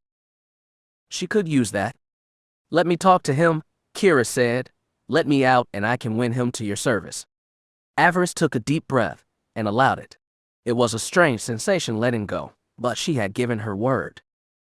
If they were to work together, she and Kira needed to trust each other. Kira smiled beneath her helmet. "You have nothing to fear from me," she said in her old Ordanan accent. "We both want the same thing, a better, stronger Ordana, and the right to say that we were responsible for bringing it to pass." Hissa's eyes widened slightly. You are one of us. You were born here." "Born and raised," she admitted. "Who I was before does not really matter anymore. All you need to know is that I remember a better time on Ordana, a time when we did not have to be so concerned about the comings and goings of the Sith Order." She looked him straight in the eye. "I would see those days return." Hissa looked her up and down, as if to decide if she could be trusted. Finally he nodded. "You will speak to Lord Fear on my behalf then? You will tell him what is happening?" Kira snorted at that. "You do not need me to speak to Lord Fear. What you are looking for is a patron, a Sith who can take you beyond Ordana." She leaned forward, moving in closer. He took a step back, and might have taken another if she had not offered her hand. "You do not need fear, Magistrate. If you want a Sith patron, you have one, if you are willing to work with me." Hissa looked down at her hand, then back up at her masked face. She could almost hear him thinking, weighing the risks. Finally, he decided. For Ordana and the Empire, he said, taking her hand and bringing it to his lips. He kissed her knuckles chastely and then dropped to one knee. Avaryss smiled. She had an ally. Indeed, magistrate, she said. For the Empire. Chapter 15. You have 5 minutes, my lord. Avaryss nodded as she checked her reflection in the mirror one last time. Her boots, helmet, and mask had been polished to a mirror shine. Her black cape with crimson and lining had been cleaned and patched. Rather than wear an unmarked Imperial officer's uniform, she had chosen to wear the tan coat and black leggings of an Ordana security volunteer. That idea had come from Magistrate Hissa, and it had been a good one. The people need to see you as a protector, he had advised, that you represent the order that has kept them safe since the Empire first came to our world. The man had smiled pleasantly then. For many years the Imperial mission has taken sons and daughters of our world, taken them to be trained, and sent out into the greater Empire. It will be most gratifying for the people to know that one of those children has finally returned, not just as a mere Sith but as a Dark Lord ready to defend them from their enemies. The thought amused Avaryss. She could not speak for other Ordana-born Sith, but from experience she knew that the changes that the dark side brought took away most if not all of the ties of kin and homeworld. Those other children had probably had no desire to return after they had come into their full power. It was a desire that she understood, because she had shared in it. She had been hesitant to return, to dig up old bones so to speak, but the Force had brought her to this place, and so she would make the best of it. Of course, what Hissa said was not without merit. It could even be quite valuable. He has a point, Kira chimed in. Perhaps I should make this speech, Avi. It might be better received coming from someone speaking in the voice of an Ordana citizen. Avaryss considered that, but rejected the idea for now. Once things had been formally established, once the old guard Sith here knew that she could be trusted, she would reveal her origins to all of Ordana, but not yet. First she had to reassure her people. Then, she could start building bridges. Colonel Glask arrived a few minutes later. He had brought her the data pad containing her speech. Today's transmission would be the first time that she addressed the people of her homeworld. This speech would be broadcast over the local holonet to every settlement on the planet. The people were about to meet their High Inquisitor. She wished for that meeting to be as positive as it would be enlightening. Avaryss regarded the loyalty officer. He seemed unaffected by his recent injuries. She thought she could see a small adhesive bandage sticking out from beneath his cap. But beyond that, he seemed much his old self. She could not say that that was a good thing or not. It has been prepared by some of the best speechwriters in the Empire, the colonel assured her. It is both patriotic and fiery. It will play well to the strengths you showed during your various speaking engagements after the victory at the Inferno Nebula. Avaryss nodded. Though she had never considered herself a politician, those speeches had been her first foray into Imperial politics. She had been hailed a hero after her victory over Darth Tarek, and as such she had gone on a small tour of the Empire, addressing not only Sith acolytes but Imperial Army and Navy cadets as well. Those speeches had been interesting. She had been very nervous the first time, afraid that she would stumble in her words and make a fool of herself. She was a warrior, not an orator. Before that she had only spoken to small groups of other warriors. She was surprised to find that it was not that different. The people that she had addressed were loyal Imperials that had been simply eager to see their hero. It had given her the confidence that she had needed at the time.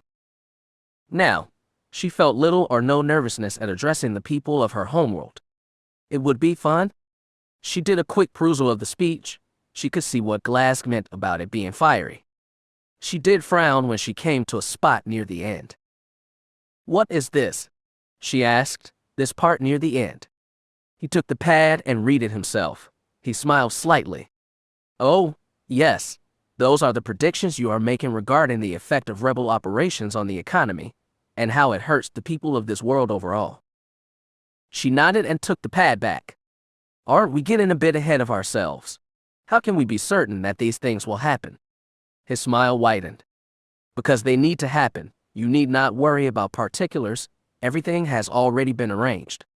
When these events occur, you will be seen as both insightful and the right voice at the right time. Avaryss nodded, but inside the Kira side of her was repulsed. They are going to hurt our home just to make you seem more relevant. Are actually okay with that. Avaryss was not, but she was smart enough to hold her tongue, at least for now. She needed to build a rapport with her people first.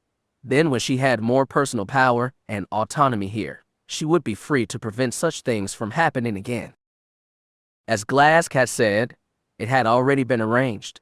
All she could do now was help her people weather the storm and emerge from it stronger than ever.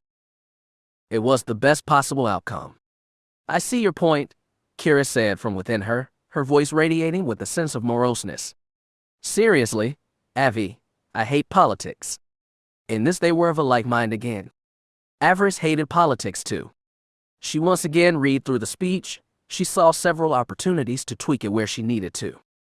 She wanted to play to her people's strengths, remind them of the fact that the Empire had saved their world before, and now, in these uncertain times, could do so again. She smiled to herself. She even had a perfect line. She knew the perfect way to end the speech. I have come to save you. Such words might have been strange, coming from a Dark Lord of the Sith, but that is what would make them that more powerful. It is you that will speak those words, Kira, she thought. It will get people talking, curious if they heard what they heard. An Ardana voice from a Sith Lord. Avaryss smiled. It will be the first step in building what we need to hear. She sensed Kira's acceptance, perhaps even her agreement. Fear had done serious damage to the Sith Order's reputation on this world. It was time to start repairing it.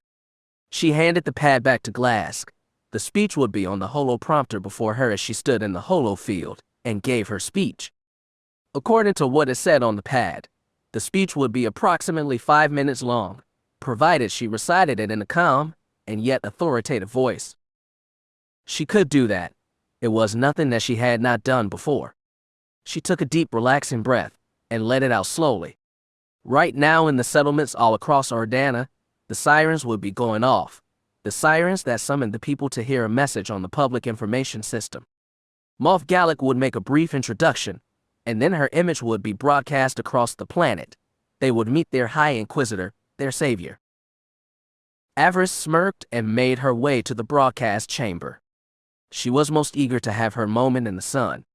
The broadcast room was full of Imperial technicians, men and women who made sure that these public broadcasts went off without a hitch.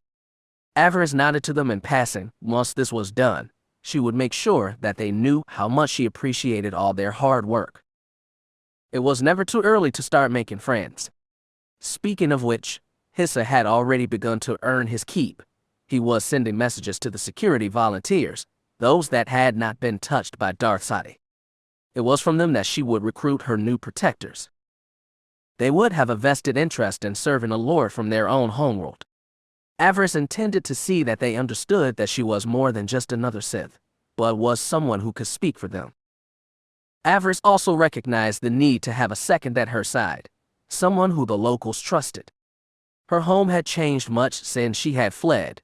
She would no doubt need someone at her side that was familiar with the players that had been active in the last few years, give her a sense of just who it was she was dealing with. The magistrate seemed confident that he could find such a person. He had several candidates in mind and would have them report to her after her speech. From there, she could choose the one that best suited to her methods.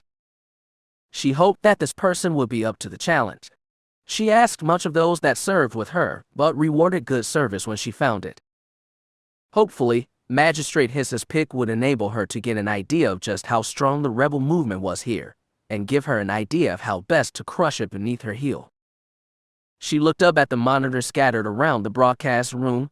The security camera feeds were being piped in from the various nearby settlements, and it would give her an idea of how well her speech had been received. Right now she could see the image of the Moff standing over the people. He was making a short introduction for her, informing the people that the Empire had seen fit to install her as Ardana's Inquisitor. Transmission begins in 10 seconds. The officer in charge of the broadcast center informed her. She stood at attention and awaited his go-ahead. She listened to the countdown and waited. She watched the hologram of Moff Gallic fade out. She stood straighter, awaiting her chance to speak. Online in 5-4. Avaryss smiled beneath her helmet. It was time.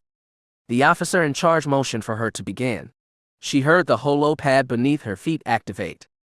On the monitors around the room, her image appeared on the public address system. She nodded and began her speech. Loyal citizens of Oridana, I am Darth Avaryss, Dark Lord of the Sith, and High Inquisitor of the ID system. I speak to you now, brothers and sisters, not simply as a member of the Sith Order, but as a loyal Imperial unsure of our future in these turbulent times. She relaxed her posture, seeking to appear more approachable. The loss of our Emperor has hit us all hard. The blow that the Republic cowards have dealt to us will be answered in kind. The Emperor is gone, but his commitment to the people remains. I've come to inform you that you are not alone. The Empire that has shielded you for so many generations has neither forgotten nor rejected the sacrifices that we have asked of you. Your continued safety and security remain our main goal. We are. Static screamed out of every audio receiver in the broadcast room. Avaryss hissed in pain as her sonic bafflers tried to compensate. On the monitors, the image of her vanished. Across Oridana, her speech was being jammed. Avaryss shook her head. What? What was going on?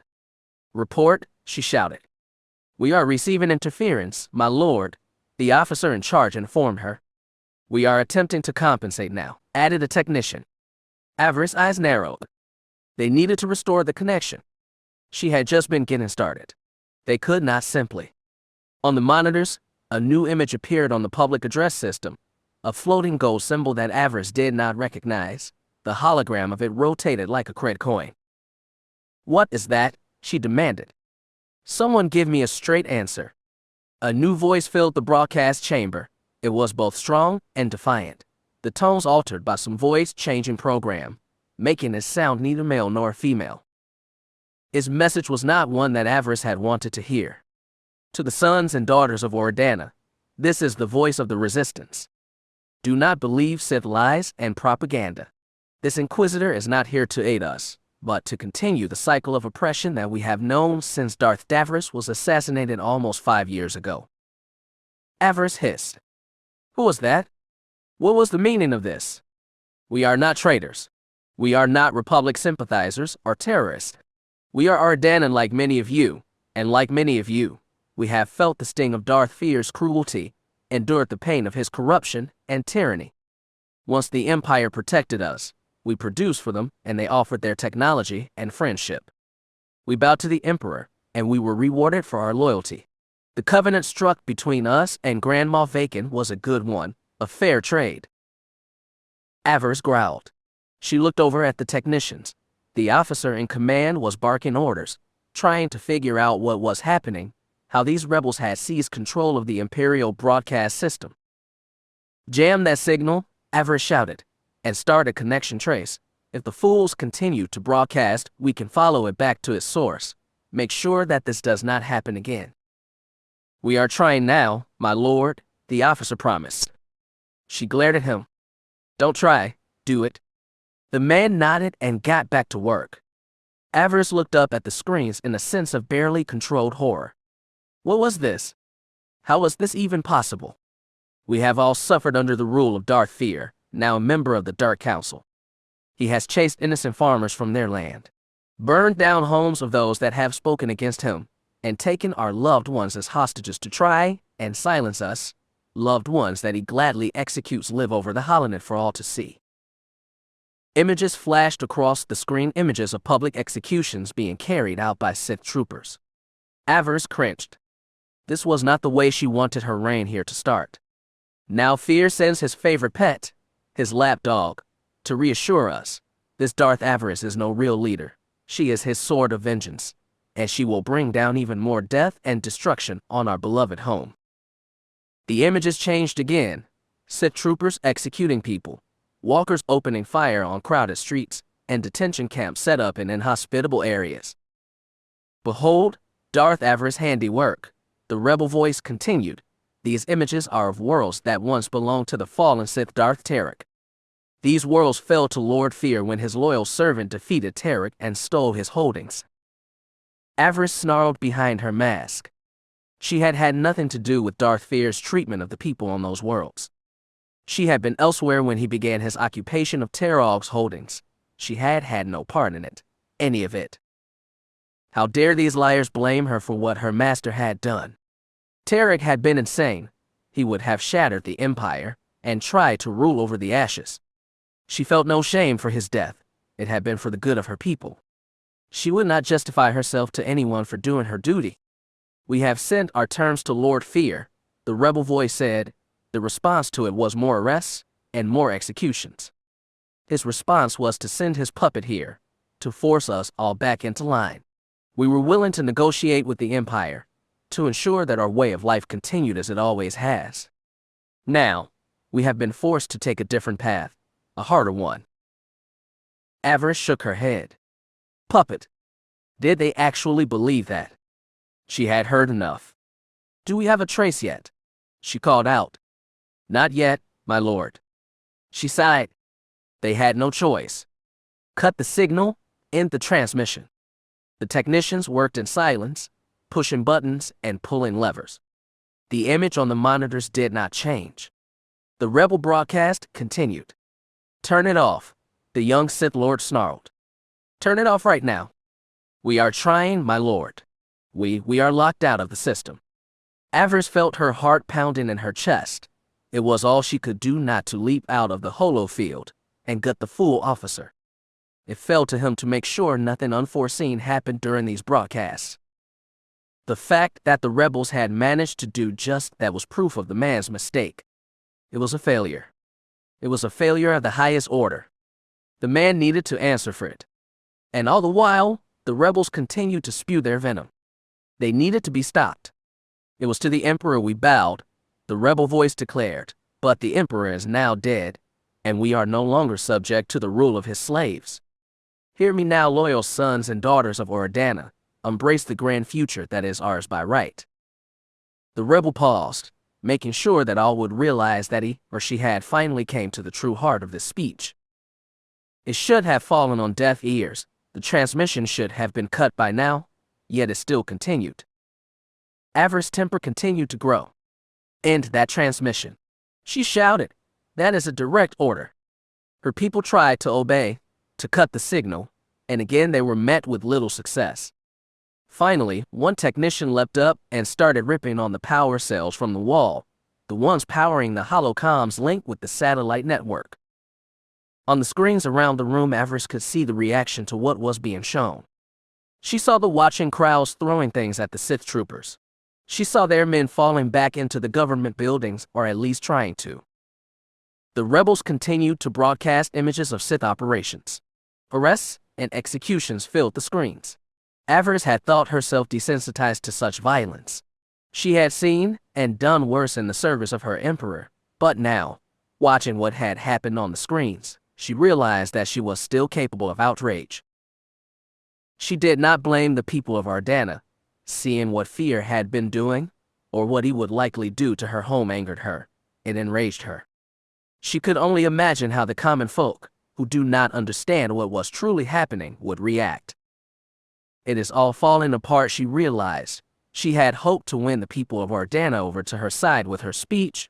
Now she looked complacent in every cruel act that Fear had carried out here. She looked like a willing participant in his crimes. Avaryss did not like being blamed for something she had never done. That her own people would think so little of her only added more fuel to her anger, her rage. Her temper continued to build. She wanted to find the rebels and crush them utterly, but they were not here. Her fury rose. "They are ruining everything," she thought. "Everything. Ardana no longer needs the Empire needs us," the rebel shouted. "The ID system is strong and wealthy, and we have more than enough resources to buy our way into any legitimate government. We no longer need the Sith Empire to survive. It does not matter to whom we turn, the Republic, the Mandalorians, or even the Hutts would be more hospitable than the Empire. We have what we need to free ourselves, but we need you now, good people. Stand with us, fight with us. Together we can save Oradana, together we can. The hologram finally cut out.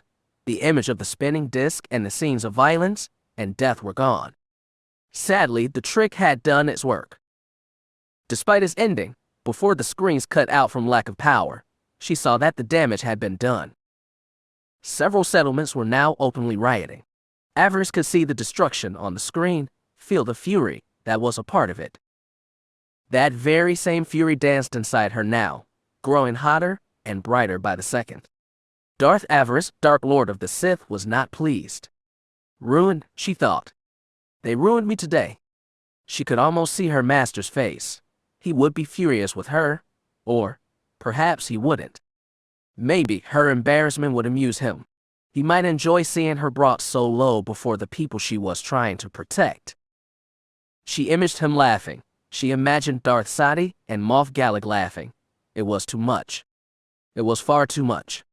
She stood on the holofield generator, her herd pounding in her ears, her vision tinged with red. The last of the reserve power failed. The room was plunged into darkness. Red emergency lights kicked on, turning everything around her the color of blood and shadows. Did we get a connection trace, at least? She asked in a cold, silky voice. Tell me we know that signal's point of origin. There was silence. It seemed to go on forever. As it continued, her fury threatened to boil over. The signal was being relayed from half a dozen sources, my lord, the officer replied in a small, frightened voice. We were not able to pin it down. I am sorry. Avaryss took a shuddering breath. It was too much. It was far too much. In the flickering red light, she saw the technician who had cut the power, a young woman in an olive gray uniform. Only she had responded accordingly. Only she had truly tried to fulfill her master's will. Avaryss had just enough self-control left to reward those actions. She reached out with the force and cast a sleep spell. The technician's eyes rolled back in her head as she collapsed to the floor. Service, like failure, should be rewarded, Avaryss thought, her fury and hate boiling over, threatening to take away all conscious thought. She had rewarded service. Now, it was time to reward failure, the only reward that a Sith could offer such stupidity. She reached out with the force. The broadcast room's security doors responded. They hissed as they came online and slid down. The technicians and officers looked up in surprise, not really sure what was happening. Avaryss growled they were all about to find out. The rebels ruined me, she thought, glaring at them. You all failed me. Somewhere the rebels were laughing at her. Somewhere Darth Fear was laughing at her. Darth Sadi was no doubt laughing in her quarters right now. They're all in on it, the dark side whispered in her ear. The technicians, the officers in this room, they helped the rebels. They are laughing at you too. They enjoyed making you look like a fool. A mistake, she thought. She ignited her lightsaber, its bright crimson blade glowing like the fury inside of her. It was a fatal mistake. Later, Colonel Glask would ask what happened. Her brother would ask what had happened. Avaryss did not have a straight answer. The fury was upon her in seconds. The rage within her overflowed, and the dark side took over. She lashed out at the technicians and the officers that had failed her. She used not just her lightsaber but her spells as well. She drove the men and women in the room to insanity. They aided in their own destruction, tearing each other apart in blind, unthinking terror and rage. There was only one survivor, the tech who she had spared. The girl was asleep during the carnage. She was the lucky one. By the time Colonel Glask and Barrick finally opened the doors, the screams of terror and rage had ceased. They found Avaryss panting, kneeling in the middle of the carnage she had wrought, her uniform stained with blood. She looked around the dead and basked in the power of the dark side. These fools at least would not be laughing at her. My lord, Glask asked, visibly disturbed by what she had done. My lord, Barrick said, drawing in closer. Sister, he whispered when no one else could hear. Can you hear me? Avaryss took a shuddering breath. The anger had retreated, but the power remained. It was a heady sensation indeed. She looked up at her brother. Underneath her mask she smiled. It is okay, she murmured. I'm here to save them. She laughed coldly. I will save them all. Chapter 16. So, not only has your presence not helped in quelling this rebellion, but it seems to have given it even more traction, and inspired the rebels to greater acts of resistance, to even suggest the desire to leave the Empire. The hologram of Darth Fear shook his head as he glared down at her. Less than well done, my child, he said with a cold sneer. Avaryss did not rise to the bait. She suspected that her master wanted her to argue, that he wished her to complain. He wanted her to go on about all that had happened so that he would have a chance to not only rebuke her performance but slap her down. She would not give him that opportunity. As she knelt before the hypercom in her private quarters, it took all her self-control not to scream at her master, not to lay the blame for everything she had faced up to this point at his feet. And why should I not, she wondered. It is his fault. He dropped us into the middle of a shadow wasp's nest and now expects the impossible, Kira thought angrily. Fear had taken one of the most vital and loyal worlds in the Empire, and turned it rabid by his greed and cruelty, and now we have to deal with it. It was not what either Avaryss or Kira would call a ideal situation. We are currently interrogating anyone who had access to the Imperial holonet, my lord, she assured him. Every interrogation suite from here to Waro is currently being used. She smiled coldly. I'm surprised that you can't hear the screaming back on Dromund Kaas. Fear nodded. His smile was small, but it was there. I assume that Darth Sadi has declared martial law. We cannot afford rioting and looting to affect the war effort. The food and medical supplies of Ardana must continue to flow. Both Lord Sadi and Moff Gallic assure me that all is being done to protect our interests, though defensive measures are only half the solution. We must crush this rebellion and make sure that all this talk of succession is forgotten. And how do you intend to do that? Her master inquired. By making sure that the people realize the cost of rebellion, she answered. They must see that the Empire is necessary. We must show them how their happiness and sovereignty is only guaranteed by remaining under Imperial rule. Now, her master's smile widened. I'm starting to like the sound of that, he said. I assume that you have a plan already in motion. How are you going to show the people the necessity of my rule? Sith rule, Avaryss thought to herself. Fear was not necessary. In fact, if everything went as planned, she would pin all that had happened to her people, all their troubles, on Darth Fear.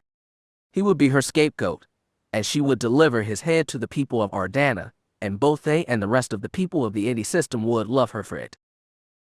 It was a risky game to be sure, but now that she had Fear's daughter in hand, and a planetary system that she could organize against him, perhaps, at long last, it would finally be possible to unseat her master, but doing so would require expert timing on her part. Everything would need to be prepared just so. Everything would need to be flawless. Right now, since Fear still remained her guest aboard the Emperor's Wisdom, she would need to find a way to move her down here without attracting too much attention.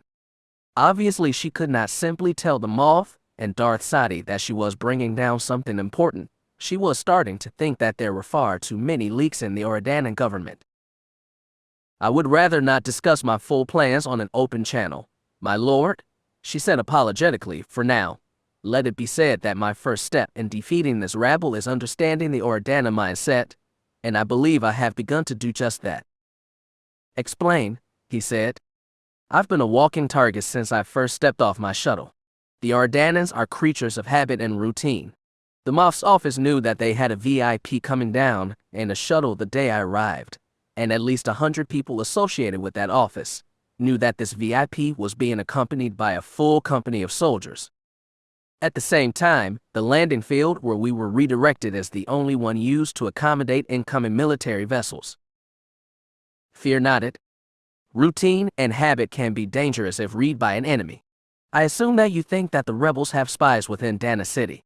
You think that the government tower has been breached. It is most likely, my lord, she agreed, not adding the fact that it was also possible that either Darth Sadi or Moff Gallic could have let it slip that she was coming, hoping that the rebels might deal with her. Whether they would do so on their own, or under Fear's orders, was the only thing she did not know yet.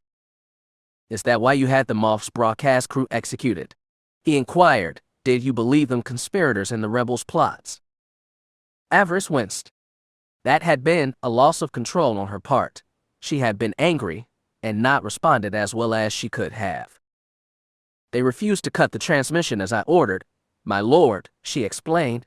Whether that act was simple incompetence or treasonous, I do not know, but it is safe to say that it will not happen again. She smiled slightly. It was not the introduction to the people that I wanted, but it did make my point. Fear laughed. Moff Gallic was most disturbed by what happened.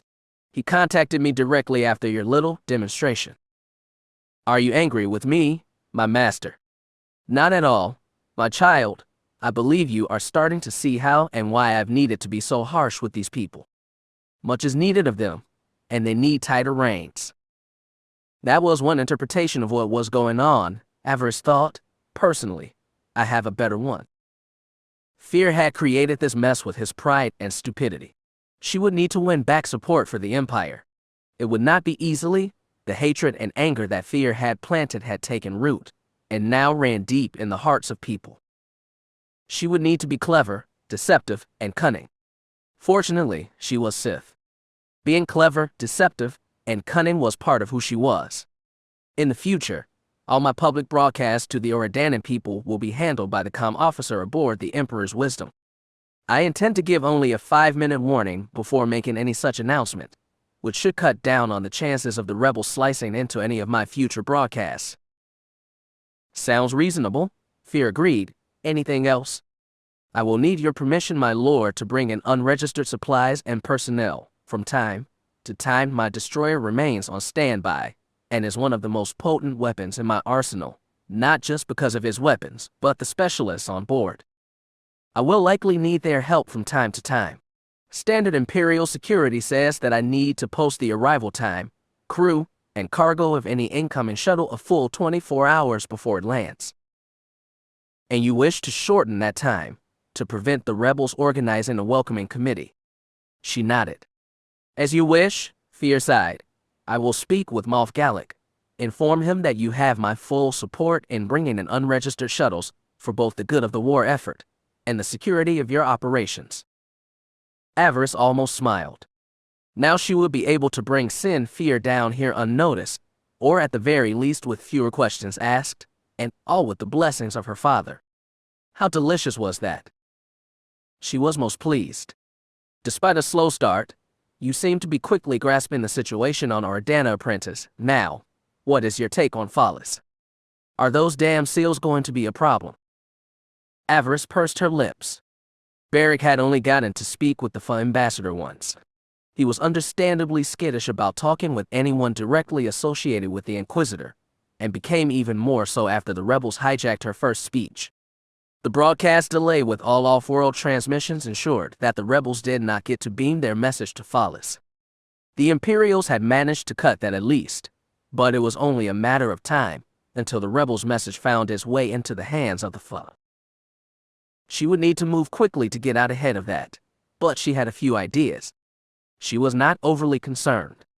I was just about to send new orders to our people on Fallis, her master informed her. I will be increasing their production quotas by 20%. The need of the Empire continues to grow, and the citizens must be prepared to meet our demands. Avaryss frowned. That would not do, not right now. May I respectfully request that you hold off any such orders for the moment, my lord. At least until I've been able to travel to the Fa homeworld and get their measure. She smiled slightly. Once they have seen me, once I've spoken directly with their leaders, they will know how important this increase will be. It may go far in diffusing any tensions that could spring from our new demands. In other words, Kira thought, we already have one world teetering on the brink of open rebellion. We don't need our dear master causing another to go into revolt with his greed and stupidity. Avaryss fought the urge to chuckle. She could not have said it better herself, though she would have been far more tactful.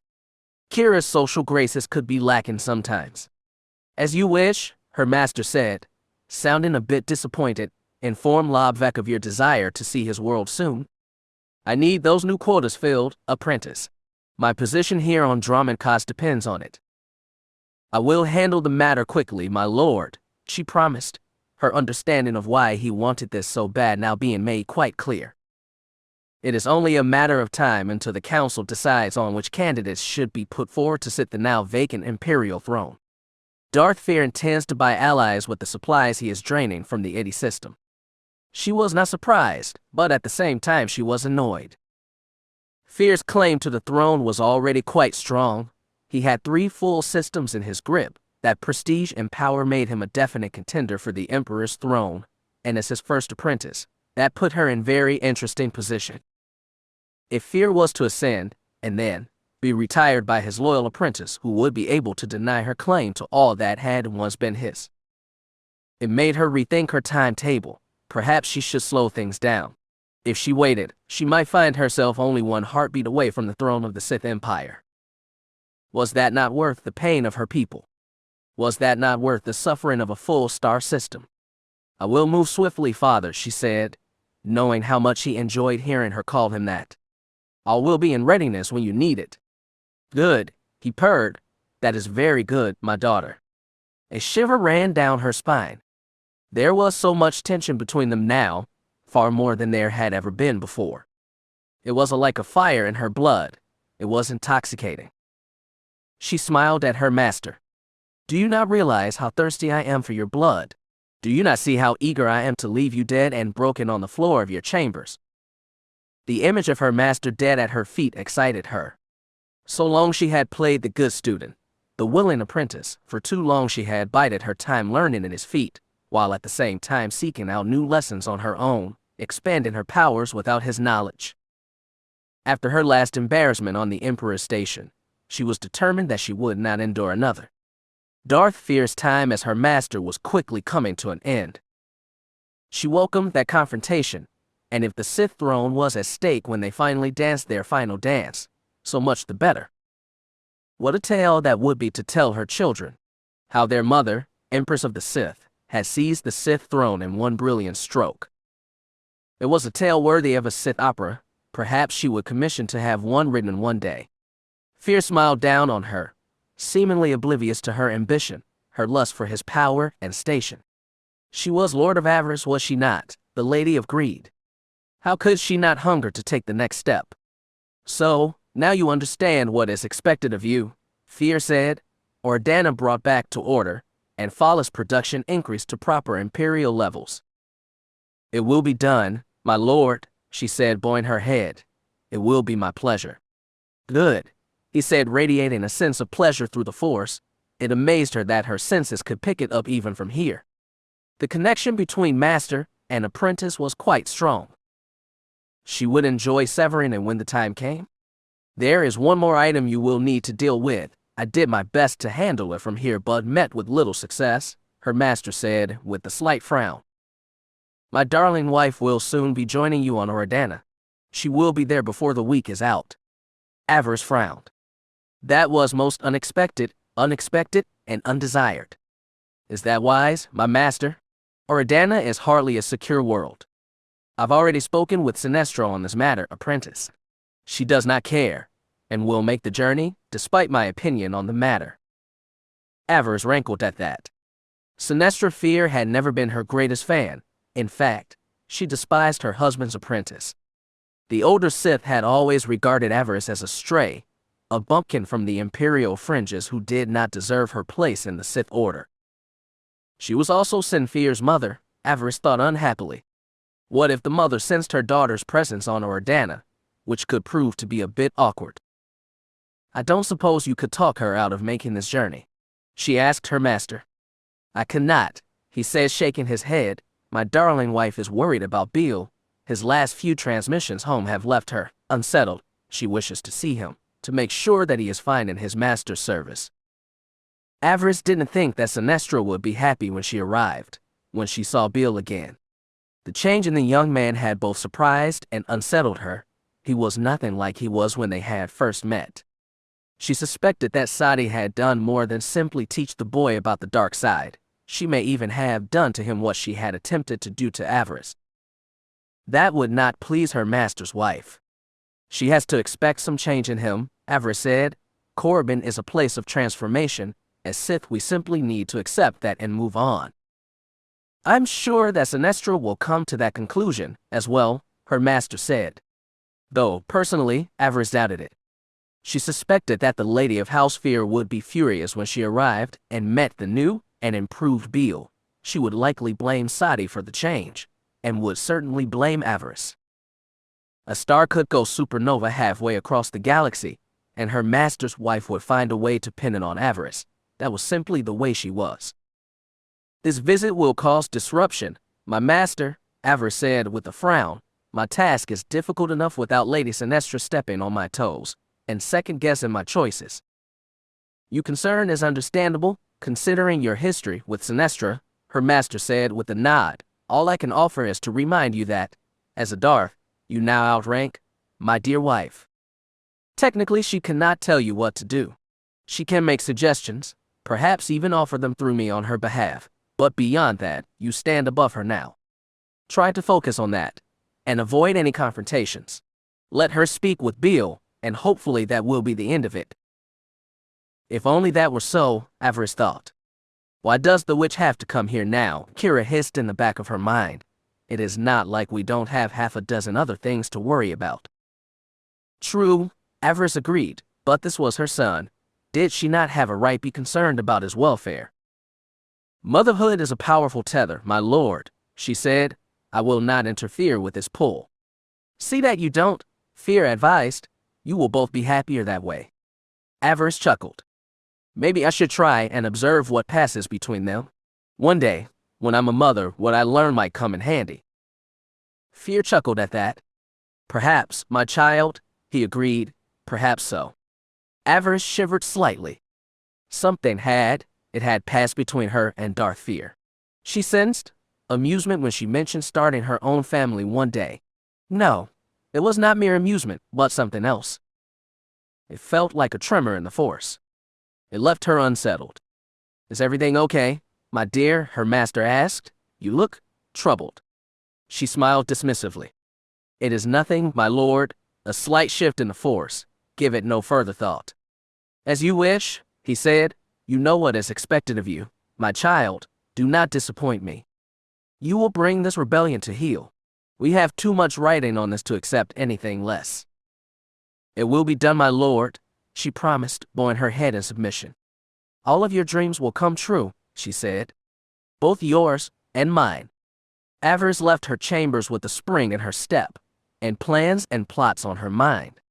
She made her way down the halls of the government tower, her black cape swirling behind her. Imperials moved out of her way as she passed. Word had gotten out about what had happened in the broadcast room.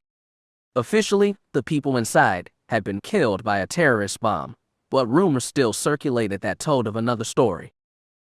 Avaryss did nothing to stop that story spread. It would go far in establishing her reputation here. She did not accept failure, not when the stakes of the game were so high. The Imperials would simply have to accept that. Speaking of Imperials, she was on her way to speak with Magistrate Hissa right now. Since he had decided to ally himself with her politically, he had been working hard to ensure her success in the coming days. She hoped the man was up to the challenge. She hoped that he would reward her faith in him. If he did not, he knew what would happen. The rebel broadcast had not helped her cause any. Hissa was forced to reevaluate the people he had been approaching about coming to her aid. Many had seen the broadcast of how Fear did business, and now were worried about their own homes be razed, their people executed. I am not my master, she had told Hissa. Make sure people understand that.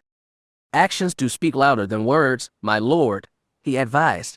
I believe you will find greater success once the people get to know you.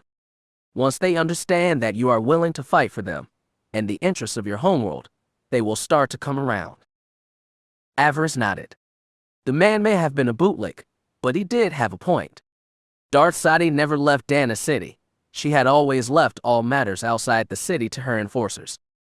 Darth Fear functioned much in the same way. If the people saw her in the field, if they saw her actively trying to help them, it might go a long way in winning their support. It would also go a long way in cutting off the support for the rebellion. Right now they were trying to claim the title of Defenders of the Oridanan people.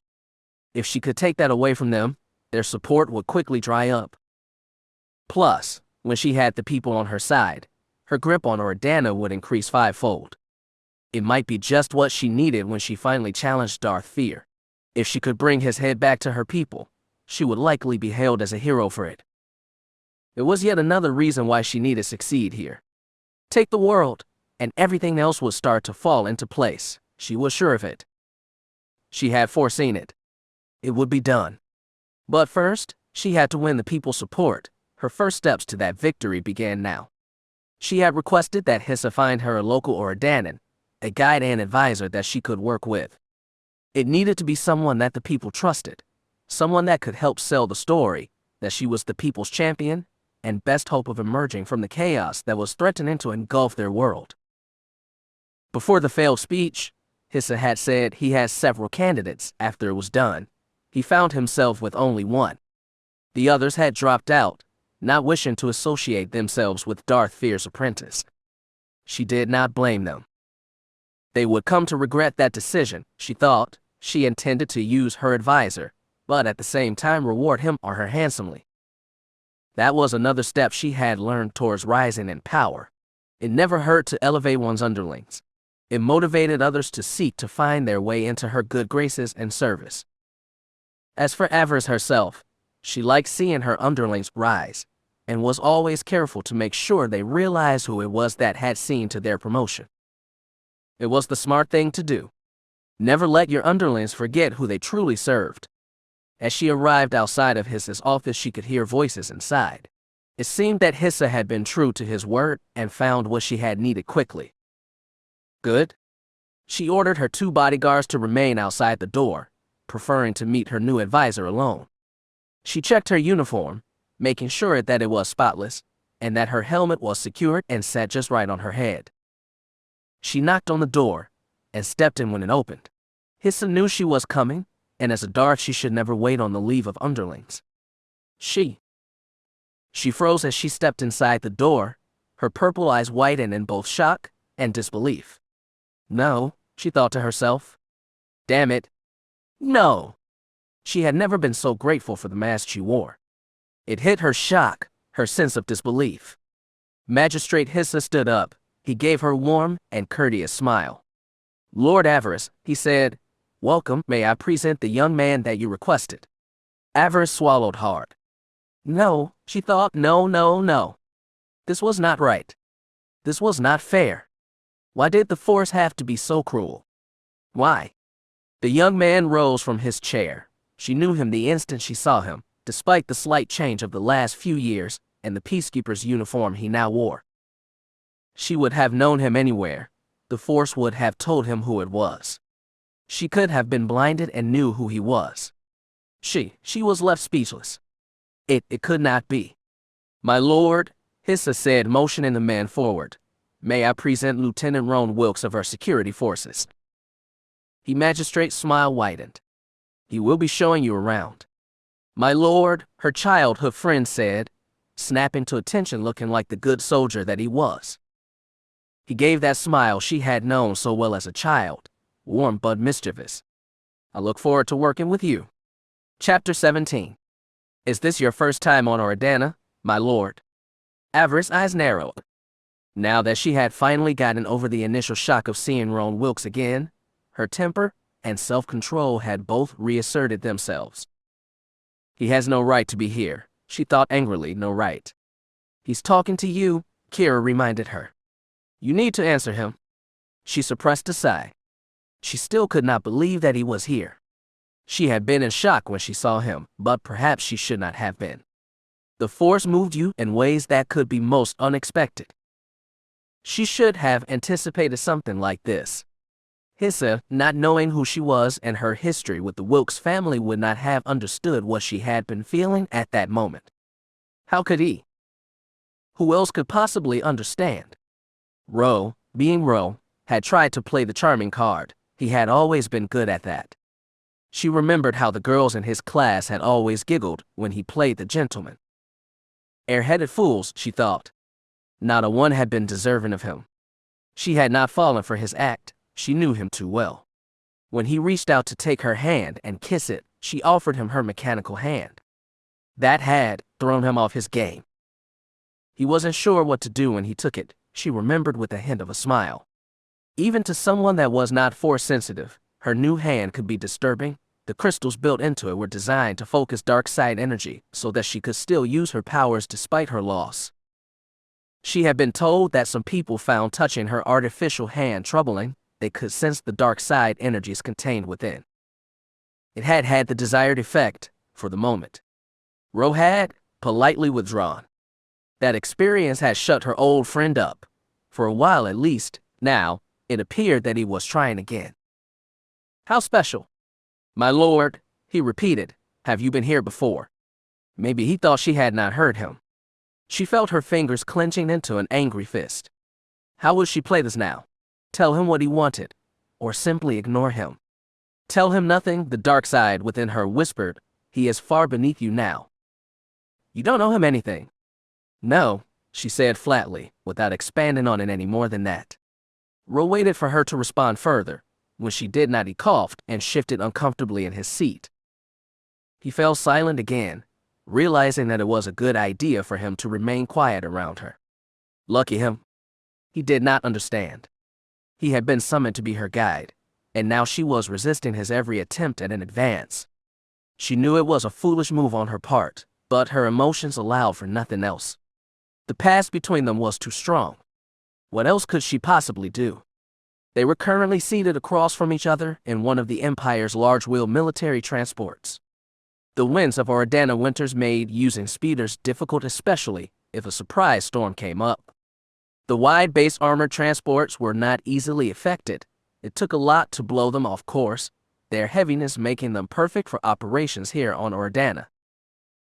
Being aboard one made Avaryss a little nervous. The last time she had seen one of these transports, it had been outside her family farm, having transported the men and women that had killed her family. Do not think about that now, she thought angrily. All that had happened in the past. It had no relevance on what was happening now. I'm no longer some scared 15-year-old farm girl. I'm a Dark Lord of the Sith, and I will not be denied. We need to move forward then, Kira inquired. Of course, but... Then why are you being such a shudder to Ro? Talk to him, we requested him after all. Use him. Avaryss cursed under her breath, grateful for the privacy mode on her helmet. She had requested an Ordana to work with her. She needed to make the best of it. Damn it. As for Ro, she was not sure how useful he would be to her. Magistrate Hissa said he was both well-known and trusted by the people here. Yet, when she looked at him, she could only see the son of the man who had betrayed her father, the man who had tried to have her delivered to his son as a trophy, something pretty to make their power grab seem that much more legitimate. Avaryss had no words to describe what she was feeling in that moment. She did not know how much Hissa had told him about her, only that he was likely her best bet to win the hearts and the minds of the people, or so the magistrate had claimed.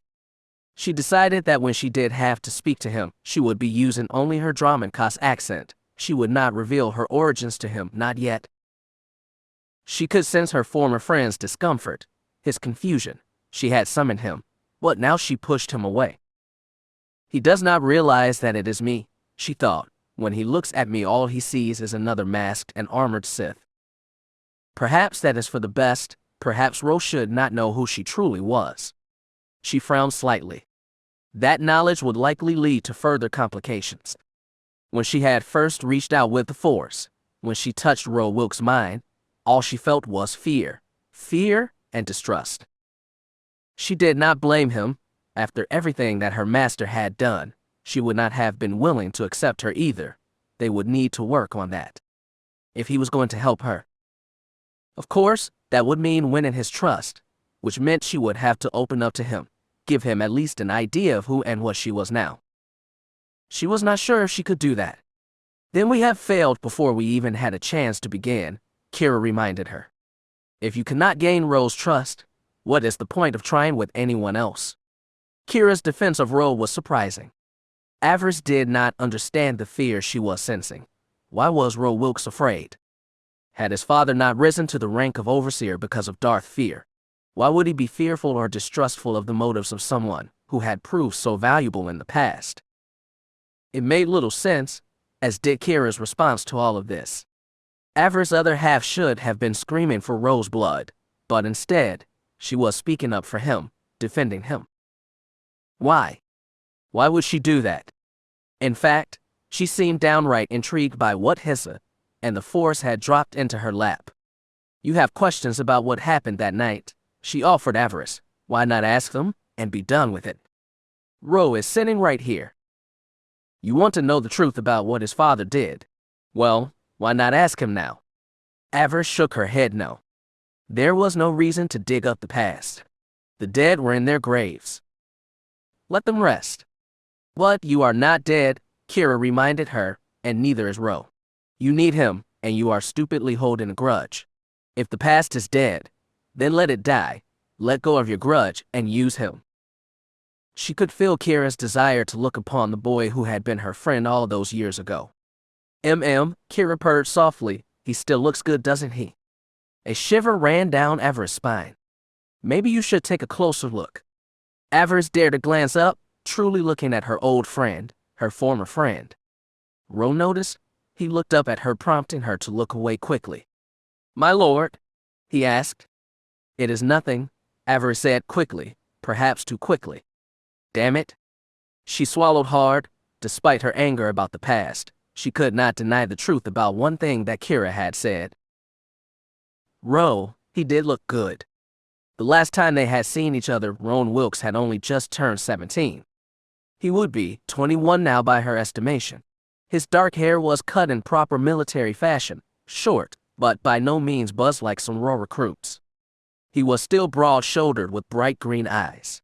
He had just a hint of stubble on his face, giving him a more rugged look.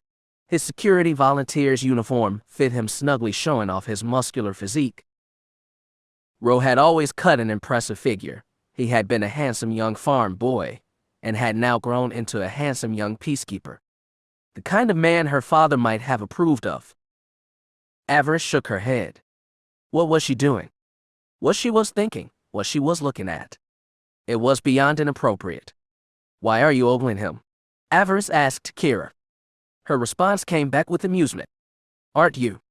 Kira had first really got to know him shortly after she had turned 10. He was about 12 then, and their fathers, recently returned from the war with the Republic, had been working closely in those days, getting used to their new positions. Ander was an overseer, and Golan Wilkes was chief peacekeeper. As a 12-year-old, Rowan Wilkes had been a torment to little Kira. He had seemed to enjoy making things uncomfortable for her, teasing her about how she ran and how skinny and coltish she had been. At first she had tried to ignore him, but he had not let it happen. He just stayed close and kept at it, and she had been stuck listening to him. As the years had rolled by, they slowly but surely found a rapport, until one day they had looked up and realized that their relationship had changed. At 15 she had grown into a curvy and athletic young girl. Ro had noticed that, and, now looking back, she realized that he had been trying to gain her attention, that what she had been experiencing up to this point had been a game of sorts, the goal, to interest the young daughter of the overseer.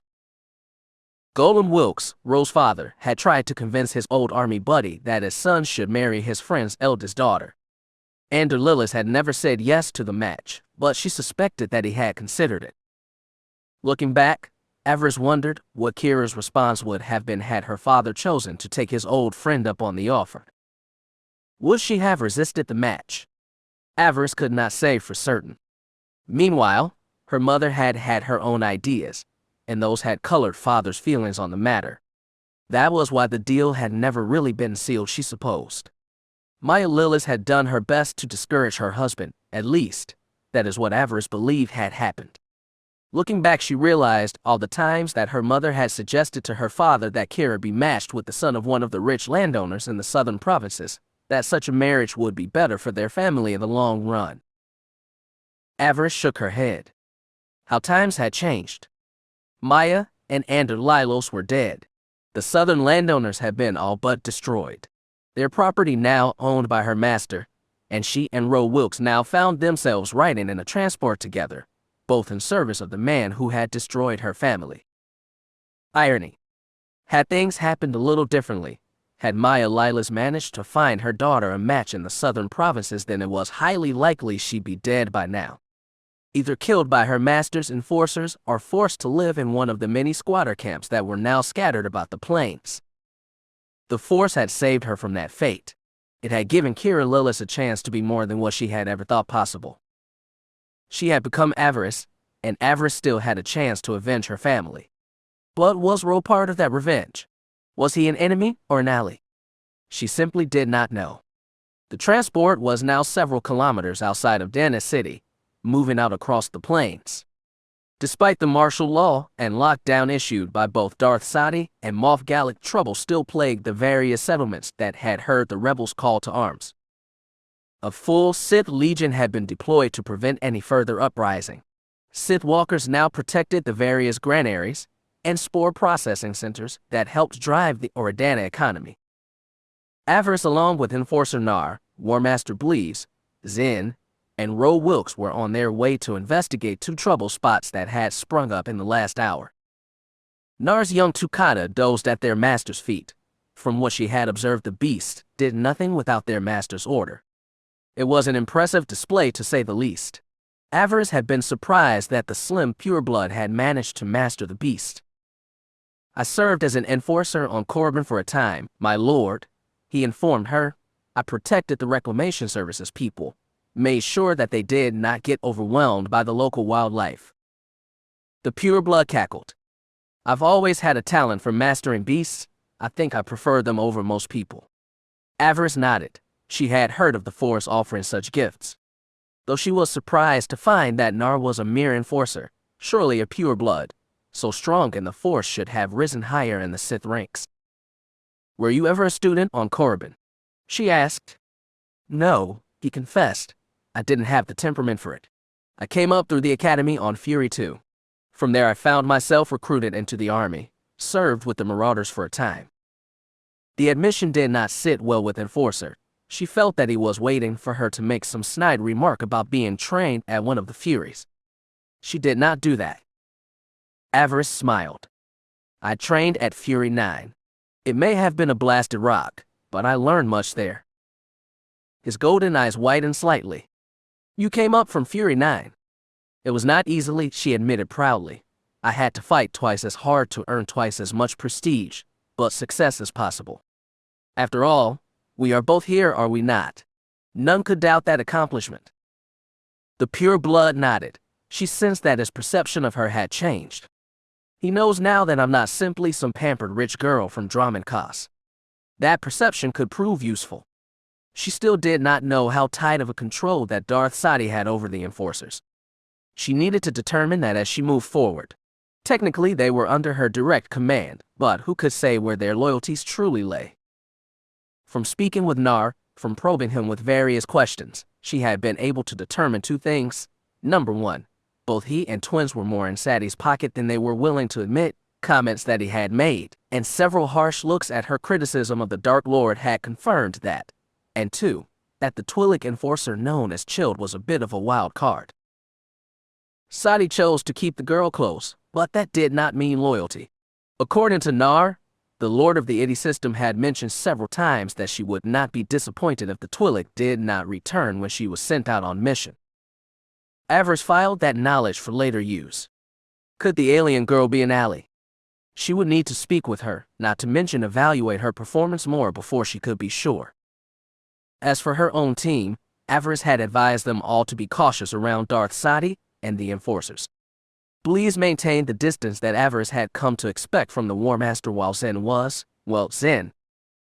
Avaryss watched her apprentice closely. She was still not sure if she trusted Zen and Barrick's relationship, despite what she had seen up this point. She also did not fail to notice how the former Jedi was now looking at Ro, evaluating him, perhaps even undressing him with her eyes, trying to draw her old friend's attention. Avaryss was not pleased with that. She had warned Zen about moving on from Barrick, of getting bored and looking for someone new to play with. Avaryss needed Ro where he was, and she did not wish to have Barrick distracted if his girl suddenly started looking at other men and causing problems.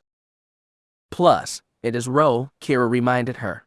Zen would be wise to keep her hands to herself, at least where Ro was concerned. Avaryss nodded slightly. Indeed, she thought. In this, she and Kira were in agreement. Ro was off limits. She would make sure that Zen understood that. The transport continued to rumble down the road. The pilots in the front alerted Avaryss and company that they were approaching their first destination. The Dark Lord nodded. The rebels had stolen her first attempt to introduce herself to the Ordanan people. Now, she intended to correct that. She had spent enough time on the defensive, giving the rebels free shots at her and her holdings. That ended now. One step at a time, she thought to herself. One step at a time. Their first stop had been a small family-owned refueling station outside of Dana City. An hour after the rebel broadcast, a small command speeder carrying 6 Sith troopers had been ambushed here. As the troopers had been refueling their transport, they had come under fire from tall grass across from the station. The speeder had pulled away from the station and swung around to shield the troopers, only to have it be destroyed a few moments later by an explosion of unknown origin. The explosion had killed 2 of the troopers, and the others had responded by hurling grenades into the tall grass, prompting those firing into revealing their position. The troopers had pursued these troublemakers only to be cut down a few seconds later by a secondary ambush, more enemy fighters hidden from view. Avaryss shook her head as she examined the bodies laying out on the road. As ambushes went, this one had not been fairly well planned out.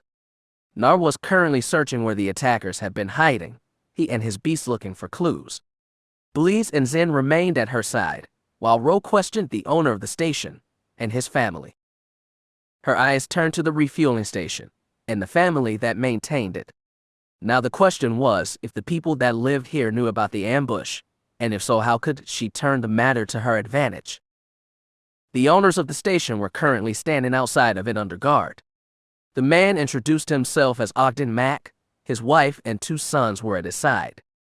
She estimated that the boys were between 10 and 11 and seemed more interested in the soldiers than what had happened here. The youngest one had even saluted when he saw Bleez. Being the good soldier, the War Master had returned that salute. It was kind of cute. Avaryss was pleased that at least some of the next generation held the Empire in their hearts. It gave her hope for what she was trying to accomplish. Avaryss said nothing as Ro interacted with the man and his family. He called the man by name, and she could sense familiarity between them. Strange, she thought, they were a long way from Ord, which is where Ro should have been stationed. It was odd that he would have a relationship with people so close to the capital. You are going to have to talk to him and find out, Kira reminded her. You can't use a resource if you don't understand it. That was true. Still, she was hesitant. It was still Ro, after all. Finally, the station's owner turned his attention to her. He had told the same story over and over since they had arrived. He had known nothing about the ambush. With the winds being what they were this time of year, he had heard nothing until the explosions and shooting had begun. The man clasped his hand before him. She could feel his fear, his concern for his family. I swear, we knew nothing of this attack. Please have mercy, my lord. Avaryss' eyes narrowed. Those who ask for mercy are not worthy of it. That was the Sith way. Still, a little mercy now might buy her more cooperation later. Plus, she sensed no duplicity from the man. These families were simple people. They did not care about the games the Dark Lords played. We will need to investigate this matter, she said using her Ordanan accent, which surprised both Ogden and Ro. She turned to the boys. They were not afraid. In fact, they seemed eager to be around the soldiers, wanting to get a closer look at the transport. She smiled. She had an idea. In the meantime, your sons will be spending the night in the capital. I wish them to understand what we are doing to protect them from the criminals that have done this heinous crime. Avaryss leaned in closer. She wanted the boys' undivided attention. Would you like that? She asked them, would you like to see what the inside of a military transport looks like? She sensed excitement from the children. They looked almost giddy as they accepted her offer. They squealed happily, asking their parents if they could go. They did not really understand what she was doing. Ro looked aghast, and the parents were clearly afraid. Avaryss sighed. They had no reason to be afraid. We will see them safely back tomorrow, she promised. You have my word. The parents now had no recourse. A Sith had given her word. They would be wise to accept her offer. Avaryss turned to War Master Bleez. Make our young friends comfortable, will you, War Master? Bleez nodded. It was not the usual order that Avaryss gave, but it would be obeyed. The children pulled away from their parents. Both looked horrified, and through the Force she could sense their terror. Fear not, Avaryss promised them in a low voice, a voice that the boys would not hear. You are a family of loyal Imperials. She chuckled. Loyal Imperials have nothing to fear from me. The mother and father nodded nervously. They knew better to question a Sith when her mind was made up. She turned her cape swishing behind her in the winter wind. Ro followed after her, as her troopers began to return to the transport, preparing to move out. Nar's beasts had found nothing to aid them in the search for the rebels that did this, but that was fine for now. It would not be so easy to set up a similar ambush in the future. A pair of security droids would be left behind to tend to the dead troopers and make sure that no one interfered with the crime scene. Hiss's people would arrive shortly to clean up what was left. Avaryss had done what was expected of her. Now she returned to her transport. Ro followed closely in her wake. Permission to speak, my lord, he whispered to her. Granted, she replied, trying to keep a civil tongue. Are those boys safe? He asked. Their parents are. They have nothing to worry about, Avaryss assured him. I meant what I said. They will be returned unharmed tomorrow, and they will have a few exciting stories to tell their little friends. And the parents? Ro asked. Avaryss smiled beneath her mask. I'm sure they got my point.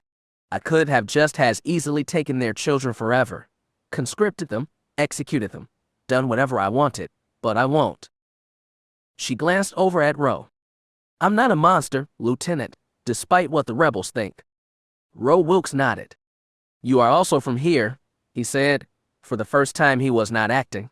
He was not playing the charming boy or the good little soldier for the first time. She was talking to Ro Wilkes again. She found it gratifying. Magistrate Hissa told me, but I did not believe it. Avaryss shrugged. There are many things about me that you would not believe, Lieutenant. She laughed lightly. Be here long enough, you might just get to know all of them. He laughed. For the first time she felt no fear, only amusement. That, and interest. Avaryss blushed under her helmet.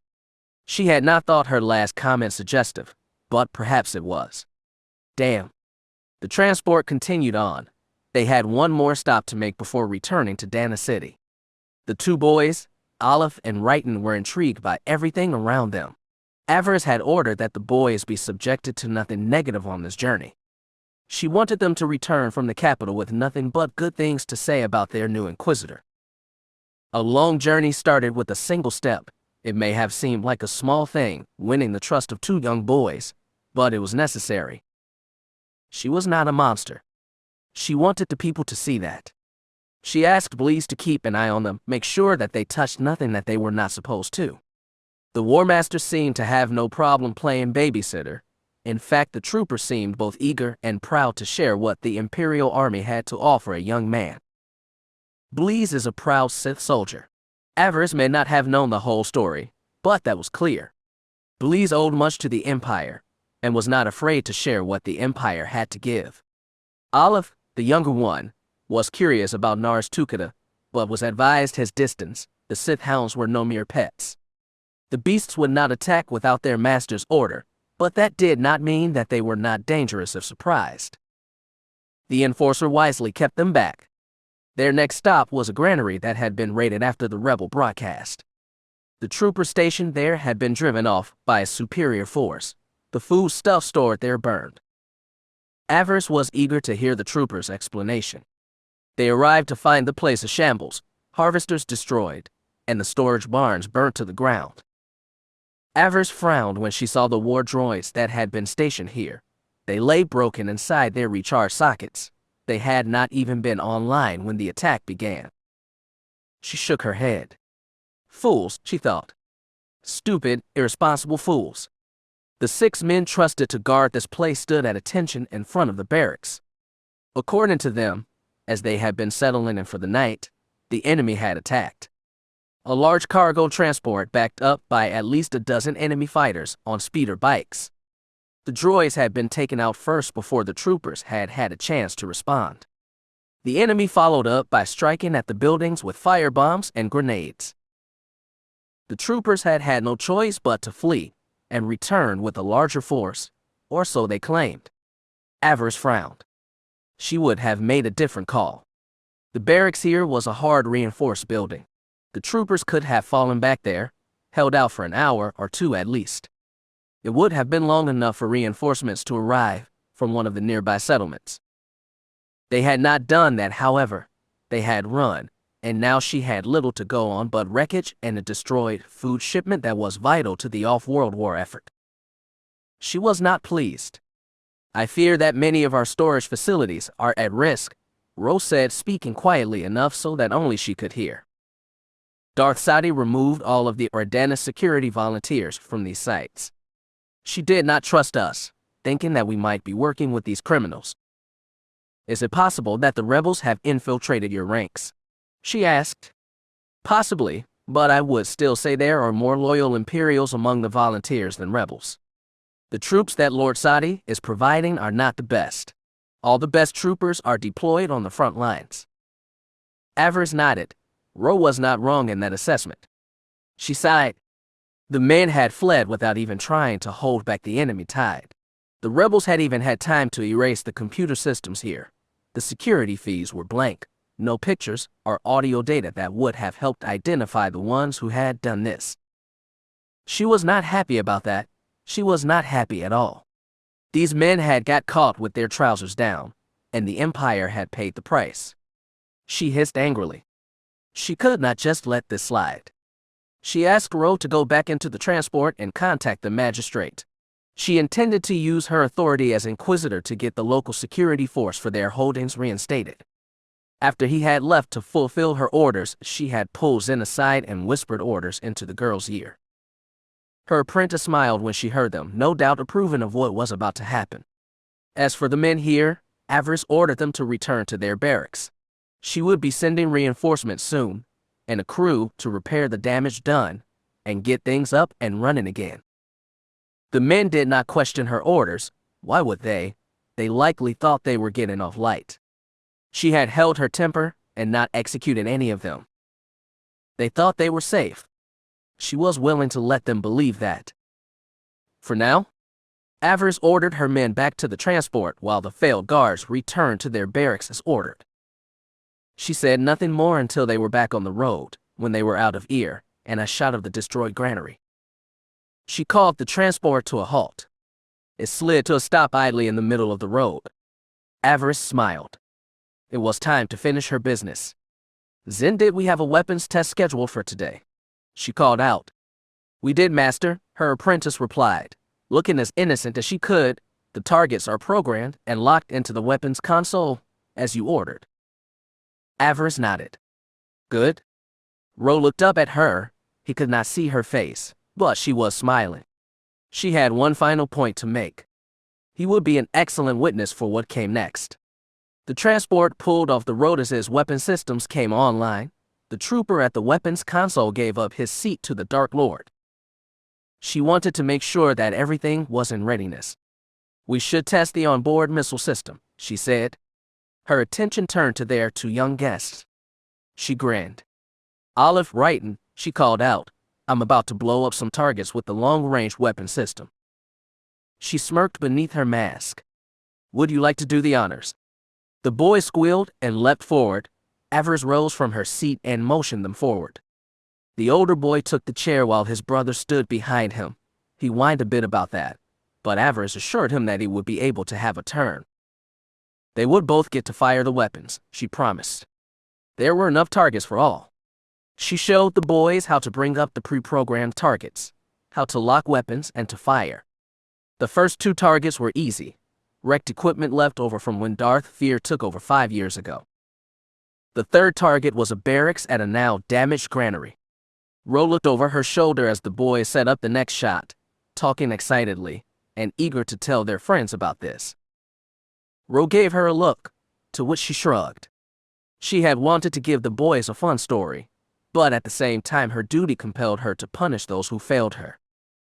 She was due both with a single shot.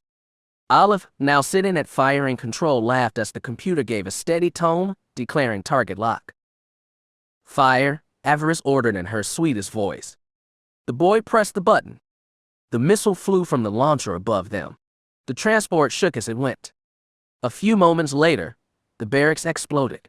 The high-yield missile struck, tearing through the reinforced armor. For those inside, there had been no escape. The boys cheered.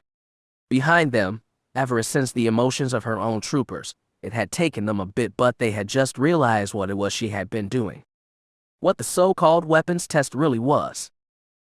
She sensed a tide of conflicting emotions. She felt acceptance for the killing of the cowardly troopers, shock at how it was done, anger at the fact that she had let the boys do it for her. Zen grinned hungrily, enjoying the little game they had set up. Avaryss smiled. The boys remained oblivious to what they had just done. They had been occupied aboard the transport when it had stopped at the granary. They had not even seen the place, so how would they have recognized it? No, they had done their duty to the Empire and their Inquisitor. Avaryss was most pleased. Ro swallowed hard as he looked down at the deck. He glanced up at her, realizing for the first time how complicated she was. She was not a monster, no, but that did not mean that she went light on enemies and those who failed the Empire. She understood what the Empire asked of her. She would not let it down.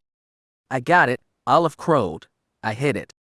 "Nice one, Olive," his brother said, patting him on the shoulder. "Good job, brother." Avaryss laughed lightly, the sound mostly muffled by her mask. "Indeed, young one," she said, nodding respectfully. "Well struck." Chapter 18. Another restless night. Avaryss sat at a small table in her chambers in the government tower of Dana City.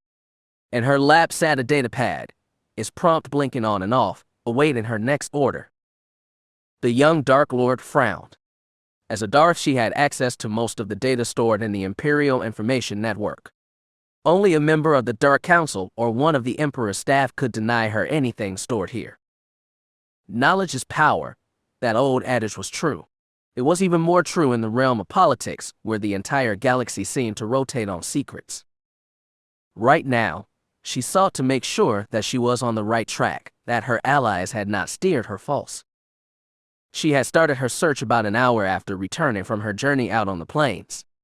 Once she had made sure her two young guests were taken care of, Avaryss had retired to her quarters. She let Nar handle things with Darth Sadi. She let him explain what had happened and the steps she had taken to establish her dominance over the people of Ardana. She had expected some response, perhaps a summons by the Lord of the 80 system, but, surprisingly, no summons had come. What that might mean, she could not say yet. Maybe Sadi approved of her actions today. Maybe she felt that Avaryss was on the right track. Whether she approved or not did not concern Avaryss. She had made the first move. Now she would see how the other Darth responded. She had concluded her evening by logging on to the Imperial Information Network. She had spent the next few hours going over the histories of the people that now led Ardana. Both Moff Gallic and Darth Sadi clearly had her master's ear. She was curious to see just how they had gotten there.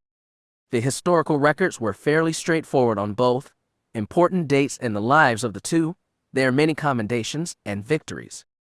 As she read, she recognized that what she was reading was not fully the truth, but it did offer her some insight into what she would likely face later on.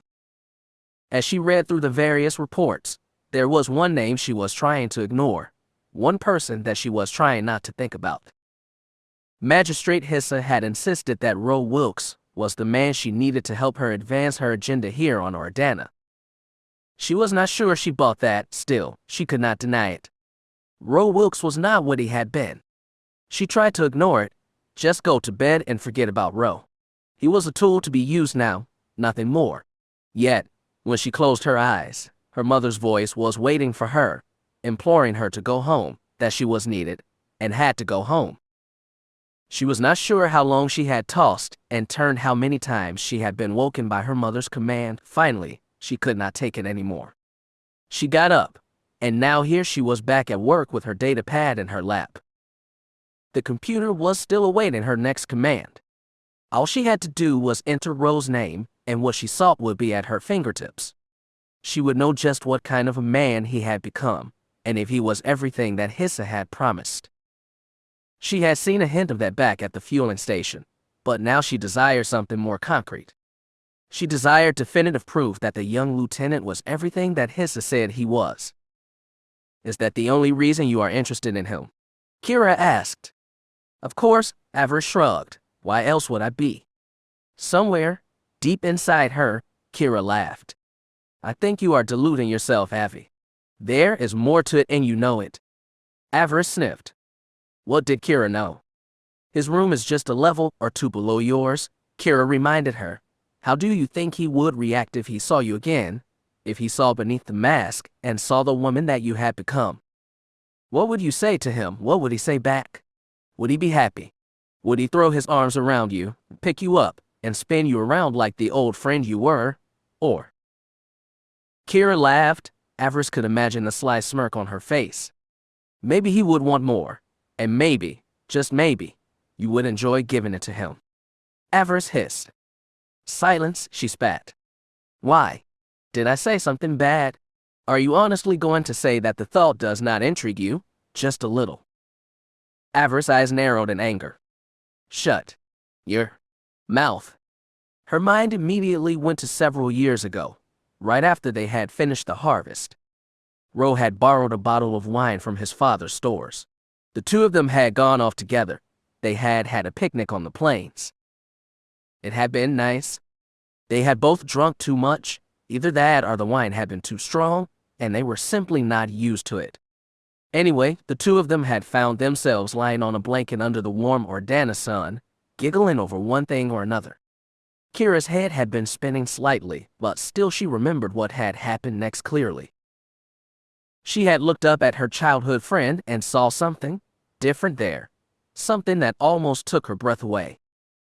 Had she been a little older, things might have gone more swiftly then. Ro had also looked at her with new eyes, eyes that had made her blush. Despite the warmth of the sun, she had felt cold, and so Ro had pulled her to him, wrapping her in those strong arms of his. The two had ended up snuggling together, wrapped tightly within a blanket.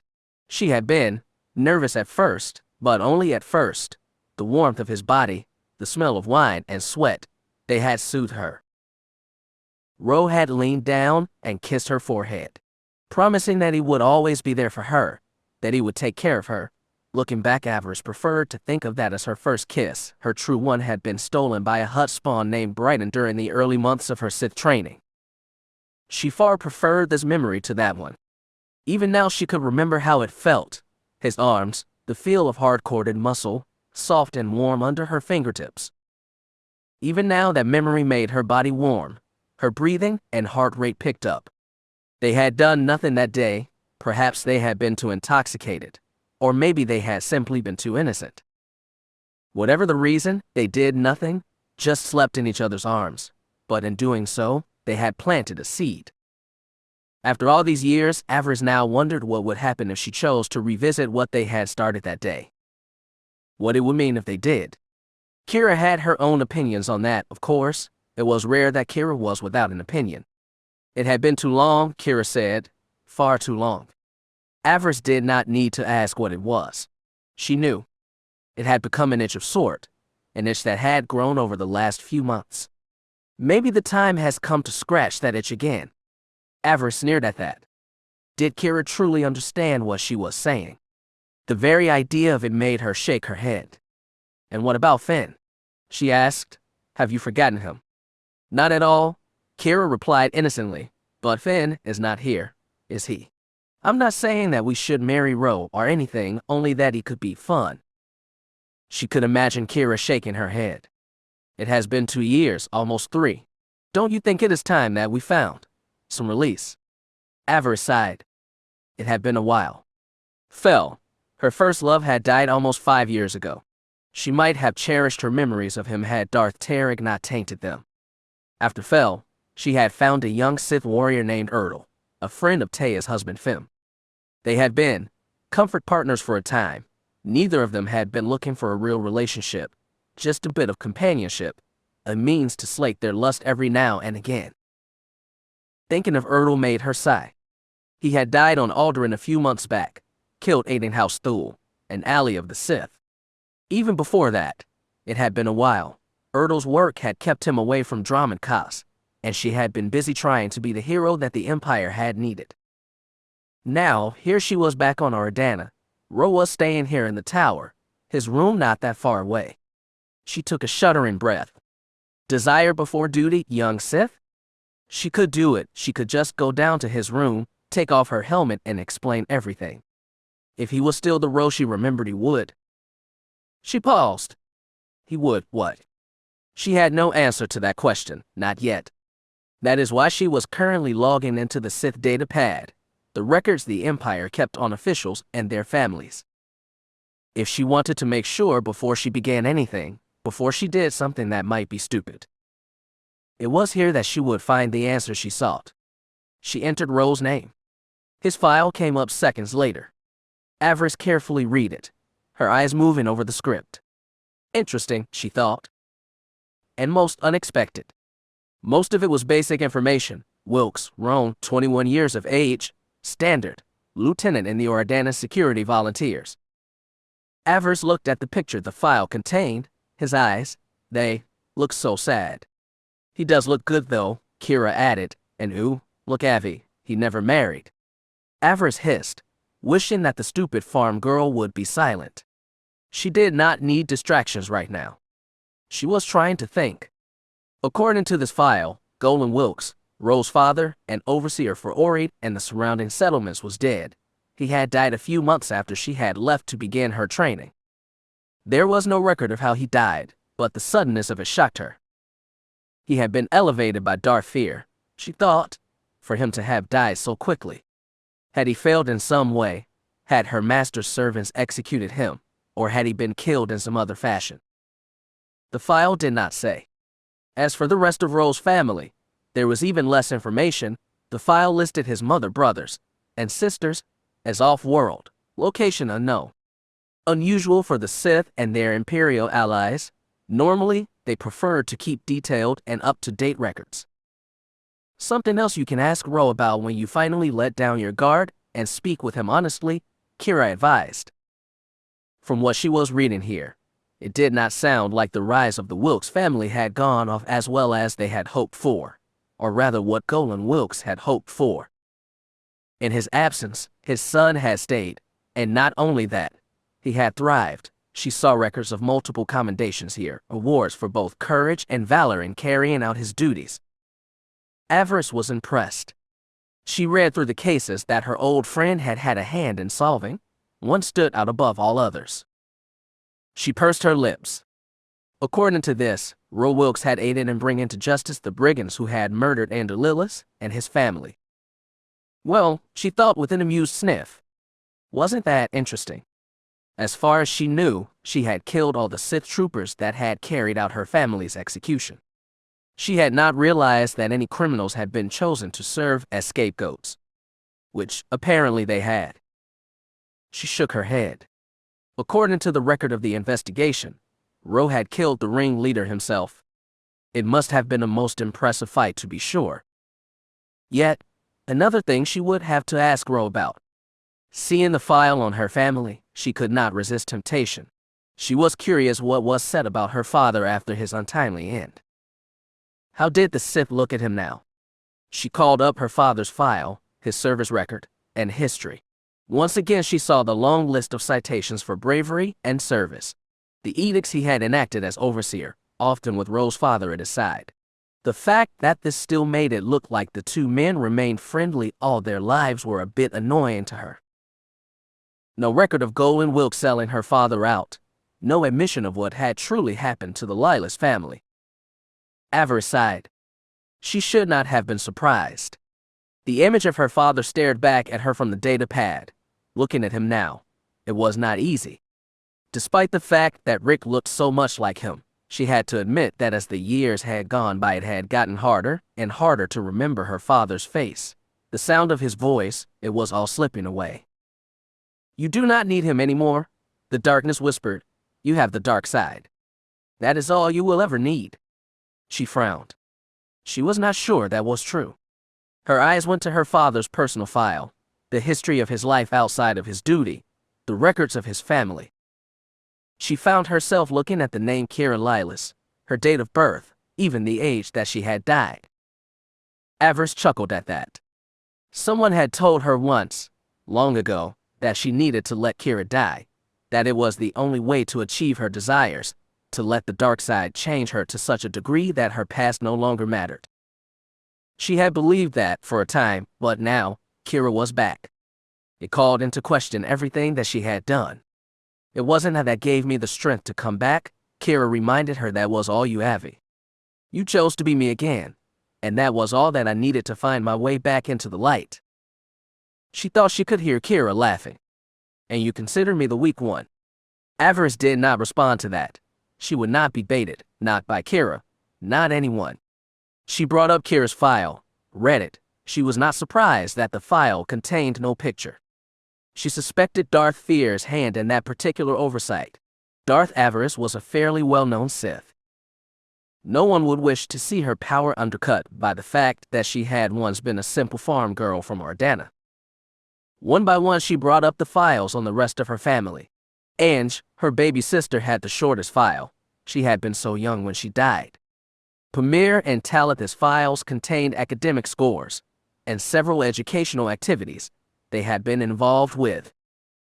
Once again, the Sith need to know and documents surprised her. She has thought such things as her sister's schooling was beneath the notice of those in power. She had, apparently, been wrong. She closed her sister's files. Only her mother's file remained. The Dark Lord frowned again. It was her mother's voice that continued to haunt her. Did she dare to look into her mother's eyes again, to see her image? Would her history give her any clue of what it was that she wanted, why her eldest daughter had needed to come home? Even now, when she closed her eyes, Avaryss could hear the faint strains of the old lullaby, the words that had haunted her for years now. She brought up her mother's file. She entered her passcode and requested all information on Maya Lilas. She waited as the computer continued to search. She waited patiently. Her datapad beeped. There was no file to be found. Hearing that made Avaryss blink. What? What do you mean there is no file? She backed out and entered the command again, once again typing her mother's name, and again, she got the same result. No file found. Her mother had no file in the Imperial directory. Avaryss was not sure what to make of that. She went back to her father's file again, his family list. She found her mother's name listed as Andor Lilas' spouse. She even learned her mother's maiden name. She had been born Maya Maritza. Avaryss entered the name Maya Maritza into the datapad. It worked again as it began to search for all relevant files. The Dark Lord shook her head. What was going on? Maya Lilas had been a simple woman. She had been the wife of a farmer who then became a soldier, and later an overseer. How could such a simple woman be forgotten, and why? Is she forgotten? The darkness within her asked, or was she erased? Avaryss pursed her lips. Why would someone need to erase her mother? It did not make sense. The computer beeped. The datapad had managed to download a file on Maya Maritza. Reading that file, it left Avaryss more confused than before. According to what she was seeing here, Maya Maritza had first arrived on Ardana 25 years ago. She arrived just before the war to defeat the Republic had begun. That was all the information that the Imperial Information Network had on her. There was no listing of what ship she arrived on. There was no planet of birth listed for the young woman. And most interesting of all, the only record of ever having been on Ardana was her proof of marriage to one Andor Lilas. No other information was included, not even a record of the birth of her children. Avaryss did not know what to make of that. It was as if someone was trying to erase her mother from existence. Why? She wondered. Who would want to do that? She once again tried to bring up Maya Lilas' file, this time using a link to Maritza. The screen on her datapad changed. She blinked as the pad issued a loud, yet high-pitched tone. The screen turned blood red, with the Imperial symbol in the middle of it. text scrolled beneath the symbol. Avaryss shook her head. What had she stumbled onto this time? The message informed her that all data related to the topic she was trying to answer had been declared classified. Any further attempt to access these files would be met with serious reprisals. Avaryss tried to enter in her security override. As a Darth, she had one. It should have worked anywhere in the Empire. It should have brought up any and all possible files on Maya Maritza and my Lilas. It did not work that day, however. Again, she was confronted with failure. Only this time, the file contained a warning anyone caught disregarding it would be taken before the Grand Magistrate had punished for her high treason and espionage. Why? Avaryss wondered. What was so important about her mother? Why was her history being blocked? Avaryss shook her head. As a Darth, she had security clearance. That clearance could only be revoked if someone believed that she had turned against the Empire, but that made no sense. The only two offices that could block her request were the Dark Council and the Emperor's staff. She did not recognize the code that was used to classify her mother's file. It made no sense, she thought, shaking her head. For once, Kira was silent. She said nothing about Ro and how useful he could be to them. The Dark Lord scowled. It seemed like she had stumbled upon a mystery, one that had nothing to do with the rebellion. She sighed. Who was Maya Lilas, and why was her history above even a Darth's attention? What were you doing, Mom? Kira finally asked. Why would the records of your arrival need to be classified? She could not say. Avaryss nodded grimly. She would find out. If she was certain of anything, that was it. She would find out. She was a Dark Lord of the Sith. She could not be stopped. She would not be denied. Chapter 19. You are certain of this?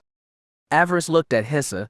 The man stood at attention while she read the report he had presented her with. She had been meditating in her quarters when he came to her with this report. Though her body was tired, the Force had made sure that her mind was sharp, and her temper equally so. She had scowled when the magistrate had come, insisting that she look at this report. I do hope that you are not wasting my time, Magistrate, she had thought. She was in no mood to be bothered by something trivial. As it turned out, it wasn't. It is certain, my lord, he assured her. He looked nervous. He could probably detect the warning in her voice. I double-checked the information myself. Avaryss nodded. Very well, she thought. The report the magistrate had brought her was in regards to the granary attack she had investigated. Though she had executed the soldiers for their incompetence, it was clear that something else was going on here. She sighed. It seemed that nothing was as it seemed on her homeworld. The rebels had destroyed the computer system that monitored the granary and its systems, but before the attack, the computer had flagged an event that it considered unusual. That report had been broadcast back to Dana City, and it had only now come to light. The droids were in their recharging sockets, as I discovered, Avaryss said thoughtfully, but even then they should have activated remotely at the first sign of trouble. That is true, my lord, Hissa nodded. It is a standard security function on all war droids, defense against surprise attack. But they didn't activate, did they? She said, shaking her head and holding up the data pad Hissa had given her. According to this, someone sent an all-clear command to the droids before the attack, an order saying that they were not needed. Avaryss sighed. The rebels have our command codes. Hissa pursed his lips in distaste. They have command codes, my lord, not necessarily ours. She pinned the Imperial with the cold look. Explain. According to the computer, the commands issued to the droids were not the ones that Ordana Security is currently using. They are older codes, far older than I would have expected. Then why did the droids not activate? Out-of-date codes should have been flagged and ignored. Because the codes contained an executive cipher, he informed her. As I said, these codes are not currently used by Ordana Security, but they are viable because of whom they belong to, who they were created for. Avaryss nodded. She understood now what the man was saying. The codes used to deactivate the granary security were not Ordanan or Imperial. They were Sith codes.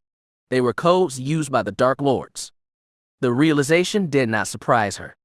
I should have known, with everything happening in the galaxy right now, it was obvious. There was a Dark Lord involved in this rebellion. So much for unity in times of war, she thought morosely. Was this some rival of her master's making a power grab? Was it Darth Sadi? Was the Dark Lord looking to step up by embarrassing Lord Fear? Was she trying to make him look unable to defend his holdings? Too many possible enemies, she thought. Far too many questions. Can we identify whose command codes these are? She asked the magistrate. Could we find out which lord had access to them? Unlikely, my lord, Hissa confessed. As a mere imperial official, my reach is limited when it comes to the Sith Order. Avaryss nodded. Of course it was. The Sith could not have their Imperials interfering in their power games, could they? She shook her head. Damn, she thought. It was another dead end. She could poke around herself, of course, but that might not end well. If Sadi was involved, any channel that Avaryss could use to learn about these codes was likely being watched. Can you tell me anything else about these codes? Do standard procedures reveal anything else? As I said, the codes are old. They should have been considered out of date. How far out of date? She inquired. Hissa shrugged. 2 decades at least. His words shocked her. 2 decades. And the codes were still accepted. As I also said, they contained the Sith executive cipher. Though odd, it is not impossible for a Sith that had been gone for a long time to return to the Empire and start accessing Imperial resources. Back before we revealed ourselves to the Republic, it was quite common for Dark Lords to be out of contact for years. Moving silently was one of our best security measures. Avaryss nodded. She could see that, as the Empire had expanded into what the Republic called the Unknown Regions, Sith had been known to go out of contact for years, not wishing to risk being discovered by the Republic and Jedi. Still, 2 decades. What Sith would have dared being gone that long? We should deactivate these codes, she said. If the rebels have access to them, we can deny them this advantage, force them to function with limited resources.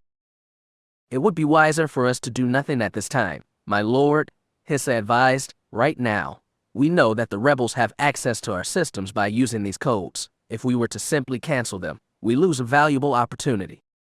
Rather than cancel the codes, we should watch them, see if they are used again, and by whom. It could give us an idea where the rebels intend to strike next, or... Avaryss smiled.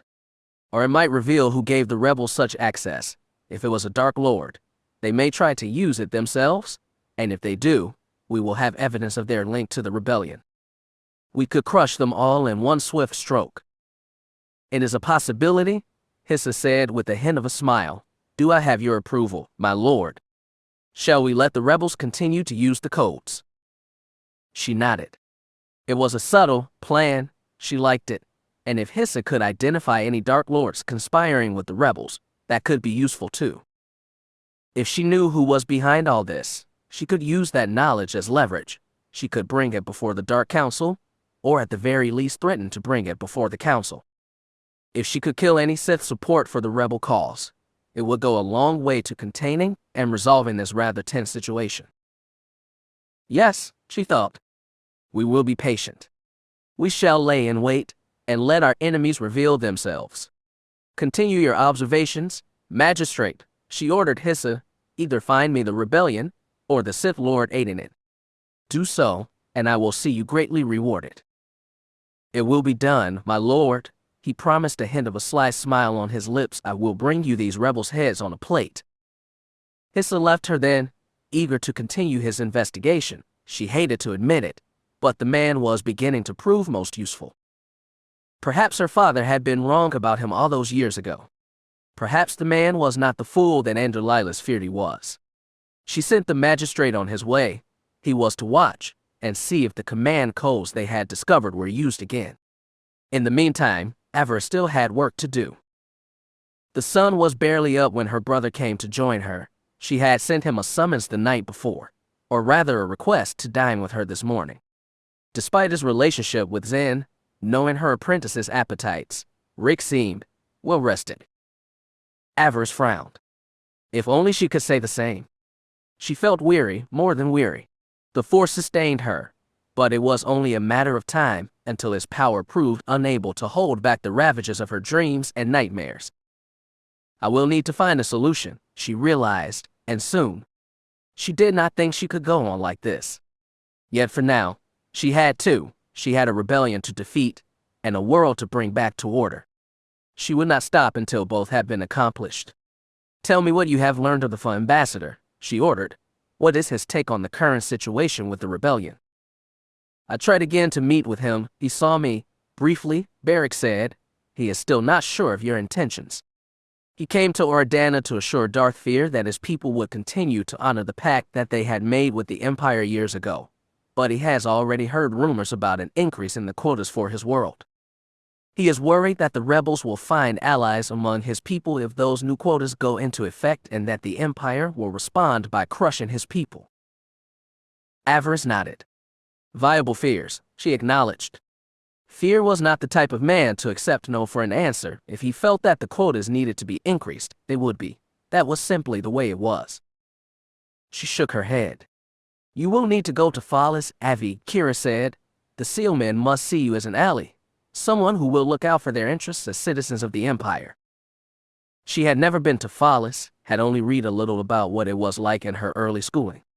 It would not be easy to put the people of that world at ease. I will speak with the ambassador myself, she told her brother. Perhaps it is time that I arranged a visit to Fallis.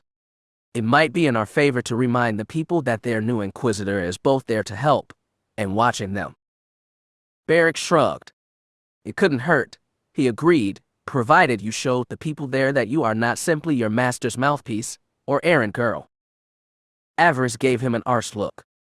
Do you see me as an errand girl, Rick? I see you as your master's apprentice, he replied diplomatically. His commands have influenced your judgment in the past. She frowned, but said nothing more. He was right in that at least. Is there anything else that I need to know? Her brother frowned. Lemore approached Zen yesterday evening. He wanted her to know that should we need anything, she should seek him out. Avaryss sighed. Unsurprising. And so it begins, she thought. She wondered which of her master's pawns would make the first move. As Avaryss' apprentice, a former Jedi that had betrayed her oath, Zen might have seemed the vulnerable link in the young Darth's entourage. What would he offer her? Avaryss wondered. It probably depended on who he was speaking for. Darth Fear had almost unlimited resources. He had never really showed an interest in turning Zen against her, but that might have changed now that she was here, and he was back into the seat of power on Dromund Kaas. If it wasn't her master, if it was Darth Sadi, that would be different. She had warned her people about the charisma of the Lord of the 80 system.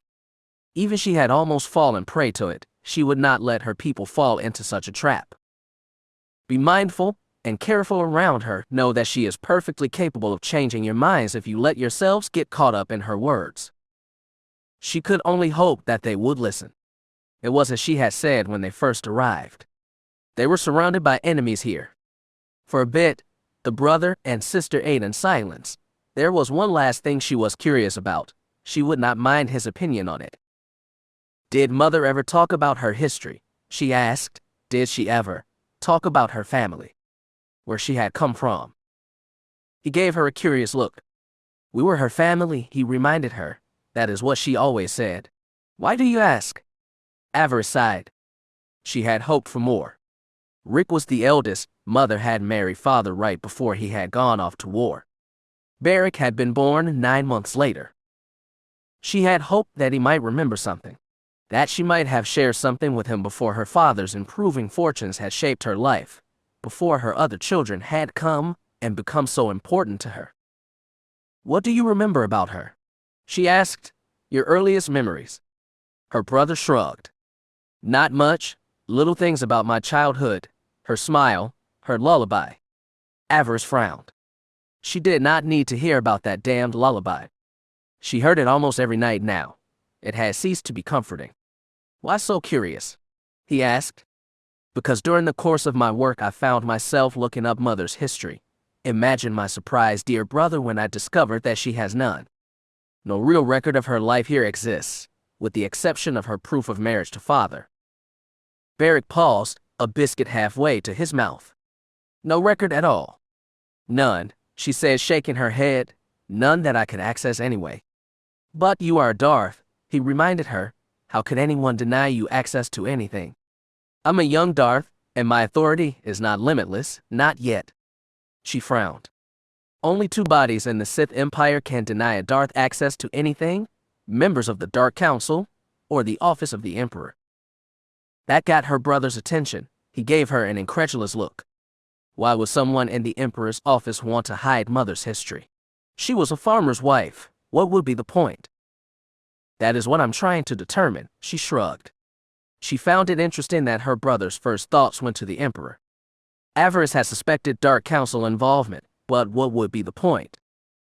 She considered what Barrick had said. Why would someone in the Emperor's office care about Mother? I will continue to look into this, she promised. Perhaps I shall make a journey to Orid. Take a look at the hard files they have stored there. He nodded. Mother was always busy with us, but she still attended gatherings at Father's side. She still did business with people. One of them has to know something. My thoughts exactly, and with Ro Wilkes at my side, things should go swifter. He is known there, and his presence will likely open many doors. Her brother smirked at her. You and Ro Wilkes, Hella? The two of you working together?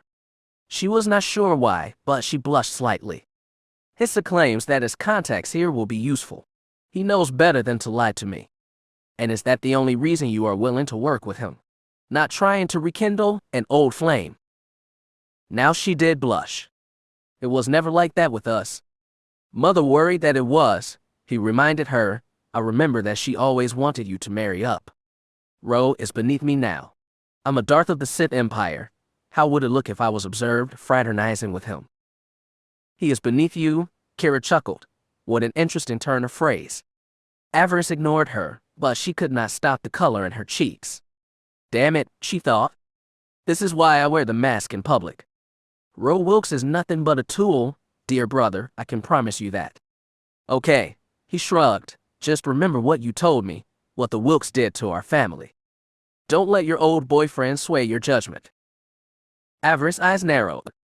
He is not mine. She rolled her eyes and stood up. She was angry at him, though she was not sure why. You have little room to talk about my past dalliances. I have warned you about Zan. Please do not forget who and what she is. If he took offense, he did not show it. He merely smiled. We love who we love, sister. I understand that better than most. She frowned, remembering what Zen had said to her about not believing in love. She feared that her brother wasn't for a rude awakening down the line. She would do what she could to protect him. After their meal, he left to see to his duties. He would make the request of a visit to Fallis to Lobvec. Hopefully the seal man would see the wisdom in accepting her request. She sighed. In the meantime, she intended to go to Orid, not just to see what files there said about Mother, but also to remind the local population that the Inquisitor was here, and at their service. She had laid the first stone with the deal with the two boys. In fact, she would return them herself on her way to Orid. She would show the people that she was true to her word, and that she was more than her master's blade. She went to fresher. She would have a quick shower and get dressed. It was still early, but that was fine. She had much to do today. She preferred an early start. 20 minutes later, she was going down the hall clad in her mask and full Sith robes. When she first set foot in Orid, it would be as a Sith Inquisitor. She had to have the people's attention and fear from the start, but then she could begin injecting her sense of patriotism and desire for the restoration of order. Her people would respond to that, as they had before. The Republic offered only the chaos of the illusion of democracy, with the Jedi enforcing that will as long as it led them to greater power. The Sith were at least honest about their desires. A Sith wanted control, and through that control, order was established. What more could people want? Order ensured that they got to live their lives without worry. They could be confident that their leaders were in control. Was that not better than the chaos and corruption that the Republic offered? Avaryss made her way to Ro's quarters. She was eager to get started, so eager that she simply entered without knocking. Lieutenant Wilkes, she called out. We need to. She froze mid-step, her words caught in her throat. She thought, her mind trying to get running again. Oh my. Ro Wilkes was not yet awake when she entered. He had fallen asleep on the small couch in the main area of his quarters, and a data pad lay on the floor next to him. He lay on his back, with his right arm over his eyes, but that was not what had stopped her in her tracks. There was barely any light coming through the windows, but what she saw intrigued her.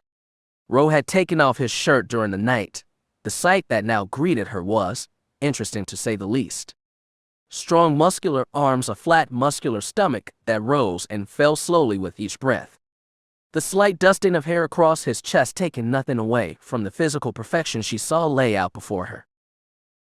Beneath her helmet, she blushed scarlet, her mouth went dry, and a sense of warmth began building in her gut and working its way down quickly. She shuddered. Kira murmured happily, enjoying the view. Isn't this a sight for sore eyes, huh, Avi? I want one. Ro startled slightly and sat up. My lord, he said in a groggy voice, looking around quickly. Can I help you? She was speechless for a moment. The spell that she had walked into robbed her of all speech. She shook her head. It was all she could do to try and regain her composure. She cursed herself silently.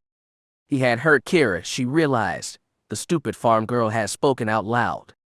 Damn. She straightened her robes and tried to regain her composure.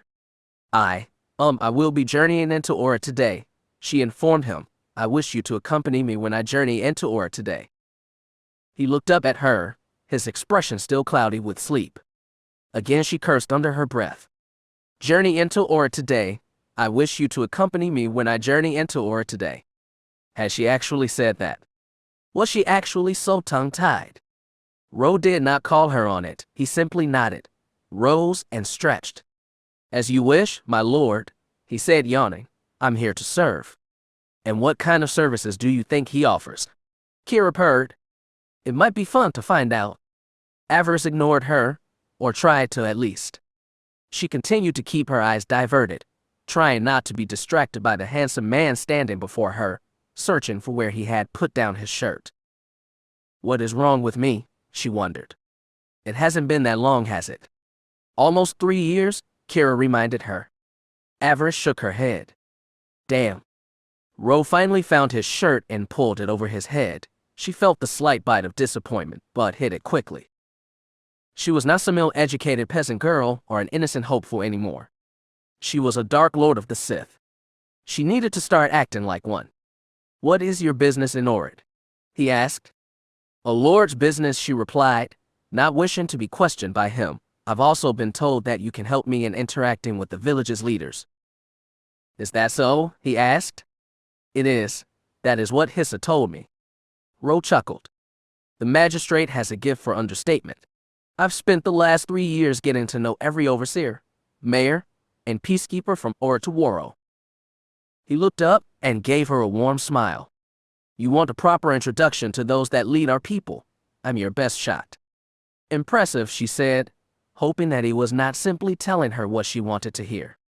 Ro gave her that confident smirk she remembered so well from her childhood. I know many ways to impress you, Inquisitor, he said warmly. All you have to do is give me a chance. Her eyes narrowed. Was he flirting with her? Surprising considering that he could not even see her face. Still, she could not deny that she was responding to his attention. Her body warmed under his regard. A flicker of lust flashed through her. I shall get ready, he promised. Need to take a shower. We can be ready to go in an hour. She pursed her lips. He is going to take a shower, Kira purred. Do you think he would like some company? Again, Avaryss tried to ignore her, but she could not completely stop the shuddering breath that escaped from her mask. Damn it, she thought. She did not doubt that Ro was enjoying this. It seemed he had learned how to play with a woman in the last few years. She suppressed a shiver. Lucky her. See that you are, she said, trying to keep any trace of huskiness out of her voice. We leave in 1 hour. She turned to go, to retreat and regain her composure.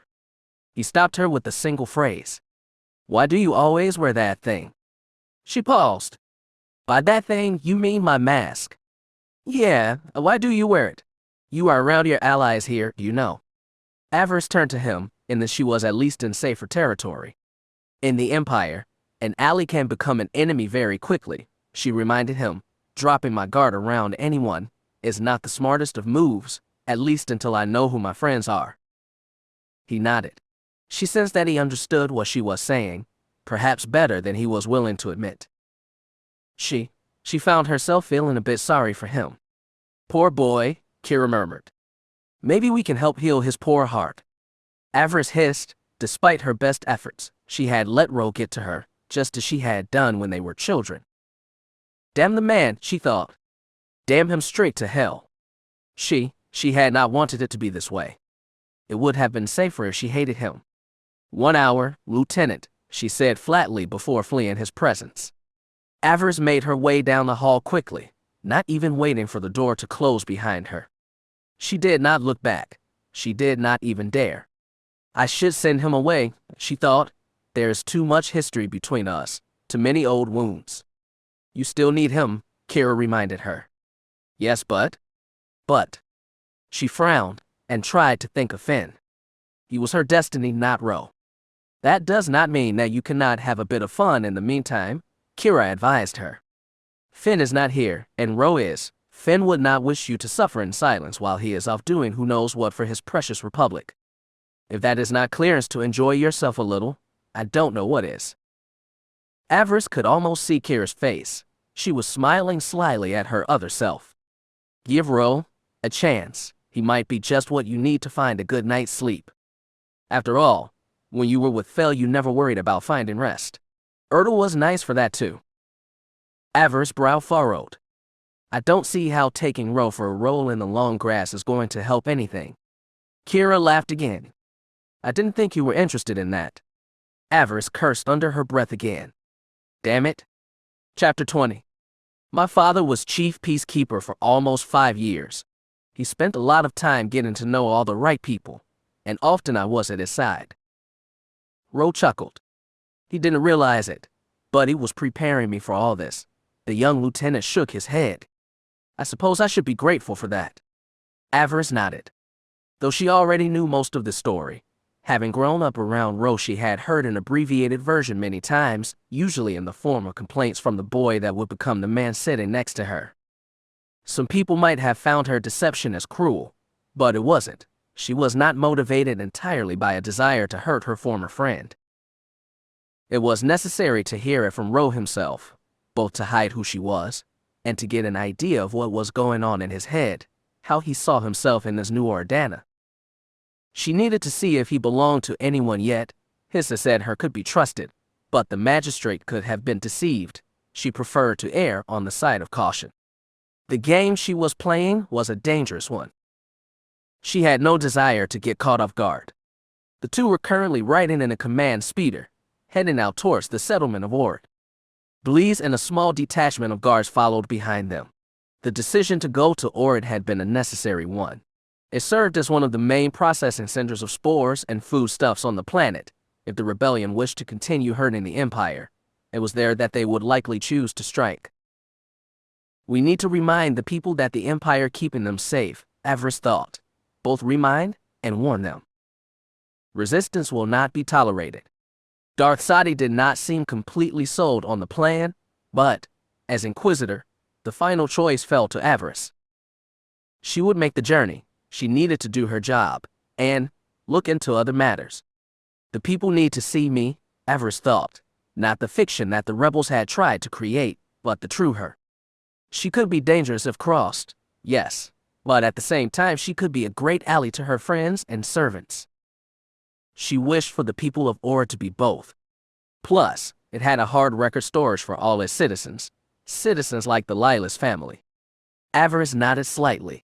Perhaps those hard files would reveal more about her mother's history, and why the need to erase so much about her past.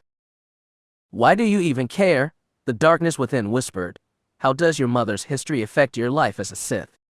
How does it help your mission here? It affects it, she thought, because someone very high up decided that mother's history was worth their time to erase. Why go to all that trouble if it was not important? What if someone was trying to hide something? What that something was, she could not say, but she was curious.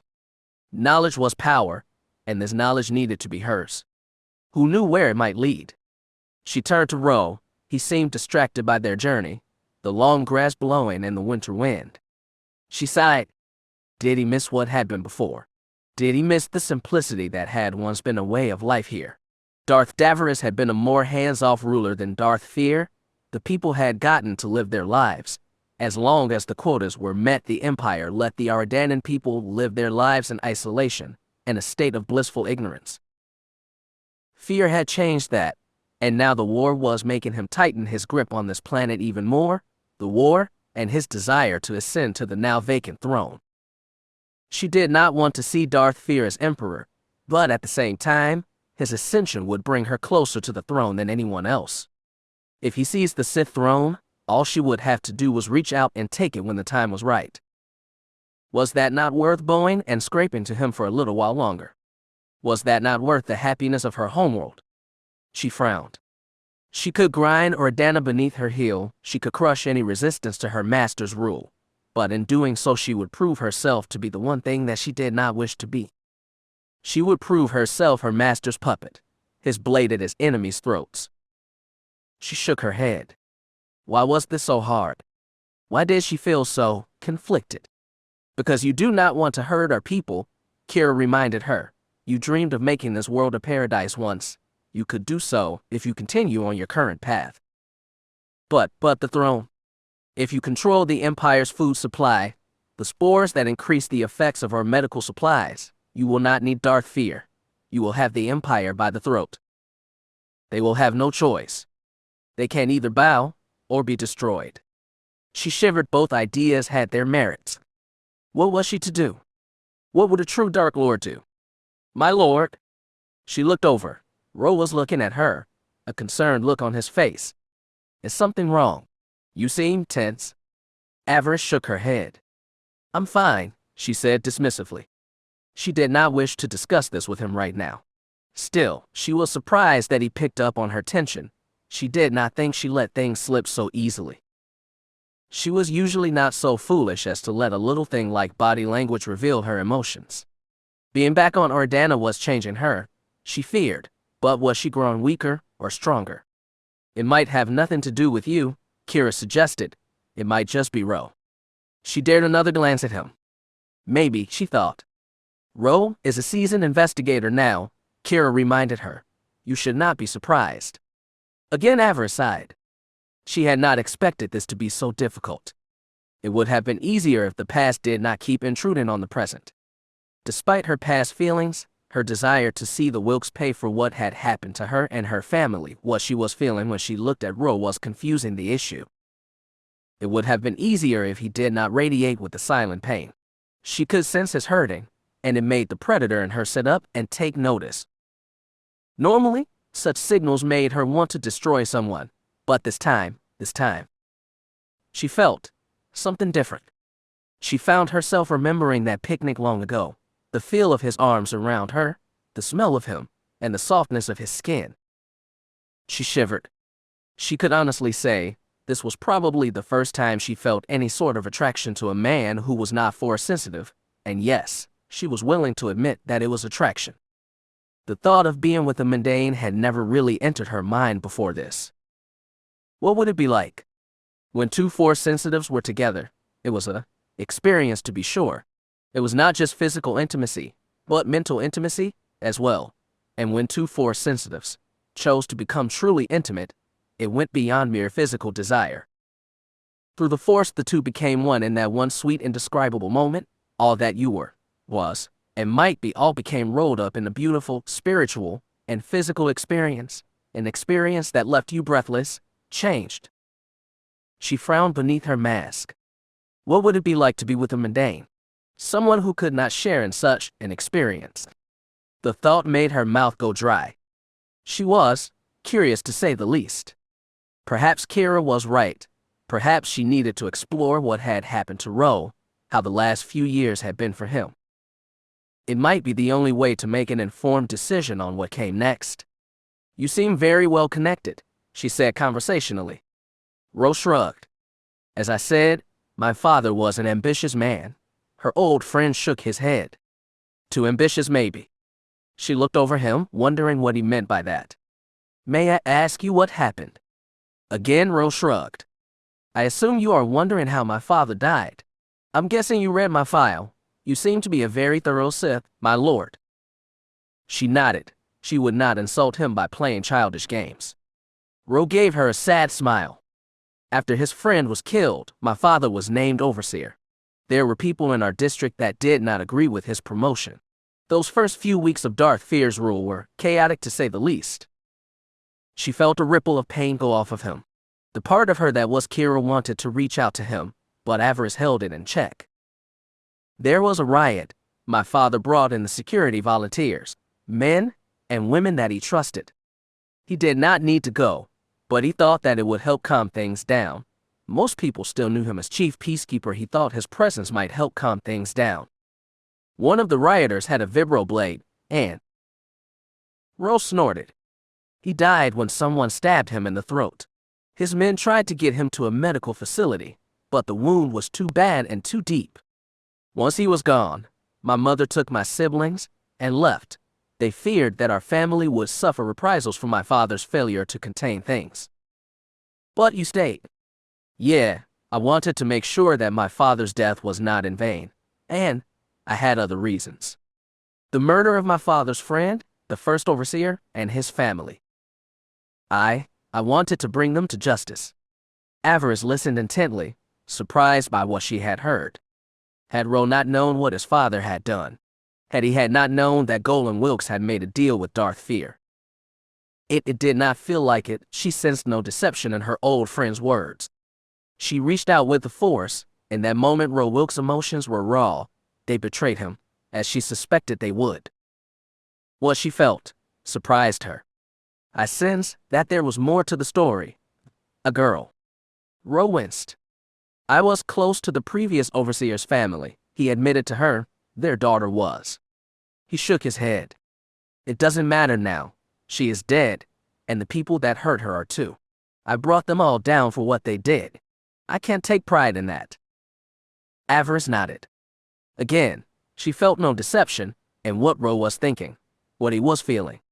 It touched her deeply. He is a mundane, the dark side reminded her. There is no value in letting him into your life. He is not Force-sensitive, and would only serve to weaken your bloodline. Maybe Kira agreed, but it would be fun, bringing him in. She shivered. Kira was not wrong. It would be fun? What of you, my lord? Ro asked. Me, she said with a tilt of her head. Hissa said you were from here, and I can certainly hear that in your accent. He smiled slightly. What is your story? She was tempted to tell him what he had said to her, what she felt through the Force. She wanted to bare her soul to him. She wanted to do it, and she almost did. Almost. She sighed. I was an orphan, she admitted. The Imperial mission found me in a weak moment. They recognized what I was and could become, and sent me off-world, where I attended a Sith Academy. She nodded grimly. They made me who I am. Ro nodded, accepting her story. It was not a lie. In fact, it was the truth, just not the whole truth. The investigator in him likely suspected that there was more to the story, but did not push her on it. I'm sorry, he said. It is never easy leaving one's home. She tried to respond dismissively, to further keep him off balance. I gained more than I lost that day. The dark side gave me much, and allowed me to return as more than I was before. I can make a difference here now, more than anyone else realizes. Ro laughed. She gave him a cool look. You doubt me? No, he said, smirking. I just didn't peg you for an idealist. Most of the Sith I've spoken with are more concerned about their own power than making a difference. He chuckled. Your boyfriend must love that about you. She pursed her lips. Boyfriend? Why would Ro ask about that?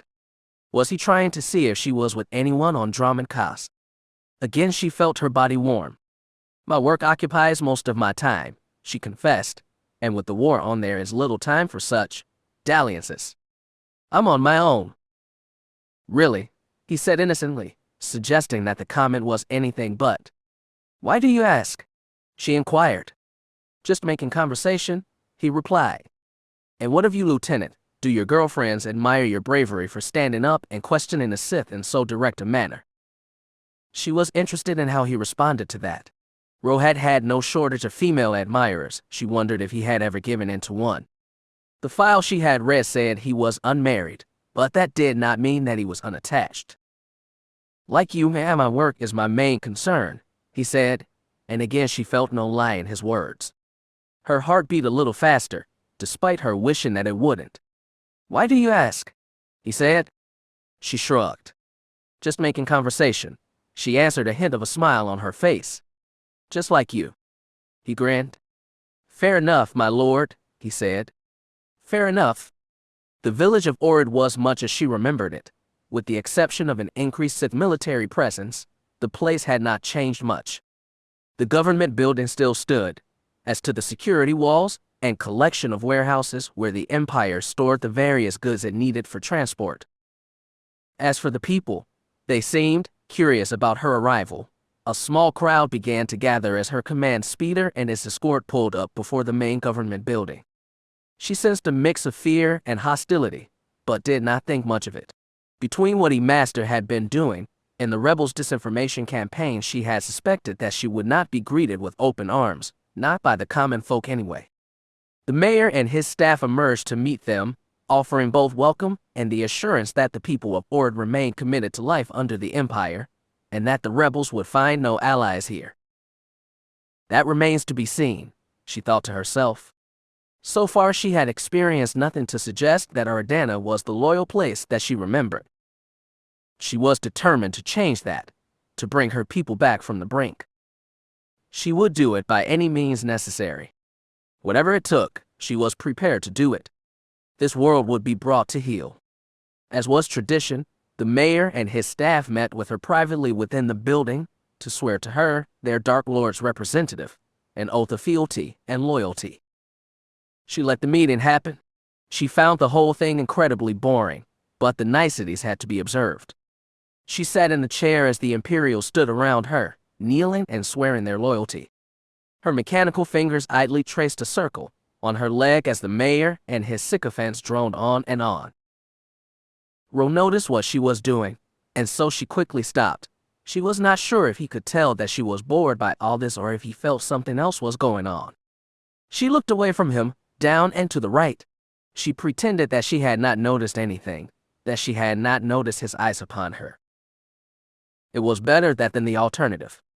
Once all the ceremony had been concluded, she summoned the mayor and his staff to make a full report of what they were doing to help combat the rebels. She wished to hear what plans these politicians and their drones had put in place. Sadly, she was not pleased by what she heard. The mayor felt it was safer not to antagonize the rebels, that by increasing the military presence here, he was only inviting problems to befall their little settlement. Darth Fear had already strengthened the garrison here in Orid as he had done in many of the settlements throughout the planet. So far there had been no attacks in Orid or the surrounding towns. There had been a few issues involving the village's young people, but those had been dealt with swiftly and decisively by Ardana's security volunteers. Ro had nodded. She could sense his pride at Mayor's comment. And why not? If the Empire could not trust its own local militia, who could it trust? As for Ro, he continued to prove that what Hissa said about him was no lie. The mayor knew him on sight, and proclaimed him a loyal son of the Empire. Again, Avaryss found herself hoping that it was true.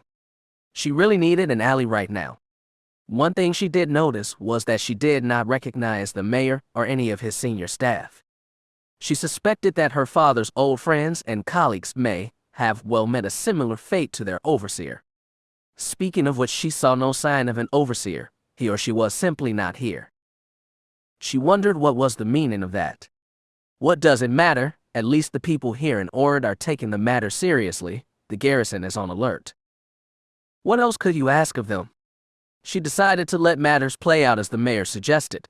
She did not like it, but he knew his people better than her. She did promise a squad of security droids for the processing centers and warehouses. The Empire was still at war, and they needed to maintain their supply lines. Those matters concluded, Avaryss dismissed the men and women to go about their business. She informed them that she wished to see the hard records room. She told them that she needed to see the files on how many items were passing through Orid and when was the highest yield, so the droids could be programmed to see to the safety of what they were protecting. It was an excuse, but a good one. No one bothered to question the Sith about her choice. So, she left Ro with the mayor and headed down to the records room. She was most eager to see what she would find there. Surely there were files here detailing her family and what her mother had offered to the Empire during her life. The lack of information in the files in Dana City still bothered the young Sith Lord. She was hoping to correct that oversight. In the meantime, it allowed her to continue to gather information on Ro and the city leaders. She had left a listening device in the chair in the mayor's office, a toy that she had gotten from Holly. It would self-destruct in an hour, leaving no trace. But for a time she would be able to hear what Ro and the mayor had to say, particularly about her and the Sith. She smiled to herself as she hit the chin toggle inside her helmet to switch the device on. It would be good background noise as she worked. And if she happened to hear something incriminating, well, so much the better. She would not have to go far to deliver justice to the criminal, and then the others would know just how dangerous their Dark Lord was to an enemy. Can she be trusted, Ro? She has given me no reason to think otherwise, Mr. Mayor. So far, everything that Hissa said about her appears to be genuine. There was a brief pause. Avaryss could hear muttering in the background, likely one of the staff members she had seen earlier. How can we be sure that this girl is simply not another of Darth Sadie's puppets? We all saw the images that were broadcast. Images that were broadcast by insurgents, Minister, Ro said, interrupting the speaker. We should not blame Lord Avaryss for something that was done when she was not here. Does she ever take off that mask? Another voice asked. It is most disturbing. I've never seen her without it, Ro replied. Maybe she hides her features for a reason. She may be scarred. She is missing her left arm. Maybe her face was damaged in the same battle. If she even lost an arm in battle, another of the mayor's staff said, the games the Dark Lords play are vicious. Maybe one of them. Enough, Ro said quickly. Lord Avaryss came here in good faith. We should at the very try to honor her for that. The Dark Lord smiled. So far, Ro was doing a fair job of playing her defender. Maybe Hissa was right about him after all. She was sitting at one of the information terminals in the records room. A single archive droid was working with her, accessing and bringing her the metal cases that contained the hard copy files the computer had pointed her to. She had briefly looked at what she had told the mayor she would be looking at, just in case he asked her about it later, but now she was focused on her main reason for coming here. She had asked to see anything on Andor Lilas and his family, with a focus on his wife Maya, or any related files containing the name Maya Maritza. She had hoped that something remained here. As she continued to listen to Ro and the politicians upstairs, she had come to realize that she had been outmaneuvered again. Though the hard copy files on her father remained, they contained little about his family, and even less about his wife. She was not sure what to make of that. True, Maya Lilas had mostly stayed on the farm with her children, but she had done business with other farmers. She had often left her eldest daughter Kira to look after her younger siblings when she had gone on these trips. Sadly, the files here contain little record of those comings and goings, no images, no signatures, and very little in the way of evidence. Avaryss shook her head. It was as if her mother had never existed. Why would someone do this? Kira asked her. What would someone have to gain from erasing mother from all public records? You are assuming that any records existed to begin with, Avaryss murmured to herself, if what I'm seeing is accurate. And then the attempt to hide what mother was doing has been going on for years, if not decades. There was virtually almost nothing in these files about Maya Lilas or Maya Maritza. Nothing. Avaryss could not even find the record of her birth. She checked the medical records for the Orid Medical Center where she, Barrick, and the rest of the Lilas children had been born, and she found nothing, only a numerical code that suggested that the medical droids had been used for some procedure. Beyond that, there was nothing. Avaryss' temper began to flare. Part of her wanted to lash out, to destroy this place for denying her. The Empire ran on bureaucracy and data trails, and yet this one did not exist, or if it had been completely expunged. She did not know what to make of that. She continued to listen to Ro. He remained her champion, defending her against the mayor's staff, reassuring them that she, a daughter of Ordana, had returned, and seemed willing to listen to their pleas. That was true, she thought. She wanted to be the champion of her people, but she also wanted to make sure that the rebellion here on Ordana found no more traction. It would be hard balancing such goals, but she was willing to try. She was Sith. The dark side could anything, and it served her will. She would be successful. She remained in the archives until the listening device finally burned out and stopped working. With a sigh, she ordered the droid to return the records cases to their original places, and once that was done, wipe any record of what she had been searching for here. Most people could not do that, but as a Sith, her executive clearance made such a request possible. The droid would obey her command. Is that what happened to Mother's records? Kira asked her. Do you think some Sith came along and expunged her files? Avaryss frowned. It was possible, but again, why? This erasure did not appear to be a recent thing. If she was correct, someone had been erasing Mother's records for years, but why? The thought made her head ache. What was so important about an overseer's wife? Why was her life so important that a Sith would need to make sure that no record of it remained? She had no answer. She sighed. She was back to square one. She tried not to dwell on that fact, to focus on Ro, and how well he had tried to defend her against the mayor and his staff. She was pleased. My brave knight, she thought. I thought Finn was our brave knight, Kira said. He is, but as you said yourself, Kira, he is not here. Why should I limit myself to one brave defender when I can have two? Her thoughts drifted back to finding Ro in his quarters, how good he had looked laying there. She shivered, a mix of both excitement and desire. Desire before duty, young Sith? She smiled. Ro had not been as involved in his father's schemes as she had thought. Perhaps she was wrong to have been angry with him all this time. Maybe this could be the start of a new beginning. Maybe. My lord, I think we have a problem. Avaryss paused before Bleeze. The War Master was now standing in the main receiving room of the government building. Avaryss had only just arrived, having collected Ro Wilkes from the mayor's office. Report, War Master, she said. What is going on? The trooper gestured to the closed doors before them. Listen, the War Master said. You can hear them. Avaryss did just that. She heard the sound of raised voices, angry voices outside, a lot of them. She frowned. Well, she thought, isn't this just special? Through the monitors scattered around the room, she could see what was happening outside. A large crowd had gathered at the government building steps, chanting and shouting at the Sith soldiers that blocked their path. Avaryss could feel their anger, their hostility towards not only the mayor but to her first and foremost. She sighed. Why did she always have to do things the hard way? Damn it, Ro grumbled, shaking his head. He turned to Avaryss. You should stay here, my lord. I will go out and speak to them, convince them to disperse. We shall both go, the Dark Lord replied. I will not hide in here while I'm being threatened. Ro frowned at that. Clearly he did not agree. My lord, your presence out there would only make things worse. The people are scared and angry, and after the rebels' broadcast during your attempted speech.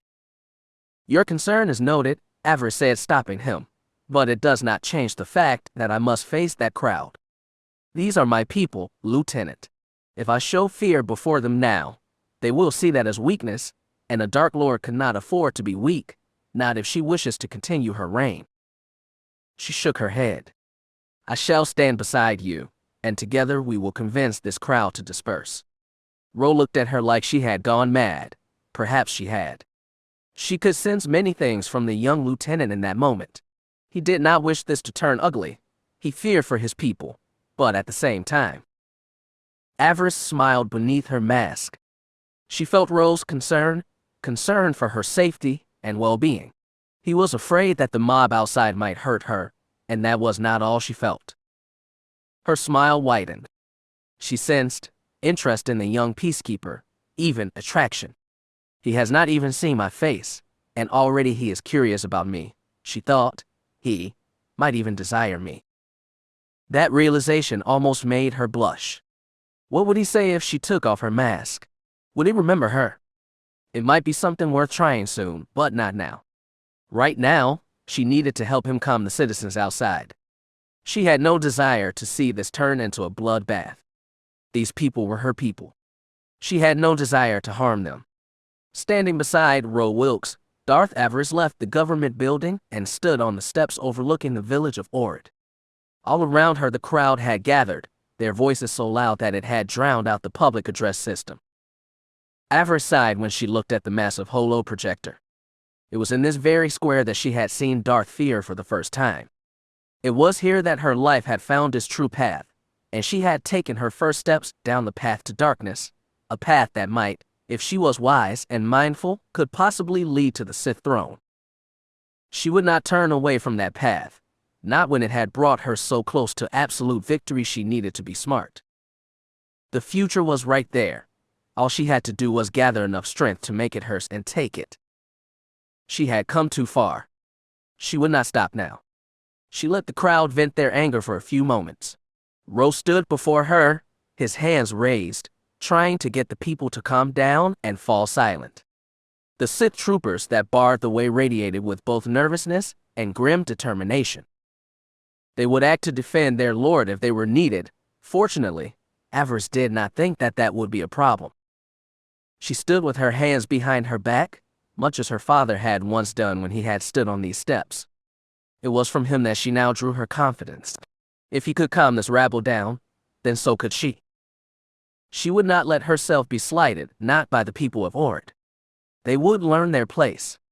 Good people, hear me, she called out, using the force to enhance her voice. Once again it was Kira that she let speak. She wanted the crowd to hear her accent, to know that she had been born among them. For once, her Dromund Kaas accent would not help her. It was Kira that was needed here, not Avaryss. It was Kira that could save the day. I stand before you now, she continued, not just as a Dark Lord, but as a citizen of Ordana. Once I stood in a place very much like this one. I listened to the Lords drone on about safety and security.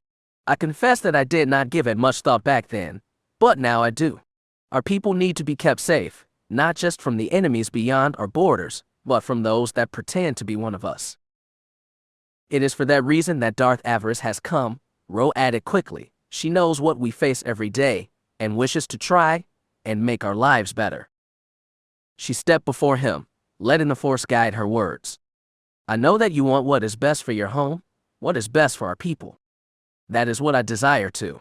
No doubt, there are likely rebels among us right now, waiting for the chance to spread chaos and disorder. She smiled. Such an enemy is most insidious. They would love nothing more than to start a riot, to force me and these brave men and women before you into defending themselves. They no doubt have rocks in hand, or perhaps even hold out blasters. Such people want nothing more than to divide us, to bring more people over to their side. It falls to us to deny them what they want, to remember that we are all Imperials, that the Empire has never abandoned you, just as I will never abandon you.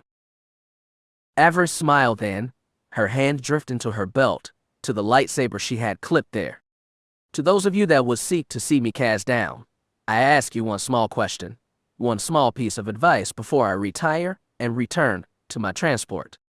If you want to hurt me, you will need to make the attempt, but if you do, realize one thing. Her smile turned predatory. She let out hear the ice and venom in her voice. If you wish to attack me, then you will attack me. But if you do, answer one question for me. What happens to you if you miss? She let the words hand over the heads of the people. She did not move or issue any commands to her soldiers. She simply stood watch and waited. The crowd before her began to part. Some people left it altogether, remembering at long last that they were Imperials and that they owed their lives to the Empire. Ro looked upon her with a mix of fear and respect, and again she felt that small sensation of heat between them, that spark that had driven him to defend her, to offer to go out alone and deal with this crowd. Ro had been a brave boy, and he had grown into a brave and handsome man, but more importantly, he knew his place. He was an Imperial, a fact that she had just reminded the people in the crowd. Imperials existed to serve the Sith. They needed to remember that the Empire was at war. In a war, the Empire only had allies or enemies. Today, she took a large step in making sure that Ardana fit in the ally category, because if they did not, there would be no help for them. There would be no hope for the Empire's enemies, no hope and no mercy.